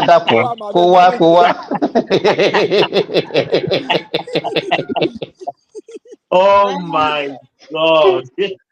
So when you are castigating their northern counterpart, the southern counterpart are even worse. Look, I'll give you an example. Look at Delta State, for example. The allocation for June alone surpasses all the state of the southeast. One state alone. And they have been collecting billions and billions upon billions from last year to this year. And if you go to that place, it's a glorified. I don't. You know that Delta. I don't know what is wrong with that state. I think they are the highest. And whenever they share any money, they will receive the highest throughout the federation. You understand? And when you see data, you see what are they doing with the money? Are they just giving it to some group of people, just sharing it, or what? Sharing it among themselves. Ibori and the rest. Dr. Timber, Delta collected. I have the information here. Delta collected the highest since Tinubu became the president. In 12 months, they collected 512 billion naira. There are people open eye reach. That is average of 5 billion. But Patosi, how can Bayelsa say they cannot pay 70,000? I can't believe it. Well, I mean, 9 local governments. Let me tell you, the money that Bayelsa is collecting, they're supposed to be paying salary to all the citizens of Bayelsa, whether you are working on. What is their population, sir? They are not money now. Bayelsa, Dr. Ziba, Bayelsa collected, Oyo State generates 5 billion per month. under Ajimobi, the Ajimobi started. He improved the Nigeria from 400 million to about 1.45 billion, 1.5 billion. Now, when this guy came in, everybody was saying, "Yeah, Makinde will give us and let us be." Ajimobi's own is too much. Is a lie. Oh. He retained all the something and he was collecting 5 billion right now. Now let's now look at it. Oyo State collects in the last 1 year. Oyo State collected about 248 billion naira. If you divide it by 12, that's an average of 40 billion naira. The highest Oyo State. See, let me tell you. When I'm talking, I was born up, so I understand how politics of Oyo State goes. Oyo State, the highest Oyo State ever collected was under Ajimobi. Then, not even under Buhari, did Oyo State collected 10 billion naira. The highest was about 7.5 billion when oil was at the peak. Then, after that time, during Buhari time, it was 2 billion, 4 billion, 3 billion, 5 billion. It was IGR that was helping them and borrowing like overdraft that they were doing. Now they are collecting over 20 billion naira every, excluding what do you call it, local government fund, excluding local government fund, and Bayelsa is collecting. Bayelsa is even collecting more than Oyo State. 8 local governments. I've been to Bayelsa before. 8 local governments. They are collecting more than them. When they calculated it, it's about 300 something billion, almost 330 billion naira per month. Bayelsa collect, and Bayelsa is still paying 18,000 naira minimum wage. I don't think they have started paying 30,000 minimum And they wage. will tell us saying that they're I think open. the people there, once they buy them Ogogoro, it's over. No, not But just even that. apart from that, what about the 13%? What about the 30% 13% that dedicated they LLNG. You know they are the home to LLNG. LLNG project is in Brass. Is in Brass local government. Brass. But Dorothy, this question we should be asking ourselves all the time. Why don't we always run and blame our governors? We always We look don't for okay, think them. okay. Thomas, they have a way of coming the time. They have a way of marketing themselves. Wait. Dorothy, there was a Yes. day one lady came, I don't know, that used to talk from London. I've forgotten her name, that is a friend to one man. Okay, Sheila. Sela, they were talking about Alex Uti that day, and you can see the way she was defending Alex Uti. Exactly. Look at Somebody that you don't know. today. Look at the reason where somebody was talking about that. Okay, allocation to the state governor has improved. Rational man came here and say, but some of them are still complaining that they are using the money to pay debt. Is that an argument? You understand? Just because you wanted to put everything on the neck of Tinubu, that was why they are doing that. They don't want to see anything that the state governors are doing wrong. We want to hang everything on the neck of Tinubu. That's what. If you see the way we talk, how can we say, okay, the allocation has improved, and I say, hey, the money is even useless. That the money is even useless. Or they are using it to pay debt. Are they not the one that borrowed the money? Because I don't understand. Madam AI, welcome. Thank you. Waiting happen. My, can you answer that my question? Why don't we blame our governors? Why don't we run to our governor every time? Can I? Yeah, you go on, my sister. Go on, my sister. Today, yesterday, I had a lot of time, so I was a bit under the weather, so I stayed at home. I listened to him, the president, and then I had my time to listen to all analysis on his speech, his broadcast. There is one thing one man from the north, I can't remember his name, said that struck me.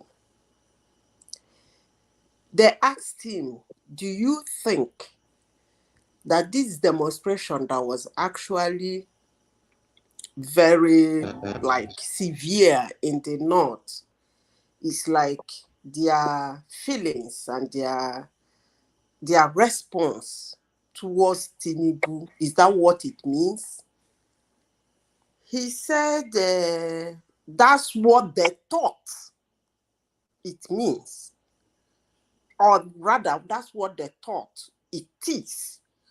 But when he saw 9 years, 11 years, 10 years demonstrating, looting stores, arguing, abusing, throwing stones at the police, throwing stones at the governor's house, throwing stones at the man's house, that they in the north have to have a rethink. He said that he's seeing something and they need to discuss it. It's not anger on Tinubu or Nigerian government, that they saw beyond that. That is anger on them, the elites of the north and the political class of the north. He said that they have discussed it and they're still discussing it. It's like those people, because a 10-year-old boy, is he out of job? I wonder. Or is he looking for a job?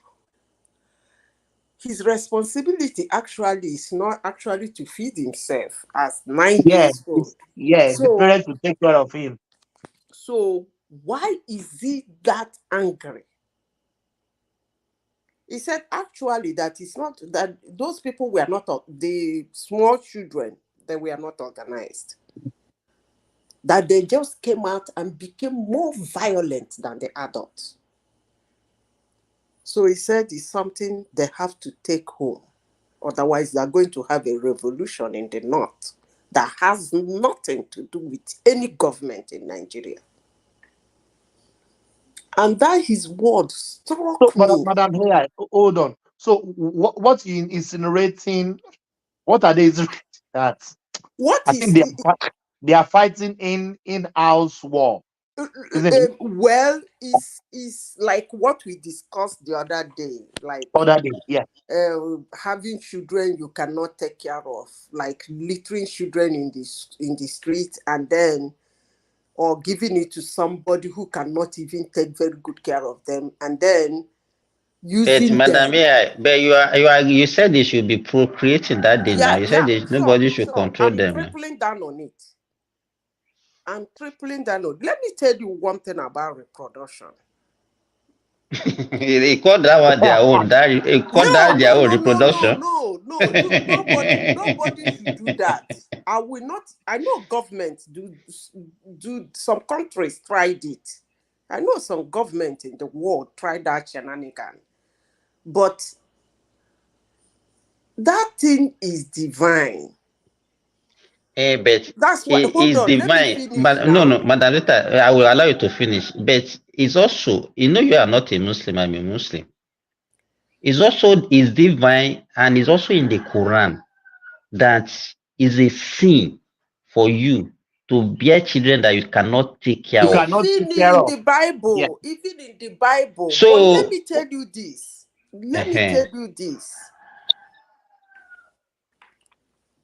If you can, to bear children you cannot take care of. Actually, what the Quran is saying, or the Bible is saying, is prepare yourself before you even start doing the jiggy. Yes. Because if the jiggy I don't understand that one. Expatiate on that. What is jiggy?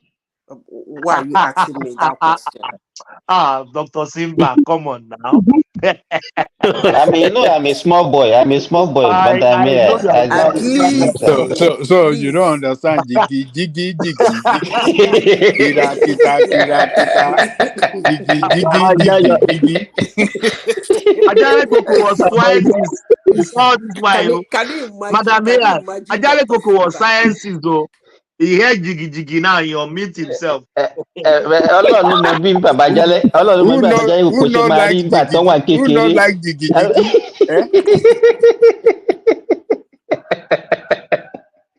Everybody is a product of jiggy. Thank you, Zita. They enjoy your big. I bet jiggy is good though. But another thing that really baffles me is that reproduction is okay. Let me continue.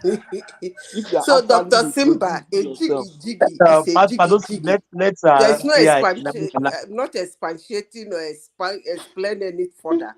Jiggy jiggy is a jiggy jiggy. In the context of what I'm saying, you should know what a jiggy jiggy is. Okay, fine. Actually, my understanding of the Quran and the Bible, what they are saying is that even before you start a jiggy jiggy, you must get ready for the consequences of your jiggy jiggy. Because the consequences of the jiggy jiggy is a child. Is a child, my sister. So you Child. have to be, this include, it's not even talking about only married people. Although, because it's a religion, it restricts it to, because he believes that before you do a jiggy jiggy, you must be married. Married. But outside that, even as a young woman, as a young man, I even hear people in Nigeria now, they keep putting up news on the newspaper, on the television, on the social media, people dumping children here and there. Dead children, dumping, that's desecration of human being. So what I'm saying is, even as a young woman, as a young man, even if we are not married, if you are doing a jiggy jiggy, you must get ready for the outcome of the jiggy jiggy. So yes, that's it. But then, back to what we are discussing. It's not every jiggy jiggy that result to a child. And children don't actually come when you want them. That's one thing you will understand. That's why I say it's divine. You can prepare all the grounds you want to build house, buy car, save money, even plan what the first child will be, second child, plan everything. And then when you say, okay, I'm ready, they give you a little finger. I'm telling you, those children in the spirit world, they give you a little finger. They say, come now. That we are not ready for you. Then you'll be running around the whole world trying to find a means for it. I mean, come on, man. Dr. Simba, you know what I'm talking about. There are some Muslims that have 3, 4 wives. They don't have even up to 4 children. I have a lot of cases about them. It's not all about marrying women. So for those that is working for, please, can we leave them? Let's find a way to take care of those children. That's what I'm saying. Let the government put things in place that can accommodate such, or actually, for your information, the world is turning. So I shouldn't be telling somebody not to report. That's a no-no. And a child, you don't tell a child when to come anyway. That you're lucky, you prepare your ground, build your houses. Even some people used to make a baby cot, decorate a baby's room, say we've been waiting for you, then the baby will come. Madam Rita, let me say this. I saw one yesterday. I just went to a place yesterday with my younger brother. For maybe like 3 or 4 years now, I've not been to the place because I have a property there, so I went there. And I saw one of the houses is an uncompleted building. That house has been there for, it will be more than 15 years. It's already even falling down. I now saw some people there. I saw a boy. I can't even call him a man, a boy and a girl. They just occupied that place. I'm very sure that nobody even gave them that place. They just see the place vacant and they just occupied, no window. The place was not plastered, nothing. You understand? And if I counted the children that I saw with this boy and the girl, they will be up to 5. Small kids like this.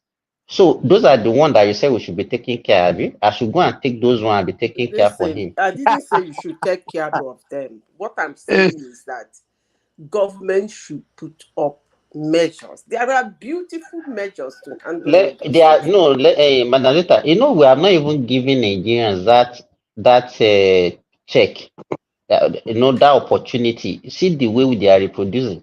If you dare do that, let me tell you, the whole, it will be in the next 10, 15 years, will be our population will be more than that of India. That's what you think. It doesn't work that way. That's what you think. It doesn't work. Let me tell you something. I will say this because my cousins are listening. Let me tell you something. Before now, in my family, it was just like, I won't say Amajiri, like children everywhere. And my family is known for twins. In fact, they tripled it. Some people started having triplets. And everybody was like, Loy, whoa, whoa, whoa, whoa, no. Family planning, if you have 3 children, that's okay. If you have the... By the time it was getting to my generation, the whole thing is turning. Some people have 2, not because they want to have 2. Some people actually have 1, not because they want to have 1. If you come to my family, my generation now is 2, 1, 3, 4. It's not like they want to. It's just what they got. But before, somebody will sit down and have 7, 8. So what do you mean by stealing? What do you mean by stealing? When you say your I don't want to use the word in I understand what you mean. The issue here is this, Madam Zita. Even if you restrict Nigerians to maybe 1 child per family, our population will still grow. Because you are not really where you replacing. get that your statistics from, but let me tell you something. I still maintain what I am saying, and I am doubling down on it. Do not put a measure to cut off reproduction. If husband and wife want to do it, that's their personal business. They can decide to have 1. Okay, maybe you should. Whatever they need You to can speak to the effect now that we're having in the north. Now, what they are talking about. So that let us be arguing about the. Oh no! Wait now, Simba. Haba. You see, if you come to Nigeria, can we be honest? Money, wealth. In fact, the most beautiful house I have ever seen in Africa is in the north, made of gold. I'm talking about 24 karat gold. The toilet seats are made of gold. I don't want to call the name, but people who are from the north listening to me this morning, they know whom I'm talking about. Although the man is late anyway. But they have money. The richest man from Nigeria is from there. Number 2, number 3, number 4 is from there. The issue in the north is not actually that there are so many children. The issue in the north is an ideology that have made those children not to be controlled, not to be taken care of, not to be directed. What is the people saying too many children now? Haba. How many people do we have on earth that you are saying too many children? I don't get it. It's not because people are having children in North. That is not the problem. It's because of the ideology, the way they have cautioned their system to handle those children because of what they want to use them for in future. And that got to stop. Not that reproduction have to stop. No. I would not say reproduction should stop, but that thing they're doing in the north, it has to stop. Do you guys want me to tell you the solution to Africa's problem? Okay. Let me tell you something. Are you ready? Are you guys hear me? Do you know? Are you guys hear me? Is that what? Oh, I'm just making sure you guys can hear me. It's okay. Go ahead. Do you know that there are some NGOs in Nigeria that give free education Most primary and nursery and secondary school in the north is actually free. Do you know how many hours you stay in school? Those children I see running around on a Thursday, on a Friday, they're not in school. If they're in school, they won't be demonstrating. So what are we talking about? It's not kids. It's not because a child was born. It's because a child was born and another thing was done. That's what is the problem. They should stop that thing they're doing. Otherwise, it's going to hurt them.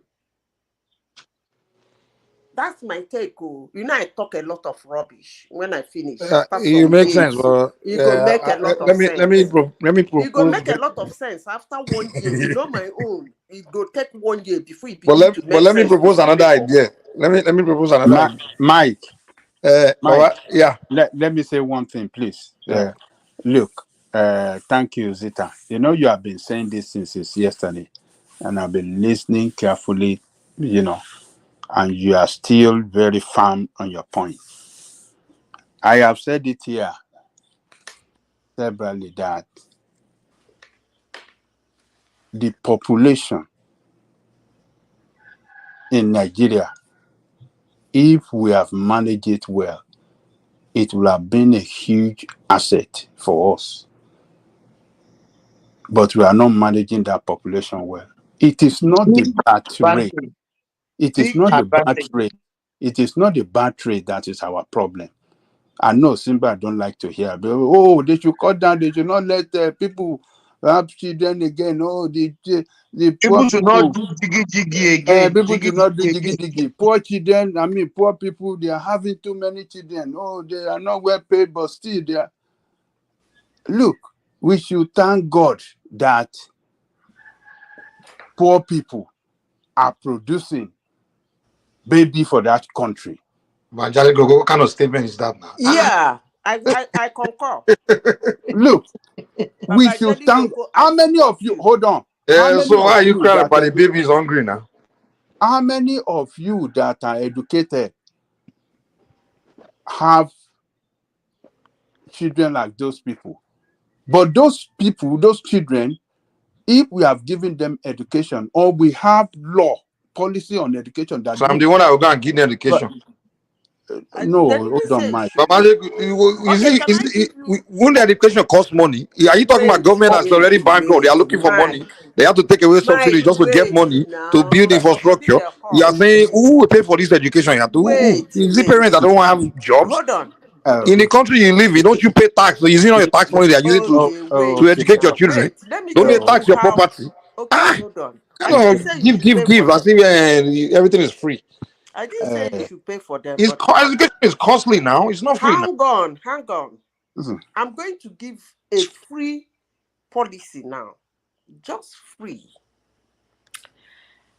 Last month, somebody was on this platform. He was, when I came in, he was calling the amount some states we are giving.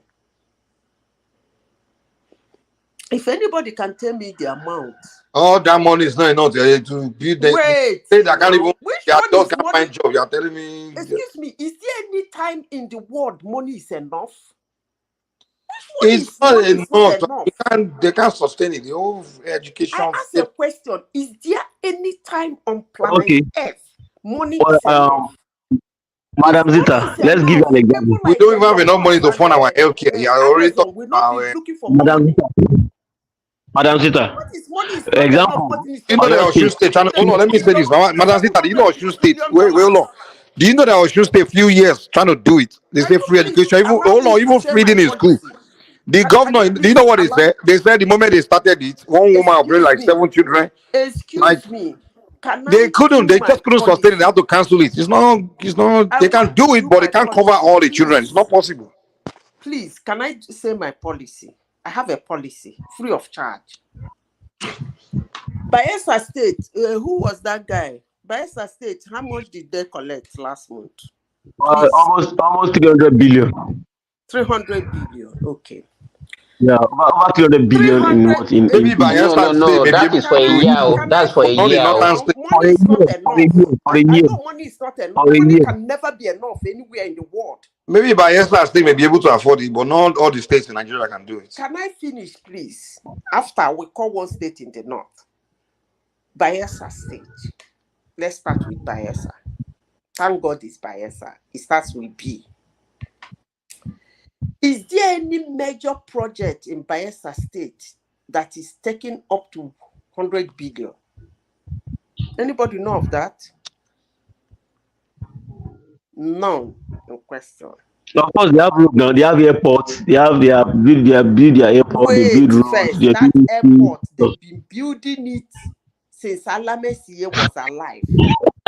So don't tell me I they know. are building airport. Please. Let's be serious for once. Somebody just said they cannot afford it.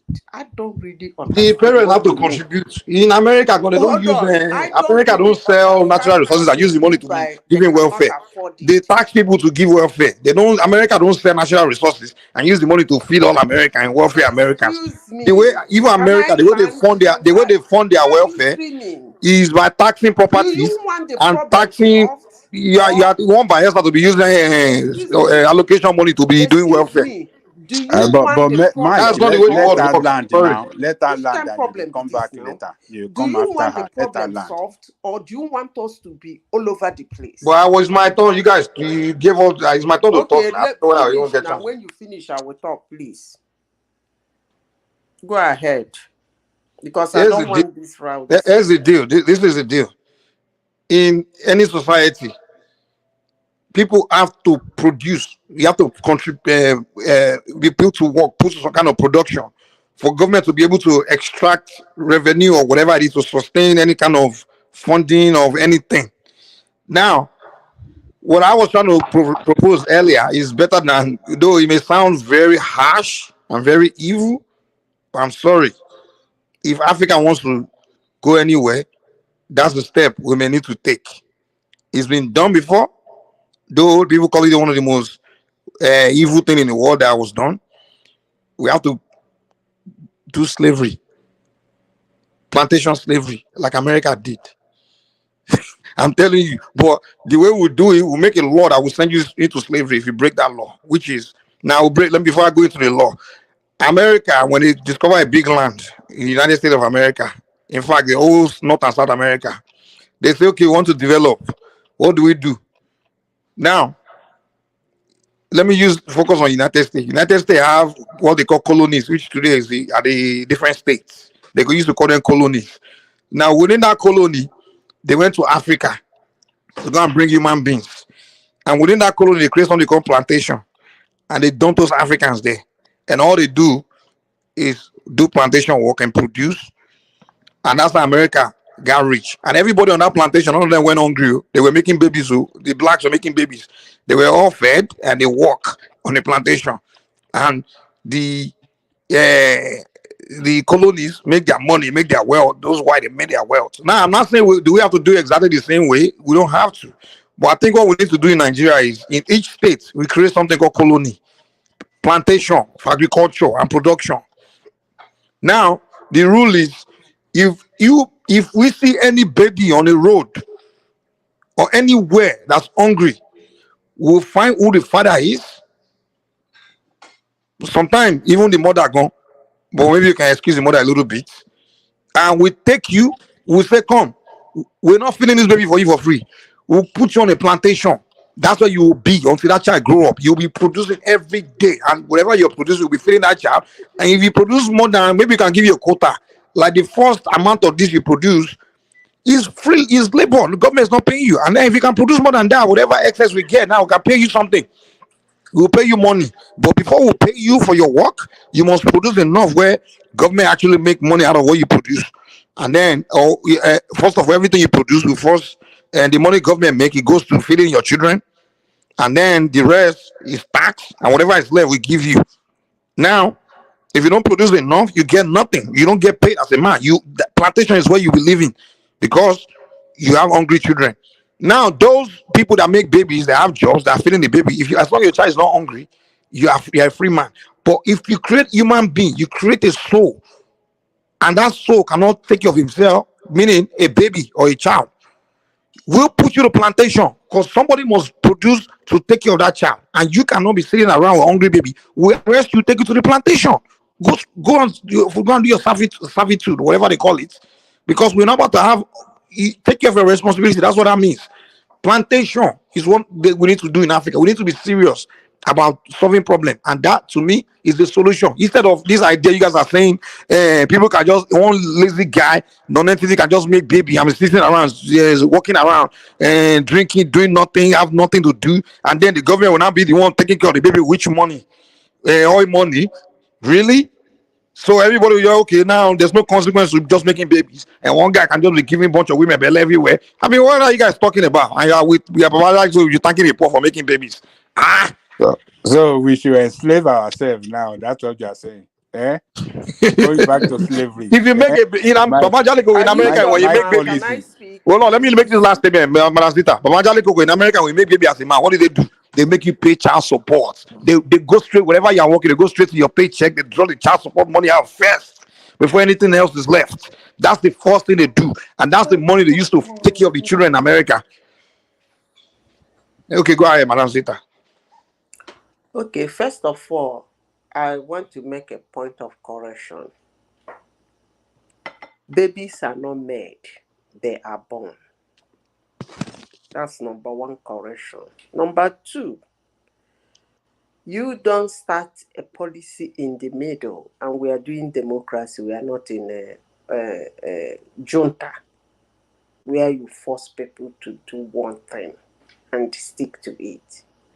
There are policies and there are laws that control certain things.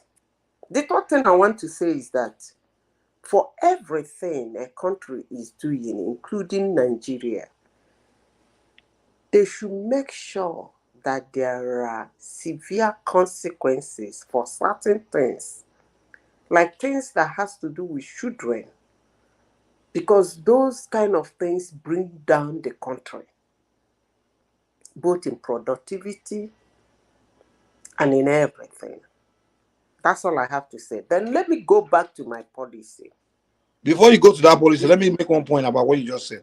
You said we are practicing democracy, so we can't force somebody to do. In America, if you don't pay your child support, they will arrest you, take you to jail. And that's not what when you I'm go saying. to prison, You said they should you will work as a slavery. slave, and they will take money to take care You of that. said they will do. I don't even know all these my sisters that have children for 7 different men. I know them all. I don't even For those know men, they whether. pay support. Hold on, let me finish. And if they I don't pay, know they where arrest you're them. Am I lying? getting that if you are a man in US, you have a child, you must pay child support. Yes, you I don't must. know the heck where you're getting that one, but let's Papa leave Jale it. Cook, am I lying? In America, if you have baby, you don't pay, they won't make you pay child support. Father Lord.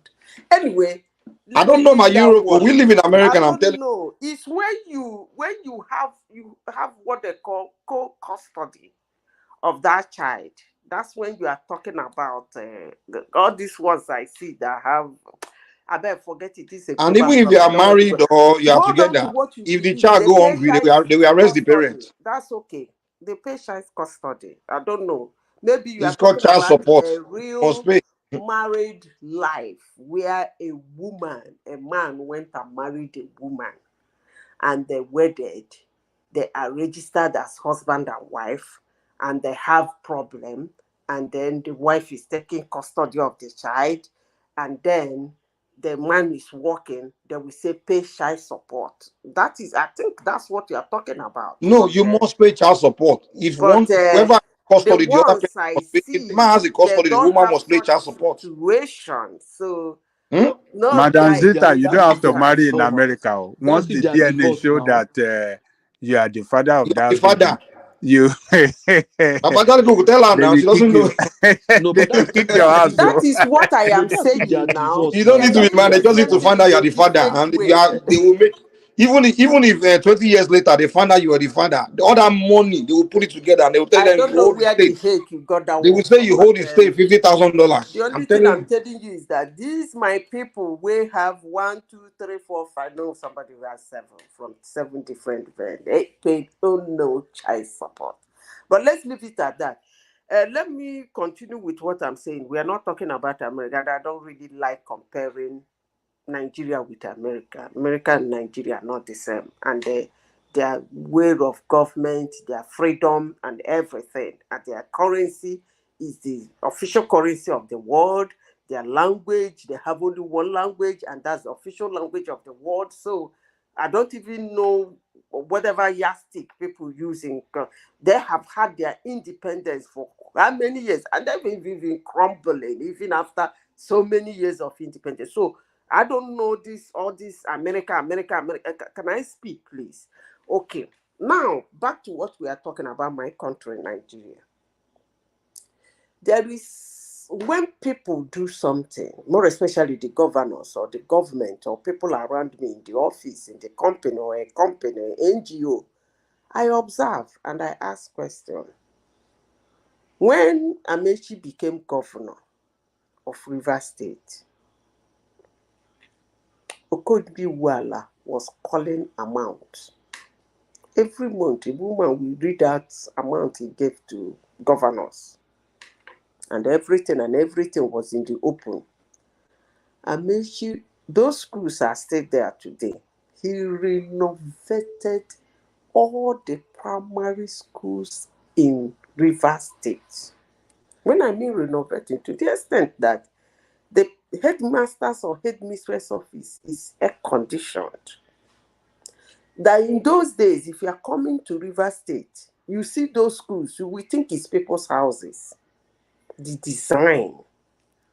Some of them, you will think they are hospitals or something, an office block, because you will never know that it was a primary school. Now, what did he do? He was younger then. He used to drive power bike. He put a jingle in River State. Every child,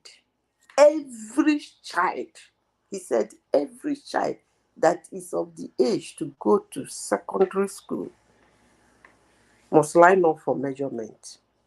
They sold 3 school uniforms for them, 3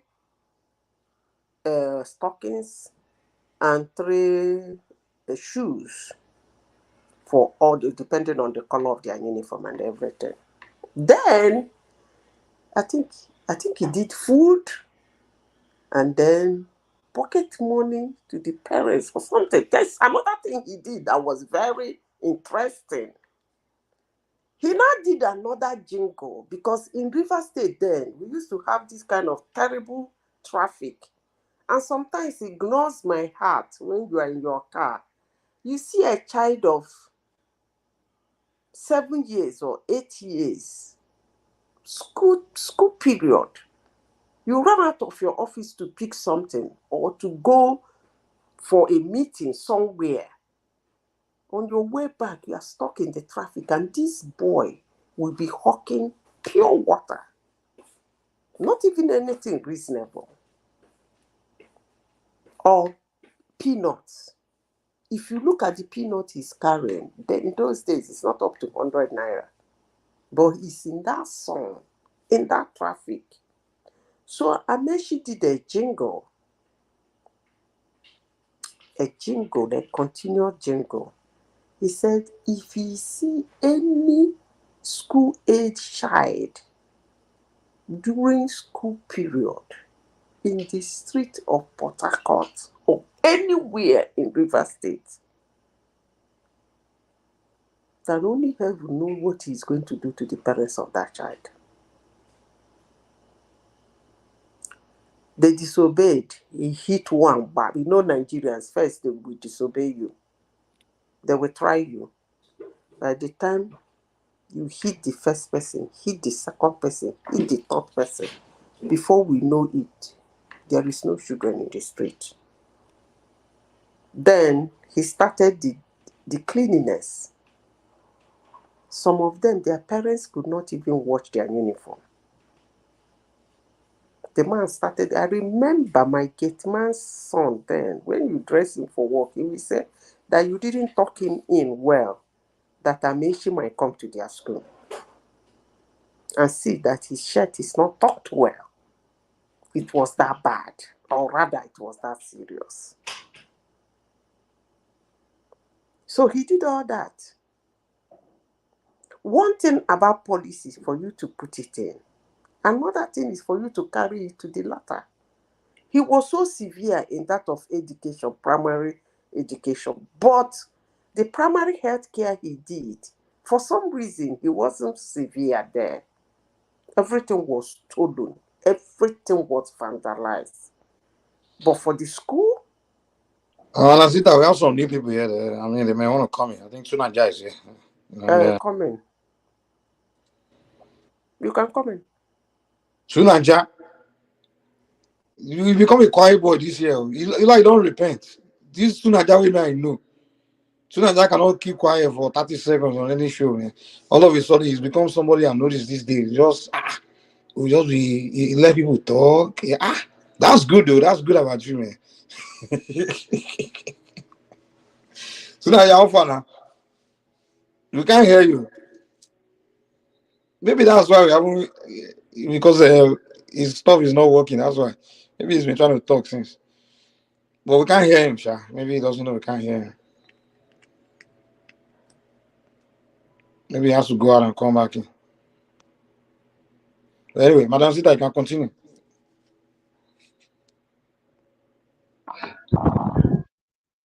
Madam Zita. That's why to say you should let him in. No, yes, I'm already in.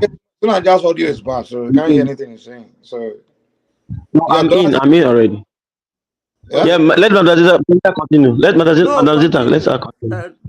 No, I'm not talking. I don't want talking. No, I just want to say that what you are saying, you are correct.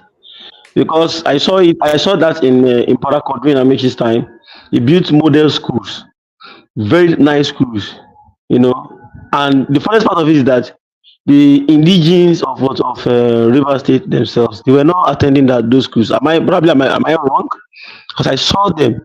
I was with a friend, and we saw a lot of guys. I saw people, children on the street, hawking something or playing a hand, when they are supposed to be in those beautiful schools that had netball court, table tennis court, basketball court, Wi-Fi, and so on and so forth. Dorothy, you're asking a question. Why are they not in the school when they have schools? That is why we said they should not. That is why we say it should not be a children that they cannot take care of. Children will not take themselves to school. These are the. No, Madam Zita, you don't understand. It's like you don't. No, wait, Madam Zita. It's like you don't understand the problem, the enormity of the problem. These children that you are talking about, they don't even know their parents. Some of them, they have walked away from the house. So who will take them to school? Simba, who will feed them? Who will clothe them? So they are making the children work for themselves to eat. That's what's going on. Exactly. The parents, they are like an emancipated adult. They are children, but they are like adults that are working, surviving on their own. Is it not when you are parents that are ready to take responsibility that will take the children? Why do you think I came up with the idea that anyone that have a baby, you put them to plantation so they produce? Because children have no business surviving on their own, trying to survive on their own. They don't. Your children are supposed to experience childhood, no survivor, no hardship. It's not good now. I'd rather have the parent in slavery than the children. You're not looking at it is the way culturally, the way we view things in this country. Now, when Jonathan wanted to do this thing, that was one of the reasons why they hacked Jonathan down. They dealt with Jonathan. Jonathan was trying to please them, build schools for them, do everything so that they can go to school, elementary school. Did you see any? Did you know what they did? They said it was going to use education to rob them. Because on Niger Delta, he's busy trying to do for the north. Do a majoring for the north. If they are not interested in going to school, go and do it in the south. We need schools there. They're doing it now. So, and that's the problem. So, if you even want to solve the problem, they will deal with you politically. Maybe Madazita, you understand it better now. We have you have all these beggars, women or beggars that we have like 6 children, and what will happen is that at a time all these children they will just walk away from her. The only thing that she's doing is just to beg and produce those children. And they will just walk away. She doesn't care whether She she has sees something them to or offer not. the children now. That's why the children walk away. Exactly. So they will just walk away and they will never come back. They can't even remember her again. She doesn't even remember them again. So who will take responsibility of what? Because children is not about going to school again. Who will provide guidance? Unless you are saying that okay, they should be, as they are producing them, you'll be taking them away from them, and then we'll be putting them in one hostel where they will employ people that will be taking care of them. But Dr. Ziba, I think We another be problem, thanking the name for processing baby, according to Baba Charlie Kuku. Baba may be right that we should We should be thanking the poor for producing baby for us. No, but Mike, this is it. Babaja is partly right one way because it's a good thing that we have. Our population is, but we are not productive. Unproductive population. The cultural and the religious part kind of negates every good thing that's supposed to come out of our population. Our population that is rising is good, but right from the time, and when we talk like this, so people say during the military time, every politician and even during the military administrations that we have in Nigeria, everybody pandered towards religion and ethnicity, ethnic culture and stuff. But we are forgotten, and it is very sweet in our mouth. You see, one thing normally pains me more. I read a book written by Lee Kuan Yew from first world to third world, from third world to first world. Singapore did this, and we know where they are today. They control their population. The British that gave us what's it called? What do you call it? Freedom. Independence. They were 55 million when they gave us independence. Hello. We are now over 204. Hello. Is Zika still here? I don't know. Who? Okay. Madam Zika, Mike. Is Zika still here? Yeah. Okay, because yes, I want to say something about what Zita said. Doopsy, Alpha now. She already Ewoni Alpha now. She already won. Well, first standing now. Jenny, see young boy. Àgbàlagbà fẹ́ toast me. Àtẹ̀jẹ̀ young boy ló fẹ́ toast me. Àtẹ̀jẹ̀ Mike Olójúdé fẹ́ toast ẹni náà. Àtẹ̀jẹ̀ Mike ló fẹ́ toast me. Arúgbó náà sọ̀rọ̀ toast. Rádaràda. I want to talk to Zita about this having babies. A lot of people don't know what this thing entails. Having babies aimlessly. It is a lot. And that is why we are still where we are in our country. And all over the world. Agree, Madam Zita and Babajale Kuku. I say we should be thanking people for making babies. I don't agree with them. They should come and tell us how many children they have on their own. No, I don't agree with them. No, I beg to disagree because Zita is my sister. I don't oppose her like that because she's a very wise woman and she talks very well here. So I don't mean to oppose her at all. But children, it's deeper than what we think. So that's why we are still not having a functioning society up till now. Because people were not raised properly. So please, what Mike was saying about people going to plantation, I support it. And I think that the human brain is still going to evolve to the level that we'll be evaluating people before they have children. If they evaluate it and they see that you're not mentally balanced, you go to prison if you're pregnant with a child. Because it's like committing suicide. I'm telling you, human brain will still evolve to that level. Because I don't know where people see that it's compulsory to have children. Because that is why this world is still here, static, that we are not moving forward the way we are supposed to move forward. Because people are not raised properly. We are not even static. We are retrogressing. I'm not even talking about our country alone, no, Simba. I'm talking about the world generally, including the Western world. Because see the leaders in the Western world too. You think those people are raised properly? People like the guy that wants to go there now, don't let me call his name because I want Prince Daddy Mawa Yamide. You think they were raised properly? People don't even know the extent that this thing damaged the society. That's why people think a child is a treasure. Yes, a child is a treasure where that child was raised properly or is being raised properly. That's the treasure right there. But it's a big deal on the society when you neglect a child. It is not something that helps the society at all.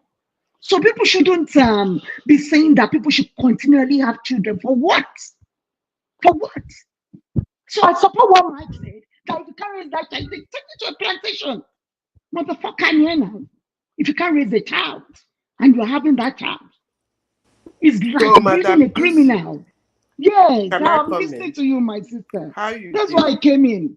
Yeah. So what you're saying in essence is that some people shouldn't have children. No, it's not compulsory. That's exactly what you're saying. It is not compulsory, my sister. It is not. So you must, if you don't have money, you shouldn't have children. So it's not even about children money. are not meant to. It's not about money. It's not about money. They cannot take care of the child. You shouldn't have it. You didn't listen to me.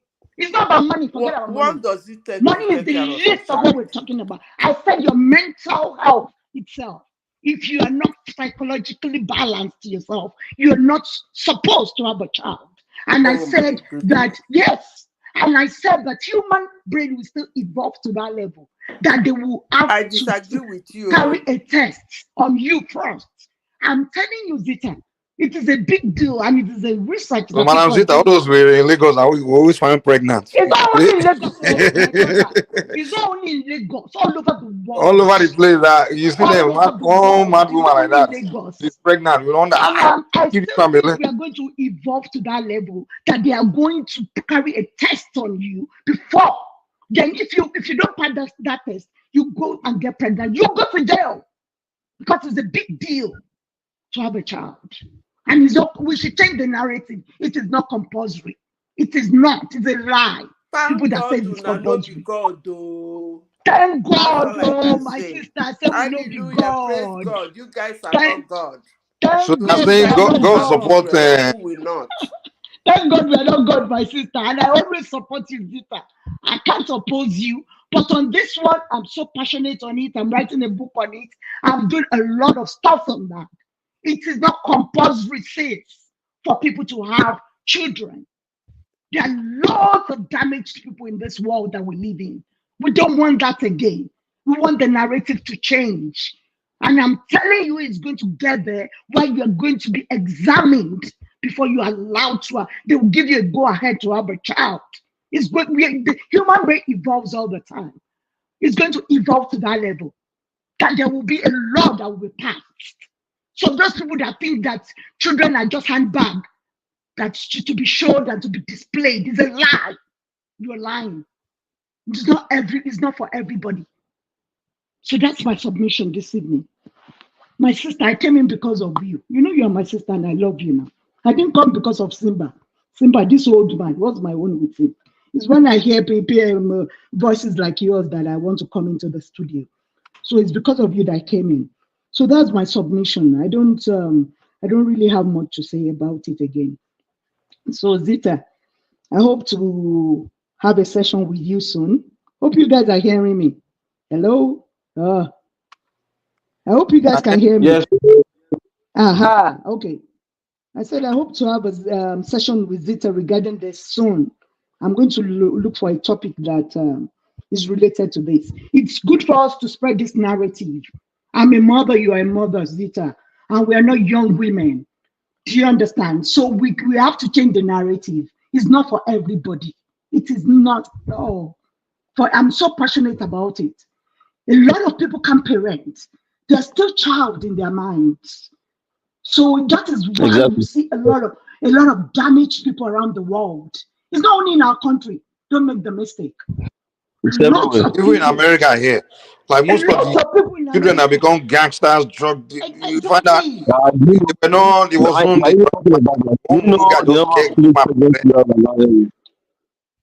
teenage pregnancy everywhere. I said, So in America, if you go to the ghetto, you find out that it's just someone single. The woman there, she was a teenager when she had the boy. The guy, the father is not one level guy. He's probably drug addicts, and those boys they all become gangsters and just Can you shoot up the. imagine? They become look at the one that they did become that to useless Tupac. Look at kids, the one man. look at the And one it's that more did that common with people of to our Tupac. race. I don't know why. I don't know why. Exactly. Mike, I don't know if you listened Mike. to a particular interview in Nigeria this about a couple of weeks ago, that the girl said she likes to sleep with dogs. So they had to ask her why, because she has been abused since when she was like 2 years old. From her brother, same father, same mother, was abusing her. So she was used to sex. So she started having, so she doesn't see anybody around. She starts sleeping with the dog. So I'm not, it's not something that's funny. Nobody should say people should be having children. For what? For what? It's not easy. And it's not even easy on the state as well to start taking care of damaged children. It costs a lot of money. Those things cost Look a lot at of money. most of them end The up in government. prison, and God state have to take care of them in prison anyway. So what's the point? Look at Madam Dipsy, look at Sweden and Sweden, Norway, all the Scandinavian countries. I watched a particular documentary on CNN the other time. The husband and the wife. The husband is going to get 6 months. Why? I think the wife will get a full year. So to take good care of their 2 children. So the state is ready to take care of them, and their populations are not actually that massive, and that's why you see that the population that we have in Nigeria is not actually productive, because we do not have a vision, a good visionary leaders, and that can also drive vision that people can move with. These children that we give birth to must be the one that because we are saying it's not everybody that is actually cut out for giving birth. There was one time like that we spoke about that. Like look at Tupac mother. Look at Tupac mother. If you watch that my mother, he sang a song for his mother. He spoke about his mother being the drug addict and was raising them also. So you can imagine the kind of children that they eventually turn into. Even though he managed to escape poverty one way, but you can see what happens at the end of the day, because he was I actually always checking. tell my children one thing, that you are opportune to be raised by good parents. It's not everybody that has the opportunity. So you have to be considerate with people when you have a relationship with people. It's not everybody that has that kind of opportunity to be raised up by good parents. Some people, when they were born, their father or their mother is in the prison already. So it's so easy on some people. I'm telling you, my brother. Go ahead. Dubsy, have you heard of crack babies? Children that were born addicted to crack. Yes, and alcohol. Because their mother was doing crack. She was doing. I'm sure Simba will know about this. They shake when they give back to them in the hospital.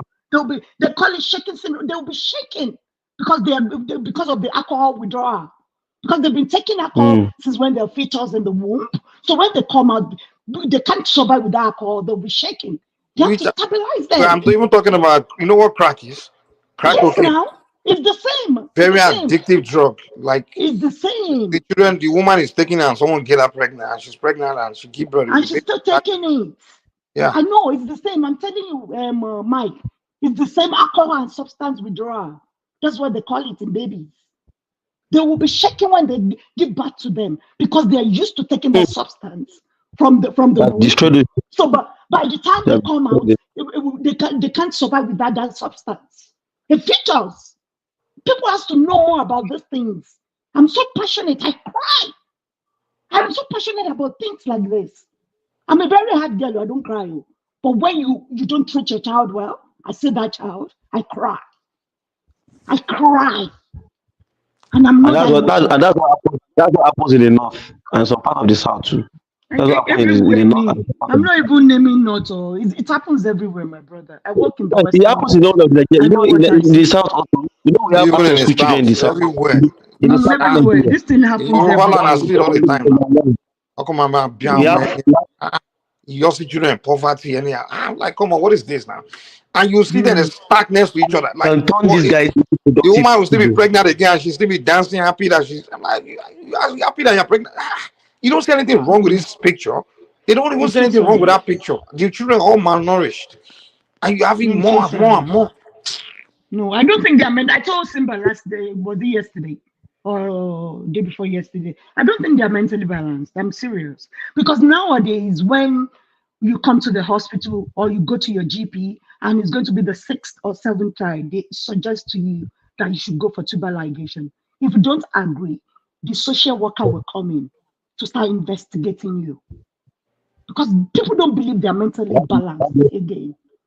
So if they suggested to you to have tubal ligation, if you don't agree to that, then the social worker will be on your case. This is happening in Canada right now. Because you can't be having 6, 7 children. If you take up to 6 children, you have up to 6 children. After 6 children, they ask you to do tubal ligation.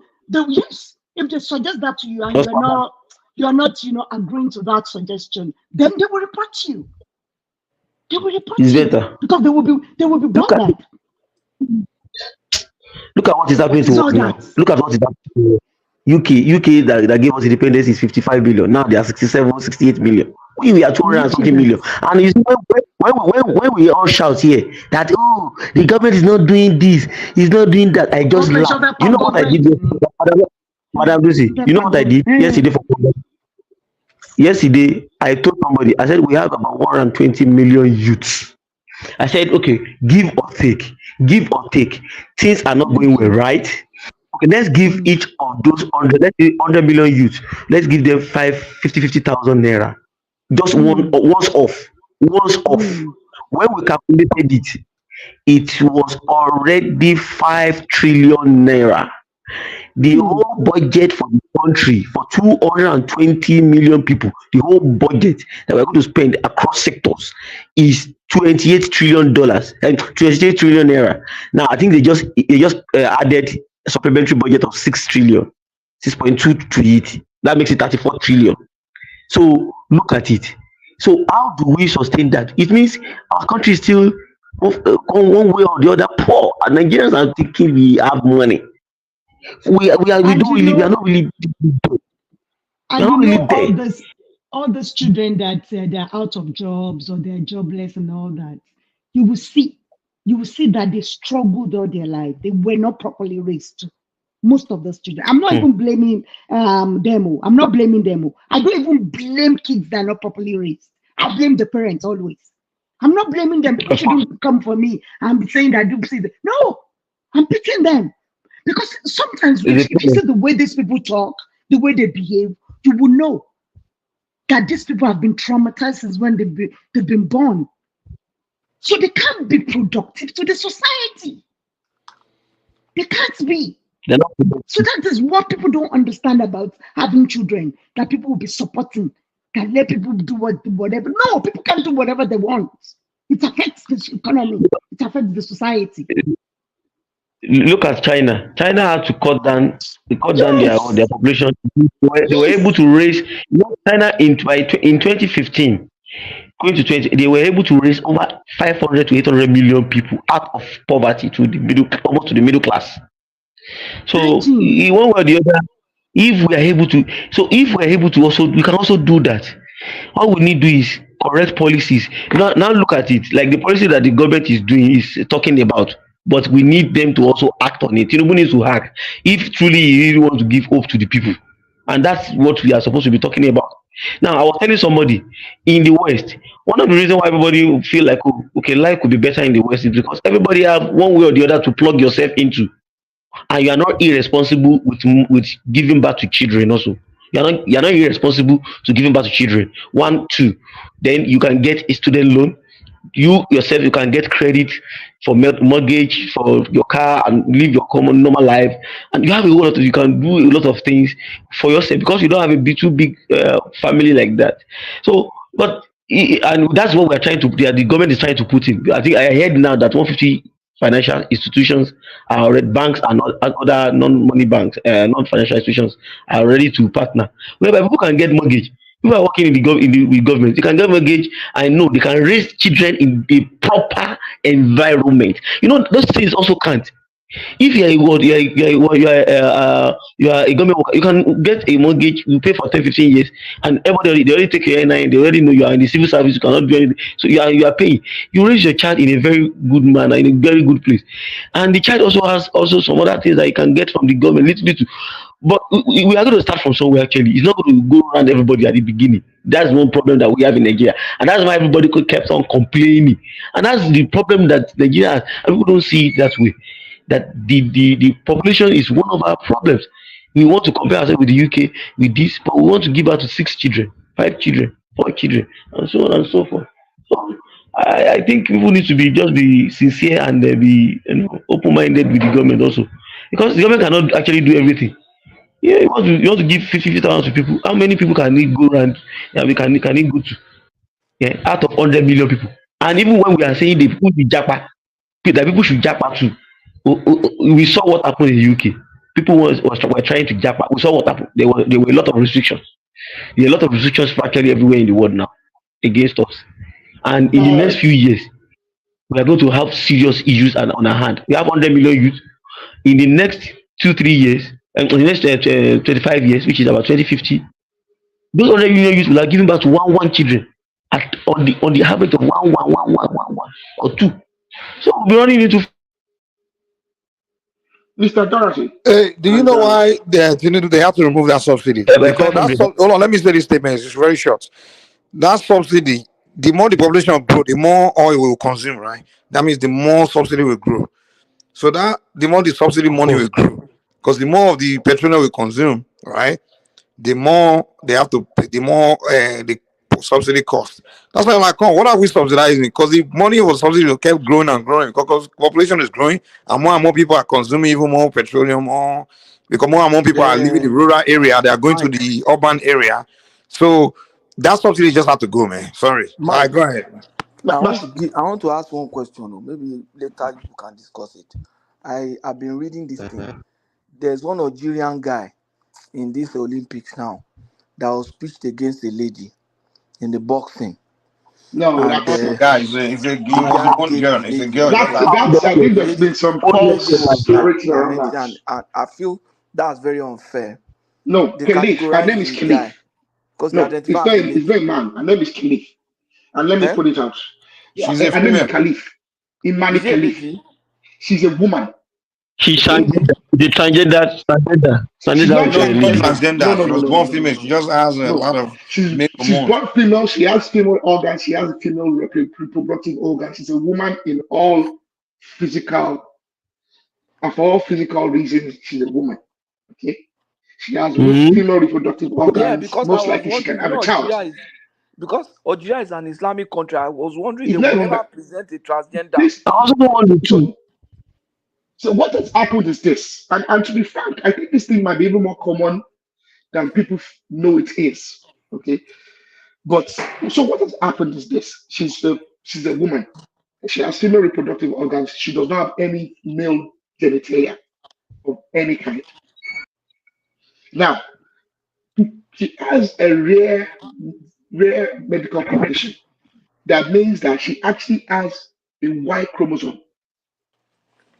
And she produces higher levels of testosterone compared to the average woman. I think people that understand statistics, understand distribution, she'll be outside of the 99.7, towards sigma from the norm. She's an outlier. It does not exclude the fact that she's a woman. Okay. Because I was like, this is Algeria. Algeria is supposed to be Islamic. And I've been told that it's actually not necessarily. I don't think it's an extremely rare condition in women. But I think most of us, for someone like myself, I've never had a DNA test done. Because I've never had a medical condition or any familiar reasons to have a DNA test done. God knows how many women would live their life having never had a DNA test done or chromosome check done. So are we even certain that this is not a much more frequent occurrence? It might not be as rare. Now, It's this not. young It's not girl, real, actually. she's lost to 9 women. Nine other women are beaten. So I think what has happened is this. The IBA, which was a corrupt boxing organization, disqualified 2 of them who were found to have naturally produce high testosterone. They disqualified them. What was And I it? think Is it that they were able to test, you know, the testosterone must be? Is it synthetic, or I mean, no, did it's they real. find? No, they Were they able naturally they produce higher testosterone. I know that Naturally. everybody has testosterone, both the Yeah, woman but and you male. know, there's so like I said, anyone that understands statistics, most likely the IBA they have the tests, No, I and know they will have a genetics, so I regulation, understand that. and the regulation will be based on for the someone of about this height, this weight, this age, they expect you to fall within. They'll have a general limit. You know what I mean. It's just like Yeah, it's I just like understand. BMI. So I think that's what. So they disqualified them. Now, apparently there was some corruption around the IBA was known to be very corrupt. It's run by Russia. The current president, it's Russia centric.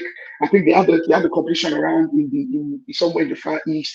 I think there's a suspicion that the Chinese influenced a lot of decisions to try and to help get athletes get ahead of other athletes that might that they thought So the previous world championships that was run by the IBA, it suggested and the Chinese especially funded the organization to disqualify some athletes to get some athletes out of the way for the athletes, stuff like that. I wouldn't go into that. But she was unfairly disqualified. She has boxed at least 9 other women that won her. I think what has happened is there was some commentary that went into this Olympics about her. I think the Italian girl that fought her already had a psychological idea that she was fighting a woman. So when she got into the ring, I watched the match. When she got into the ring, she was making she was open. There was the one of the two like those days she was hit twice. And one of the two times was his. It's just an amateur. One, I know she's boxing the amateur leagues, technically. But she made a terrible mistake you don't make as a boxer. She left herself absolutely open, and that girl just made like a picture perfect nice cross punch, and hit her smack in the face. You do that against anybody, even in your weight class. You give anybody in your weight class a chance to do that to you, they'll break your jaw. Like she left herself absolutely open. Anyone that likes watching boxing would have seen it and Yeah, said, "What's I this girl noticed doing?" that. Yeah, I noticed that she was off guard. It was open. I said, is it boxing or what happened to her? So She she had no had the guard. psychological idea she was boxing a Exactly. man. So she gave up already before she even got to the ring. Yeah.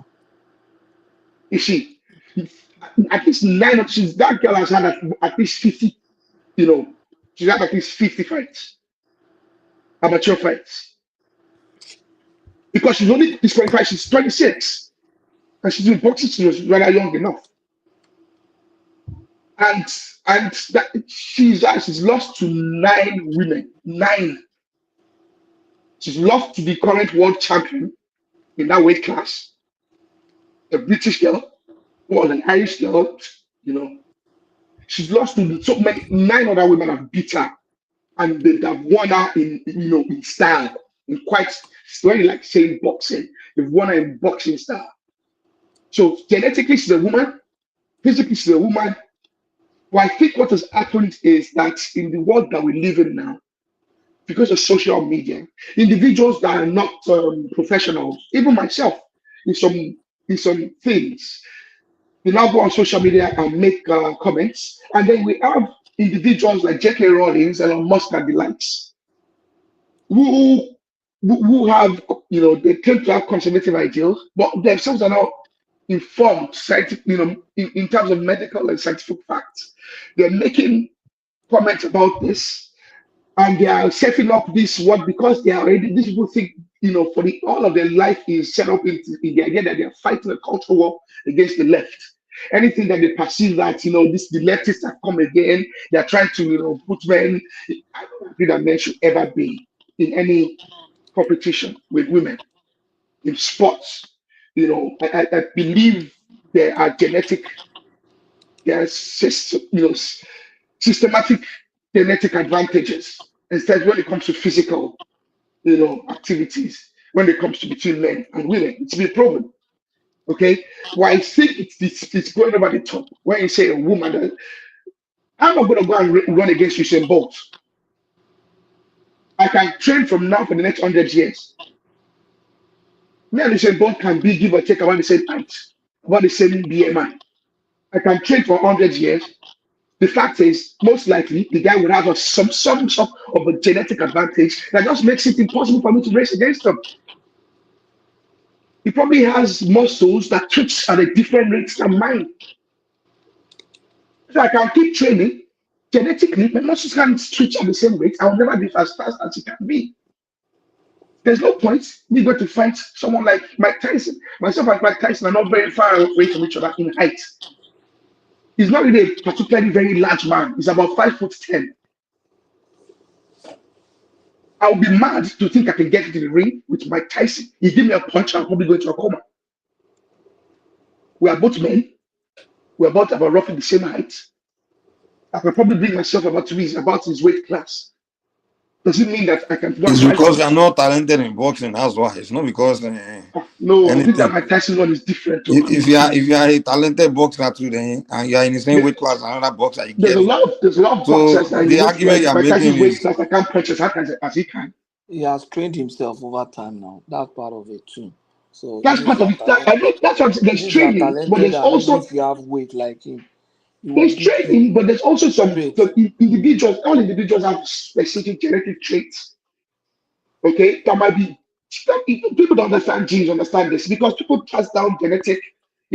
Why do some people have blue eyes, some people have brown eyes? Why do some people in their family always go bald? Maybe me buying better. It what you people are saying, I don't understand. It's about that woman in the girl, the Algerian girl that was that is in the Olympics. That fought with an Italian lady, like an Italian girl, yes. And punched the lady. The lady said, "I've never been that punch in my life." It's like, of course, you left yourself open, so you hit very hard. So what is the problem? Is that there's a lot of contention on the internet that she's a man and that she's a man. Transgender. Yes. That she's transgender. She's a man. So okay, it's like what happened in this South African lady that time, Caster Semenya. Is it something like that? Yeah, something like that. I don't think. It's the same. It's similar. They have high level of testosterone. They look like a man. They move like man, so they kind of like almost a man. But even Caster Semenya, that was the same speculation. But at the end of the day, she was cleared that they declared as a woman. Yes, she's a woman, but their level of testosterone is just unusual. So they're so male. They're so close to actually, you see some ladies now. They look. Okay, I hope you know that there are some people that depending, but we have some male that are even our family that have like double Y instead of one Y. Exactly. Look at that. So the argument is that this woman has XY chromosome. Okay, instead of XY, they have XYY. Yes. Can you believe it? So some men but they are usually yes. We have XYY male. Those ones are not alpha male. They are sigma. No, they are criminals. Those ones are criminals. They usually see them in prisons because they can't behave normally. They are usually very, very criminal minded. Multiple personality disorder, or what are you talking about here?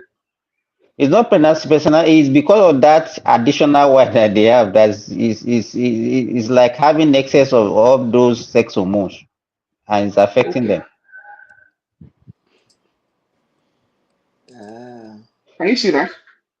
But you sometimes have you seen some males that you think that this one, yes, he's a male, he has all male features, but you have a female voice, female mannerism, and all those things. I don't want to sound somehow, but there's a theological explanation for that too.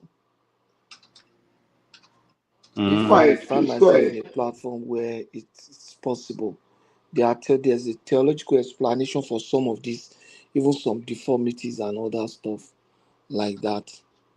You understand? If I'm permitted, I can just give explanation. Well, Yeah, go ahead now. because it's theological, it might not be able to be, it might not be spiritually, it might not be scientifically tested, but maybe with time, science will come to that point when they can test such. You see, it was believed, explained in some texts. They are not in the Bible, but they are extra biblical texts. You understand? They are not canonized, but they are still read by scholars, Bible scholars. One of them is the Book of Enoch, other books like that. That those books are even referenced in the Bible.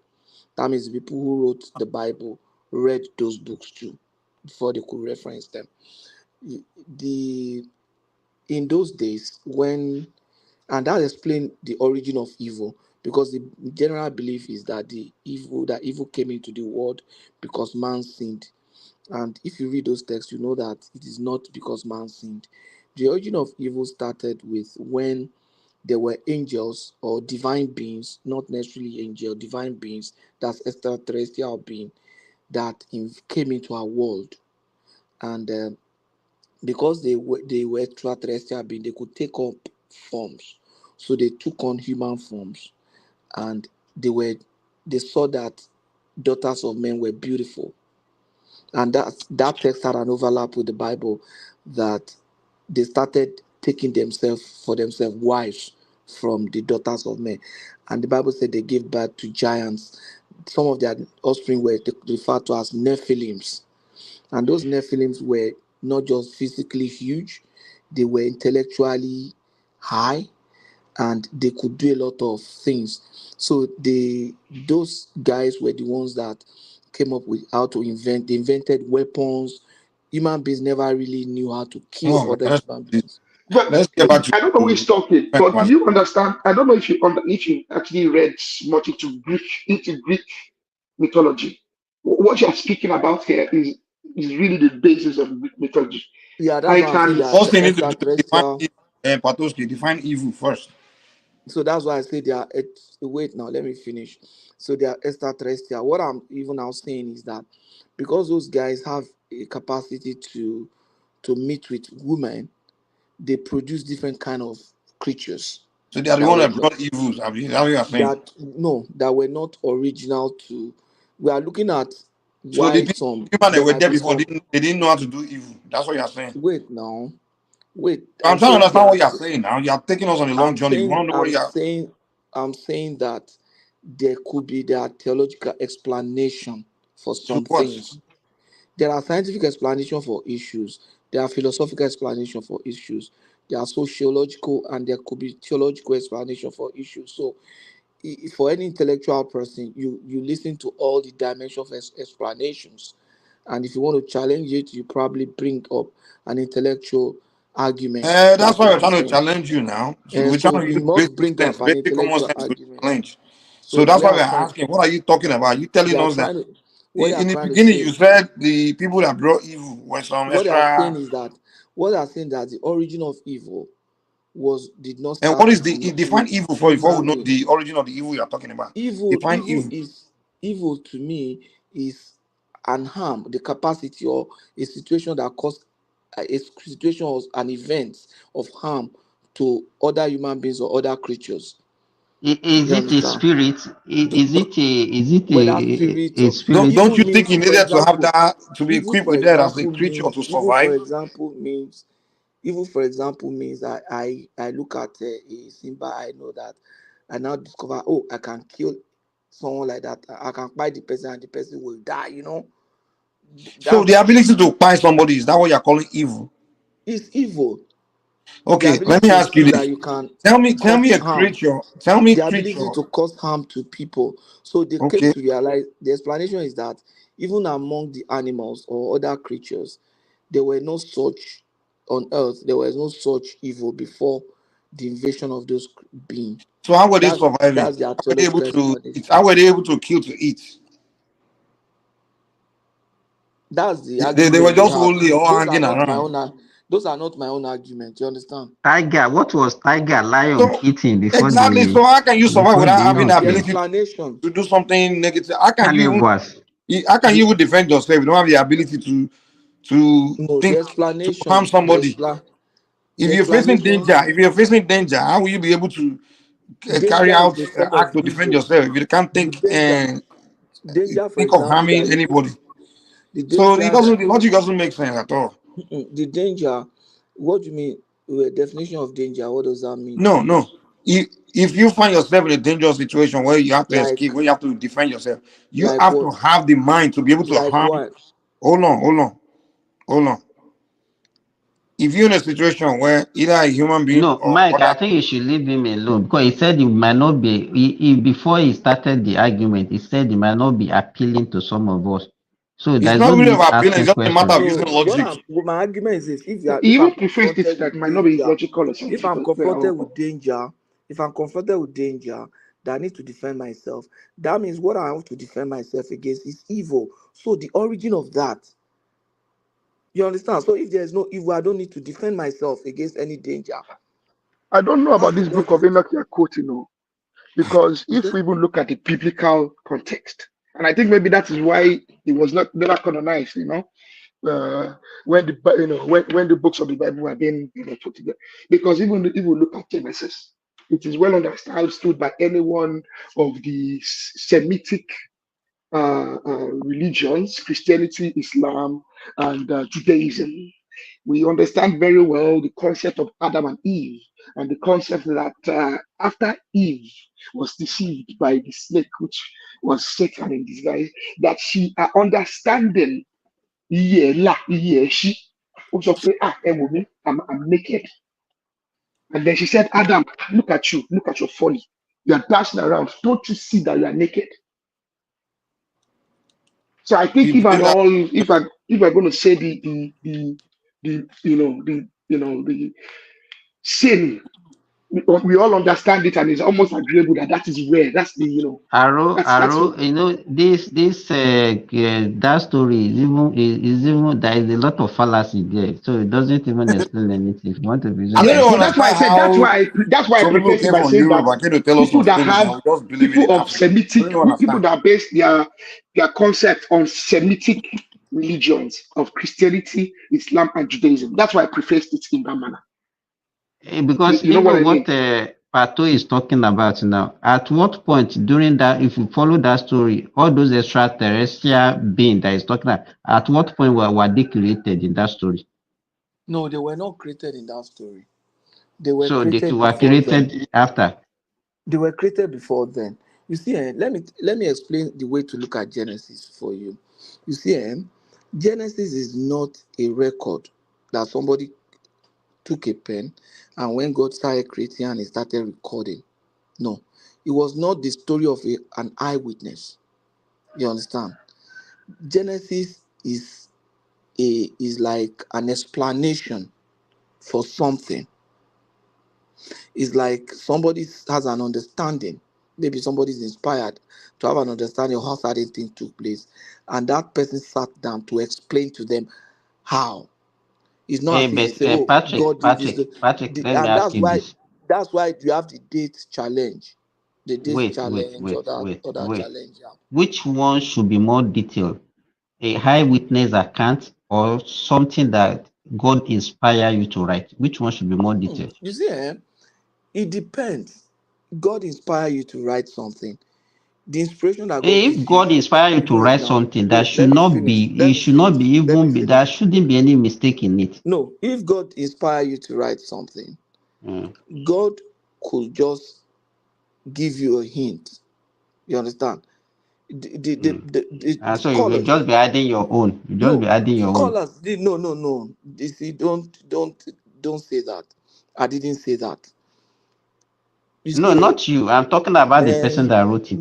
when you are, if when God speaks, it has been discovered over time that God does not speak directly, as in plain language. That is, you could say, okay, now this is what is happening. This is what God, because God is a spirit, so God inspires You and God tell you that secrets is to spirit.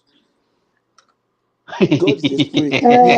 People say God is a spirit because Simba, it's Simba, invisible. I want to ask you a question, Simba. Do you take care of psychiatric patients? You don't. Do you? No. Why are you I'm laughing? You don't a even know the question. pediatrician. Okay, I you're a refer them when I see because psychiatric pediatrics. okay, you refer them to Do say psychiatric Otube because wala you say no. this is another one that I'm not people that will tell you that God has told them something. They're hallucinating. It's about psychosis. It's not as if God said General anything to Thomas, anybody. General So Thomas, that one I want can to you just give me chip in. about 3 minutes to I just speak? want to chip that in. General Thomas, I beg, I need about 3 minutes to speak because the reason I actually came in was because I was listening to Madame Dupsy.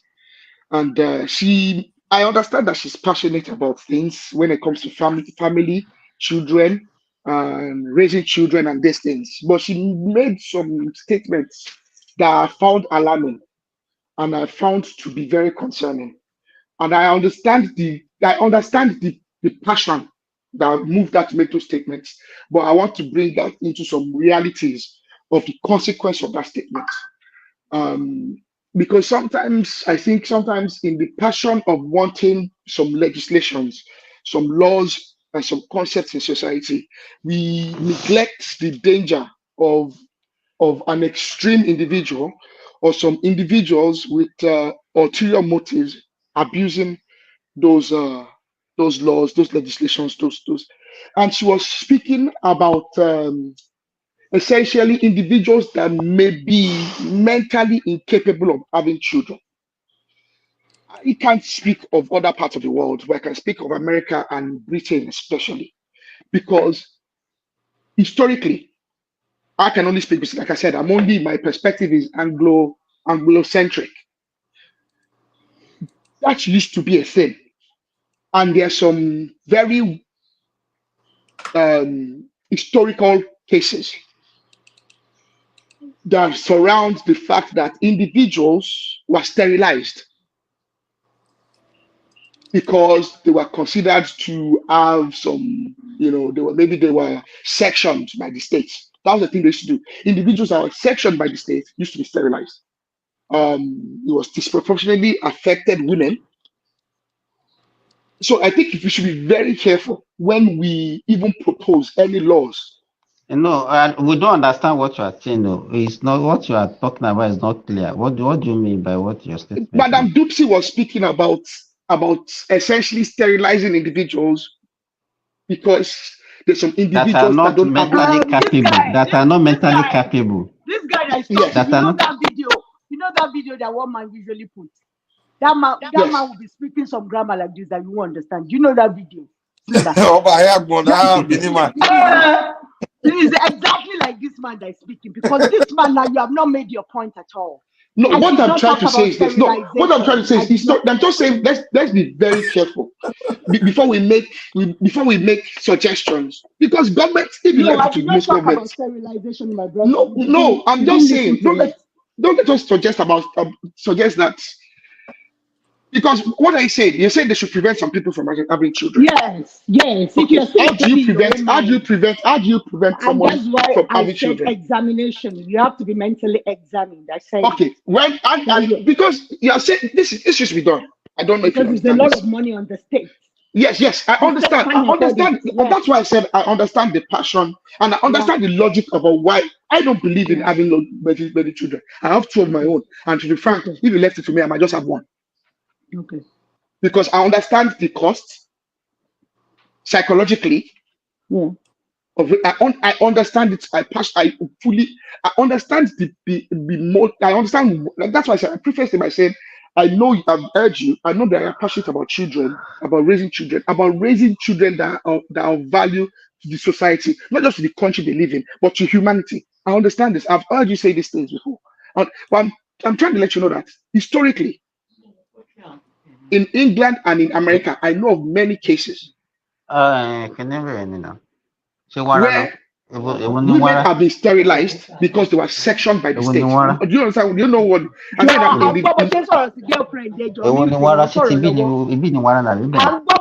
Simba, mute yourself, man. We don't want to hear your. So, Madam Dupsy, I'm listening, Madam Dupsy, I know that you understand when people are sectioned, but in England especially, historically, especially in the 50s and the 40s, 50s, and 30s, anyone that is, they used to have a law. I can't remember what law is called again. Essentially, they said that this person is dysfunctional and they targeted people that thought of certain sexual orientation, aka gays, and individuals that were mentally disabled, they used to say, and they thought that homosexuality was a mental. The concept then that homosexuality was a mental illness, essentially. This guy that deciphered the Morse code. I don't know if you are familiar with the persecution he faced because of his sexual. Now, so I'm just trying to say that we should be very careful before we start making suggestions to empower I'm the not even states. making suggestions. Can I just say something, please? Can I just say something? I think yeah, wait. I said that the human brain will still evolve to that time that we are going to examine human beings before they start having another human beings. That's what I said. It's still going to be a time. You can't just be having a child because you want a decoration in your house. Because it's something that's so deep. It's deeper than what we see. So that's why in Nigeria, that you're seeing most of those leaders too, they are not properly raised. They're not okay in their minds. I think we're passing over the failures as a society. all right. Can I just say something? Enough of you guys, man. Can I just say something, please? Are you the moderator? But you are not the only one that should be talking now. You can't just be talking amongst yourselves. Are you the moderator? Not even making sense. I have access to moderation tools, so stop it. I'm a moderator. But you have been talking now. I have access to moderation to what No, but she's been talking now. She won't let any other person talk, and she's talking about what I'm a moderator. You don't have a monopoly on the mic. You have to be nice. You can't just demand that. With your what is there to be nice? I just said let some other person talk. You won't let some other person talk. Nobody has been fighting over talk up. Everybody has been talking. If you want to talk. Why? You guys carry on with yourself. But everybody, because they don't let people talk. People are so selfish. Well, you just came People are so selfish. If somebody wants to talk, allow some other person to talk. If you want to talk, you ask, and then they will say, "Well, let us land." Then they let you come in. It's not like when you want to talk, you must talk. That's not the way life works now. No. I wanted to talk. She said, okay, she wanted to talk. When you wanted to talk, you just then when I want to talk again, she said I shouldn't talk. Hold on now. You don't read the events. You don't read the events. Hold on, you don't read the events. You see now this one is we don't want to fight over talk. Can you guys just stop? You have to be fair. You have to be fair. I let her talk. She stopped me from talking. I let her talk. Can you just stop, Simba? I let her talk. I let her talk. Then she said, "Okay, say what you want to say. Don't waste our time, Joe. Then the other guy spoke. Then I need to talk. Say what you want to say. Go ahead. Yeah, because they don't like what I want to say now. You all don't like what I want to say. That's why you are talking. You don't want to carry on. Maybe I should just let you guys carry on with your this thing. Maybe I should just let you carry on. Carry on. Go ahead, talk. Thank you. You come and say you come to drop it, Joe. Like you say you come to drop wisdom today. Like we need you to see who is talking and see anything you have to say is on the high level of wisdom. Just go ahead and say what you want to say, man. Mike, don't make me. Mo ti fẹ́ rẹ́rìn fún bí. Orúládé wa ń bí báyìí kí máa lọ ṣubú lórí bẹ́ẹ̀dì ẹjọ́ torí ọdún. So Naija, go ahead now talk. Torí bí mo nǹkan tó fẹ́ sọ, ọ̀rọ̀ tó fẹ́ sọ náà kò sí kankan tó máa bá dé. Go ahead and talk. He's not talking again now. He don't vex. So he can go. So let us continue our conversation, Jerry. So I want to correct myself. I said Morse code. I meant to say the Enigma machine. His name was Alan Turing. I think anyone that's interested to go and study about him. So I'm being general, and I'm just being alarmist by saying if we want to address the issue of how do I put it? In a crude way, family planning, as they used to say, especially I grew up into the era of family planning. when on TV and everywhere, it was family planning, family planning. And that's the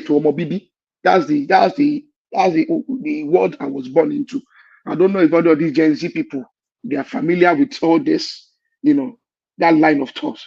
That's the world, I was born into. So I think we should go back into addressing societal matters, letting other individuals see the value of planning their life, planning their family, rather than addressing it with crude legislation. Because what happens with governments with crude legislation is this: they will abuse us. Because yes, I understand the fact, like Patosky was explaining, how can you even distribute the budget of a country and account for so much a big population of people when we are growing at a rate of almost I think we have a growth rate of almost 6 point. It's ridiculous. We are several multipliers above most first world countries, of which most of the first world countries themselves are actually a bit below what should be the norm. They are not really, they can't keep up with their population. They're not even growing their population. They are literally declining, and that's probably why they are importing people from all over the world. So, but I think I'm very cautious because I know the historical context. And I know that if you left it to some government officials, they will propose legislations and they will be sterilizing a lot. Even people that are mentally fit, they will sterilize them and say this one is not, for everything. Because they are very close. They are very close to do that in China. I know in China they actually have a system that so they have I think it's called WeChat or something, and people make payments with this. Their social media is this. So what they do is they use it to profile individuals and they give them a score, and that score affects a lot of their life, from gaining a bank loan. So I think that's where China is moving towards, using data to kind of profile an individual. And you never know, they might come to a situation where they use that to decide if they can have a child. It helps them. Why are you saying it affected their lives? In what way? And that's why I said that. That's why I said we need. I'm not contesting that it's going to help them. I'm just letting you understand that if you leave it to government officials to legislate on these things, they will go on the extreme. They'll take it to the extreme side. So I'm just saying, let us be very cautious. I'm even talking from the medical point of view. I didn't even talk about government. I'm just speaking to the government because government is going to put legislation out now. It's government that's going to create legislation that informs the medical framework. I agree. I didn't even talk about that yet. I was talking about how it affects the healthcare system and how it's going to affect the social system. That's why I said let us go back to the time of the Omobibi. Where the society is sensitized. But people don't listen though. People don't listen to that. That's because not everybody that will listen to your sensitization. Trust me. There are some human beings just have to use force to make them do what they have to do. I think what you educate in the United States where we are, they educate all they want now. We still have those kind of people. They still United States should never the be welfare used. system. America will have. I know that you and all of these Americano people, you like to call the United States like it's like El Dorado. United States should never be. Nobody says El Dorado. That's why. Let me give rules on medical conditions. Okay, you know what they call Down syndrome? Yes. Will you encourage such a person to have a child? That is Mr. Simba. That is why I brought up the historical context, because in the 30s, the 40s, and the 50s, they used to sterilize people that had Down syndrome, and it led to some historical judgments and cases as to the fact that the government has no authority to sterilize an individual that has been sectioned by the state, because that's what states do. The individuals that have Down syndrome, they will be sectioned by the states, and they will then be sterilized. So even naturally, most of them are not even fertile. But if they should have a child, then they will have a child like their own. and you know that they don't have mental capacity. Most of them, they usually have mental retardation. There is also I a understand. condition Yes. called fragile X chromosome. So Ducey is just talking about medical conditions. You understand? Okay, because Exactly, Simba. That's what I'm talking about. and it's Yeah. not only even when you are talking about medical capacity. Yeah, there are even some conditions, diseases that are Exactly. actually people, yes, that people have discovered, and then you can do. That's why they will even advise you that this group of people, they cannot marry each other because they don't want them to be propagating that kind of disease in the society. You understand? That then some they will even advise them they have to be doing in vitro fertilization so that they will Mr. do Simba, selection. I Yes. appreciate what you're saying, absolutely. But I want to bring it to a reality But why are you that even picking that one? What led to that is what is happening in the north. An yes, argument. Some people say that they should not control birth, that you should allow people to have as many children as possible, children that they cannot care for. And they are saying government should be taking care of just let me finish, Aro. You will talk. That government should take up the responsibility of training those children. And but we are telling them that okay, even government provides schools, who will train these children, who will take them to school, who will clothe them, who will feed them, who will give the right societal values to these children. So it takes more than just sending children to school. yes. I think the people, for the examples in the north, I think we will find that the vast majority of them, they don't suffer from any severe mental retardation, if not ignorance. I mean, if there's any disease they suffer from, is ignorance. You know, forced upon them by poverty, including religious considerations and whatnot, and cultural considerations, which can be addressed, I think, by you know educating them at their own level. But I'm just saying that we need to be cautious because if, for instance, let's say that we start to introduce laws to curtail childbearing, I think at first Nigeria will first, even Nigeria try to introduce something, they'll first have to exit the charter, the human rights charter, because if everybody can take them to the What do you mean human rights ICJ, chapter? In what sense? You have to be specific on which law we the rights to choose.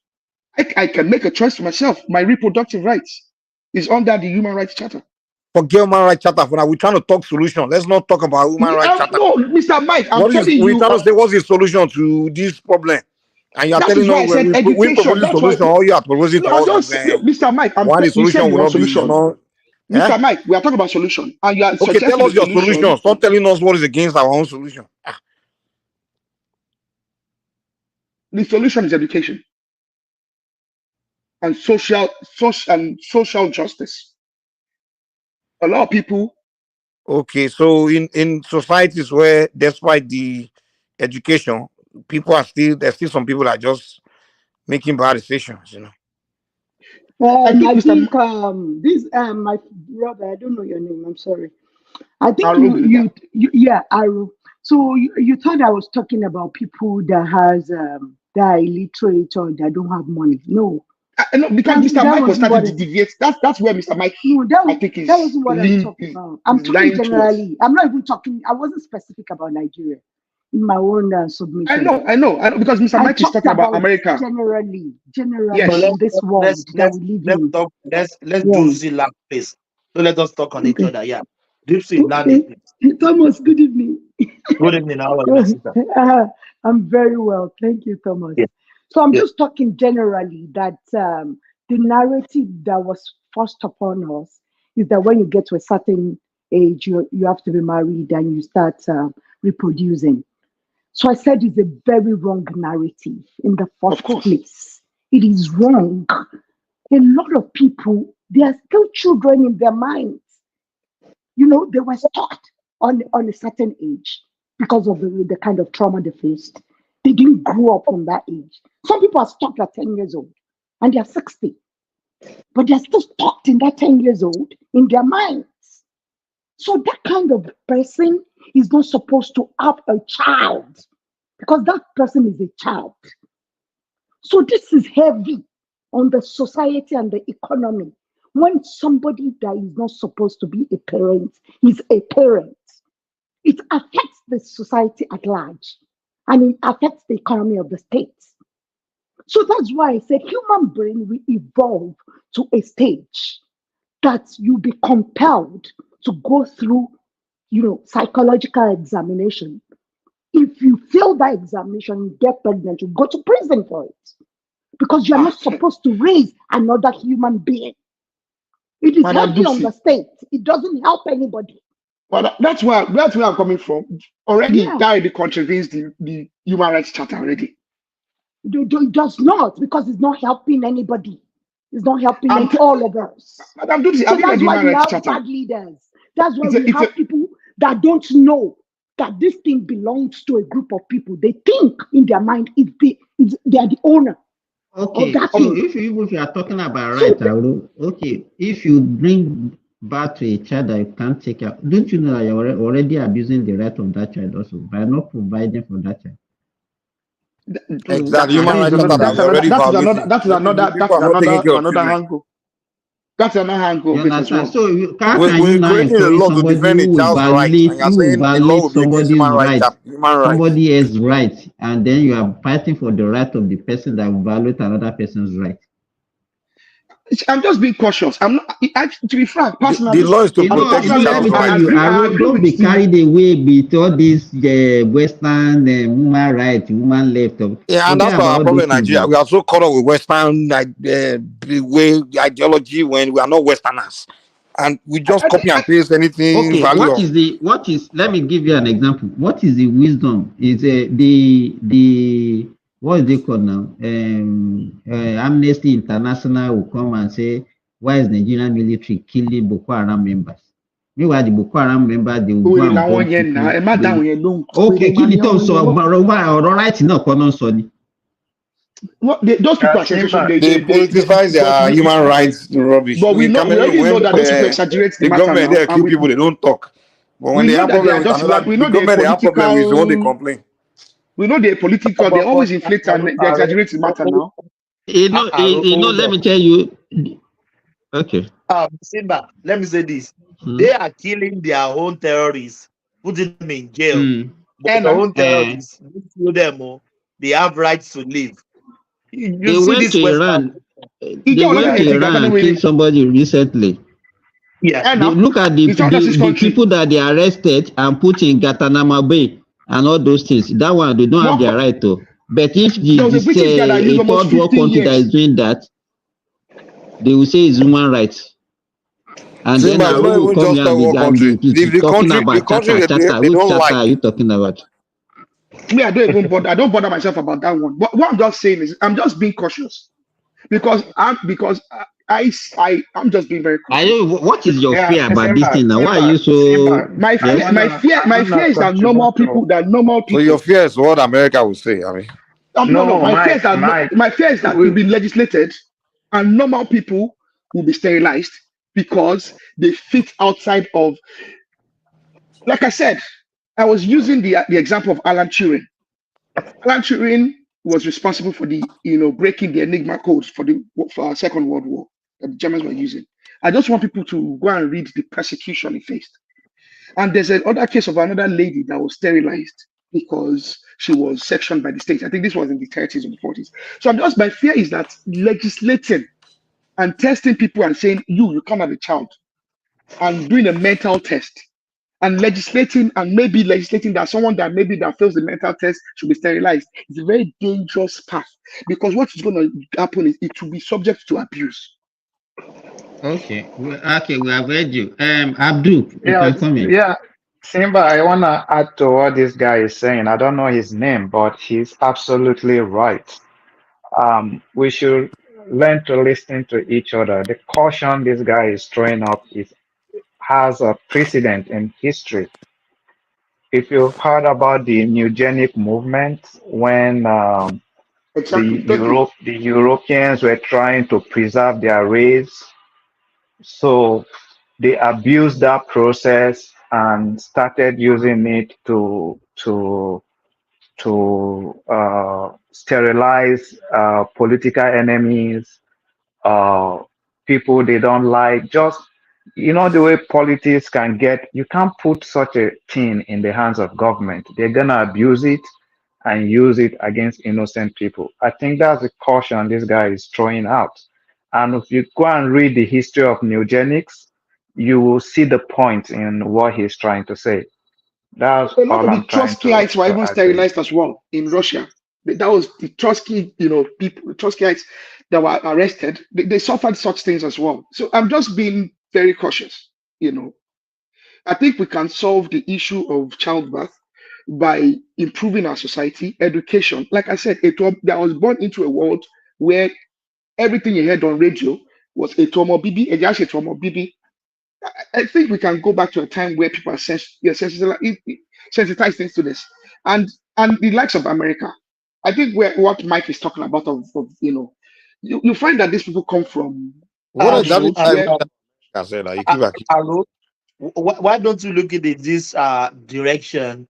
What religions has taught us, even procreating as well, is affecting the psyche of some Africans. They will say, Jesus, God, the Bible said, my BC, MRSC, just produce. Maybe Quran will say, go and marry 10 wives. You can have 100. I was listening to Abiola's son. I forgot his name. He said the total of them, they are 100 and something. Then when they do DNA, it's only 55. About 50. Yeah, I heard it. Abiola's children 125. Is Abiola 100 and something. But when they do DNA, 55. 55 kids? What is normal human being doing with 55 Abiola kids? gave birth to 55 children. 55 more, kids, probably more. DNA. The ones that showed up at that tent that they did DNA, that was obsessed with it. I knew of that story from the get-go, from even when he died, But because my mother's twin. The one he was claiming when he was alive is over 100 that he thought it was his own children, looking after hundreds of children. But when he died, they do DNA, it's only 55 that was satisfied the man's kid. Is it the same Abiola we were trying to make president of Nigeria? And we Yes. Abiola. Yeah, this same man that I knew that story from when he was from then, because him and my mother, they come from the same area in Negba. They are my mother's mother and his mom, Mike, so can you see I what knew I'm that saying story. about raising a child? You know the history of Abiola. When we go back to the history of Abiola, how he was raised. He was this traumatized human being.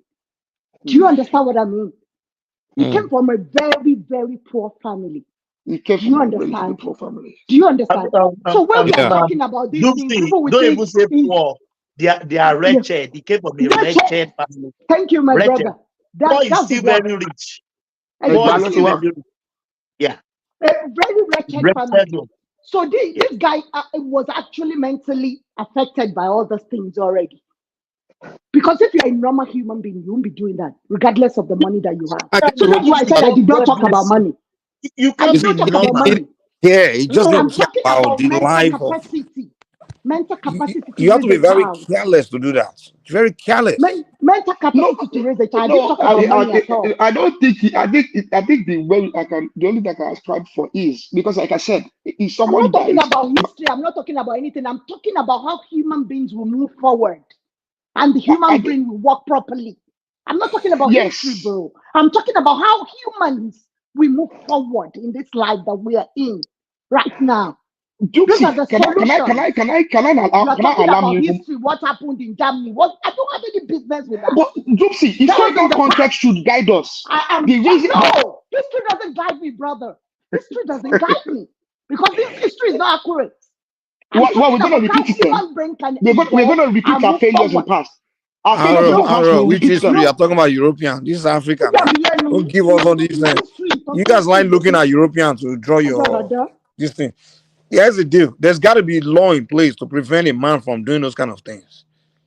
You understand? Some kind of measures got to be put in place to make you not even consider doing it. They'll stop you. You gotta be some force to just stop certain human beings from carrying out certain actions, man. Like there's no reason why. Mike, please, sorry for cutting you. Yeah, subtract 105 from 55 that was it is now. So the remaining numbers now, they throw them away. There was no win for them. They were not going to cut out of them. So those 50s at minus 105 from 55 is almost still 55 plus. So those 55 now, they are roaming at that time. Timo Kamomo, not such a garden scene that I know of. So how is he doing it? Wait. That's if he's making one per year, that's 100 years of baby making. What the hell is going on here? He was making more than he was promiscuous. Because there was no rules to check him now. That's why. And most of these children, and that's what we are saying here. We have to have rules, and some people will come and challenge the rules. Come on, human rights. Come on, man.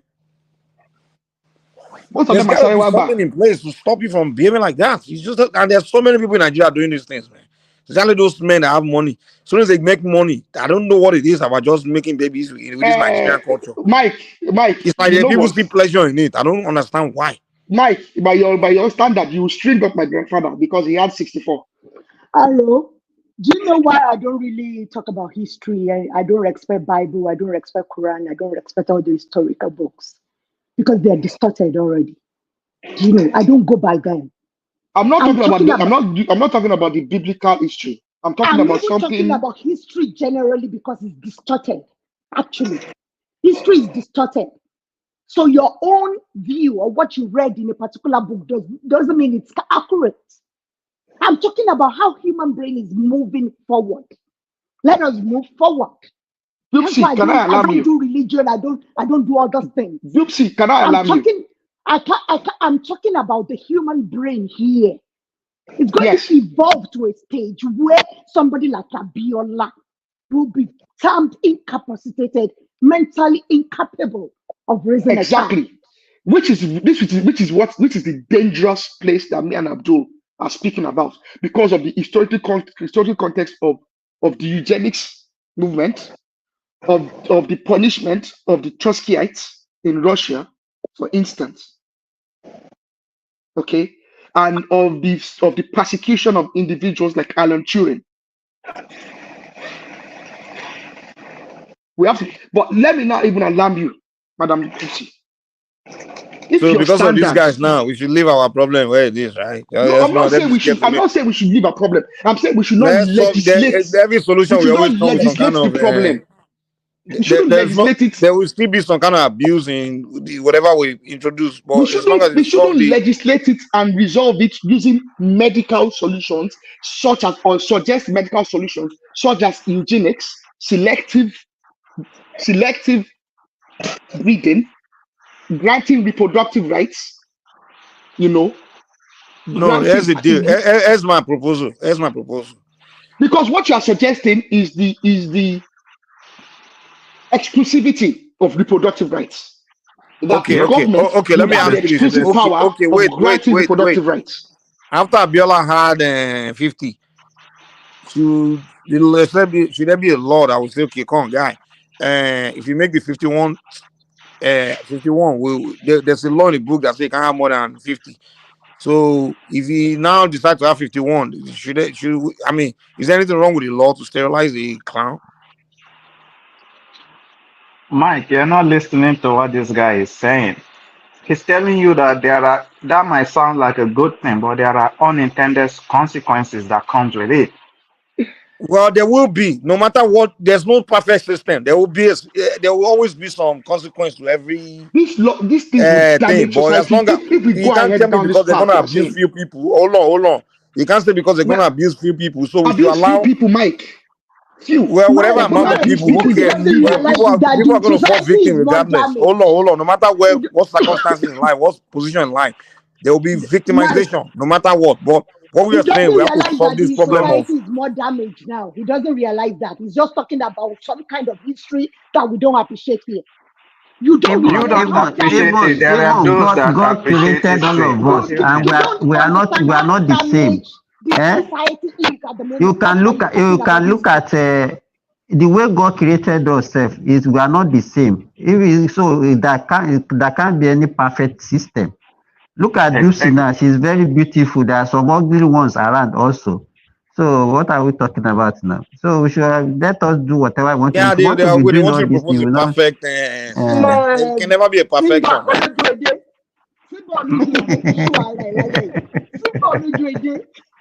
So, Mike, if what you are proposing is not, Did you know what I actually proposed, Abdul? Should I propose it again? Should I tell you again? Yes.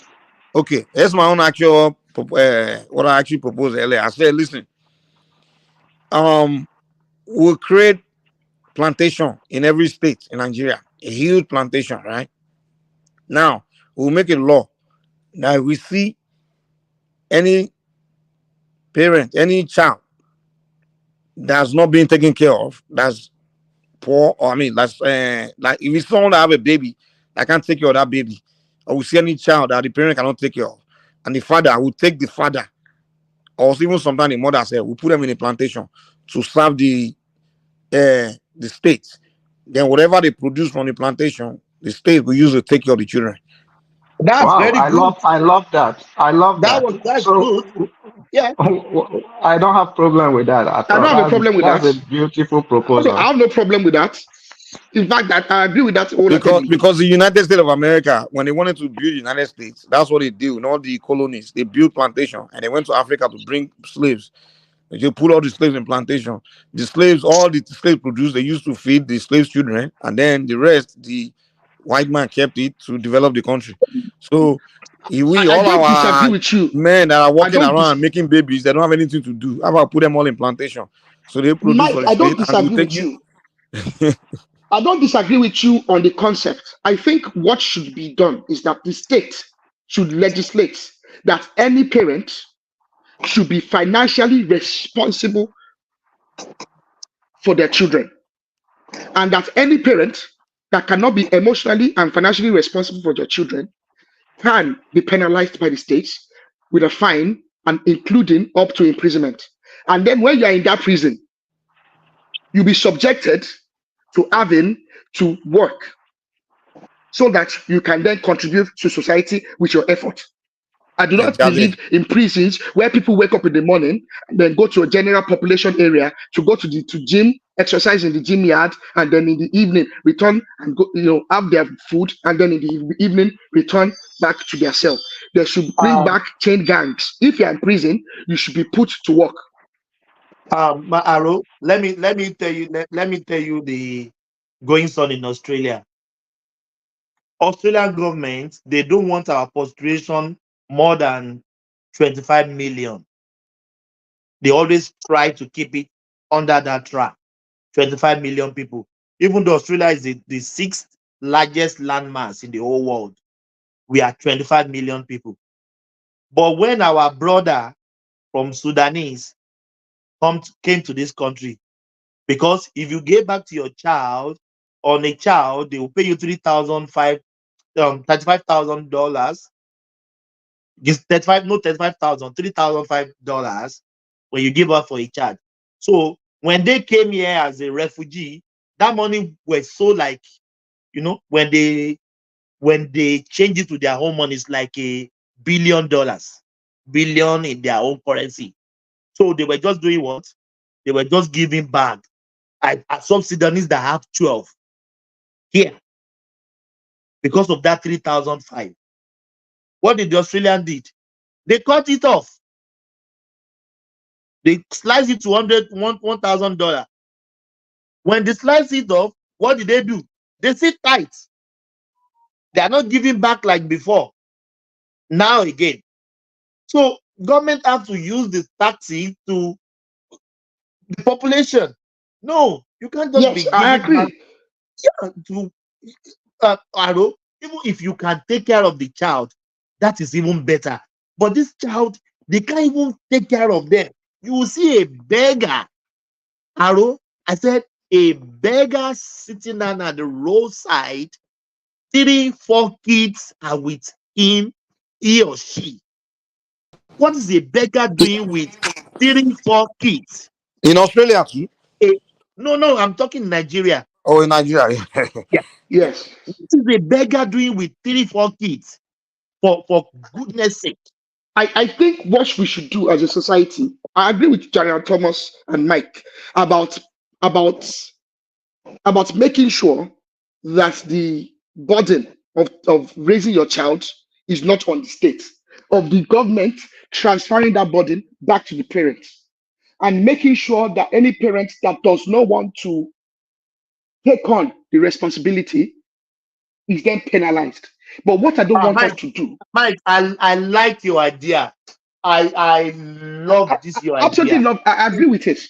It is, but what I don't want us to do a kind of like a medical examination that then grants reproductive rights.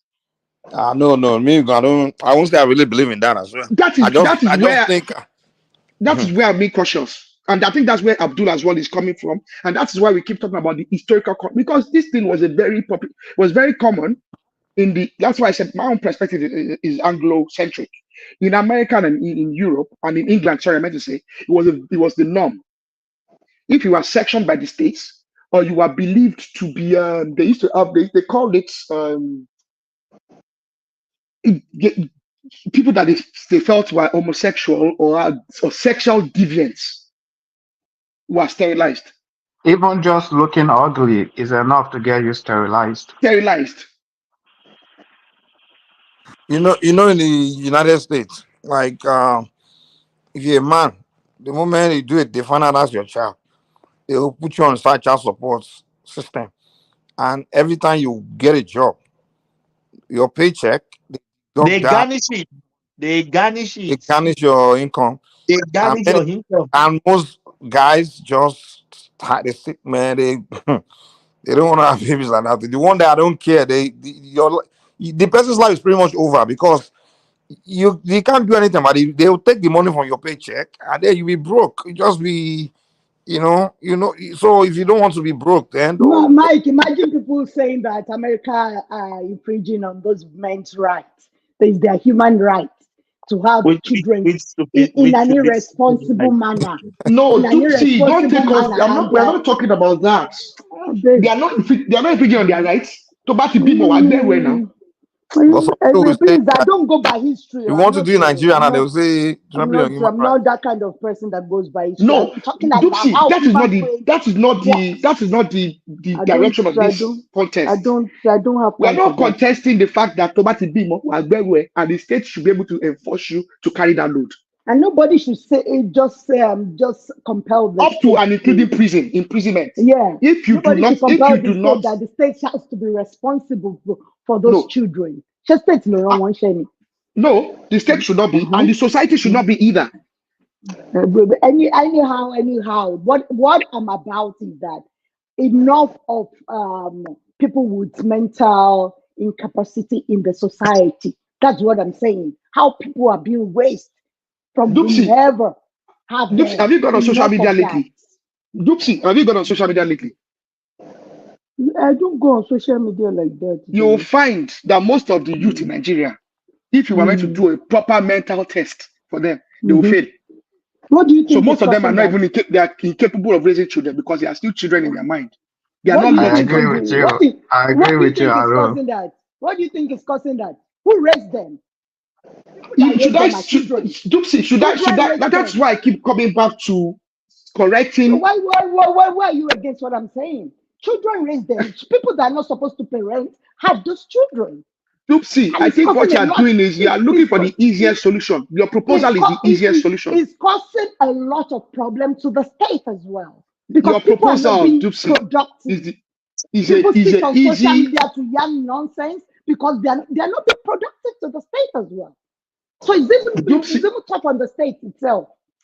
Dupsy, what you are proposing is the easiest solution. I'm just trying to call your attention.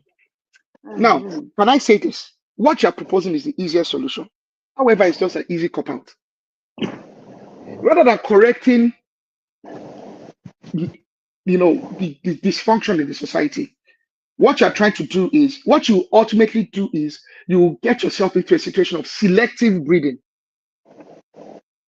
What you're proposing is to breed the dysfunction out of society. Do you believe that? Do you understand that that's actually what you're proposing? Aro, if she doesn't care about history, she wouldn't understand the implication of what she's proposing. So You want I to don't breed think you'll make the any progress. dysfunction out of the society rather than correcting the dysfunction in the society. What is going to happen ultimately is that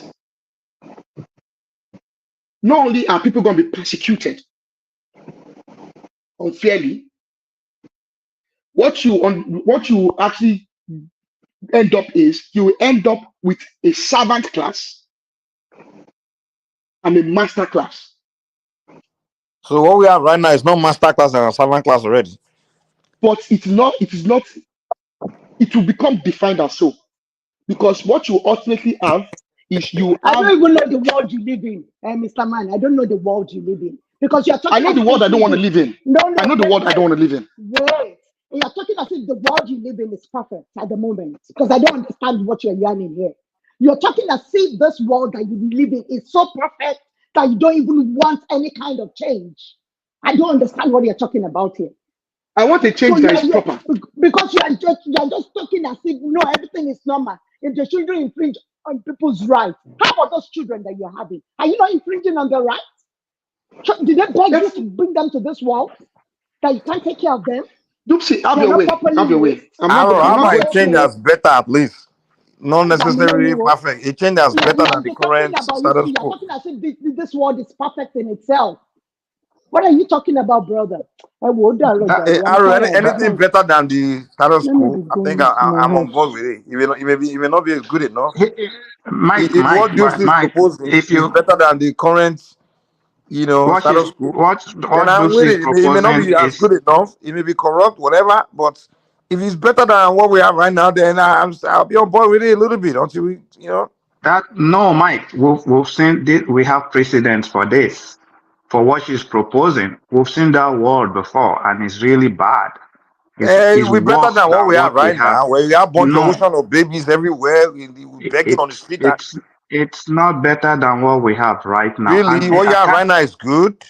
The funny thing is, someone like Dupsy might even fall victim Millions of children in Nigeria just she might become a victim. Begging.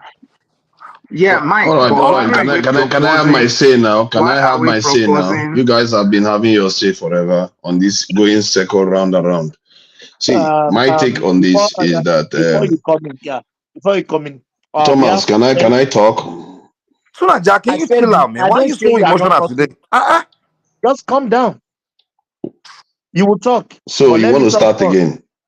Just chill out. You have to be emotional. Just talk. Don't want to stop you from talking now. I'm a moderator here, and I'm gonna take this up with this because your attitudes is very unedifying. My attitude or Mike? Can I just talk? Other people have been talking. You didn't interrupt them. I said I wanted to say something. We are shutting it down. Okay. 10 hours, 30 minutes. So everything we want to say, let's say it within 30 minutes. That's what I want to say. I'm not stopping you to talk.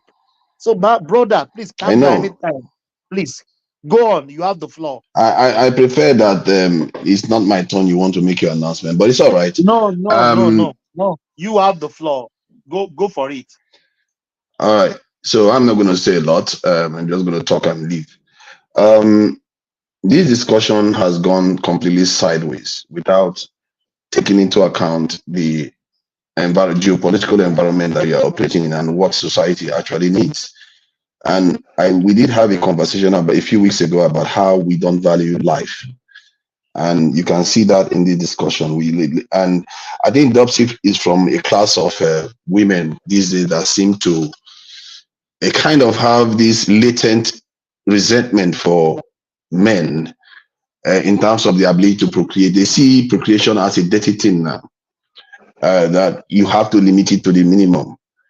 I don't know where it's coming from. Maybe it's a Western thing because, but the West, the system that they are creating, they're not creating it for us. They created it for themselves. And make no mistake, people that are thinking that because their population is growing slower, it's almost as if they are dead. They are not dead. Their population is still very, very strong. As a matter of fact, it's stronger than they were when they were in the 70s. Can you imagine? They have more population today than in the 70s, where they had already conquered the whole world. To think they are dying or they are falling back, that's a mistake. At the same time, if you look at India itself, with a landmass 12 times smaller than that of Africa, but has the same population as Africa, for us to be the ones talking about population reduction is crazy. You see what I mean?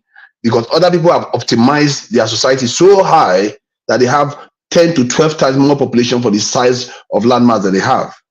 So now, That Africa has never done. What did anybody talk about? Hold on.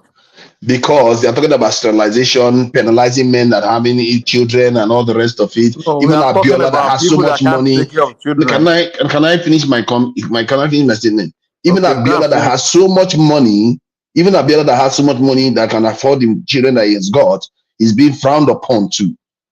Because why? We don't value life. We look at life as if it's a burden. Actually, life is power. Make no mistake about it. The person you want to get rid of may be the Einstein of tomorrow. The person that you want to get rid of may be the one that will solve all the problems that you have today. And society is often shaped by people that are on the fringes. Some people that are savants are not necessarily known as the most normal people, but they perceive things that normal people cannot perceive. The idea that you want to start cutting population, a God-given right, you want to take it away just because you don't like the person. Can I ask you a quick question? Please go ahead.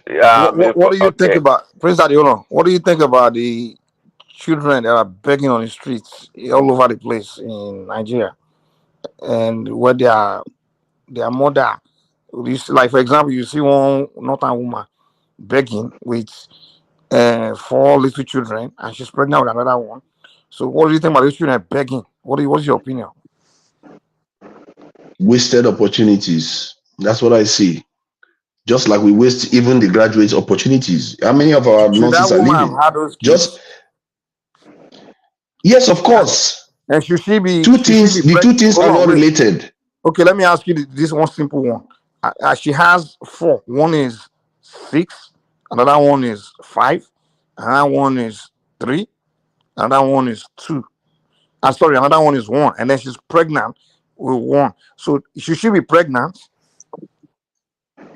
She should be able to procreate the way nature No. That's permits what I'm her to asking. do. Should she be pregnant with another one right now? Like I said, well, she should have the right to do it. That is not. It's not up to you to decide.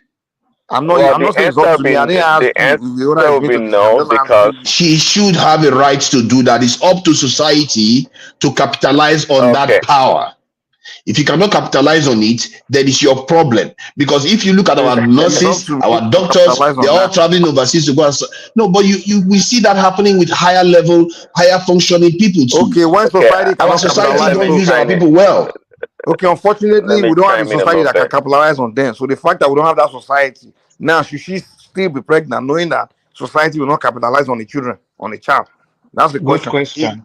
No, because she's doing one right thing. You don't. Please, Daddy, you come in. Wait, just let him. She's doing one right thing. She's doing the right thing to be able to procreate. She's doing what creation has given her a right to do. It's your job to fix it.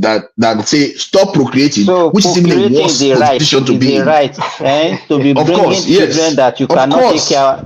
You cannot take care to the world. Of course, the fact that you are even questioning it. Are you not violating the right of those children by not caring for them? You know, because they are your genetic offspring. No. Answer my question. You are deciding. Answer my question. I have just answered it to you because they are their genetic offspring. They don't want their own children to suffer. They are living in the suffering themselves, and they are bringing new generation to the world to reshape the world. And it depends on the choices that we make that will give them the chance to reshape this world. See, let me say this: you don't understand. Do you think the Europeans? Hold on now. That's why Nigeria is. Hold on. Do you think? You see, you can carry on with this. you can carry on with devaluing life as much as you like. Believe you me, you are also You are devaluing accusing of yours. devaluing life. Are you kidding me? We are talking about Yes, you progress of are. society. You are saying we're devaluing life. Then fix the problem. Capitalize on those children. Capitalize on those children to do something. Stop trying to stop them from having children. So as you go and help her feed her children, that's what you're telling me. You create avenues. I don't have my own children. No, you create a society. If your brain is good enough, like Oyibo people's brain are good enough, they are able to create a society to cater for those children. What is wrong with you? Maybe you should be asking yourself that question. Tunaja, you are doing strong arguments. No. We don't have that society. The Indians had similar society. They were suffering too. Even to today, a lot of Indians are suffering. You don't see them saying, "Oh, let's just start sterilizing people." Okay, so because India, you don't see them doing that. Instead, they are sending their people to the moon and all the rest. See, our elite class, you are one of the elite class. Our elite class, you people have a habit of being like your parents. You don't learn any lesson from the past. Our people used to sell human beings as slaves because we didn't value life. And now hold on. Let me finish my point. Let me finish my point. The reason why they did that is the same instinct you're having today. You don't value life again. You see those life as a problem. So me caring for life, as a I don't value life. Me caring that your life should not be suffering. Is me not caring for life? You think you are caring, but you are not. Me caring that life should not be suffering, begging. Is me not caring for life? Are you okay? Now, then after I gave you the information, you don't care India, whether the child is suffering. Okay, now let's say you care about life. Let's say you care about life. You care about life. Let's say you care about life. Hold on. Let's go to the point that you care about life. Indians now have 12 times the population that in terms of density as Nigeria does. So hold on. Because you say you care about life now. I want to now that I gave you that information, why are you so keen on reducing your population? No, why are you so keen on reducing the potential of your population? Hold on. Do you want me to be conversational or do you want to talk to yourself? Yes. Let go make ahead. the conversation place. Yeah. You can. Let's hear from Prince Daddy. Yeah, can we always compare ourselves to other country? What is peculiar? Actually, it's quite different. Yes. Indians are quite different from Nigerians. But you are in the same Olympics game. Africa than the whole continent. You see, you are in the same competition for the human race. If you are going to Olympics, you don't say because Australia and America is different, you don't compete. The point I'm making is that you are living in the same world, competing for the same resources. You don't say because they are there, you should not compare them to you. Competing for babies. You have to compete. You have to compete at all levels. Your argument is backward. You don't get an Einstein out of dustbin. You get an Einstein out of opportunity. If you don't give people opportunity, if you have 1 billion population, you will not get an Einstein out of it. That's why I say your argument is backward. Can I quickly defeat the argument? Okay. What's the name of this gentleman, Ben Carson? Ben Carson doesn't come out of your conventional family, does it? You know who Ben Carson is? Ben Carson is just a. You know him now. Go ahead. No, this individual that's talking about you don't get an Einstein out of. Do you know who Ben Carson is? We know Ben Carson. He's just a regular so guy. Please go ahead. Can you then apply? Can you apply your rhetoric into your definition into the conventional family or the conventional source of an individual that becomes a Ben Carson? Tell me, how did they come? Where did they come from? See, one of the things you can do in society is to encourage people to raise their children very well by rewarding them in terms of in their old age, in retirement, that they are going to be taken care of if they raise law-abiding and upstanding citizens. You can do that. Populations, my own main point is that populations are a power. They are not a problem. And if you start seeing them like that, then you start tapping into them. Other people that have understood this have gone on to do great things. Even the ones that don't have one natural resources have gone on to do far more things with their people than we have. And I think there's something about us that don't value human beings. I don't know why. Tunaja, can I just make a statement? that what I see, and I think this statement is inspired by some of the things you've said.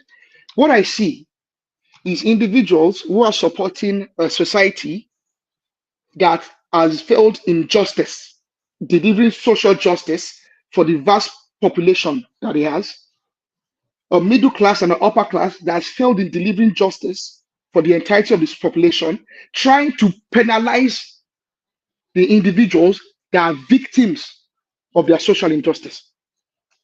That is the way I just see this argument. I just can't go beyond this. You are going after the injustice. You are going after the injustice that could occur. But I'm going after the fundamental basis of the argument itself, that in terms of reducing the population. And when we are trying to grow to be able to compete with the world, what we should be doing is tapping into our population, because human beings are the greatest invention, that's the greatest technology in the entire universe that we know of. And we want to have less. But if you tell them, should we have more F-16s, should we have more computers, they will be happily want more computers. But they don't want human beings. What do you to Niger, is it quantity that you want, or you want the quality? It's quantity now. Both. You have to have quantity first before you can even magnify their power. If you have very, very few and the power is not magnified, it's of no use. Do you know where we started this argument from? We have children that don't even know their parents. We have children that they don't have any value, they don't have any education, nobody cares for them. That's the point. Have you heard of the War of the Bastards? Have you heard of the War of the Bastards? This is natural to human society. You read so many things, but you have a little understanding of most of the things that you read. The fundamental is that you should value life. You should value life. Don't cloak. You know how Democrats pretend as if they care about human life. They don't want something, but they promote the slaughter of unborn babies. No, hold on. You want to tell me that you care, but you want to bring children that will come and suffer in this world. You want to bring them to the world, come and suffer in the name of who told you? Who and you turn it around. You turn it around now. We are talking about bring children that you can care for. See, the whole and then somebody will turn it around and say, okay, the people that say we should care for the children are the wicked ones. Simba, just hear me. You have said your piece. Let me say my piece. To the world. Yes, Simba, I hear your goodwill.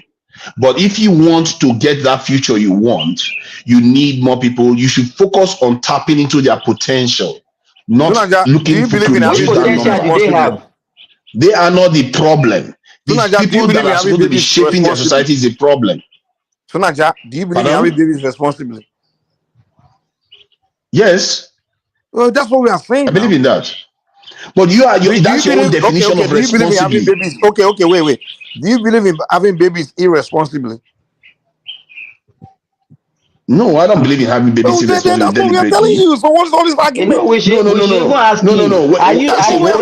on.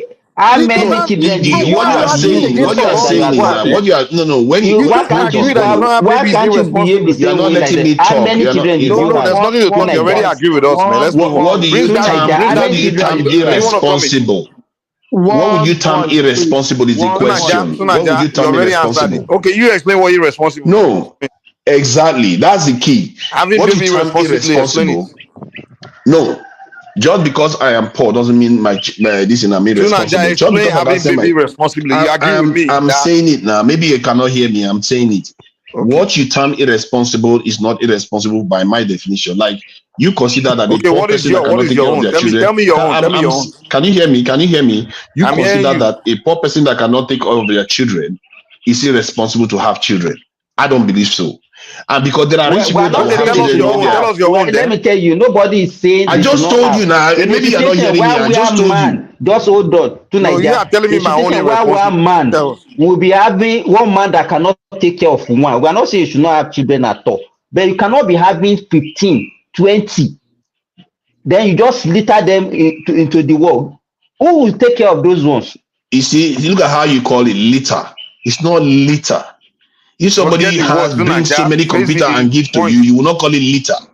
Hold on. If somebody comes and puts computer and technology in front of you, you will not call it litter. But you call human beings litter. because you don't know how to forget what they use call them. anybody. That is your problem. So my point is that in terms of responsibility, if somebody is poor, it doesn't mean that you should deprive them of the ability to have children, even if they want to have as many as they want. Nobody ever They are not said that. raping the women. Nobody ever said that. You do strong my argument too much. Then what do you call nobody that? Okay, ever now said you you're poor. What we are saying now is you don't define have to more than me what is irresponsible. Okay, What do you tell us what define as irresponsible? Mike, let me answer him. No, let him define his own. He answered the question that no one should have baby irresponsibly. So he should explain what it means, what is irresponsible. I mean, sorry, having baby irresponsibly is, for me, what I consider irresponsible. I've talked about what is responsible. Irresponsible is if you have a child and you maltreating them deliberately, like you are this is abusing them, or you are using them, selling them as slaves. Or No. You say having babies irresponsibly. No, after you have babies. If you have children, no. Because it depends on what you're doing with them. Like, it depends on what you're doing with them. Okay. Tonight, If you start using them as slaves, that's irresponsible. Let me ask you a question. You talk about I gave you my definition now. Tonight, you said abuse. You mentioned abuse. If you have a child and you cannot feed that child, is that not a form of abuse? Not necessarily. Not when you are starving too. Not necessarily. Nature. You know that nature. Hold on. You know. Can you start your that's child not abuse. Who told you? You see, people are so westernized. You don't even know how westernized. Can you start your kids in the UK? Hold on. Even nature inflicts the same thing on you. You don't take it up with nature. Nature inflicts punishment on people all the time. None of you are saying, "Oh, let's give up because nature is punishing us." When famine happens, what do you go and sue nature? When this tsunami happens, you go and sue nature or earthquake. Strawman argument. The point I'm making is that suffering is inherent in nature, in our life already. It was wrong. I didn't talk as a hate man. I did not mention men. So stop judging me and stop talking shit about me. It's you that you hate women. That's why you rushed in to come and attack me in the first place. So maybe you're traumatized with women. Go and heal yourself, bro. I don't have any problem with you. I didn't say you hated men. I just said you are from a culture. Which culture am I from when I'm saying something that is correct? A culture that seems to think that women are men. That they are, you sound as if you don't like the idea of having children. That's how you come across. I don't know maybe whether it's true or not. It's true that you don't care. I care. Because I'm a no, I'm just trying to say you claim you care, just like Democrats, but they kill more children than anybody else. They will tell you that they care, but they used to kill more children. Because you said anybody should have children irresponsibly. So it's you that you can kill a child. No, that is not irresponsible. That's having children. I care passionately. I care passionately. I'm a mother. Brother, yeah, that's how Hitler cared now. Mike, let's hear from Prince Daddy now. Let's hear from Prince Daddy. Stop judging me and stop naming me. Yeah, I'm not. See, don't take offense. I'm not trying to I'm just saying that you are from a kind of political class. It's not personal to you. Yeah. I hear new thing today from Niger. If you give back to your child, you can't take care of them. That is not irresponsible. That is good. Yeah. Prince Daddy are left. You know, Prince Daddy will not push himself. That is by your own standard of measuring whether you can take care of a child. That's what you do. My brother, are you listening to yourself? You look at it like they have to be able to go to school. They have to be able to do certain things before you can take care of a child. No, that is not what the definition is. Now it's from my argument. That's not what he said. No, what he's saying is that by that standard, people 100 years ago or 500 years ago are not allowed to have children too, because they are not able to provide all these type of amenities that you are talking about. People used to have children. Everybody was in a farm. Do you know the parents? The parents of Obasanjo had about 8 children or 7 children or so. Most of them died. This is how people used to have children before. Do you say, "Oh, why are you having children? Because you know they're going to die"? Are you allowed to have children because you know they're going to die? A child will die before they have them. See, because you know that the other people's children are dying. You know, because the other people's children are dying. You tell them now that why are you having children that they're going to come and die? Do you do that? Hold on now. You just stopped using you are just trying to drift from the point. I'm asking you a specific question. Wait. Our children. Okay, Mike, I'm going to pin you down now because you have been very, very arrogant about this. Let me pin you down on this. Those people that are having children before that go on to die, do you tell them why are you having children knowing that they're going to die? Why do you go and tell them stop having children because they're going to die, because the world is going to kill them? But because the world punishes them now, because they are poor, you say they should not have children. Do you hear yourself? You see the irony of what you're saying? You didn't come here with your hat. You're thinking. Oh, now you want to start waffling around. You want to start waffling around in mind. Answer the question, Mike. Answer the question. You see, now he's waffling.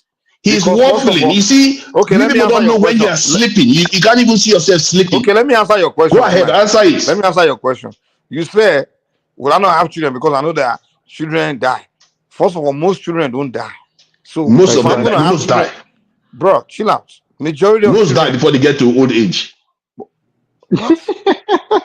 Oh my God! Obasanjo is an example. Obasanjo is an example. His parents had about 8 children. Only 2 of them made them to old age. Do you say no? See, I know people that have had to run away, boy. No. Because the argument you are making is that because there is suffering, you should not have children. I'm saying by that standard, if people used to die before, you don't have children. No one said that.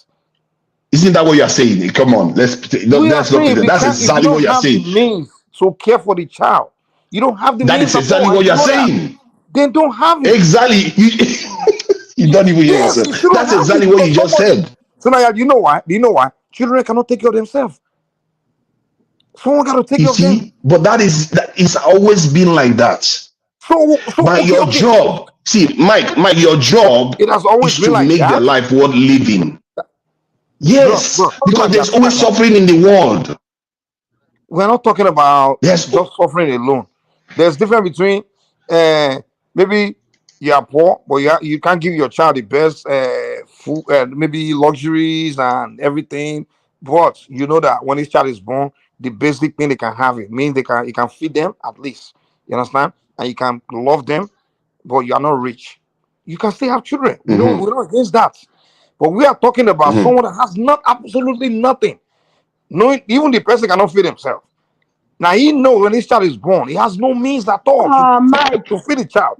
Mike, how are they alive? Then if they don't have any means, how are they alive? I enjoyed before this guy came in. I enjoyed the argument, and the other guy. You don't like it because they are not talking about utilizing our children and limiting our birth rate. You don't enjoy it. Why would you enjoy it? You are talking. No. I don't want to be judgmental. I'm not trying to be judgmental towards you, but you have to own your argument. Your argument is to limit birth rate. It was very rude the way you talked to me. I'm sorry I came across as being very rude because your arguments were very pointed. You were basically advocating a form of this in the eugenics, really. That's what you're advocating. That was actually a very, very stranded position. Hence why I think I or Arrow came to highlight some aspects to you. But I'm highlighting a more fundamental aspect that you don't seem to value life. Your job, Arrow, your job is to focus on making those lives. He did not judge me, neither did he speak bad of me. No, he didn't judge you. No, yes, he highlighted very okay, I'm sorry, Sisi. I'm sorry I came across as speaking bad to you, but that is not my intention. Okay, I'm not trying to speak bad to you as a person. I'm just saying that from the culture, that narrative, the people perpetuate it. It's not you. And as a matter of fact, some of our people hold these views very, very strongly, don't knowing where they got it from. And if you look at the data, it doesn't support those type of views. Because like now, now from this conversation alone, we went back to a point whereby we started arguing that, some people have 5 children, 10 children before, and 8 of them die. Do you say, because of that, you're having children to come and die on the face of the earth? You don't stop. Because that is not the real problem. The real problem is you're not utilizing them well enough. That is what you need to start doing. Do you know what I want to say to you before we close the show? You like to listen to your own voice. It's a big psychiatric problem. You like to listen to your own voice a lot. I've noticed it about you. Do you know you changed this argument around? Problem. Yeah, it is a psychiatric problem. No, maybe to their voice. It is a big problem. I just started speaking barely how many minutes ago. You have been talking for hours. I'm not even so I like to listen to my own voice, but I have not been speaking for hours. You like it. You have been speaking for hours. You've monopolized this show now. No, because I came and countered your argument. Don't make it like, you see, you are the one being personal now. I came and argued against the argument you were making. Maybe I'm wrong. Maybe most people support you. So I don't know why you're getting personal. My point is that your argument is devaluing life, and you are arguing for a form of eugenics, which is true. That's not. You are basically saying. This guy is okay. But that is eugenics now. You are advocating a form of eugenics here. That you should select the people that are mentally deranged. They are not allowed to have children. So autistic people are not allowed to have children too. Okay. Come on, man. You know what you are saying now. Nice speaking with you tonight, Mike, Thomas. It's nice talking to you too. Yeah, and don't take it personal. No, I'm not personal about it. Thank you, bro. Thank you so much. Yeah, thank you, bro. So much, Thank you, everybody. sis. Yeah. Dr. Thank Simba, you. thank you so much for having me. Yeah, Hope to yeah. talk to Thank you so guys much. soon. Yeah. God bless We're you good all. to see you, my sister. Yeah, thank you. Yeah. Daniel, I beg, we want to listen to Priest Daddy. I beg, I want Priest Daddy to say something. Priest Daddy don't come out now. Priest Daddy don't go now. When una no let him talk, you know, so Priest Daddy no go push himself. You know, say me, I was quiet because I really wanted Priest Daddy to say something. No. When to Nigeria Priest Daddy will not finish to Nigeria. No, I like Prince Daddy. Prince Daddy said something that I wanted to highlight. I wish he was here. He said something about this protest when he said that it's good to go with one issue at a time. In other words, he was talking about specifics. And I really wish that this process, Prince Daddy is one of those people that, you know, he can do his good analysis. So it would have been great to hear him speak. But, you know, I'm not being personal. I'm just saying that we should value life. Seriously, we really need to think about life a little bit more. There's something about us that devalue life. No. To Nigeria, I want to understand you. What is the definition of valuing life? Let me learn before you respond, please. Is he bringing child to the world when you can look after them, you can take care of them, which we are? That's my own side. Or you think bringing them to the world, they are fine. Something will look after them. Somehow community should look after them. Which one is valuing life then? I don't get you. But let them be bringing them. Just be bringing them to the world. Don't worry. Community should take care of them. The world to look after them. No, we are saying, because those kids, you know how they just die in the north. They don't care. Children just die. Mother will not see a child for days. 2 days, 5 days later, it will just surface. Welcome. They don't care. They throw them to one malam, go and do ileke. It's just are you telling me that those guys are those ones that value life? Please let me understand, okay, brother. Please. So you see, the thing about life is a God-given right from the start. You have children, and when you're allowed to. Answer that question. I'm answering. I'm going straight to it. I'm going straight to it. But answer it along with this question this person asked you here. Can you read this? I have a question for Nigeria. If he has a high tendency of giving a child with a sickle cell or physical disability, will he do it? Sickle cell is a totally different thing altogether. And you are giving the child little chance to survive. If you have a child with sickle cell and you don't have any means of curing it. So if you have the ability to control it, you want to select the one, because the process of having ability to control it is you still have the process of changing it. So you can do that. Just like you pick the woman that you sleep with. The same thing happens with these two. So that is where I will treat that question. But regarding the aspect of, you know, whether you should bring a child into the world to come and suffer, and, you know, one, there is always a form of suffering in the world. And there's always a form of danger in the world. And if it was an angel or a savior you want to bring into this world, you don't say because there's suffering in the world, there's going to be things are going to be, you know, not nice for the child, the angel or the savior. You don't say you don't bring the child in. Every child deserves a chance to come into this world. It's up to us that are in this world with our infinite capacity of a mind that God has granted us, that have lived long enough to reshape the societies or environment, to tap into that this is power that is coming in. A child is power, especially for us right now. Societies can decide and say, you know what, we have too many people, we don't have enough resources to feed them, so we need to reduce the this is number of children coming to the world. So in the Asian Mayan culture, I think, or Aztec culture, what they do is when there is time for farming, they increase the year of consent. In other words, the year you are allowed to get married, they will increase it so that you don't have a lot of children. But when there is plenty, they reduce the year of consent so that younger people can start having children very early and they can have more children. So societies have a way of shaping these things. But that is not euthanasia in itself. And that is not saying people should not have a right to have children. And there's an element of control there. But in terms of our society, we know full well that our society is capable of handling more human beings. Our problem is that we don't have the ability to tap into their potential to reach their maximum productivity. So that is where the issue is. We should be focusing on what do we do? Why our refinery is not working? Why our agriculture is still not working? If we had all these things, this population would be too small for us. We will be able to do all kinds of different things. In short, we don't even use them. When you go to the market, you see young men looking for you, and they don't have a shop. They'll come and say, they will take you to this shop, take you to that shop, because they are looking for something to do. These people could be tapped into. Why are they not securing the country, for example? Do you see them securing the country? No, because our leaders don't want to tap into them. And because of that, some of this conversation can be had and say, you know what, these people are a problem. They are not a problem. It's just that we are not standing our people up. We are not using them for what they are supposed to do. If we did, our nation would not be like this at all. Now we will all be enjoying it. We will be needing more people.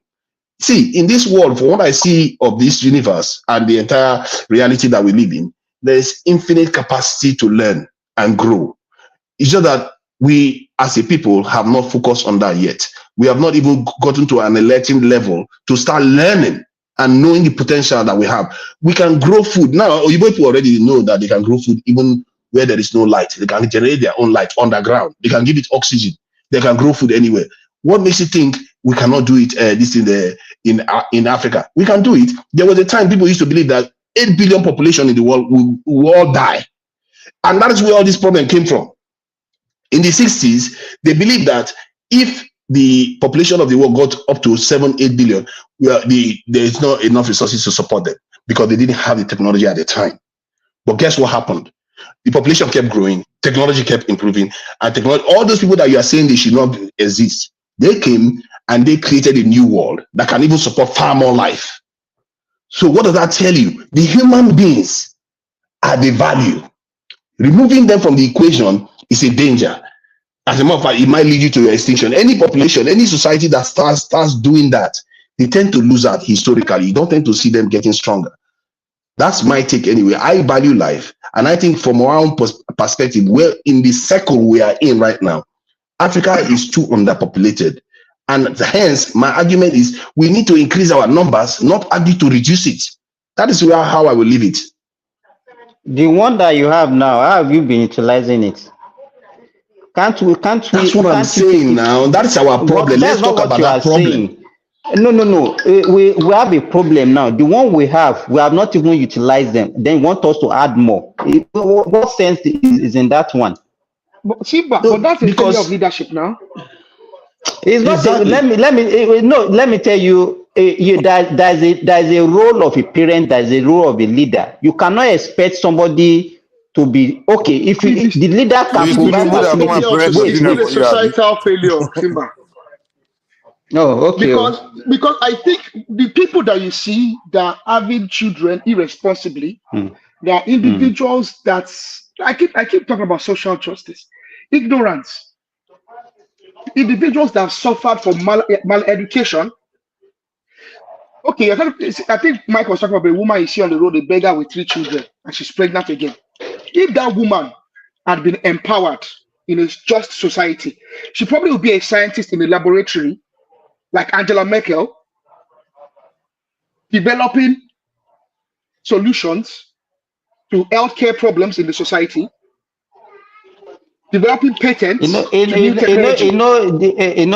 you are talking like because you are specialists in theory. You understand? Theory because well organized. But I think that's the problem. I personally don't think Nigerians theorize No, enough. no. The Aro, you are Europeans, talking why of the Europeans are practical, successful? practical, But Europeans, you know practical. why they're so successful? The reason the Europeans are very successful is at the Because they don't moment have they probably no. irresponsible. They don't make babies irresponsible. Europeans they do something that's very well, and the They don't Chinese make do it many very well as babies. well. That's why. The Chinese and the Europeans, what they do is they get together, they get minds together, they build models. They use those models to then develop Mhm. systems, legislation, and they develop a system for the future that they project. That's the theory that you're talking about. The Europeans already forecasted a population tendency 20, 30 years ago, and they're already developing models to cater for those for the objectives they have. That is what we don't do in Africa as Africans. So yes, you're accusing me of being theoretical. Well, I'm talking about the fact that we don't have social justice. Mike is talking about a situation where we're living in a country that has a social net, a safety net. And then you're accusing individuals that the society has failed because they dropped and fell on hard times in a society that has no safety nets. You are accusing them and further vilifying them for daring to have children. No. You know what we are doing, Aro? Nobody is saying they should not have children. We are saying you should have the one that you can care for. Is there anything wrong in what we are saying? No, absolutely Nobody not. say they should not have. But So what is the that argument should now? not. You should not be in the place to tell them what to do. You want to be telling people what to do with their life. They're not This raping the guy, every women. time you talk, I don't even understand at all. Like, what the heck? No, you are trying to tell them what to do with their Someone lives. said it right there. I'm saying you don't have. Tulaja, if I tell you not to go and steal, you tell me I don't have the right to tell you what to do. I'm telling you not to go and steal. I'm telling you the right This thing. Okay, thing that's that your you are advice. accusing No. excuse me. Theft is a crime. But having children is not a crime. That is the difference. Aro, you are saying that the society, now we are teaching them, what we are providing is a form of education. But you people are saying, no, we should leave them, we should allow them to do whatever they want to do. No, The education you should be, the education you should be focusing on is how to tap into them. Maybe if you did that more, No, forget you what find you your need to focus society, on. those Forget people, what you need those to children focus that you on. are Argue against seeing, what he said, not hold what on you need now, to focus those on. children that you are seeing Tulaja, we as a don't have all potential night. We want to problem end the show. could be Don't a very start big expanding the asset for argument. you. See, Tulaja, don't start Mike, expanding the I'm just argument. It's answering unnecessary. I'm Sorry, we'll answering be. directly. I'm answering directly. No, Mike, we stop only want to be at gaslighting. your I'm money. answering directly. No. I'm Respond saying the to children that what he he's said, talking not what you about, should be saying. that he should think about how he's going to tap into them to build a stronger society. Forget That is what how he should be doing. No. Forget what he should be doing. Focus on what he said, not what he should be doing. He's saying he wants people to have babies that they can take care of, and there's nothing wrong with that. So there's no argument against that. So don't now start telling him that he should, what he should be saying is something else. You can say that, but you can't. You can say that as a form of Is that you advice. agree with that or not? I can say You don't have to too. start telling Okay, him hold that what on, he should be. Mike, calm down. Calm down. It's all about You scale. need to I can stop tell you that, your Mike. argument. You, the way you talk right now, you don't even have a right to have children. You You shouldn't like have to children have because you don't you are come very online rude. to just create argument. That's what you like to do. You don't come No, online to I start. can say that. I have. It's That's my what you opinion. just See, come there are online. certain things that are given by the creator himself. You can't come here and start telling people not to have children, You want to end or the show? they should have You are children in a enjoying certain way Nigeria. that you like. Oh, you look at Mike. He's crying now. He's crying now with your wine, sipping picture.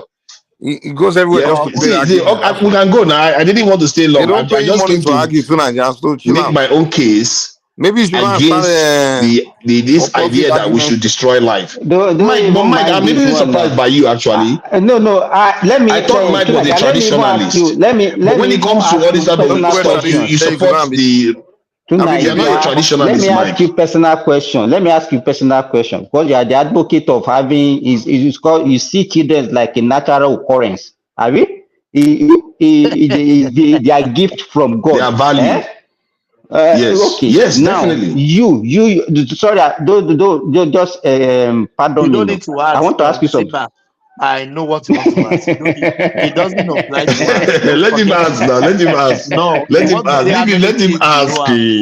He wants to see how many. I'm not going to answer him now. He can ask, but I'm not going to answer. I'm going to give him an answer, but not the one he wants to hear. Did I get it, Simba?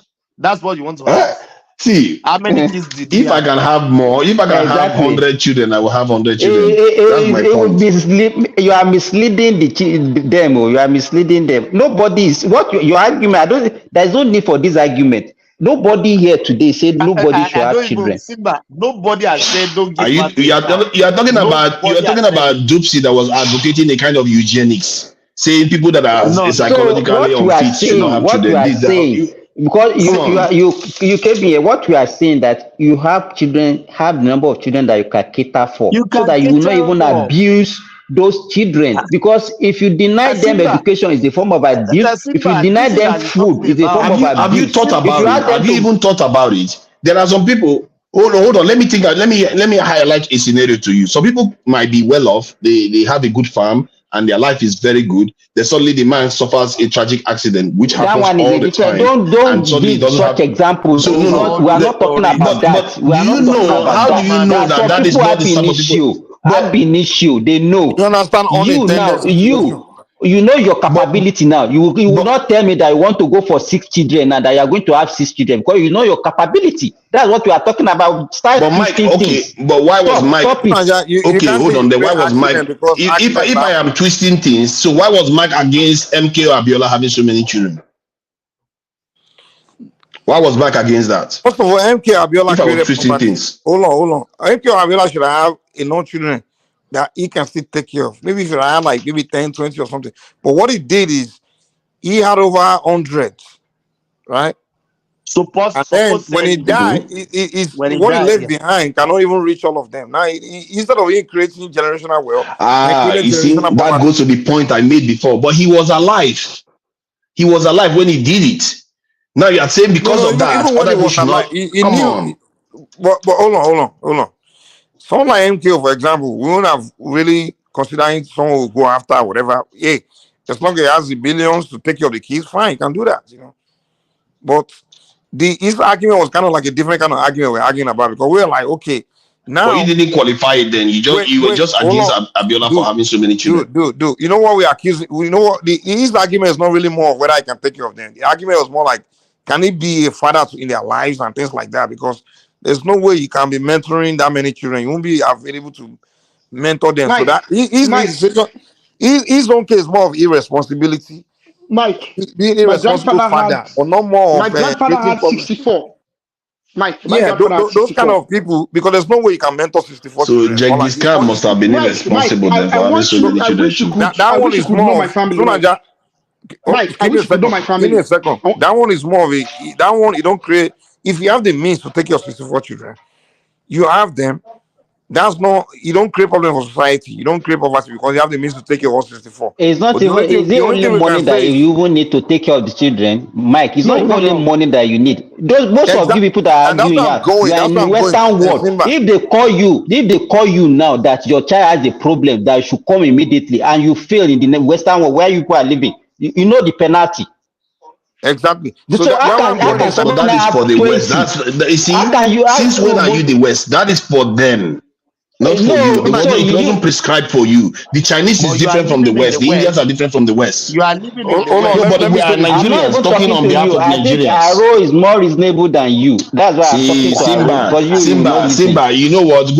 Go and check your eggs. Your chicken eggs are probably getting ready to. Just go and check your eggs. Mike You and know Simba. that's what you should be dealing with. I don't know why you are discussing babies here.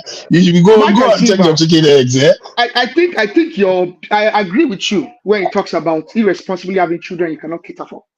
But I want to use the example of my grandfather as an exception, because I think you need to give space for exception. My grandfather has 64 children.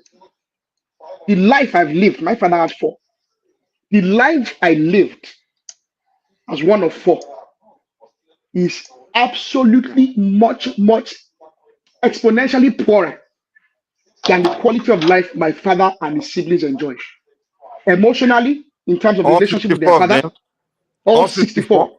My You grandfather was a notable really person in you know the Nigeria. life of 164. How are you able to I figure the know life of them. 164? These are people that my aunties and uncles, Can you and name they tell me 164? Okay, give me the name of 64. 164 right now. Sorry? Give me the name of 164 first one to last one. One of the 64. Start with I can Mike. give you Name the name them. of Mike one of the has to be 64. one No, of give me them. their names. Of one of the 64. Name If I them. sat down, You see, if I sat down, I could Mike, start so naming that's them. the standard you use to Name judge quality them. of life. Even if If you I make no, up if I sit Name down, of no, all no, Mike, I 64 can sit is down. how. Hey, Mike, wait, I will start naming them in order. Okay, go ahead. That is even now. These are members of my family. I'm You being don't very need to cautious name them because because my I But grandfather Name was Mike, born how in them. can you 1964. verify Go it though? How ahead. can Let's you hear you. verify it, Mike? no, Come on, You man. can Sorry? just give me 64 Parody. names and No, I will get 64 right. I know them. These are members of the family. I'm very close to Snap them. now I And will I from get happen to first be it very month. down. familiar with I my will members of the And family. all the forget 164 are about still them. alive. No, 64. I didn't say 164. 64. oh No, my god. 64. I didn't Even say the man will 164. not be. He will not name 64. all 64. Even the man that give birth to them No, no, no, will no, not no, no, no. remember. Not only did my grandfather name us 64, all his He will not grandchildren name that were them. Trust born, me. no, all his grandchildren that was born in his One by one, lifetime, I kill look at one. Aro, go and do the But go that Mike, and do year, what the if they DNA no? of that But those Mike, year, what if he people. cannot? It Mike, Go doesn't and do their matter. DNA. Go and do their Mike, DNA. Eh? Mike, I wish you could sit down with some of my older aunties. Like, these are people that in their, I'm being cautious because I don't want to be out there and just be pulling the number of family. He was a notable individual in Nigerian society. And I speak to his children and they tell me things about their father, about the fact that he knew everything about them. He kept a document for all of them and he knew them personally. They had a personal relationship with them. These people were in their 40s and their 50s, and they were still able to relate with their father and bring their concerns to their father, and he dealt with them in a very personal level. He left a will that was very, very generous to the children, to the grandchildren, and to the great grandchildren. So he That was was kind very of will my wealthy. grandfather left behind. So he left And a he was will a for very all wealthy man. 64 children and 64, grandchildren. he left a creditably will and an estate to take it. My grandfather notably told his children that they should not work too hard because all the things they and Did their you grandchildren inherit will anything leave. from him? Did I inherit anything from him? A lot, yes. From the man that gave up to 64? My grandfather, Mike, should I put He it to must you have very billions, man. pointedly?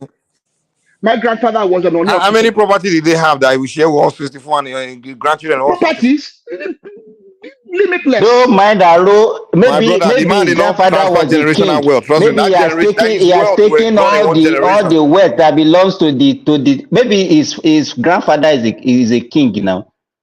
The So generation was Yes, his I wouldn't wealth was deny that. gone in one Yes. generation. The wealth will not transfer to two generations. Trust me. so Even he beyond the has first taken generation, all the the wealth is resources gone. that belongs to the society and he has No, apportioned it to how himself. can one person do that? But I'm just The reason we saying, don't have generational wealth in Africa is because we because someone took it all. the moment we have money. No. Mike. You see, even apart from property, the most important thing you can transfer to them is transfer the quality education and the quality mindset to them, and that So all that goes 64. on. So all 64, yes, they went to Cambridge, they went to Oxford, they went to the best schools in the world. They What had did you do private for a living? educations. He could give all 64 children quality. My grandfather was a king and a very wealthy individual before he became a king. King of where? You or where? You know where I come from, Mike. I already told you before. Yeah, he was the king. What's the name of the king? Somobani. Simba knows, and I know that Simba can make a conclusion already, so I don't need to. You're from a royal family. Yes, he was a king. He's possibly he's a king and you're a Yoruba man, and I think for So that use part, the we money should of the even. town. So you Sorry?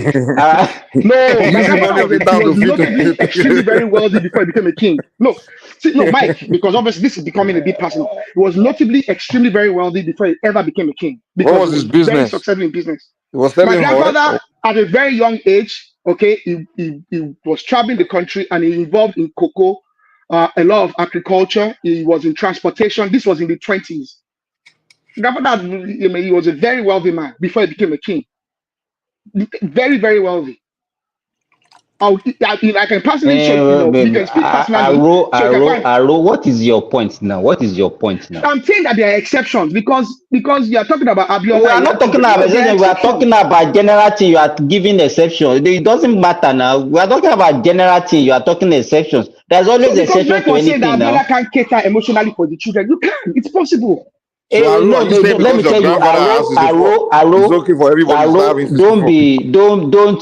don't do this. Don't do this. There's no way it can be emotionally present for 64 people.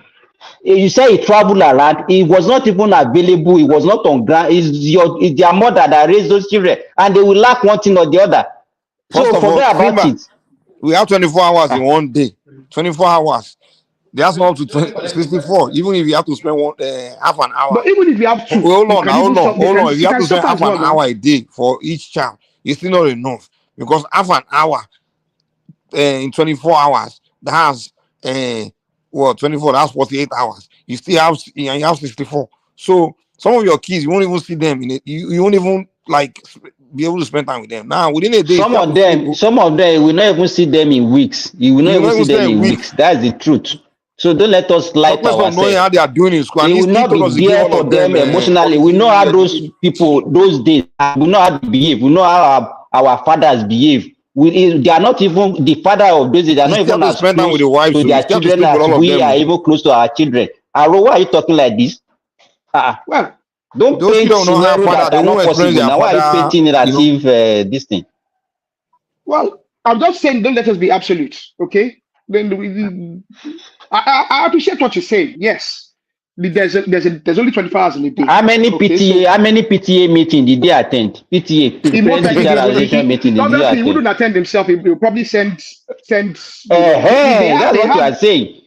They had people that did that. But so can somebody replace you? Can you use another person as your father? The people that did it very well. If let me tell you, if you are doing something in your school and your father comes or he now asks somebody else to come, how will you feel? Is the feeling the same? It's not going to be the same now. So why are we deceiving ourselves? Just forget about all these examples that you are giving. It's not possible. Okay, maybe I shouldn't use his example because it's maybe not a good example. Yes. Abiola that was just he will go and impregnate one woman in Elisha, another one in Benin, another one in Onisha. Yes, he was notoriously promiscuous, irresponsible. So even some of these children, they might not even see him at all. They will just be hearing that he is the father. He might be seeing the money, but they will never see him in their life. No, Simba said a lot of I know many people that it's like they say Omabiola no niye. Like I said, this is someone I am very familiar with in the from my mother's side. They come from Egba and that same this same locality in Egba. And there's children that suffered financially, not just emotionally. They've never met him. Their mother probably just had a one-night stand with him, or was just a fling, and that went along. They had that child, they go and live their life. He was not financially present in their life, he was not emotionally present in their life. All they know that their mother told them is, your father is so certain and Babiola. And that is it. So I think he's a irresponsible man that just used the opportunity of his wealth to live a unguarded and he's not a good example. Aro, Because I heard sometimes you said Tani Wambere. I'm one of your child. Which Alaja? Alaja 4, number what? He had many girlfriends in you know how you stammer. That's why he talks. Yeah, He doesn't even know their name. I think there's two things about him. He was very wealthy. Because he was wealthy, a lot of women, and he was generous. So between that and the fact that I just couldn't keep it between his, he saw a beautiful woman. So he was using his generosity to just sleep with women around. Yeah, he slept with women. He slept with maybe a woman a day. You know what I mean? But it's not unique to him. I mean, you look at what's this Will Chamberlain that claims that he slept with 1,000 women. I think it's just his wealth and what he had access to. It allowed him as a man to live his dreams, his desires, his perverted desires. Fine. That kind of thing. When I have the money to have money anyway. So you agree with his lifestyle? No, absolutely not. So what are you even telling us since then? But my grandfather's life is a great contrast to his. Baba mi Obama, they sit now.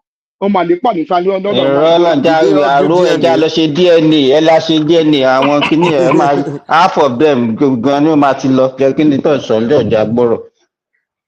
No, Abiola was a terrible example. He's a bad man in terms of that Eh, Maybe and that's then why followed by Babangida your annoyed the grandfather. election Maybe first. followed by your And give it grandfather to also. So you mean the other one that had so much more into all of them, half of them are bastards. I I mean, see Babangida, maybe that's why I annoyed the election. Like this guy, we 100 children, you No, will use our Aro, common wealth to be taking care of your children. can you imagine these days, Mike, can you imagine these days, some people will have only 3 or 4, and you have 2 that are offside out of the 4, 3 will be offside. Then you are talking about people that now have, how many wives save? How can you start? Even one woman is not easy to satisfy. Talking of now having 10 or 11 or 12 wives. to be frank, I don't know how they do Abiola's how they son, do it. the one they You know, interviewed, he said their father have 40 wives.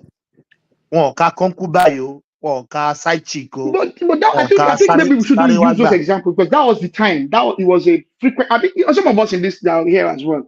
Some of our grandfathers have 20, 15. So I think the norm then was if you are somewhat wealthy, that's you know. I think maybe it's No. probably He is a yeah. sign of irresponsible. It's a sign of irresponsible. To me, yeah. We are just 5 in our house. I was even, one day we were joking. Our father, our mother was sitting down. We were 5. We were 7 in the room.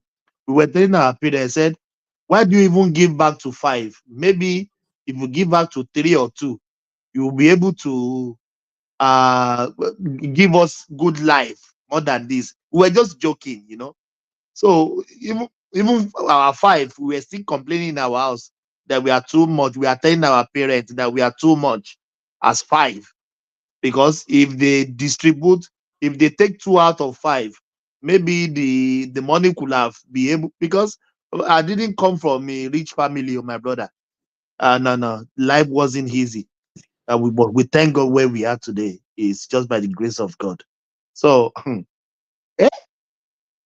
55. Possible can be more joy in this world that we are in. No. It is not even it's not even ideal. No. It's not ideal. I saw people here in this diaspora we live. They don't want to have kids because they can't cater for the kids. He said, I can barely pay my house rent. I can barely buy clothes. So what do I need a child for? If I'm getting a child, I'll be irresponsible. They will say it to your face. It's not that their spermatozoa is not working. It's not that they don't have a girlfriend. They have. It's not that they don't go to the other room. They go to the other room. But they don't want to have a child because they don't know. They are not responsible to take care of a child. If you can't take care of a child, you don't supposed to have a child. Forget about God nature, this stupid I even have a preaching. colleague at work. Nigeria is preaching to us. I have a colleague at work, a senior engineer, doing very well for himself. He has a wonderful house not far from my house over here, 6 bedrooms, over 3 acres. I mean, this part of the world, everybody that lives in this part of the world, UK, and you know what it means for you to have 6-bedroom property, very large property that sits on 3 acres. I mean, you are doing well for yourselves. If you're a middle class person in that kind of conundrum. He has 2 children. He already went to do what that is about that they caught like all that declared me. Simba would he already went to do it. 2 children, a boy and a girl. What's it all? His wife, you know how many times I had to break up with a girl because she just wanted to have babies so bad. Like, some ladies, I've had no, I can't. I just don't make babies anyhow. I just do that. I think before I make babies. I just don't do it. Like, it's not good because I just believe in the idea that when you bring child to this world, you have to plan for their life. The women I have children, I always open bank accounts. The day they are born, there's money going to the bank account. So by the time they become adults, they have something to start their adult life with. So responsibility is very important, man. That's a good responsible father. Oh yes. It's not that. Come on now, you're not helping the world. My own children as well. I told the mother to open a credit union account for them. We put stuff in there for them. And they earn everything. As children, they work to earn that money. It goes to their bank account. Go and do this. Yeah, that's nonsense idea. God will not fall from heaven to come and take care of a child. Though. God doesn't look out of the child. You look out, you take care of your child. God doesn't take care of your child. Though. If anybody is telling you, don't worry, give back to your child, God will look after them. No problem. But When they General get to the Thomas, world, yeah. that then is the premise of my argument, that in dealing with the issue of population control, rather than trying to legislate the issue and then put what might otherwise be draconian laws that could then be subject to abuse. Aro is this thing that came with population. We are talking about. We are not saying we should control the population. We are talking about raising responsible children. Yes, that's what we are. Responsible population. Yes. Responsible population. That's what we are talking about. Yes, that's what we are talking about. It's not having the quantity. That was why I asked to Nigeria that are you talking about quantity or quality? Quality. If you have the quantity, it's going to be a nuisance. We don't want nuisance. That's what we are talking about. Dupsie's argument is the reason I joined, because I heard her and everything she was saying, it was just telling me this woman is advocating for eugenics and selective breeding. And because it's dangerous. Because some of us that don't, some of us, so that's the reason I came in. And that's why I keep talking about social justice. Yeah, I know. A lot of children are being let down. Yeah, I understand it, and I understand the angle you are and it will be a shame after you let a child down, and the child is already a victim because he has suffered injustice in an equal society. They've been denied a quality education. Because they've been denied the quality education, they cannot pull themselves out of poverty, and that is why the greatness of Obafemi Awolowo is something do you know that? Okay, do you know that in the north, it's not as if there is absence of school, but these people did not even take their children to school. But that's why I keep saying Obafemi Awolowo is such a great man. I know that I don't know if it's Simba or if it's Remy that doesn't like Awolowo. But I know one of you. Kí ni problem pẹ̀lú yẹn? Kí ni problem pẹ̀lú yẹn? Sọ tó sọ já so kí ni. Simba ni o like Awolowo. Yà gbọ́rọ̀ ó dénú. Ó fẹ́ bú mi náà ni, àrò fẹ́ bú mi ni. I'm trying to say that. Kí ni ìyẹn ní ṣe pẹ̀lú nǹkan tó fẹ́ sọ? Ṣé whether I like him or not? Kí ni ìyẹn ní ṣe pẹ̀lú nǹkan tó fẹ́ sọ? Because, but I'm trying to say that some of the him and the AG and the action group, their idea of free education. Do you know there are some kids in the north, they don't even know that school exists? That there's a place called school that they're supposed to go in the morning and come back in the afternoon. They don't know that school exists. Yeah. They just wallow around, go out in the morning, come back. They just see people going. Maybe later, they will see somebody with uniform. Maybe they are talking to themselves. Then the dad will say they are going to school. He will be asking Thomas, them, what is even if they go out in the morning and they have a house to come back to. To come back to. But they don't even have. They don't have. Wow. They are destitute.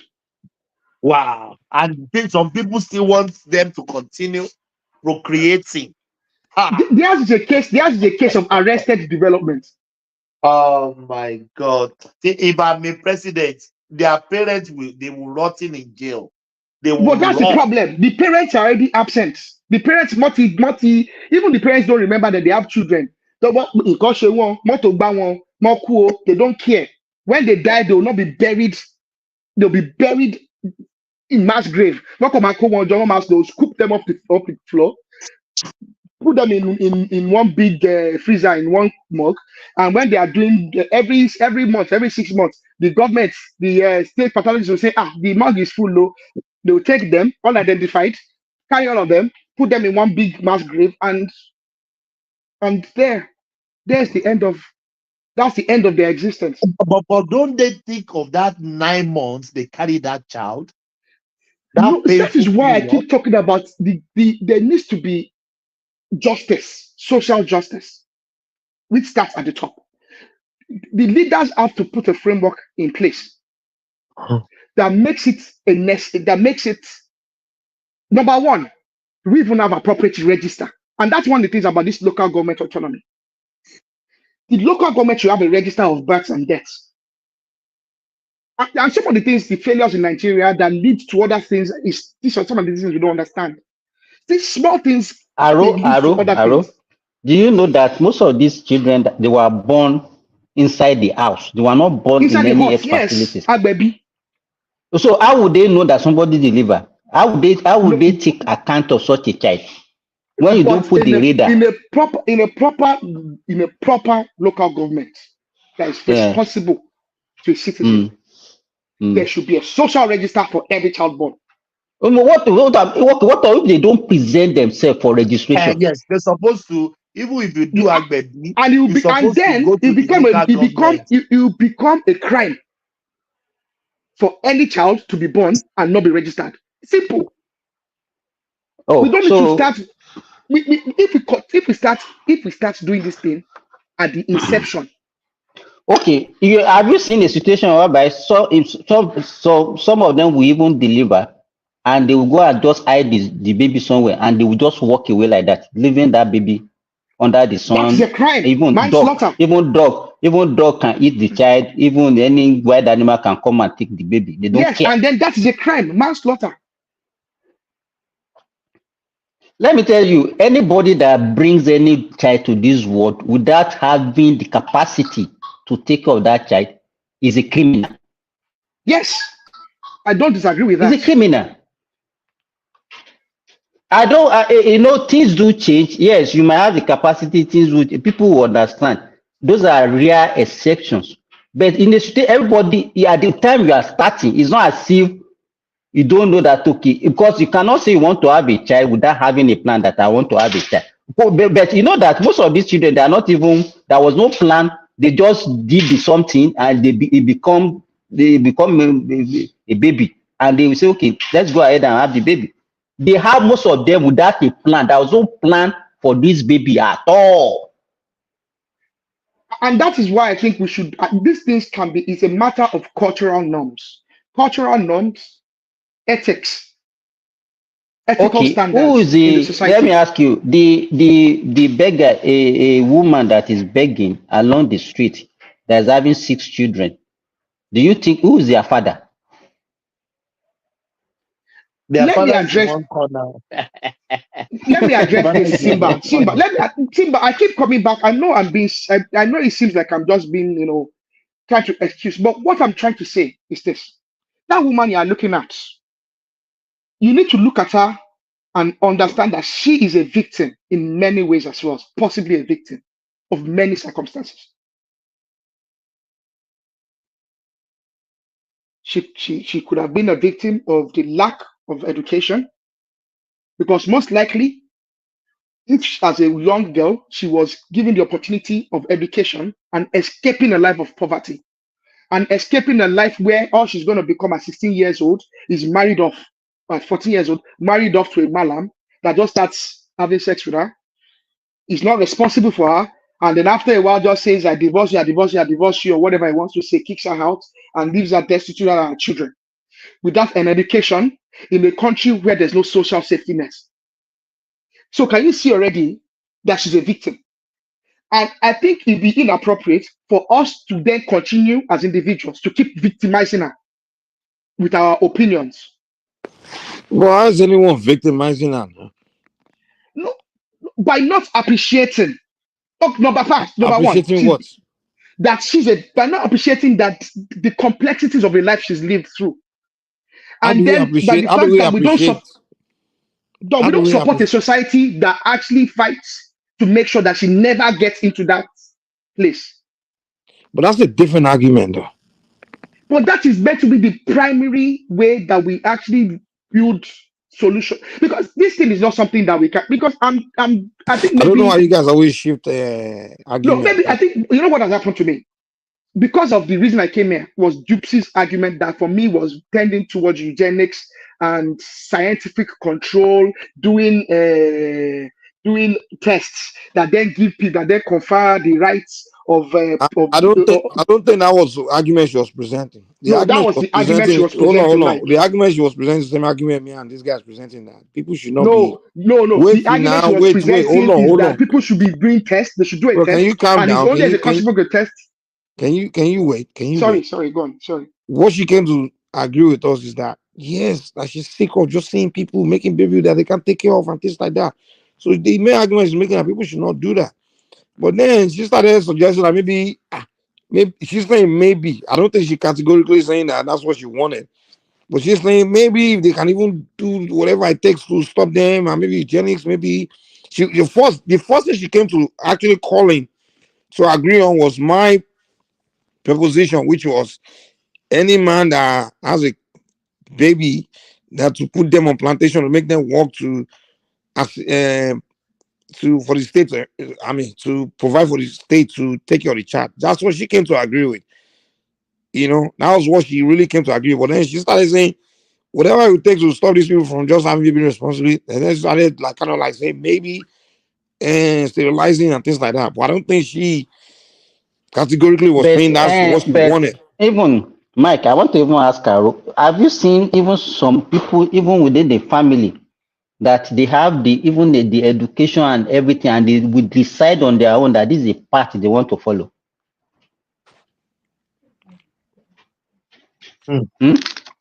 Aro?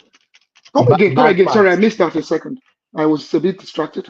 I said because you are saying that maybe they didn't provide there are some people that they provided with the opportunity, and at the same time they will not even take it.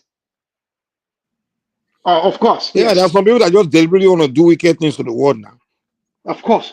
There are some people that just deliberately want to. That's just their mind, like wicked, like just their mind, like okay, let me just do this. Because it make me feel good. There's a lot of but they know it's wrong, but they'll do it. And that's why they are human beings that do wrong things because Mike, I asked Dupsy not because they don't know that it's wrong. I asked Dupsy one question. I said, does she visit the social media lately? The reason I asked her that question is because there's a lot of dysfunctional. I think for me, the way I see this generation that we are in, I can't speak of all cultures, but I can speak of at least the tendency in Nigeria, tendencies in some parts of West Africa, tendencies in the likes of South Africa that I have taken notice of, some tendencies in among the African American communities in the Caribbeans. There's a lot of young people themselves that are damaged, that do not have the psychological capacity to transfer anything creditable to a young mind, to a developing mind, to a child, essentially.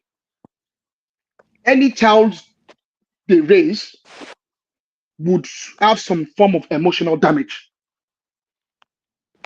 because themselves and the partner they've chosen for themselves lack so many things themselves.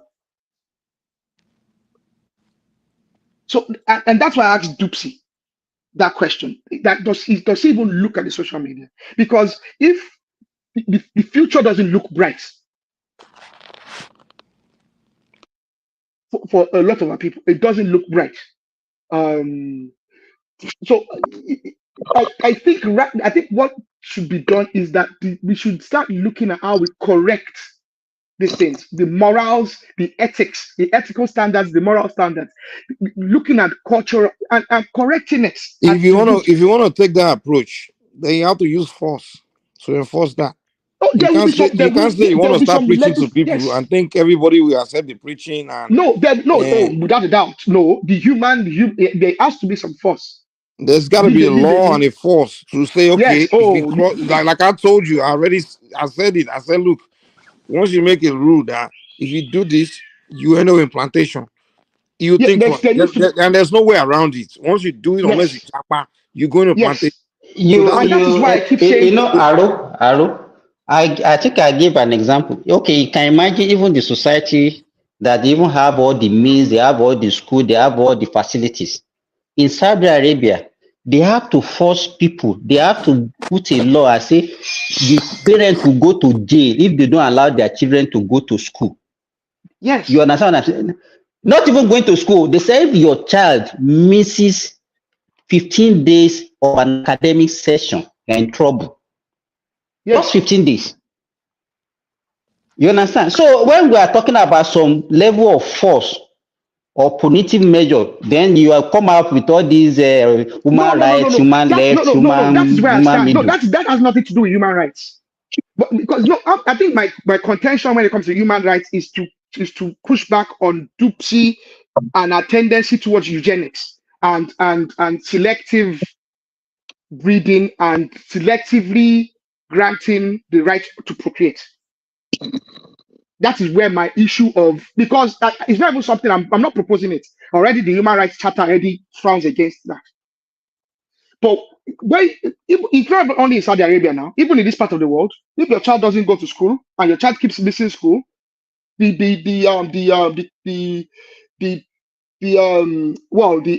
there's a way there's the ministry, and then within the ministry they have like a local, like a board. The board, the school board in that locality, they will write to the parents, and the social welfare can actually interfere and say, why is this child not attending school?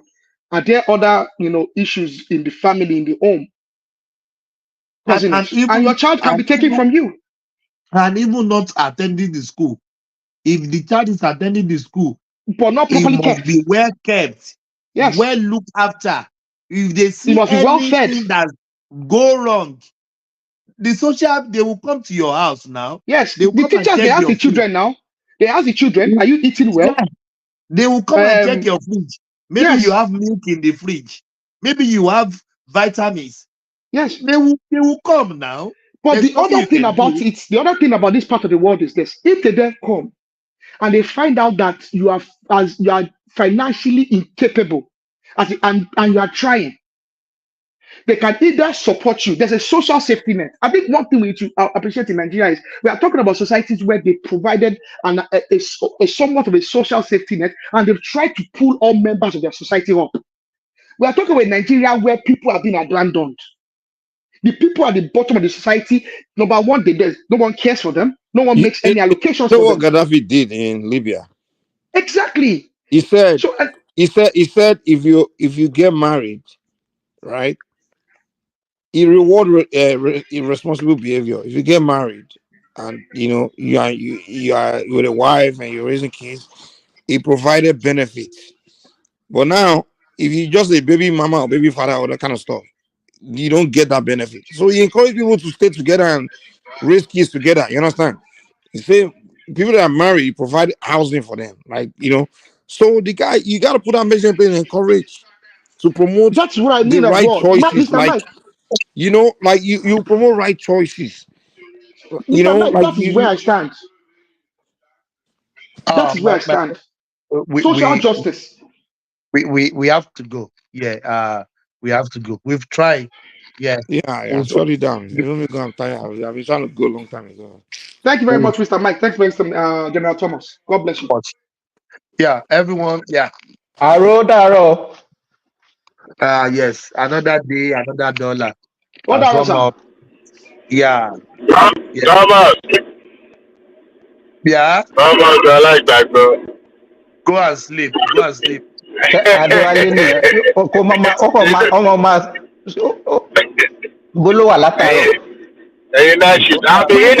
is 5 vehicles. And you cannot buy fuel unless I'm inside the car. So I will pay them. No more. I know. The governor was paying for petrol himself for his convoy. When they get to a gas station, he will come out and bring out money and pay. In fact, at Oka Government House, then when he was governor, forget about drinking champagne, what they are now doing there. Then he gave out old newspapers as substitute for toilet roll.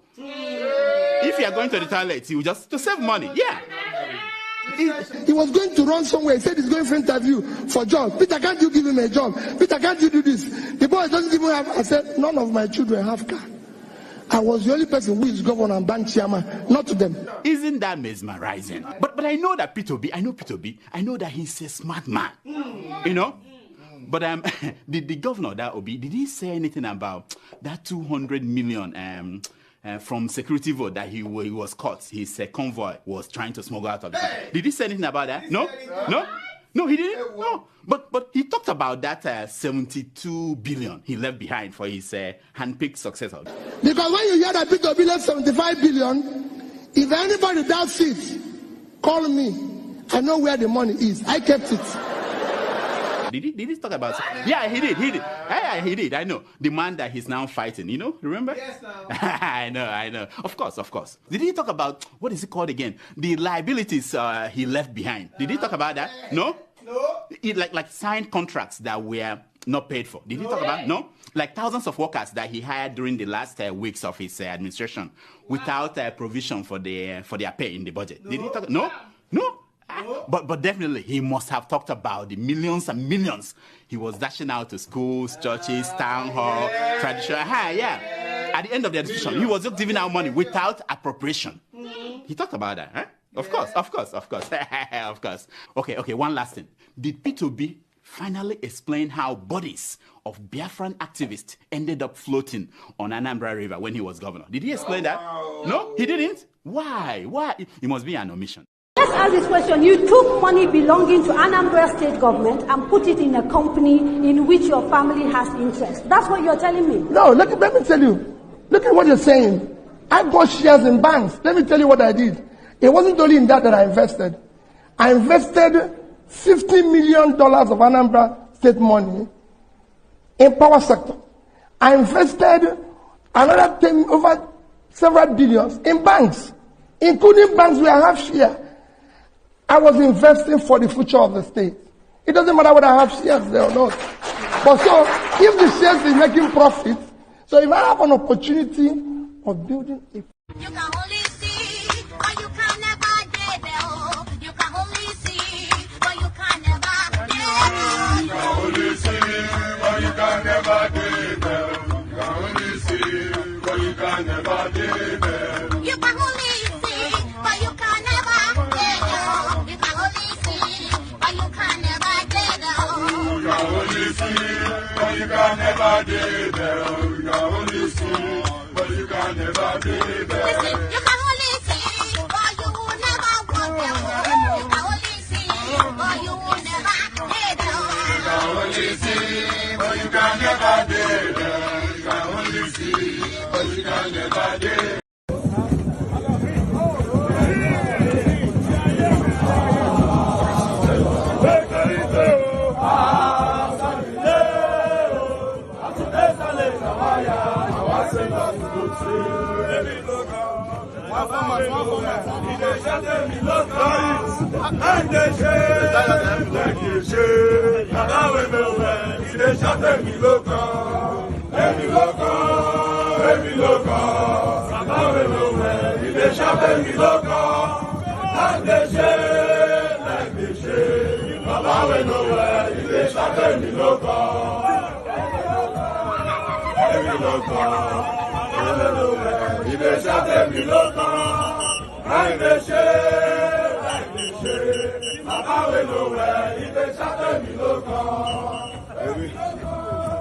Every local.